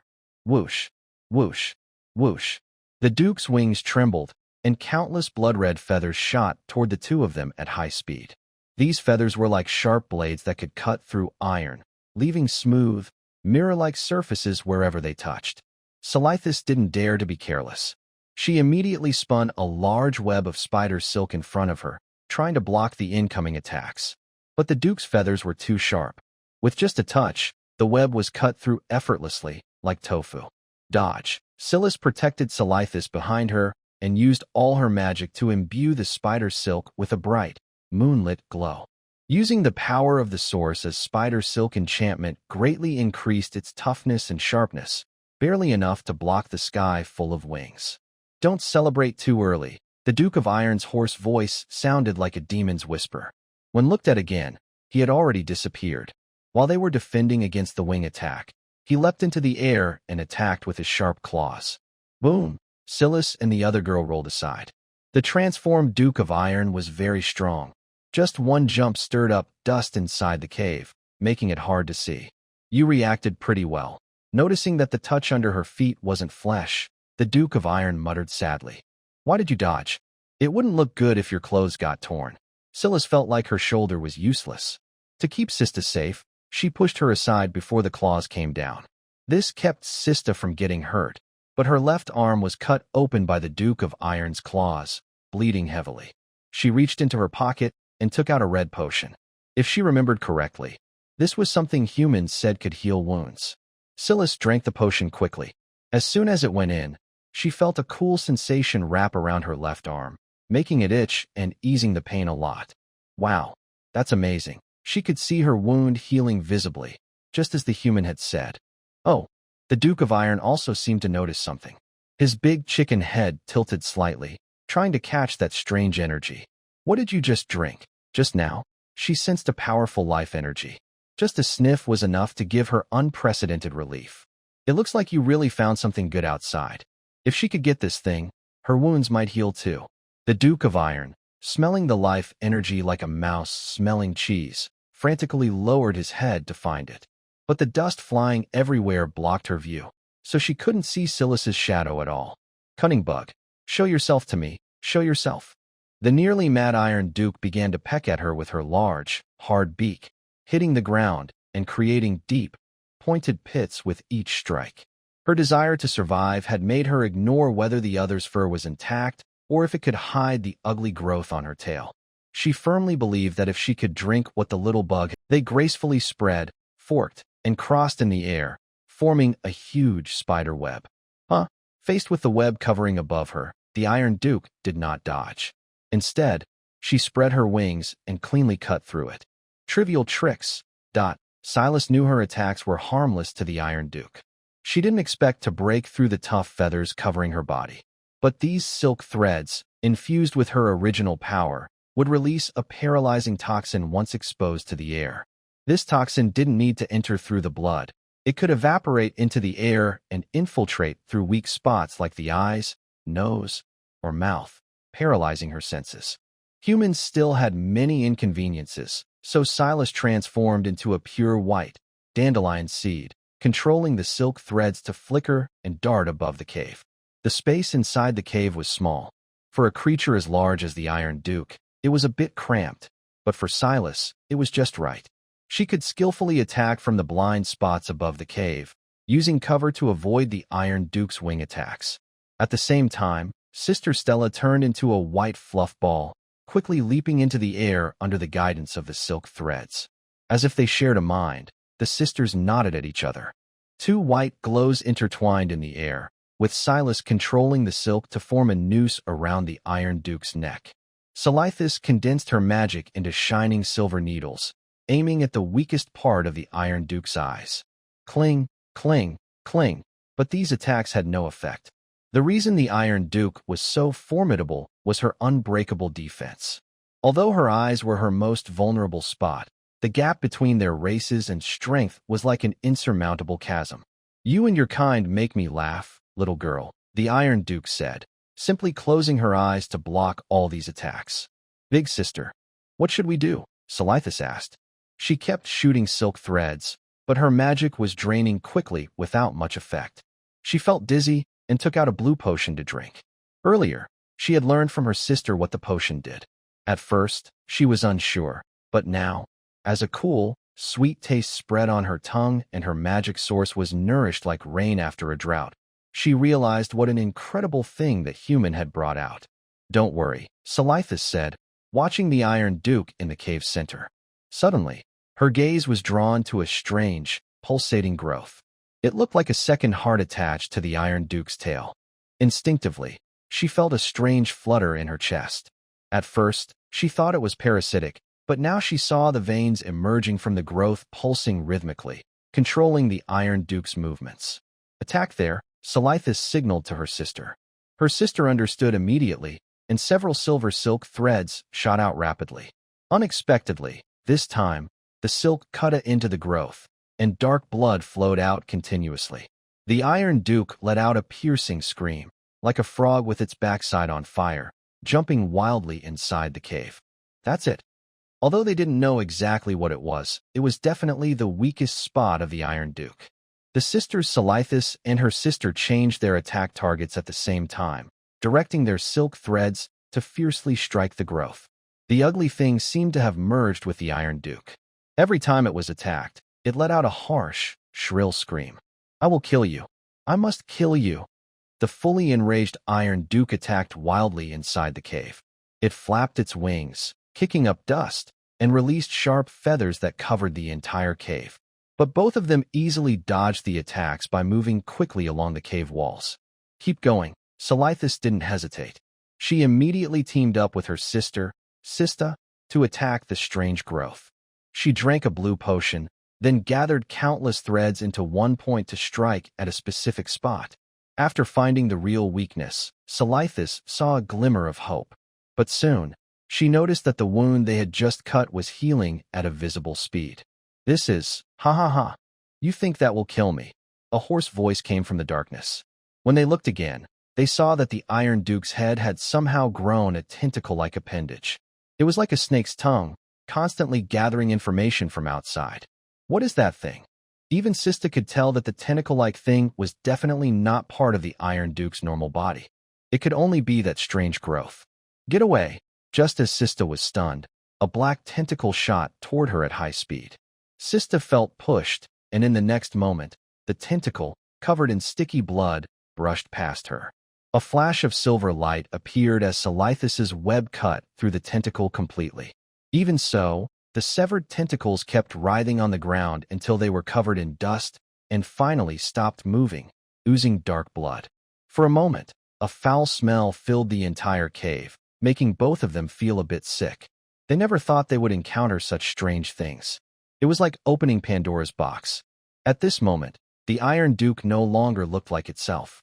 The tentacles, wildly waving, stretched out from the eyes, mouth, and ears of the Iron Duke, attacking them frantically.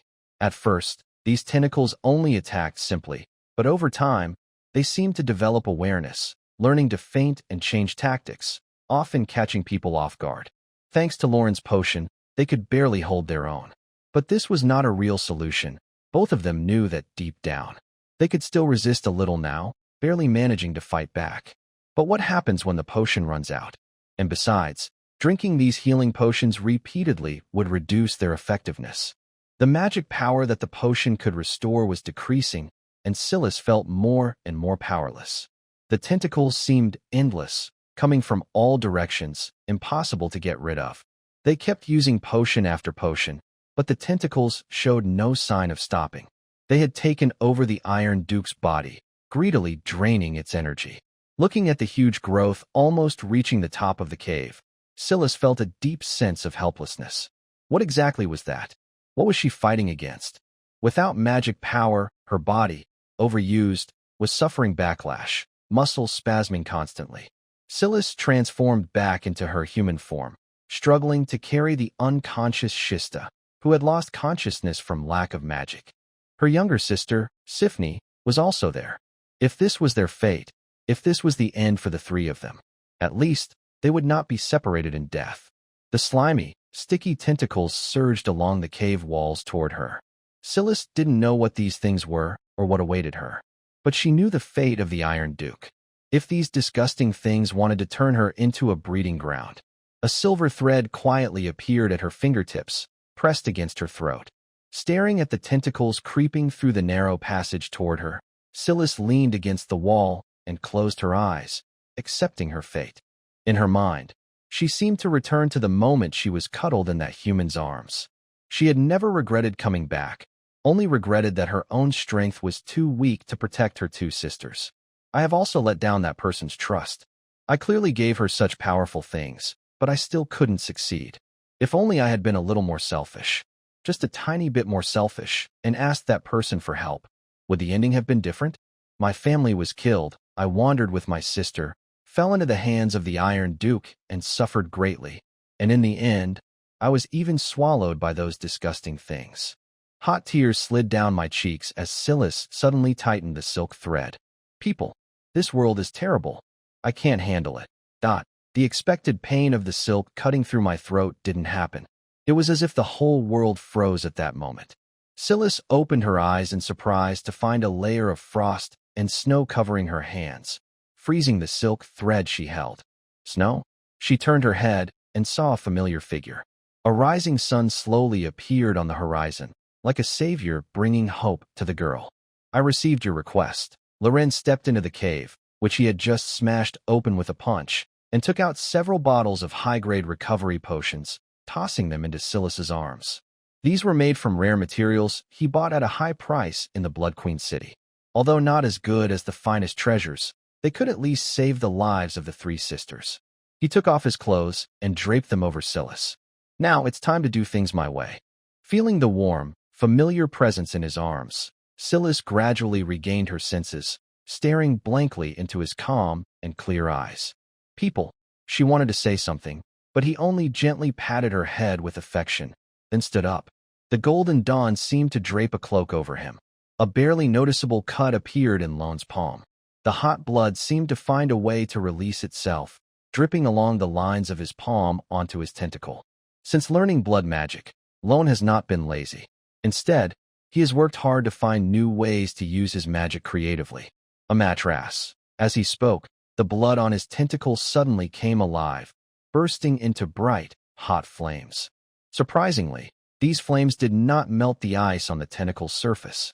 The fire and ice worked together, creating a powerful effect where 1 was greater than 2. Lone liked to call this move fire and ice. The hot flames quickly spread along the tentacle into the depths of the cave. Soon, a loud, piercing roar echoed from inside.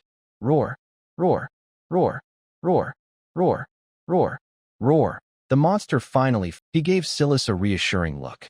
I'll be back soon. Stay here and wait for me. Okay, Silas nodded obediently.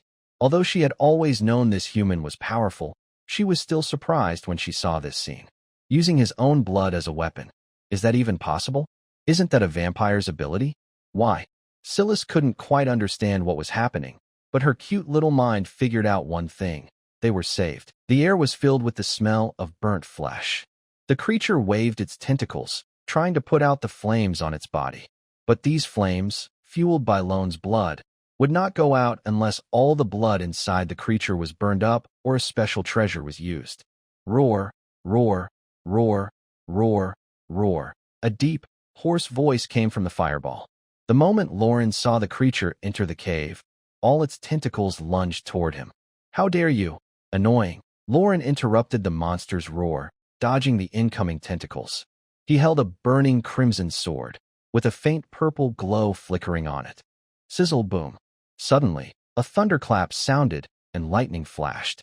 The tentacles, claws bashing wildly, were instantly cut apart. Loren's swordsmanship isn't the best, but his magic skills are top-notch. He calls this move the Thunderfire Sword. It was originally just his idea, but surprisingly, it worked. Looking at the burning, meat-like mountain in front of him, Loren could vaguely see a hint of the Iron Duke's shadow. You are also unfortunate. Loren doesn't enjoy hurting others. If he keeps fighting like this, the cave might collapse. He could leave safely, but then he wouldn't be able to get the materials he desperately needs. I'll set you free. Roar, roar, roar, roar, roar. The monster let out a low growl. Several huge, burning tentacles covered in sticky suckers and smelling of charred flesh swung toward Loren. But he remained calm. Waiting for Amaterasu is too slow. Holding his burning crimson sword, Loren gathered all his strength and poured it into the blazing firelight. There were no fancy sword techniques or complicated moves, just a horizontal slash. The blazing flames detached from the sword, forming a sharp, curved arc of light. It sliced through the bloody, foul air, the slimy mucus, and the giant snake-like tentacles. The twisted tentacles stiffened instantly upon contact with the flames. Their cross-sections didn't even have time to bleed before being consumed by the endless fire, turning to ash. This red arc of light didn't stop. The glow on the sword's blade shifted from crimson to white-hot, intense and restrained. It caused the surrounding space to ripple faintly, piercing straight into the massive meat mountain. Time seemed to stand still at this moment. After about half a second, the boom, accompanied by a deafening explosion, the large mass of flesh disintegrated and vaporized in pure flames. There were no remains, only a grand rain of fire falling from the sky, softly drifting down. Until the flames died down, Loren slowly stepped forward and looked down at the spot where the flesh mountain had been. Soon, Loren found a red bead and a long, worm-like creature that looked like an earthworm. Indeed, it's here. The red bead was the relic of the Iron Duke, a precious treasure.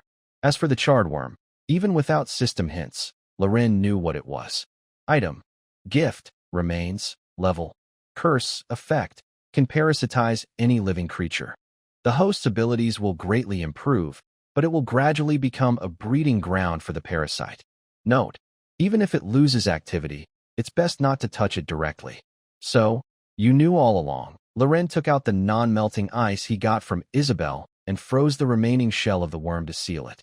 Without lingering, he headed toward the cave entrance. Shirley had already given the recovery potion to Sista and Sifney. Though they hadn't woken up yet, not a person? Shirley looked a bit overwhelmed. She could feel the immense energy contained within the bead, and it was clear that he wanted to give it to her. But, could she really accept it? She felt she hadn't done anything well. Seeing Shirley's inner thoughts, Loren affectionately rubbed her head and smiled. There's no problem relying on me a little more, Shirley. She didn't reach out for the bead. Her beautiful violet eyes were clouded with a faint mist. Her small body began to tremble uncontrollably, like a falling leaf in the cold wind. All her persistence, fear, pride, and grievances burst out at that moment. She had thought she was ready to face death, but when it truly came close, she still felt afraid, hesitant, and wished that someone could step into her world and save her. The girl threw herself forward, burying her face deeply in Lorne's arms, as if this small space were her only safe harbor. She clutched tightly at the fabric on his chest, holding onto it like a lone traveler grasping the only sign of direction in a vast sea. This time, she didn't have to hold back her voice. This time, she could remember the warmth she felt from him. Even Silas herself didn't understand why she always wanted to cry in front of this human. He was just someone she had met only a few times, just a human chosen by a broken spindle, just an ordinary person. Yet this very human had quietly taken a place in her heart that she couldn't erase. The dawn rising on the horizon was like a soft blade, silently cutting through the misty blue of morning, and its golden light gently wrapped around the two of them. The trembling in his arms grew weaker, and her breathing slowly began. Lorne didn't want to disturb the peaceful moment, but they had to leave. The battle here had been too fierce.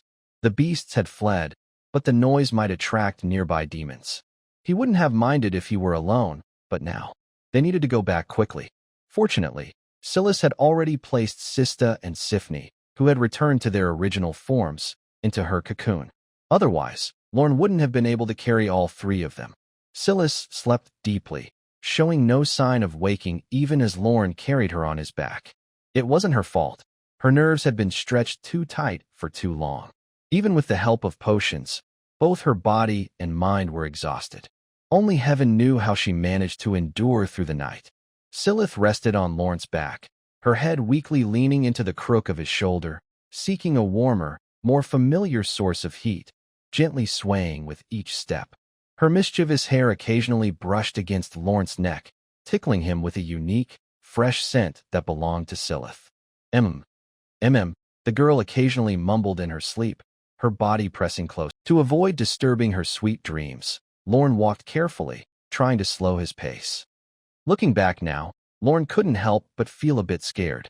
If he had been a little later, the consequences could have been terrible.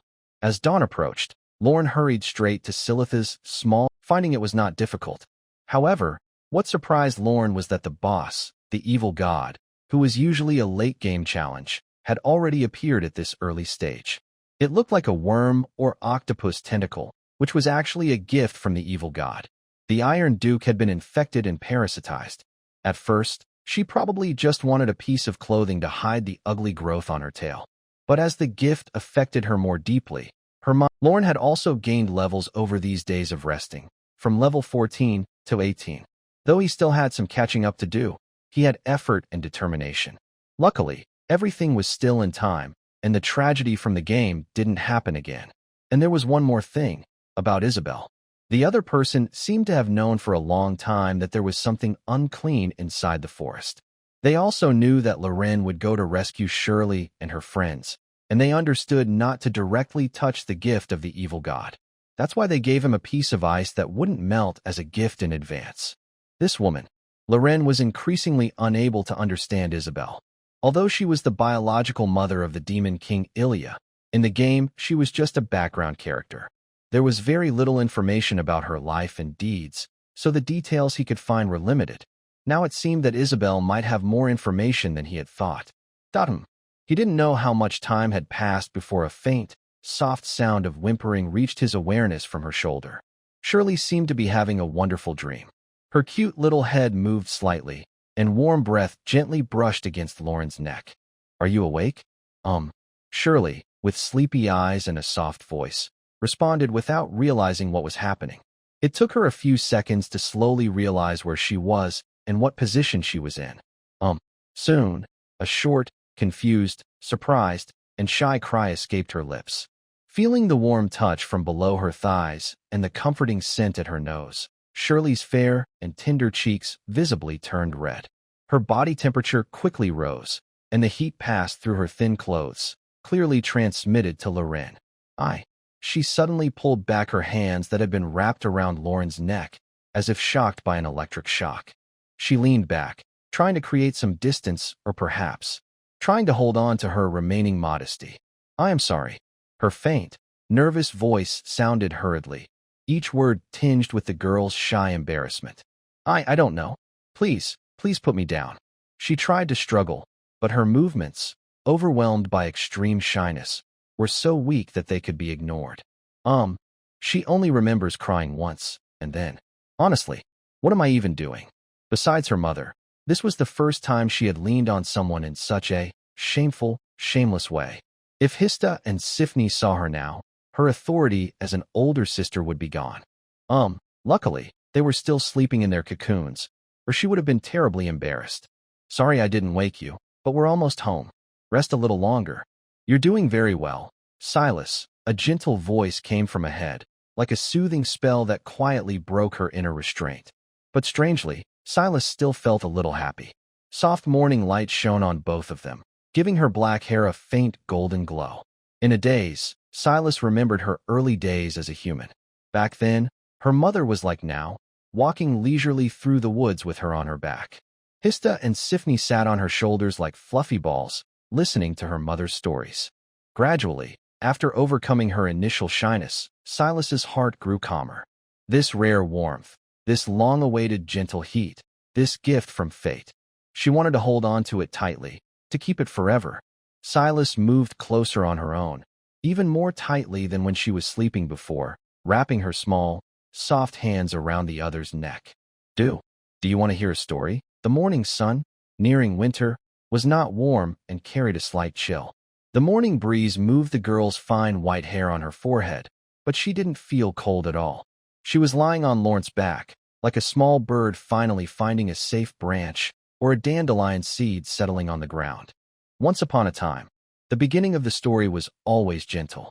Silas's voice was soft and tender, and when she spoke, she pressed her lips close to Lawrence's ear, making him feel ticklish. She was telling Lauren stories her mother used to tell her, while lying on Lauren's back, greedily and selfishly feeling his body heat and familiar, comforting scent. From the legendary stories passed among their clan to her younger sister, convincing her to dye spider silk in wild colors, Silas told many stories. Even she didn't realize she was speaking so fluently. Lauren just listened, walking steadily behind her. "Well, what about you, person?" Silas asked softly, cautiously testing. "I also want to hear your story." She had many questions about this human and wanted to learn more about him. Where was he before being taken to the demon world? What was he doing? Just like when she knitted clothes for him, she even wanted to know what size his clothes were.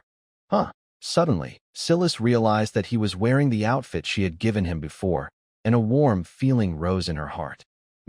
Facing Silas's curious gaze, Lauren didn't refuse and honestly shared his childhood experiences growing up at the border of the Holy Light Kingdom.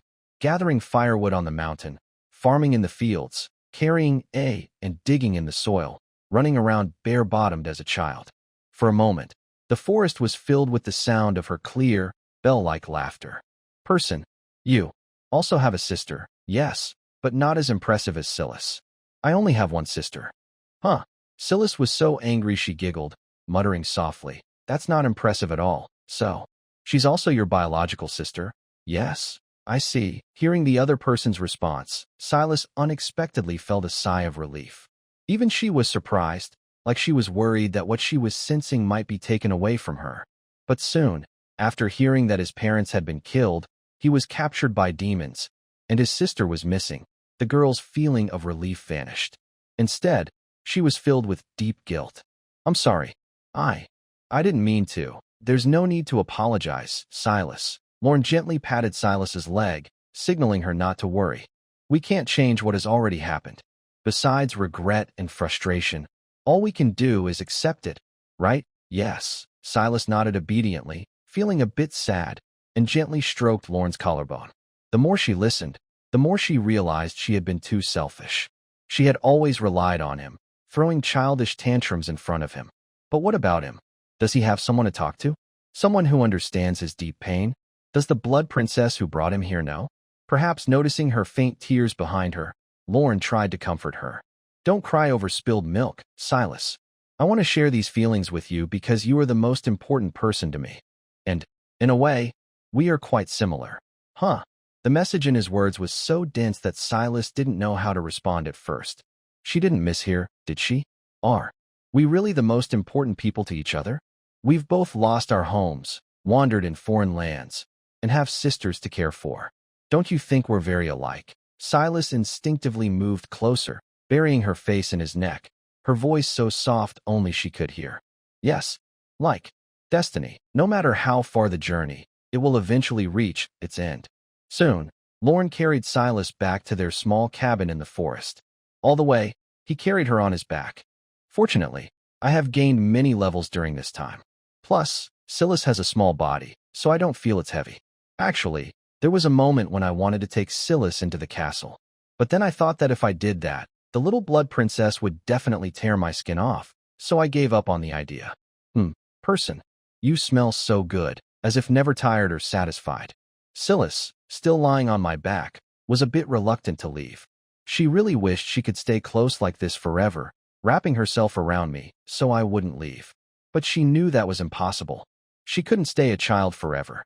She hoped that one day she could become a safe place for me, a shelter to protect me from the wind and rain. To save me. I squatted down, and Silas reluctantly slid off my back. Just rest well during this time. I will visit often, and I've set up some magic alarms around here. If anything happens, I'll know. Don't worry. I put my hand into my pocket and took out the blood bottle and the blue bottle from my system space, handing them to Silas. Wait until they wake up before taking them. Don't worry, drinking them continuously just reduces their effect. It won't kill anyone. There was half a sentence I didn't say. As long as it doesn't kill, then drink as much as you want. That's how I survived when I was exploring new places. Silas carefully took the potions, wrapping them in her cocoon. And this, I took out a few bottles with strange shapes, with round sticks inserted into them. What are these? Silas looked at them curiously. They didn't look like the healing potions from before. Milk tea, a delicacy from my hometown. Very popular. I think you'll like it. Seeing Silas's doubtful expression, I smiled slightly and personally showed her how to enjoy it. Hey, encouraged by me, Silas finally opened her small mouth and carefully sipped a little, holding the bottle with her soft little hands. Soon, the satisfying sensation from her taste buds made her smile happily. People, I like it. Lorraine took out the pudding he had prepared earlier, and Silas's eyes lit up when she saw it. She had never tasted such good food in the forest before. She didn't expect that this human not only was strong, but also made such delicious food. Seeing Silas so happy, Lorraine couldn't help but smile. It seems she's just a little glutton. The daytime was still long.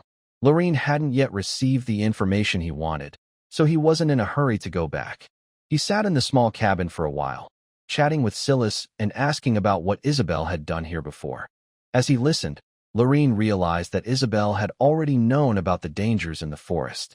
When Silas asked if Lorraine thought she did the right thing, she looked up at him, trying to read his mood. Yes, those things should be kept secret. Since the worst didn't happen, Lorraine finally relaxed. Good job, he praised her. Silas felt happy inside and looked into Lorraine's deep, starry eyes. She tiptoed like a small cat waiting to be fed. People. She finally gathered her courage to say one word, softly. Reward. I want. After saying this, Silas leaned into Lorraine's arms, lowered her head slightly, closed her eyes tightly, clenched her fists on her chest, and her eyelashes fluttered. She seemed both eager and nervous, waiting for a special moment. Time felt like it stretched endlessly. Silas could hear her own heartbeat, until the warm palm finally stopped.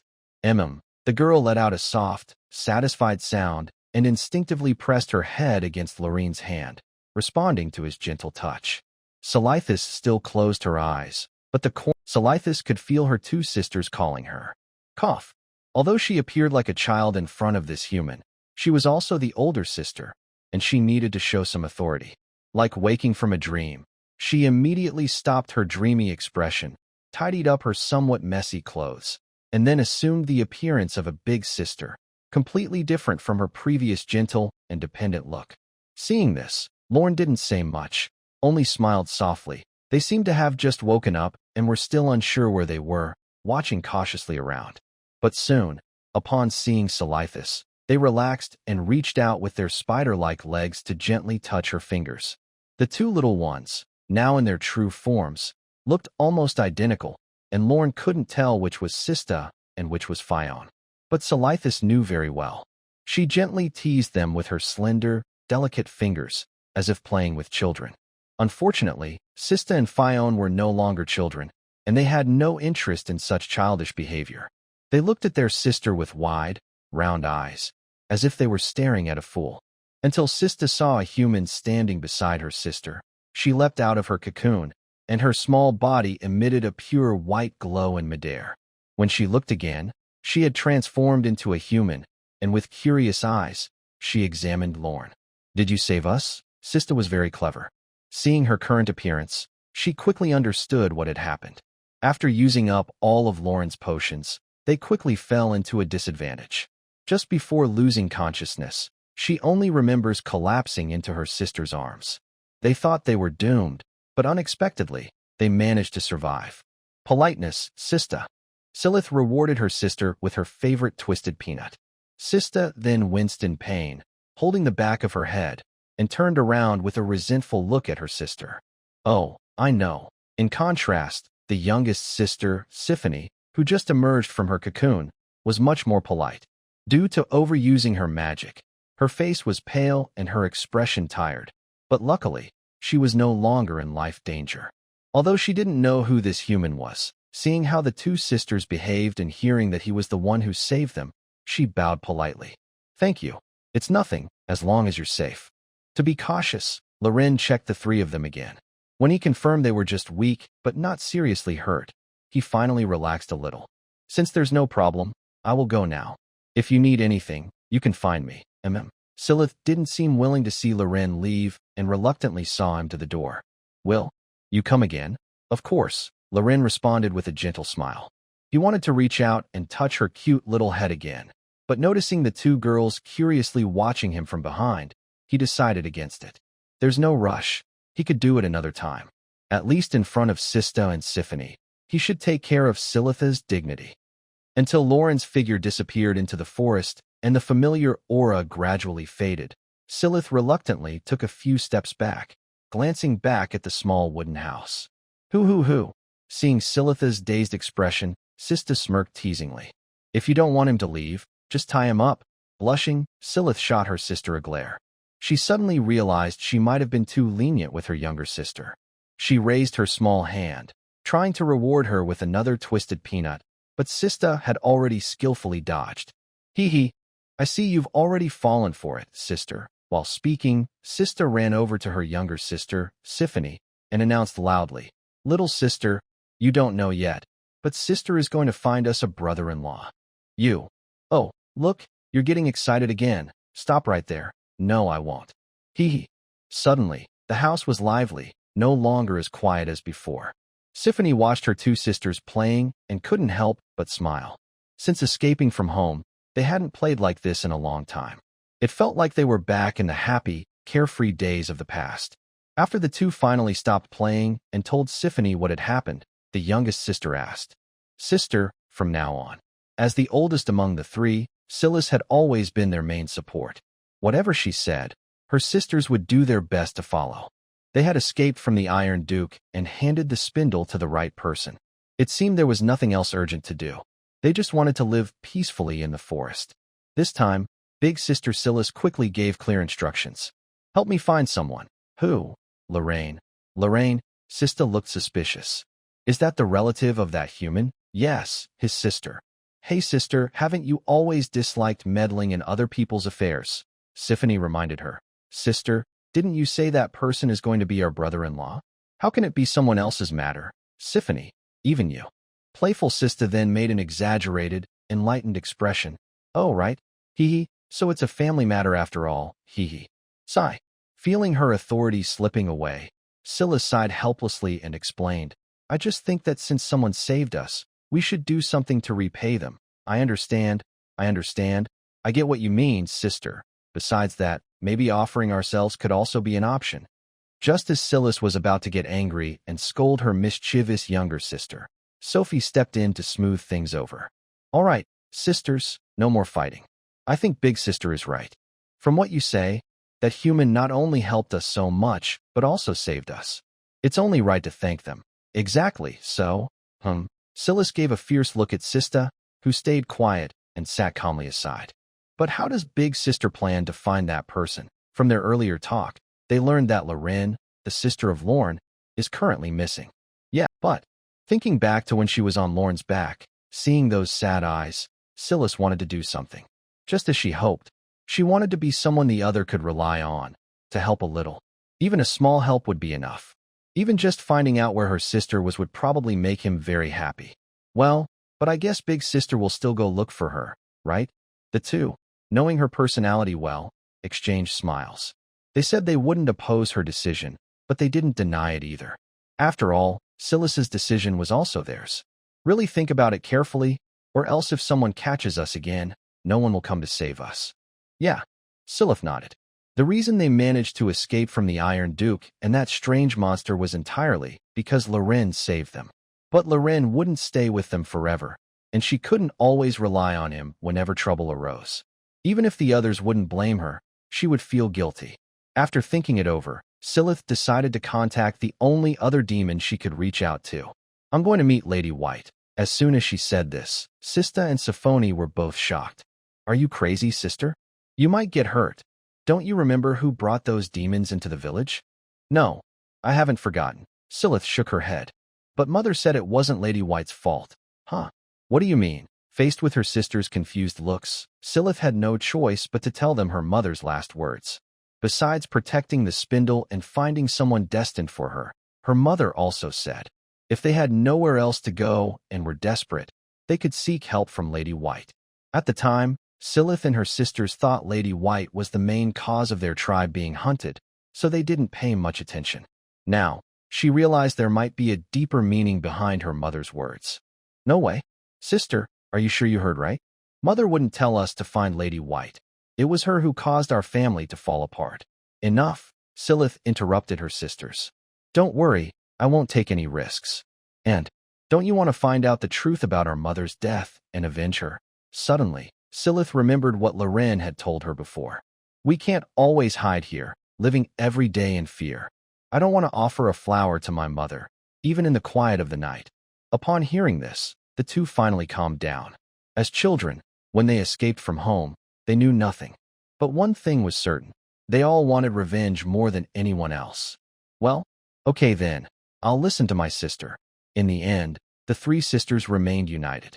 After deciding what to do next, the lively and playful atmosphere quickly returned. By the way, their mother hasn't seen what that human looks like, right? Should we show her now? Sista suddenly had a mischievous idea and reached for the painting that Silas had placed in the cocoon. Fortunately, Silas quickly hugged her, or she might have faced another public scolding. Come here, everyone. I have something to tell you. Silas gathered her sisters around and took out a pearl that Lorraine had given her earlier.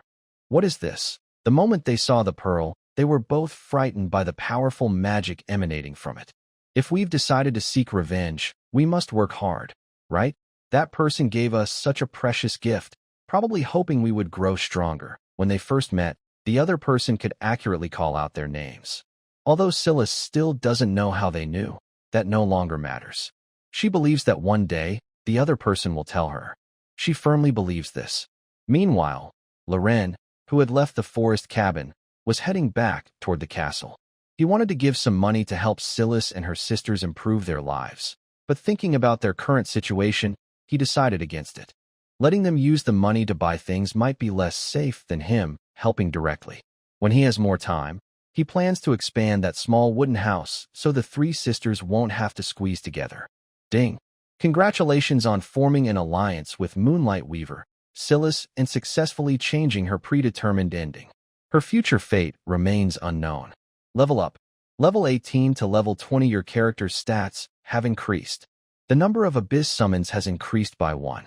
The friend feature is now available. After adding friends, you can check their status, attributes, and location anytime. Wow, there's also a surveillance feature.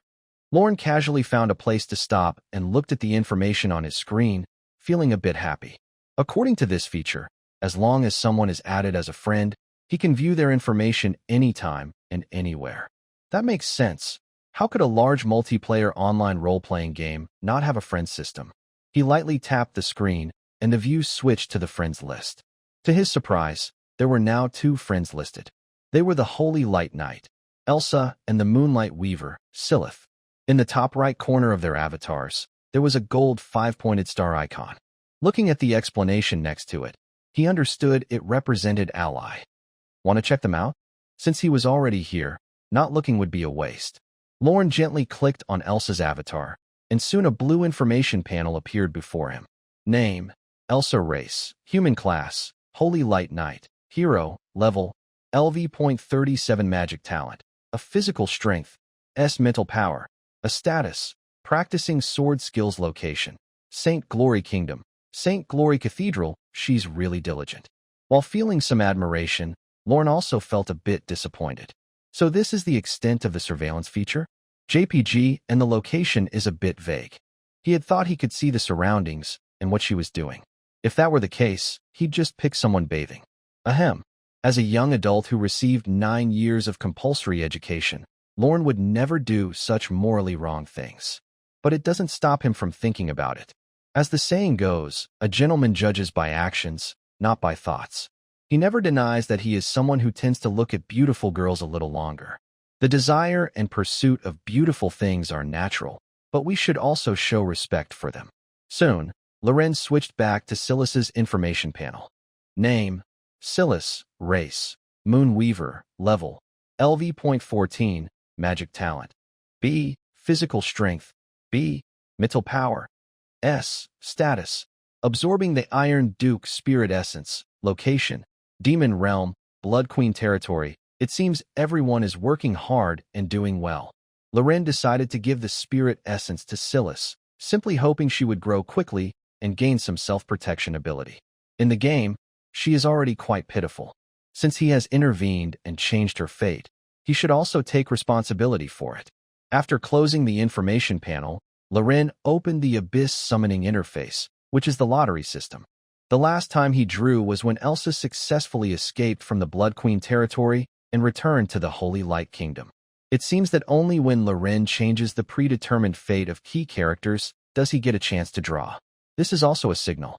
When he can get a lottery chance from Ilya, it means he has changed the ending of the original world line for the Demon King, Ilya. Heavy responsibilities. After spending so much time together, Loren believed he had made a big impact on Ilya, but now it seems he still hasn't reached the passing level. Well, since he has decided to stay by Ilya's side, there will be more opportunities in the future. For now, let's see the lottery. Unlike last time, this time Loren saw a huge spider web. The web extends outward from the center, divided into many wedge-shaped sections, with colors blue, purple, gold, and red, representing different reward levels from low to high. Last time, Loren obtained the talent Mirror of Calm Waters, which was purple level. So what are we waiting for? Let's start. With a thought, a water droplet fell onto the spider web, then moved along the web's veins. Ding! A sudden burst of bright gold light flashed, and a water droplet precisely landed in a golden fan-shaped area. Golden Legend. Although I am not sure what kind of reward it is, the purple reward was already impressive, so the gold one must be even better. Abyss Summon attempts -1, Congratulations. You have gained the talent. Web of Universal Resonance. Huh, another talent? Lorne was surprised and quickly checked the talent's effect. Talent. Web of Universal Resonance. Effect. Creates an invisible, undetectable, indestructible resonance network between the talent holder and their allies. Whenever an ally gains experience through killing enemies, meditation, practice, absorption, or insight, the talent holder also gains 10% of that experience, with no limit, and it can be upgraded. This talent does not affect allies leveling up. Huh, is this real? Even in my previous life, I had never heard of this talent. Could it be because of Silas? Thinking carefully, this lottery was triggered because Silas's fate was changed, so the theme is a web. This suggests many of the rewards are related to webs. For example, some invisible thread seems to extend from his mind to a distant, boundless place. Soon, Lorne felt a warm sensation inside his body. Experience 3, Experience 3, Experience 3, Experience 3. Clearly, Elsa and Silas, who are currently practicing, both gained 10% experience. Plus, with the power of Crimson Moon sovereignty, the rate of experience gained in his potential is undoubtedly very great. Wow, Loren suddenly realized what incredible thing he had obtained. It's much more impressive than something like calm mind.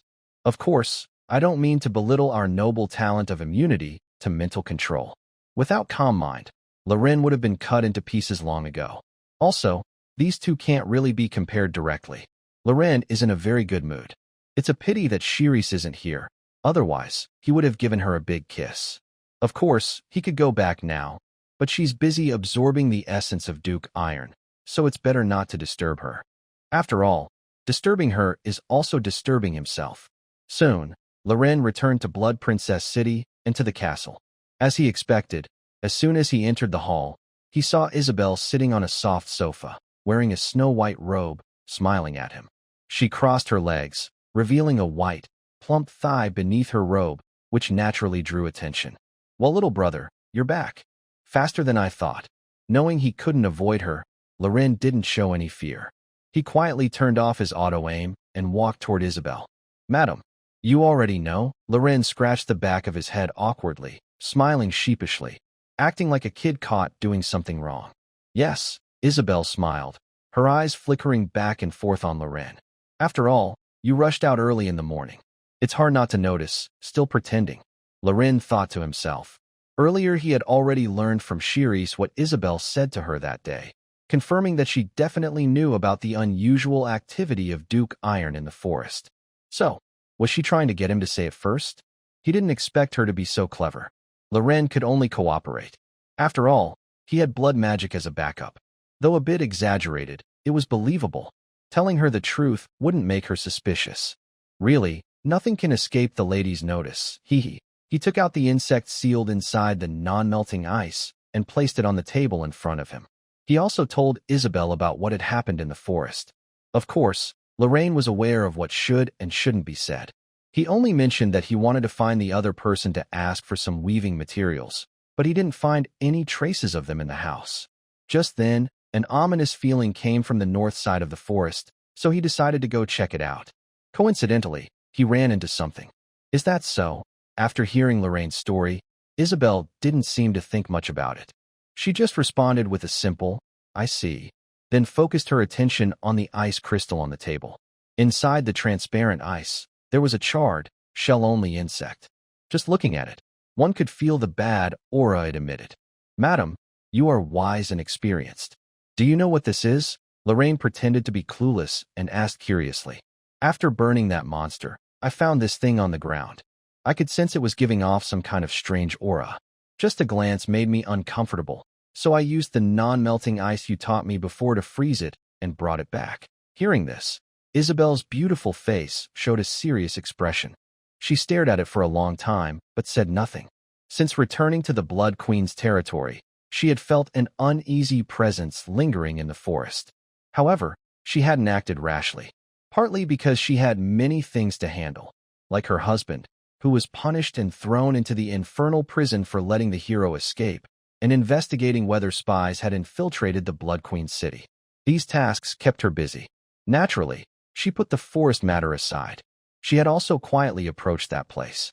Even standing outside the cave, she could sense too faint and chaotic. She could have taken action directly to deal with the situation, but the chaotic aura was ominous and full of information. She wanted to see who was causing trouble in her territory before acting rashly. It wasn't until the Moonlight Weaver entered the castle that Isabel linked her to the faint energy deep inside the cave. From then on, things became simpler. The other party appeared in the castle and contacted Lorraine. Based on the obedient nature of the latter, she is sure to help. She was just going along with it, and also giving Lorraine a chance to practice. Practicing every day alone isn't enough to grow. Real experience is needed. The current situation is pretty much what she expected. The only surprise was how impressive Lauren's performance was. He returned faster than she thought. But considering Lauren's talent in blood magic, she wasn't really surprised. "You're doing very well, little Lorraine," Isabel nodded slightly. "Not rushing to touch that thing was the right choice. Even though it's no longer active, I can still feel how strong its corrosive power is. So, what exactly is this?" Lorraine asked. Isabel shook her head. She couldn't identify what it was. She'd never seen anything like it. "I don't know for now, but we can have a professional look at it," she replied. A professional? Yes. Isabel didn't say much more. Deep down, she felt that something secret was happening behind the scenes, something with a huge impact. Could it be related to the girl? Maybe the prophet sending the girl to the War Academy was connected to this matter too. Isabel knew sitting here wouldn't solve anything. To find out who was planning all this, she had to start with this object. "I'll send this to someone I know. I believe soon I will find out what it really is." Meanwhile, in the Holy Light Kingdom, inside the Holy Light Grand Cathedral. Ding ding ding. A sound of metal striking echoed in the training ground. A bright golden figure moved swiftly among the dummies, flashing like a streak of gold, shining with holy light wherever she went. Since revealing her identity as a hero, Elsa had been living in the Holy Light Grand Cathedral. She also told her teacher Flora about her sister. Flora wasn't surprised and even felt a bit relieved. Soon, the church sent someone to bring her sister to the Royal City Cathedral so they could live together. Elsa still remembers her sister's happy face when she saw her. Phew. Elsa exhaled a warm breath and wiped the sweat from her forehead. Even though winter was coming, she didn't relax and kept practicing every day. The side effects from pushing her limits during her time at the Blood Queen's domain had finally healed with the help of the church, leaving no lasting problems. But whenever she thought about that night, she still felt very sad. In the end, she realized she was too weak. Getting up so early and working so hard. "Our brave hero really is impressive," a sharp, mocking voice came from behind. Even without turning around, Elsa knew who it was. She turned and saw a small girl walking toward her. Yuni from the Judgment Bell Tower. Not long ago, when Elsa escaped from the demon world, Yuni had punched her because she found her annoying. Elsa had made her cry and call for her mother. "Why are you here? Why can't I come?" Yuni pouted disdainfully. "Now, meeting our brave hero is so hard. Gotta ask the boss first. Haha. I didn't mean it like that." Elsa wiped the sweat from her face, sheathed her sword, and walked toward her.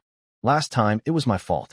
Sorry, Yuni." Yuni, who had been planning to mock Elsa harshly, was caught off guard by this sudden apology. Who cares about your apology? I'm just here to deliver a message, not to listen to your apologies." Yuni tilted her head and pouted. "The person you asked the church to find already has news." "Really?" Elsa's eyes lit up. She quickly asked, "Where is she?" "Unfortunately, she's no longer here. Is what you said true?" "Of course." Yuni waved her hand in annoyance. "You don't know? Just because of what you said, the entire church's people ran themselves ragged, and I suffered along with them." Elsa's lips parted slightly, speechless, as if something inside her had shattered. She had promised Loren that after she returned, she would find his sister and take good care of her. But, is this really how it turned out? Not only did Loren die trying to save her, but now she can't even fulfill his last wish. Thud. Elsa sank to the ground as if her soul had been pulled out, her head hanging, her eyes empty. "Please, don't. I don't want that kind of thing." How can she face him now? Even if he forgave her, she couldn't forgive herself. After a long while, Yuni crossed her arms and paced around Elsa. "Ah, our brave hero. One word from you can turn the church upside down, and your words can decide people's lives and deaths. Truly impressive. What do you mean?"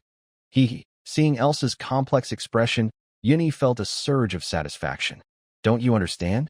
You're a hero now.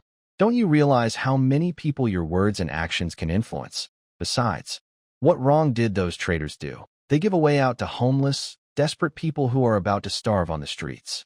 The price is just a little dignity. Some traders even kindly provide food and nice clothes, just to sell them to decent families. If you want to blame someone, shouldn't it be the girl who had bad luck, who couldn't find a good family? Elsa heard only a soft sound as she stood up, looking down at the smaller Yuni. That's just clever arguing. Faced with Elsa's anger, Yuni remained calm. I'm just speaking the truth. That's what everyone has believed for many years. When you're starving and almost dying, do you care about the whip hitting you? Or whether the porridge is sour? Don't forget what your life was like before you entered the church. Although Yuni was much shorter than Elsa, her presence was just as strong. Elsa wanted to say something, but no words came out. Yuni was right. Those traitors, did they really do anything wrong?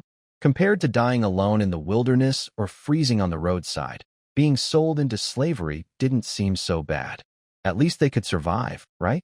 Years ago, if she hadn't been chosen because of her hero status, she wouldn't be living this life now. But why did she feel so sad inside? As a guardian and keeper of tradition, what had she been doing all this time? Not only did she fail to protect Loren, but even his sister. Yuni's words pulled her out of her anger. What's the point of hurting those people now that everything has happened? Only sighs remained. Elsa absent-mindedly sheathed her sword. All she wanted now was to find a quiet place. Hey, you just going to leave like that? Not even a thank you? I ran most of the kingdom for you.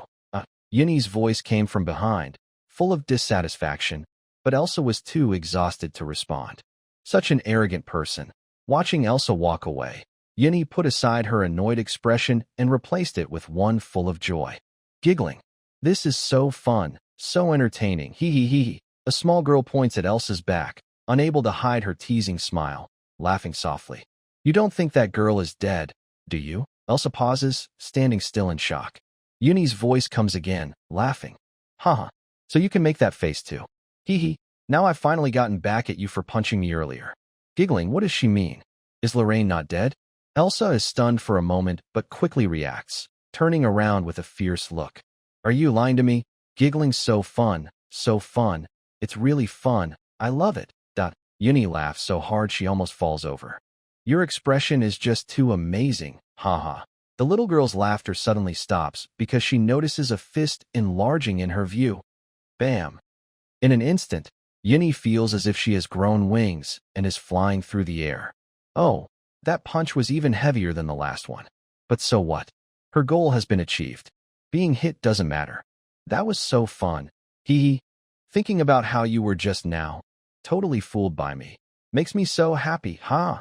Even as she is flung backward like a broken kite, her eyes hit hard by a punch, Yuni's sweet little mouth doesn't stop talking. Elsa, realizing she's been played, becomes furious. She chases after Yuni, grabbing her and pinning her to the ground, clutching her neck. You little brat! Feeling her breathing grow more difficult, her face turning pale, Yuni still looks cheerful. Ugh! Kill me, despicable demon, daring to take over my companion's body. Take that! Bam! Elsa punches her other eye. Of course, she can't and wouldn't kill her. Yuni is a member of the Judgment Bell Tower, a symbol of authority and punishment. Though she often acts crazy, her strength is undeniable. If she really tried, Elsa would have to be careful. Of course, only for now, since her hero status is still in the early stages. After getting up from Yuni, Elsa no longer paid attention to her and headed straight to the Tower of Heritage. Since Yuni already knew this news, Teacher Flora must also know. Instead of arguing with Yuni here, it's faster to go ask the teacher directly. So, this person already knew the news early on and was deliberately trying to deceive her. Thinking about how she was played around by the other person, Elsa clenched her teeth in anger. That punch earlier was too light. She still had the strength to speak. This annoying little brat. Soon, Elsa returned to the tower. Unlike the time she escaped from the Blood Queen's domain before, now the inside of the tower was cleaned up thoroughly. Sunlight shone through the colorful stained glass windows on both sides, casting mottled shadows on the floor. Elsa went up to the second floor, and pushed open Flora's door. "Teacher, I heard Lorraine has news." As soon as she entered, Elsa hurriedly asked. Flora, who was sitting at her desk studying potion bottles, was startled. "Child, you should have knocked first. You scared me." Hee hee. Elsa smiled apologetically, then stepped back politely, closed the door, and knocked firmly. "Come in." However, the other person was just like before, eagerly asking as soon as she entered. "Teacher, I heard Lorraine has news." Flora was at her wits' end with this child. Like a magic doll, Flora put away the potion bottles Elsa brought back and took off her reading glasses. "Don't worry, child. I was planning to tell you later, but since you already know." Uni told me. Flora suddenly realized. "Oh, what a good kid." Elsa's mouth twitched. "Really? She's like a crazy person, always trying to find some amusement from her." Flora didn't notice Elsa's hesitant expression and continued. "There is some news about that child." But Elsa couldn't stand the feeling of being kept in suspense and asked, "But what?" However, that child is no longer within the kingdom. Huh. Elsa suddenly seemed to understand. So, what Uni meant by not here anymore was this. Although she is no longer in the kingdom, at least she is still alive. This is definitely good news. Where is she now? Elsa felt a little scared. If she is in the demon world, things could be very dangerous. But luckily, the teacher's words eased her worries. "Don't worry, that girl is probably doing well," Flora spoke calmly. "The original group of traders said she was very cute and well-behaved, so they sold her not long after catching her.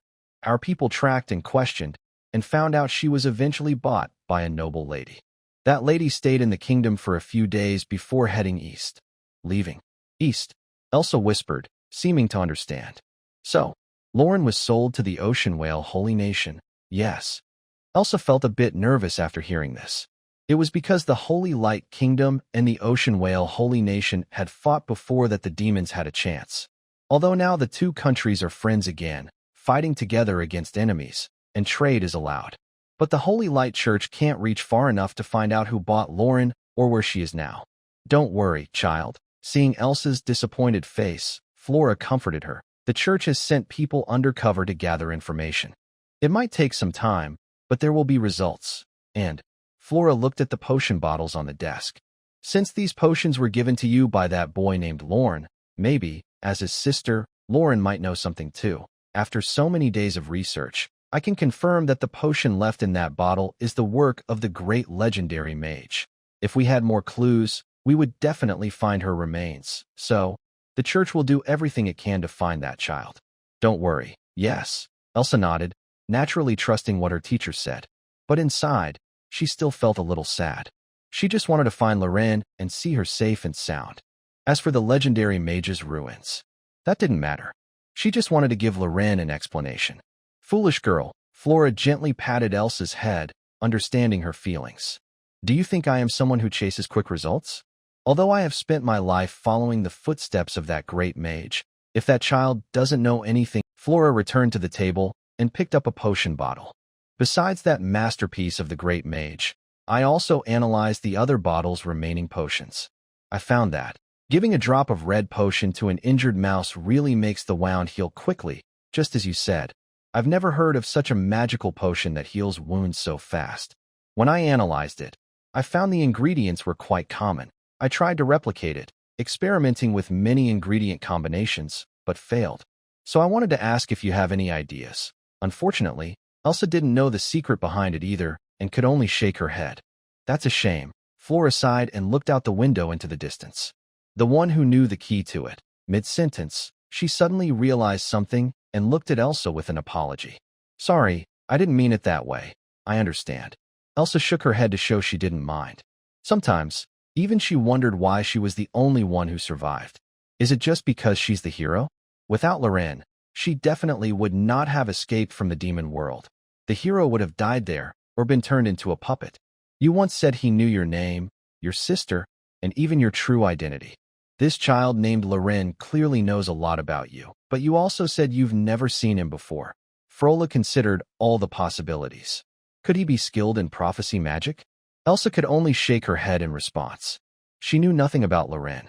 All she knew was that his voice was very nice. He looked a bit handsome, but unfortunately, his words could be a little annoying.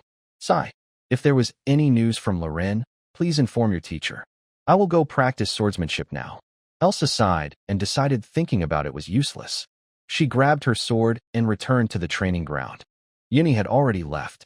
Elsa looked at the empty training ground and the dummies set up around.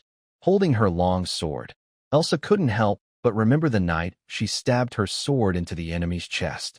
If that person was still alive, what would they be doing now? Meanwhile, in the demon world, inside the Blood Princess's territory, Loren, after returning to his room, immediately felt like he was being watched. Before he could react, a white figure suddenly appeared in his sight, and he felt a gentle breeze of fragrance sweep him onto the bed. Blood Princess Ilya's eyes shone with a hungry look. After pushing Loren down, she straddled him, a slight smile on her face, revealing cute, pointed tiger teeth. Baby, you finally came back. Loren wanted to say something, but she quickly covered his mouth with her soft, delicate hand, and a tingling sensation spread through his neck. Oh no, she's got him addicted. But isn't it daytime now? Ilya shouldn't be sleeping, right? Why did she come into his room to ambush him? Right now, Ilya seemed like a different person, dangerous yet charming. The tingling sensation on his neck made Loren feel lightheaded, as if all his strength had been drained, leaving him at her mercy. Don't pass out this time, okay? All right, since I can't resist, I might as well enjoy it. My mind warns me of danger, but my body says I can handle it. At first, there was just a slight, like a tiny icy needle stabbing me, but soon a strange numbness began to spread from my neck, flowing through my blood to my whole body. It didn't happen the last time she drank my blood. Baby, you smell so good. Ilya greedily pressed her luscious, bright lips against my neck, moving softly as if tasting the most precious honey in the world, occasionally humming happily and contentedly. The coolness of her lips and the warmth of my blood created a strange temperature difference, giving me a feeling of bliss that seemed to lift me out of reality. Her silver hair draped over my collarbones and shoulders, tickling and carrying a faint floral scent. Every gentle touch felt like feathers teasing my heart. The dizziness from the slow loss of blood gradually grew, but it wasn't tiredness or exhaustion. It was a light, almost trance-like daze, as if I was floating in the clouds, with all my senses heightened. It was dangerous and addictive, making it impossible for me to calm down. Ilya tirelessly and endlessly drank my sweet blood. Her soft, white hands had already slipped past my armpits, clutching tightly, as if afraid her prey might escape. She greedily opened her palm, trying to feel every bit of my warmth. I knew I was being taken over, but I had no way to stop it. The noble Blood Princess finally revealed a glimpse of her icy demeanor. Even though she was small and delicate, lying on Lauren's body didn't feel heavy. Her presence, however, radiated a commanding aura that made resistance impossible, only a desire to surrender forever. Time passed unknowingly. A cool breeze suddenly surged from deep within Lauren's mind, bringing him. Ilya's breathing became soft and gentle, her warm breath brushing against Lauren's chest. It was clear she had fallen asleep. Her body was no longer cold. Her slender arms still held Loren tightly. Every part of their skin that touched was smooth and warm, making it hard to move away. When he woke up again, it was already evening. Even though he was awake, the dizziness from blood loss still lingered. Loren knew he couldn't sleep any longer. Just as he was about to get up to eat something to feel better, he realized his arm was still wrapped around her. It was as if she didn't want him to leave. Her Highness the Blood Princess had softly pressed herself against him. This clingy little... Fortunately, the maid leader, Elandel, prepared food for him every day. If he didn't respond when knocking on the door, she would save the food until he was ready to eat. Looking at the table full of food, Lauren's appetite suddenly surged, and he started eating eagerly. Not to mention, the meals in the castle were quite good. At least they weren't pre-made dishes. Oh, while he was eating eagerly, a familiar voice came from beside him. Isabel. Is it already this late? Are you just having dinner now, little brother? He looked up and saw Isabel wearing the long robe given to her by Lauren, walking gracefully toward him. Are you busy with something? Faced with Isabel's question, Lauren blushed. He was indeed busy. Noticing Lauren's awkward expression, the wise Isabel quickly understood. She smiled playfully and said, that child used to stay at home all the time, so she might feel a bit lonely. You should be more patient with her. Lorne nodded secretly, understanding that he was just suppressing his feelings. But what did that have to do with him being drained of blood all day? Thinking of this, he suddenly remembered the strange situation that happened to Ilya today. He thought there might be an explanation in the game, but he couldn't quite recall it. For safety, Lorne decided it was best to tell Isabel about it. After all, she was Ilya's mother and should know something. Soon, while eating, Lorne briefly explained what had happened today to Isabel. To his surprise, after hearing this, Isabel looked very serious. "Little brother, are you saying that girl's body temperature has become very cold?" "Yes. The last time I donated blood to the prince, this hadn't happened before, so I wanted to ask the lady if this is normal." Isabel was silent for a moment, a serious look flashing across her face. Finally, she sighed and said to Lorne, "Now that you're part of our family, there are some things you should know." Hearing this, Lorne sat up straight. Isabel dismissed the servants from the dining room and set up a soundproof barrier around them. After confirming no one could hear their conversation, she began to speak softly. This happened a long time ago. Moonlight shone through the window, illuminating the brightly lit dining room. According to Isabel, their Snowfield clan had been burdened with a curse for generations. If she falls, therefore, marriage with outsiders has always been considered a serious crime by the Snowfield clan. At that time, Isabel was a genius of the Snowfield clan, very talented, but she was banished because she became pregnant with a member of the blood race. However, she did not. Ilya's awakening of her charm ability was already a warning sign. If we don't find a solution before the seal breaks, then that girl will be tormented by the two bloodlines inside her, suffering greatly. Isabel's brow showed a hint of worry. Eating blood would only increase Ilya's vampire powers, and combined with the winter seal, it barely kept her cold spirit bloodline in check. But this was only temporary. Today, Isabel regretted using the power of winter to seal Ilya's cold spirit bloodline. While it temporarily suppressed her bloodline, it also fed it. As the winter seal weakened over time, the cold spirit bloodline would grow stronger, causing Ilya more pain. To balance the power inside her, Ilya needed more blood. Even with Lorne nearby, it might not help. Soon, she would be on a never-ending path of fighting. Although they are demons, she didn't want her child to go down that dark road if she could help it.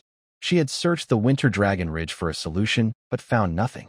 When she noticed Ilya not wanting to disturb her, Isabel took Lorne and left the room. "Little Lorne, could you please ask Elandel and the others to come to my room later? I have something to discuss." Isabel looked serious, no longer the confident person she usually was. Whenever Ilya was involved, she was always the most anxious. "Okay." Seeing Lorne nod, Isabel went back to her room, seemingly preparing something. "Soon, come in." When she opened the door, Lorne saw a magic circle glowing bright blue in the center of the room. Around it, various materials for casting spells were arranged. Everywhere Lorne looked, information panels explained the high quality and effects of these materials.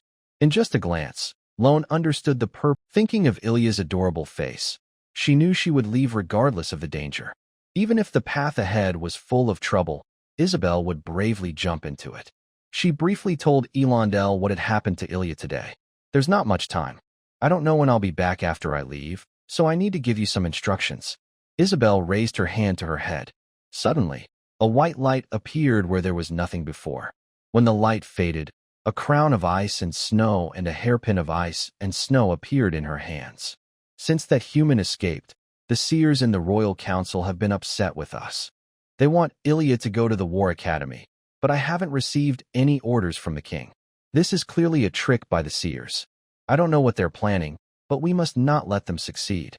After I leave, spies from the seers might sneak into Blood Queen City. Be sure to protect Ilya and give her this crown. It will be useful if something happens." Isabel handed the crown of ice and snow to Lorne. "You are closest to that girl. I trust you with her." Lorne nodded slightly and respectfully took the crown. She then carefully placed the ice and snow hairpin on Eilandel's head and warned, "While I am gone, take care of everything in Blood Queen City. The whole city depends on you, child." Even without the hairpin, which symbolized her status, Isabel believed Elandel would manage the city well. After all, she had done so many times when the Count and Countess were away from the castle. This time, it was also a form of recognition for her. "You've worked hard all along. Elondel remained silent, but Lone noticed her shoulders trembling slightly. Also, these things aren't very useful to me. If you like, you can pick two as a reward for watching over the place. Isabel waved her hand, and many sparkling magical items appeared on the table. At the same time, numerous information windows popped up in Lone's eyes, showing details about these magical items. There were weapons, armor, and some spell tools. All of them had powerful effects, making anyone stare in amazement. Although Lone really wanted to take all of these items with him, he knew he couldn't do that. Everyone understood what Isabel's actions really meant. She might not be a good person, but she is definitely a good mother. All right, I'm not leaving forever. I just went out for a bit. I've done this before. Hurry and choose. Finally, under Isabel's urging, Lone and the head maid each picked one item. You guys, Isabel had no choice but to put the remaining items into a drawer. Forget it. These can stay here. If you want them, you can use them anytime. After giving some instructions, Isabel used her magic power, and with the help of nearby objects, a magic circle emitted a blinding light. Isabel's figure flickered. If it had been the old Lone, he might have felt happy and immediately run away. But now, he felt a bit reluctant. If he runs away like that, how can he still take advantage of Ilya? Selithus's web of universal resonance is already so powerful. I can't imagine. This shows how important he has become. Of course, soon, the two arrive at Lorne's room. Outside, the moonlight is bright. Looking at Ilya, who is asleep, Elondel shows a look of reluctance. As the young lady's close guard, she knows some things, but what can she do about it? She can't help much and can only watch helplessly as the young lady suffers. Lord Lorne, her voice is soft, almost like a plea. Please take care of her. Yes. Compared to last time, Ilya's sleep is much longer this time, lasting 3 days and nights. On the second day after Isabel left, Elondel was busy with various matters in Blood Queen City and couldn't leave her duties. To prevent spies from infiltrating, patrols in the city were doubled, and entry and exit checks were stricter. Lorne has not left Ilya's side at all. The meals are brought by Fiona, who had previously been punished by him. Interestingly, now that Fiona has healed, she is very cautious around Lorne, as if recalling the painful memory of being beaten back into her original form by Ilya. She is very careful. Lorne doesn't mind this. He works efficiently, speaks until the evening of the third day. Ilya slowly woke up. Huh? Confused, she made a surprised sound when she saw the unfamiliar yet familiar room around her. Soon, she noticed a dark-haired man lying by her bed. From his steady breathing, she guessed he was asleep. Ilya tried to remember what had happened before, but strangely, only some blurry fragments came to mind. She only remembered that something seemed to burst inside her earlier, and a strong instinctual craving for blood pushed her to break into Lauren's room. After that, everything was a blur. A sharp pain flashed through her mind, and she couldn't remember clearly. This scene felt a bit familiar. She remembered that the last time she was in this human's room, something similar had happened. But this time, her memory was not as clear. However, Ilya noticed 2 dark red marks on Lauren's neck, undoubtedly the traces she left. So that's how it is. Ilya gently reached out her delicate, fair hand to Lauren's head, as if soothing a baby. Thank you for your effort, little one. Although her mother had never spoken of this before, who else could understand her body better than her? A strange, bloodthirsty impulse welled up inside her. This was no coincidence. It was to suppress another energy within her, prompting her to absorb external energy to replenish herself. She had been resisting with her own strength, but it was becoming harder and harder. During an attack, when she heard that her mother had already left the Blood Queen's territory, a look of guilt crossed Ilya's face. Since she left the Winter Dragon Ridge, she rarely saw her mother. Unexpectedly, not long after, they parted again. The lady said this crown can temporarily stabilize your condition, and if anything happens, she will know. Yes, Ilya softly responded, then obediently lowered her head. Ron placed the snow crown on her head. The crown seemed to have a feeling, as it turned into a white light and disappeared the moment it was placed on her head. But Ron knew it was just hidden. This crown is special. It is a legendary piece of equipment. Only those who pass the trials on the Winter Dragon Ridge can obtain it. Originally, Isabel sought a solution and went through many tests before it was finally accepted. Your Highness, don't worry. Believe that the lady will find a way, Ron comforted her. You don't need to force yourself, he said, loosening his collar to reveal his neck. Your blood is not enough to fill my teeth, little weakling. Really? Ron smiled and teased. You say that, but your body is very honest. You slept happily for 3 days and 2 nights, just like before, when she secretly put on stockings while she was sleeping without her permission. With this guy, he would definitely do such things. Ilya, blushing with embarrassment, wrapped herself in the bedding, only revealing her small, cute head, and pouted. Pervert. Go away. Your Highness, has anyone ever told you that your scolding sounds like teasing? You. Shameless. The news, maybe Elandar, tired from these past days, was feeling a lot of stress and needed to vent. When Elandar finally left satisfied, it was already late at night. Ilya returned to her room and sat back on the moonlit terrace, quietly absorbing the moon's energy. But soon, she opened her beautiful eyes, looking at her. Although she was known as a rare genius among the Blood clan, she often felt confused. But now, her thoughts seemed to clear, and those complex high-level spells became easier to But would the crown enhance her control over blood magic? Obviously not. Only blood can cause changes in blood magic. At first, she didn't pay much attention, but this time, after drawing blood, the effect was so obvious that it was hard not to notice. She could clearly feel the essence of the moon flowing into her body, even while sitting under the moonlight. Your Highness, seeing Ilya staring at her neck, Lorne suddenly recalled the scene of her sitting beneath him in blood. He instinctively tightened his collar. What's wrong? It's nothing. Ilya shook her head. She was only guessing for now. After all, such a big change just from blood intake was quite surprising. But if this change really came from Lorne, then she had truly found a good treasure. Why not try an experiment? Thinking of this, Ilya looked at Lorne. Baby, do you trust me? Huh? Lorne was, if it's hypnotism, just do it directly. Why ask me? And why act so sneaky? Until Lorne's eyes gradually lost focus. Ilya stood up, as if encouraging herself, and approached him. Lorne's sitting height was just what is this girl planning to do? Could there be some kind of blindfold game? Oh, it's so inconvenient. In a vague way, Lorne heard Ilya's resentful voice. Anyway, he's hypnotized, and he doesn't know what I'm nervous about. Is she pressuring herself? Lorne did. Before Lorne could think much more, a soft, warm touch unexpectedly brushed against his neck. The gentle pressure was as light as a feather, carrying her fresh scent, spreading quickly into his heart. When he felt a tingling sensation again on his neck, Lorne finally realized that this girl was trying to draw his energy. Hey, beautiful, can't you just say no directly? Do you really need hypnosis for that? I'm not refusing. Like a kitten enjoying a tasty treat, Ilya made a satisfied, happy sound in her throat, and she moved even closer. Compared to the previous times of drawing energy, Ilya, who was keeping her mind clear, was not overbearing, but rather extremely adorable.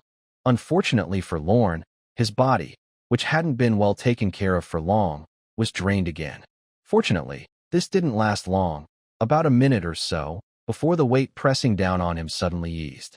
Indeed, what a pity. In the quiet room, a rustling sound of magic could be heard. After Ilya wiped away the blood that had accidentally fallen on her clothes, she returned to her seat, picked up a book, and acted as if nothing had happened. Snap. Once her emotions finally stabilized and her face was no longer flushed, Ilya snapped her fingers to end the hypnosis. Lorne slowly regained consciousness and looked at Ilya, who was sitting beside him, focused on reading a magic book. Your Highness, did you just hypnotize me? He asked. Well, just a little bit of hypnosis, Ilya replied without hiding her actions. It was just an experiment, and I did give you a heads up beforehand, didn't I? Good grief, what kind of greeting is that? And what about the experiment results? Lorne also wanted to know what this girl was up to. Sitting there and doing strange things so casually was quite challenging to handle. Ilya snorted softly. Just now, she was sure that the situation with her was caused by drinking the other person's blood. While absorbing the blood, she could clearly feel the moon's essence flowing into her much faster. Apparently, this human held a big secret.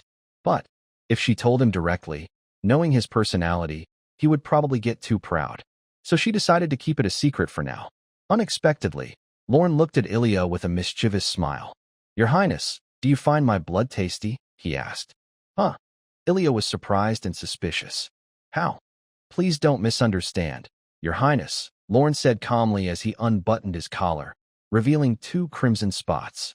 Suddenly feeling a numbness in my neck, I naturally understood what was happening. Next time, if you need something, I can help without hypnosis. It's my honor to serve you, Your Highness, smooth talker, Ilya muttered. She secretly glanced at his tempting collarbone, then turned her head away with a soft hum. Not using hypnosis. That's just too embarrassing. And standing there to do it was awkward, so she could only sit close to him. Ugh, just thinking about it made her cheeks feel hot. Your Highness hasn't told me the results of the experiment yet, she said, feeling the other person's gentle inquiry. Her ears tingled, and she shyly shrank her neck. You really have no manners, questioning me like that. Lorne looked respectful. I dare not. It's just that if Your Highness is willing to tell me, I would be very happy. Ilya's heart moved. Happy? All right then. Since you say so, satisfying your curiosity isn't a problem. Soon, Ilya honestly explained what had just happened to Lorne. After listening, he looked confused. Your Highness, are you saying that after drinking my blood, you can feel the essence of moonlight automatically flowing into your body? Automatically? That doesn't seem wrong. Ilya nodded. What she didn't say was that, especially when she was lying on him drinking blood, the feeling was very obvious. Lorne, on the other hand, looked surprised. Could this little girl have taken away his ability? Thinking of this, Lorne immediately opened his information panel, but he saw that neither his level nor experience had decreased. What about the little girl? Name, Floyd Ilya. Race, vampire. Level, LV.37 LV.38. Magic talent. SSS, physical strength. A, mental power. B, buff. Crimson moon glow. Sure enough, Lorne focused on the new enhancement bar that appeared. Soon, a line of small text floated up. Crimson moon glow. For a certain period, this unit has the powers of the crimson moon, can autonomously absorb moon essence. Wow, isn't this my ability? This is amazing. But jokes aside, Lorne quickly calmed down. The power of the crimson moon was originally derived from Ilya's potential, and once she reached a certain level, she would have it too. He had just boosted her. What's wrong? Noticing the strange expression on Lorne's face, your blood actually has this kind of power. Your Highness, I will die from blood loss. Humph, who cares? Ilya proudly buried her head in a book, but her eyes sneakily glanced at Loren. He was used to this. He stopped teasing her and focused on studying magic. Recently, Loren had read most of the books on the shelf. His level had reached 20, and the skill points he had saved up could finally be used. He could start learning second circle magic. The surroundings suddenly became quiet. Ilya seemed a bit uncomfortable. His focused and serious way of reading always caught her attention. Under the moonlight, sitting quietly beside him, this also seemed nice. At the same time, deep in the Blood Queen's forest, inside a small wooden house. Big sister, are you leaving now? Younger sisters Sista and Fione looked worriedly at big sister Silas. Tonight was the day they had arranged to meet Lady White. Before this, they had contacted her using a magic spider messenger. Still, none of them could be sure what Lady White might do. After all, their tribe was slaughtered in the past, and she had a strong connection to that. Yes, Silas nodded. For the future of their family, staying here forever was not a solution. She had to move forward. Be sure to stay safe, sister. If things look bad, just run away. Saving your life is the most important. I will. Silas waved goodbye to her sisters and transformed into a white fuzzy ball, disappearing into the night.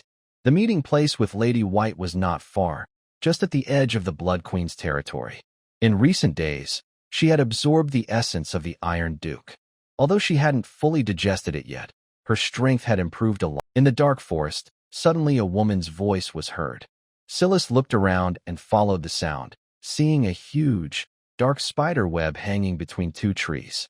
A well-dressed woman was sitting on the web, swinging leisurely like on a swing. Unlike her appearance, Lady White wore a beautiful black dress, and her hair was as dark as night. She had 3 dark red diamond-shaped marks on her forehead, like red ink carefully applied. Lady White, Silas transformed into a human form and bowed slightly to her. She was her mother's good friend and had taken care of the 3 sisters when they were young, so this bow was appropriate. Hee, you are still so sensible, Lady White said happily, seeming pleased with Silas's attitude. She flipped her wrist, and a black folding fan appeared in her hand. With a gentle wave, a spider web appeared at Silas's feet, lifting her softly. Come, let me see. Silas was a bit surprised by the sudden web, but when she realized the woman had no harmful intentions, she relaxed a little. Lady White examined Silas from head to toe and sighed. You look so much like her. No wonder she's your mother. Noticing Silas's slightly unhappy expression, Lady White apologized. Sorry, child. I didn't mean to upset you. I just miss her too. She gently laid Silas on a hammock made of web. Aren't you afraid of me? Lady White squinted at Silas, trying to catch any subtle change in her face. But unfortunately, Silas's expression remained calm. I'm not afraid. When your mother left, she told me to trust you. Is that so? Hearing something interesting, Lady White's lips curled into a slight smile as she asked. Even if I killed her myself? The air fell into complete silence. For a moment, Lady White could feel a surge of killing intent from Silas, but it quickly disappeared. I believe in my mother. Is that so? Lady White understood that although Silas seemed dull, she was actually very smart. Her words were carefully thought out. She came because she believed in her mother, not because she trusted her. There is a big difference between the two, but she wasn't surprised. In fact, she thought it was better this way. At least, not trusting others easily and staying alert all the time helps one grow stronger in the demon world. That's all. Her answer made Lady White a little speechless, but she asked patiently, what is your relationship with this person? Why are you looking for her? Silas was at a loss for words now. She hesitated, thinking whether to tell Lady White about the Spindle of Fate, or to reveal information about Loren. As the chosen human of the Spindle of Fate, she had great— There are so many people named Lorraine in this world. Who knows which one you're looking for? Do you have anything related to her? Like hair, nails, clothes she wore, or jewelry she wore? Clearly, Silas couldn't produce any of these things, so she shook her head. None at all. Then Lady White felt like crying but couldn't. She finally understood why she felt a familiar sensation when thinking of Silas. She was exactly like her mother, always making unreasonable demands and treating her I'm sorry. Seeing Silas lower her head shyly, Lady White lost her desire to criticize her. So, do you know her place of birth or her age? You should know that, right? Hearing this, Silas recalled what Lorne had said when she was riding on his back. From her memory, Lorne said he grew up in a small village in the northern part of the Holy Light Kingdom, and that his sister was 2 years younger than him, and so on. She quickly summarized these details. Only then did Lady White start to act. Since Silas was young, she remembered Lady White often used divination magic, usually to help find lost toys. So, when she decided to help Lorne find his sister, Silas immediately thought of Lady White. TSK. This thread is really tangled. Lady White closed her eyes, as if meditating, carefully sensing the changes around her. There's even protection magic. Her brows furrowed slightly, sensing something was wrong. After a long while, Lady White finally opened her eyes, beads of sweat on her forehead. It took some effort, but I found her. She looked at Silas. But before I tell you, I need you to tell me what your relationship is with this human. Her magic wasn't exactly divination, but more like tracking. Everyone's life path in this world is like a spider's thread, intertwined to form a large web. Her magic is about finding the right thread in this huge web. She traces the clues along the spider's silk to find the person. The more information she has, the more accurate her search. At first, she thought this was just an ordinary fortune-telling. Initially, that was true. Once she learned the other person's age and birthplace, her search area was basically set. But as she continued her investigation, she encountered an invisible barrier. This barrier blocked her divination skills from going any further. There might be even more hidden secrets inside. This time, Lady White stared intently into Silas's eyes, showing a determined look as if she wouldn't give up easily. Seeing this, Silas had no choice but to reveal what she knew about Lorne. When she heard that the spindle had finally chosen its person, Lady White looked surprised. You mean, the person you're looking for is actually the sister of the one chosen by the spindle? Is that right? Yes. No wonder. Lady White seemed to understand something. The person chosen by the fate spindle can influence those around them, making their path harder to track. So, Silas asked cautiously, Do you know where that person is now, Ladyby? Hee hee. Seeing Silas's nervous look, Ladyby decided to tease her a little. You're so eager to find out where they are. Are you trying to go back quickly and tell the chosen child, hoping to win their favor? No way. Silas's cheeks turned slightly red as she explained, it's just. He saved us 3 sisters, so I wanted to thank him. Ah, I see. I see. I've been through this myself, so I can tell when someone is trying to be clever. Ladyby waved her folding fan, smiling warmly as she looked at her. I'm not trying to hide anything. Silas wanted to say more, but as soon as she thought of Lorne, she felt frozen, her words slowing down. Actually, she just wanted to help that person a little. As for trying to be clever, no, really no. But if she wanted to get a reward from the other person, she admitted she had that thought. And it was a big one.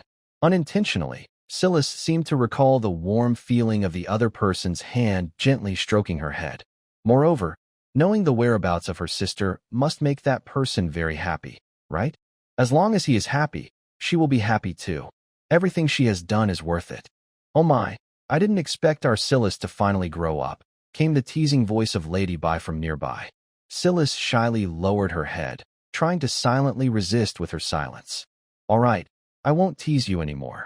Ladyby's smile faded as she shared the information her divination had revealed. With a little trick, I found her. She has left the Holy Light Kingdom and entered the Abyss Whale Kingdom. As for whether you can bring her back, that depends on your skill. After all, that place isn't open to everyone. Why? Because she is now in the palace of the Abyss Whale Kingdom. Abyss Whale Kingdom? The palace? Why would she go there? Suddenly, many questions flooded Silas's mind. Although she had never left the demon realm, she knew a little about the 2 major human kingdoms. Unlike the Holy Light Kingdom, the capital of the Abyss Whale Kingdom is built by the sea, with many water areas inland. Most of the people there are good at swimming and value freedom. Long ago, when the Abyss Whale Kingdom was called the Thousand Islands Tribe, the outer sea was turbulent, often disturbed by sea monsters. Whether fishing or trading at sea was very dangerous. One day, a fisherman happened to meet a stranded young whale on the beach, separated from its pod. Faced with this gift, the fisherman did not have malicious thoughts. Instead, he quickly called others from the island to help return the young whale to the sea. Eventually, with everyone's effort, the young whale was saved. Since then, the sea in that area rarely saw sea monsters, and fishermen often had good catches. The locals adopted the young whale as their totem, gradually growing stronger and becoming the most powerful tribe among the Thousand Islands. Over time, that dilapidated small fishing village grew into a formidable maritime capital. These stories are all tales that Silas's mother told her when she was young. As for the current situation in the Abyss Whale Holy Nation, no one knows yet. But why did Lorne appear there? From Lorne's words, Silas learned that Lorne was kidnapped by traders. She didn't expect that she could be sold so far away. Well, do you still want to go now? The voice of Ladyby teasingly sounded in her ear, but Silas chose to ignore it. She knew she couldn't be so foolish. Knowing where the other person is already counts as a big step. How to bring her back can be thought about later. Thank you, Ladyby. Silas stood up, about to leave, but was stopped by the other. Don't be in such a hurry. It's rare to see each other. Why not say a few more words? Apart from asking about that human girl, do you have any other questions for me? Other questions? Smart Silas understood what Ladyby meant by that, but jumping into her words so directly seemed too passive. So she sat back down and asked, Is there anything you want to tell me, Ladyby? Oh, Ladyby seemed surprised that Silas turned the conversation back, paused for a moment, then smiled and said, You've been a clever child since you were young. I won't beat around the bush. I have something your mother gave me. She told me that if one day you came to find me willingly, I should give it to you. Ladyby took out a cocoon wrapped in silver spider silk from behind her. Silas immediately recognized it as her mother's silk thread. This isn't very useful to me, but it fits you perfectly. She handed the cocoon to Silas. The latter gently touched it with her finger, and the cocoon opened like a blooming flower. What is this? When the contents inside came into view, Silas's eyes flashed with surprise. Within the flawless white spider silk, there was a small, gray gemstone lying quietly. Silas recognized it. When she was young, her mother often played with it as a toy. Later, she learned that this gemstone was the symbol of her clan's leader. It's not just a symbol of status, but also a guiding beacon for the entire clan. Every new member of the tribe deposits a strand of original magic into this gemstone. This means there are other tribe members still alive. Silith feels happy and relaxes. Thank you, Lady White. She sincerely thanks her, knowing how important this object is. It's not just for checking if tribe members are alive. When magic is poured into it, the gemstone can also send messages to other tribe members. It's one way, but that's enough. Looks like this thing is still working. Lady White had seen this before and knew it only responded to the magic of the Moon Weaver's tribe, so she didn't pay much attention. Did your mother say anything when she gave you this? Silith carefully holds the small, palm-sized gemstone. Well, Lady White thinks for a moment. She did say something, but I've forgotten most of it. But I remember one thing she said. You would come to take it. That I see. Silith no longer feels the familiar touch from the gemstone, but her mother's gentle words still echo in her ears. Silith will definitely do what she promises. Soon, Silith begins her journey back. Watching the small white that disappear into the forest, Lady White's lips curl into a slight smile. She leaps from branch to branch and quickly reaches the treetops. Is this your solution? And the chosen one? Is she part of your plan too? Sadly, the silent moon does not answer her questions. Just like when she asked someone before, she only received a meaningful smile. Meeting with Lady White was not as dangerous as she had feared, which makes Silith even more confident in her judgment. The massacre that year was definitely not caused by Lady Bai. As for the secret behind it, the other side didn't say, and she didn't want to ask directly.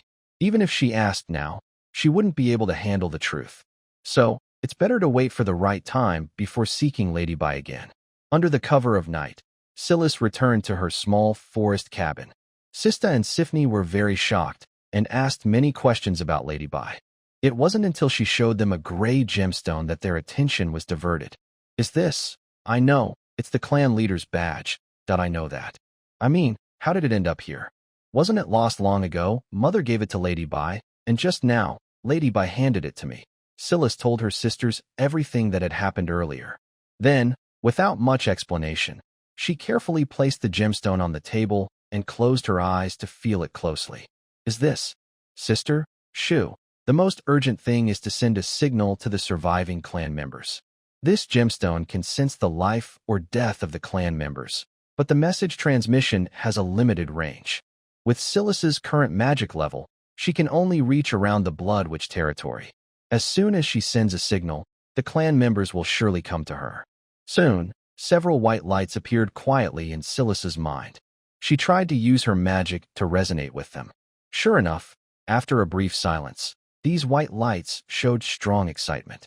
It seemed they were responding to her. Unfortunately, Silith could only sense the trembling of their magic frequency and their emotions, but she couldn't hear any sounds. But even so, that was enough. Among these trembling magical signals, Silith sensed a strange emotion. It was fear, hope, and longing. In her mind, she also detected that the other side was getting closer and closer.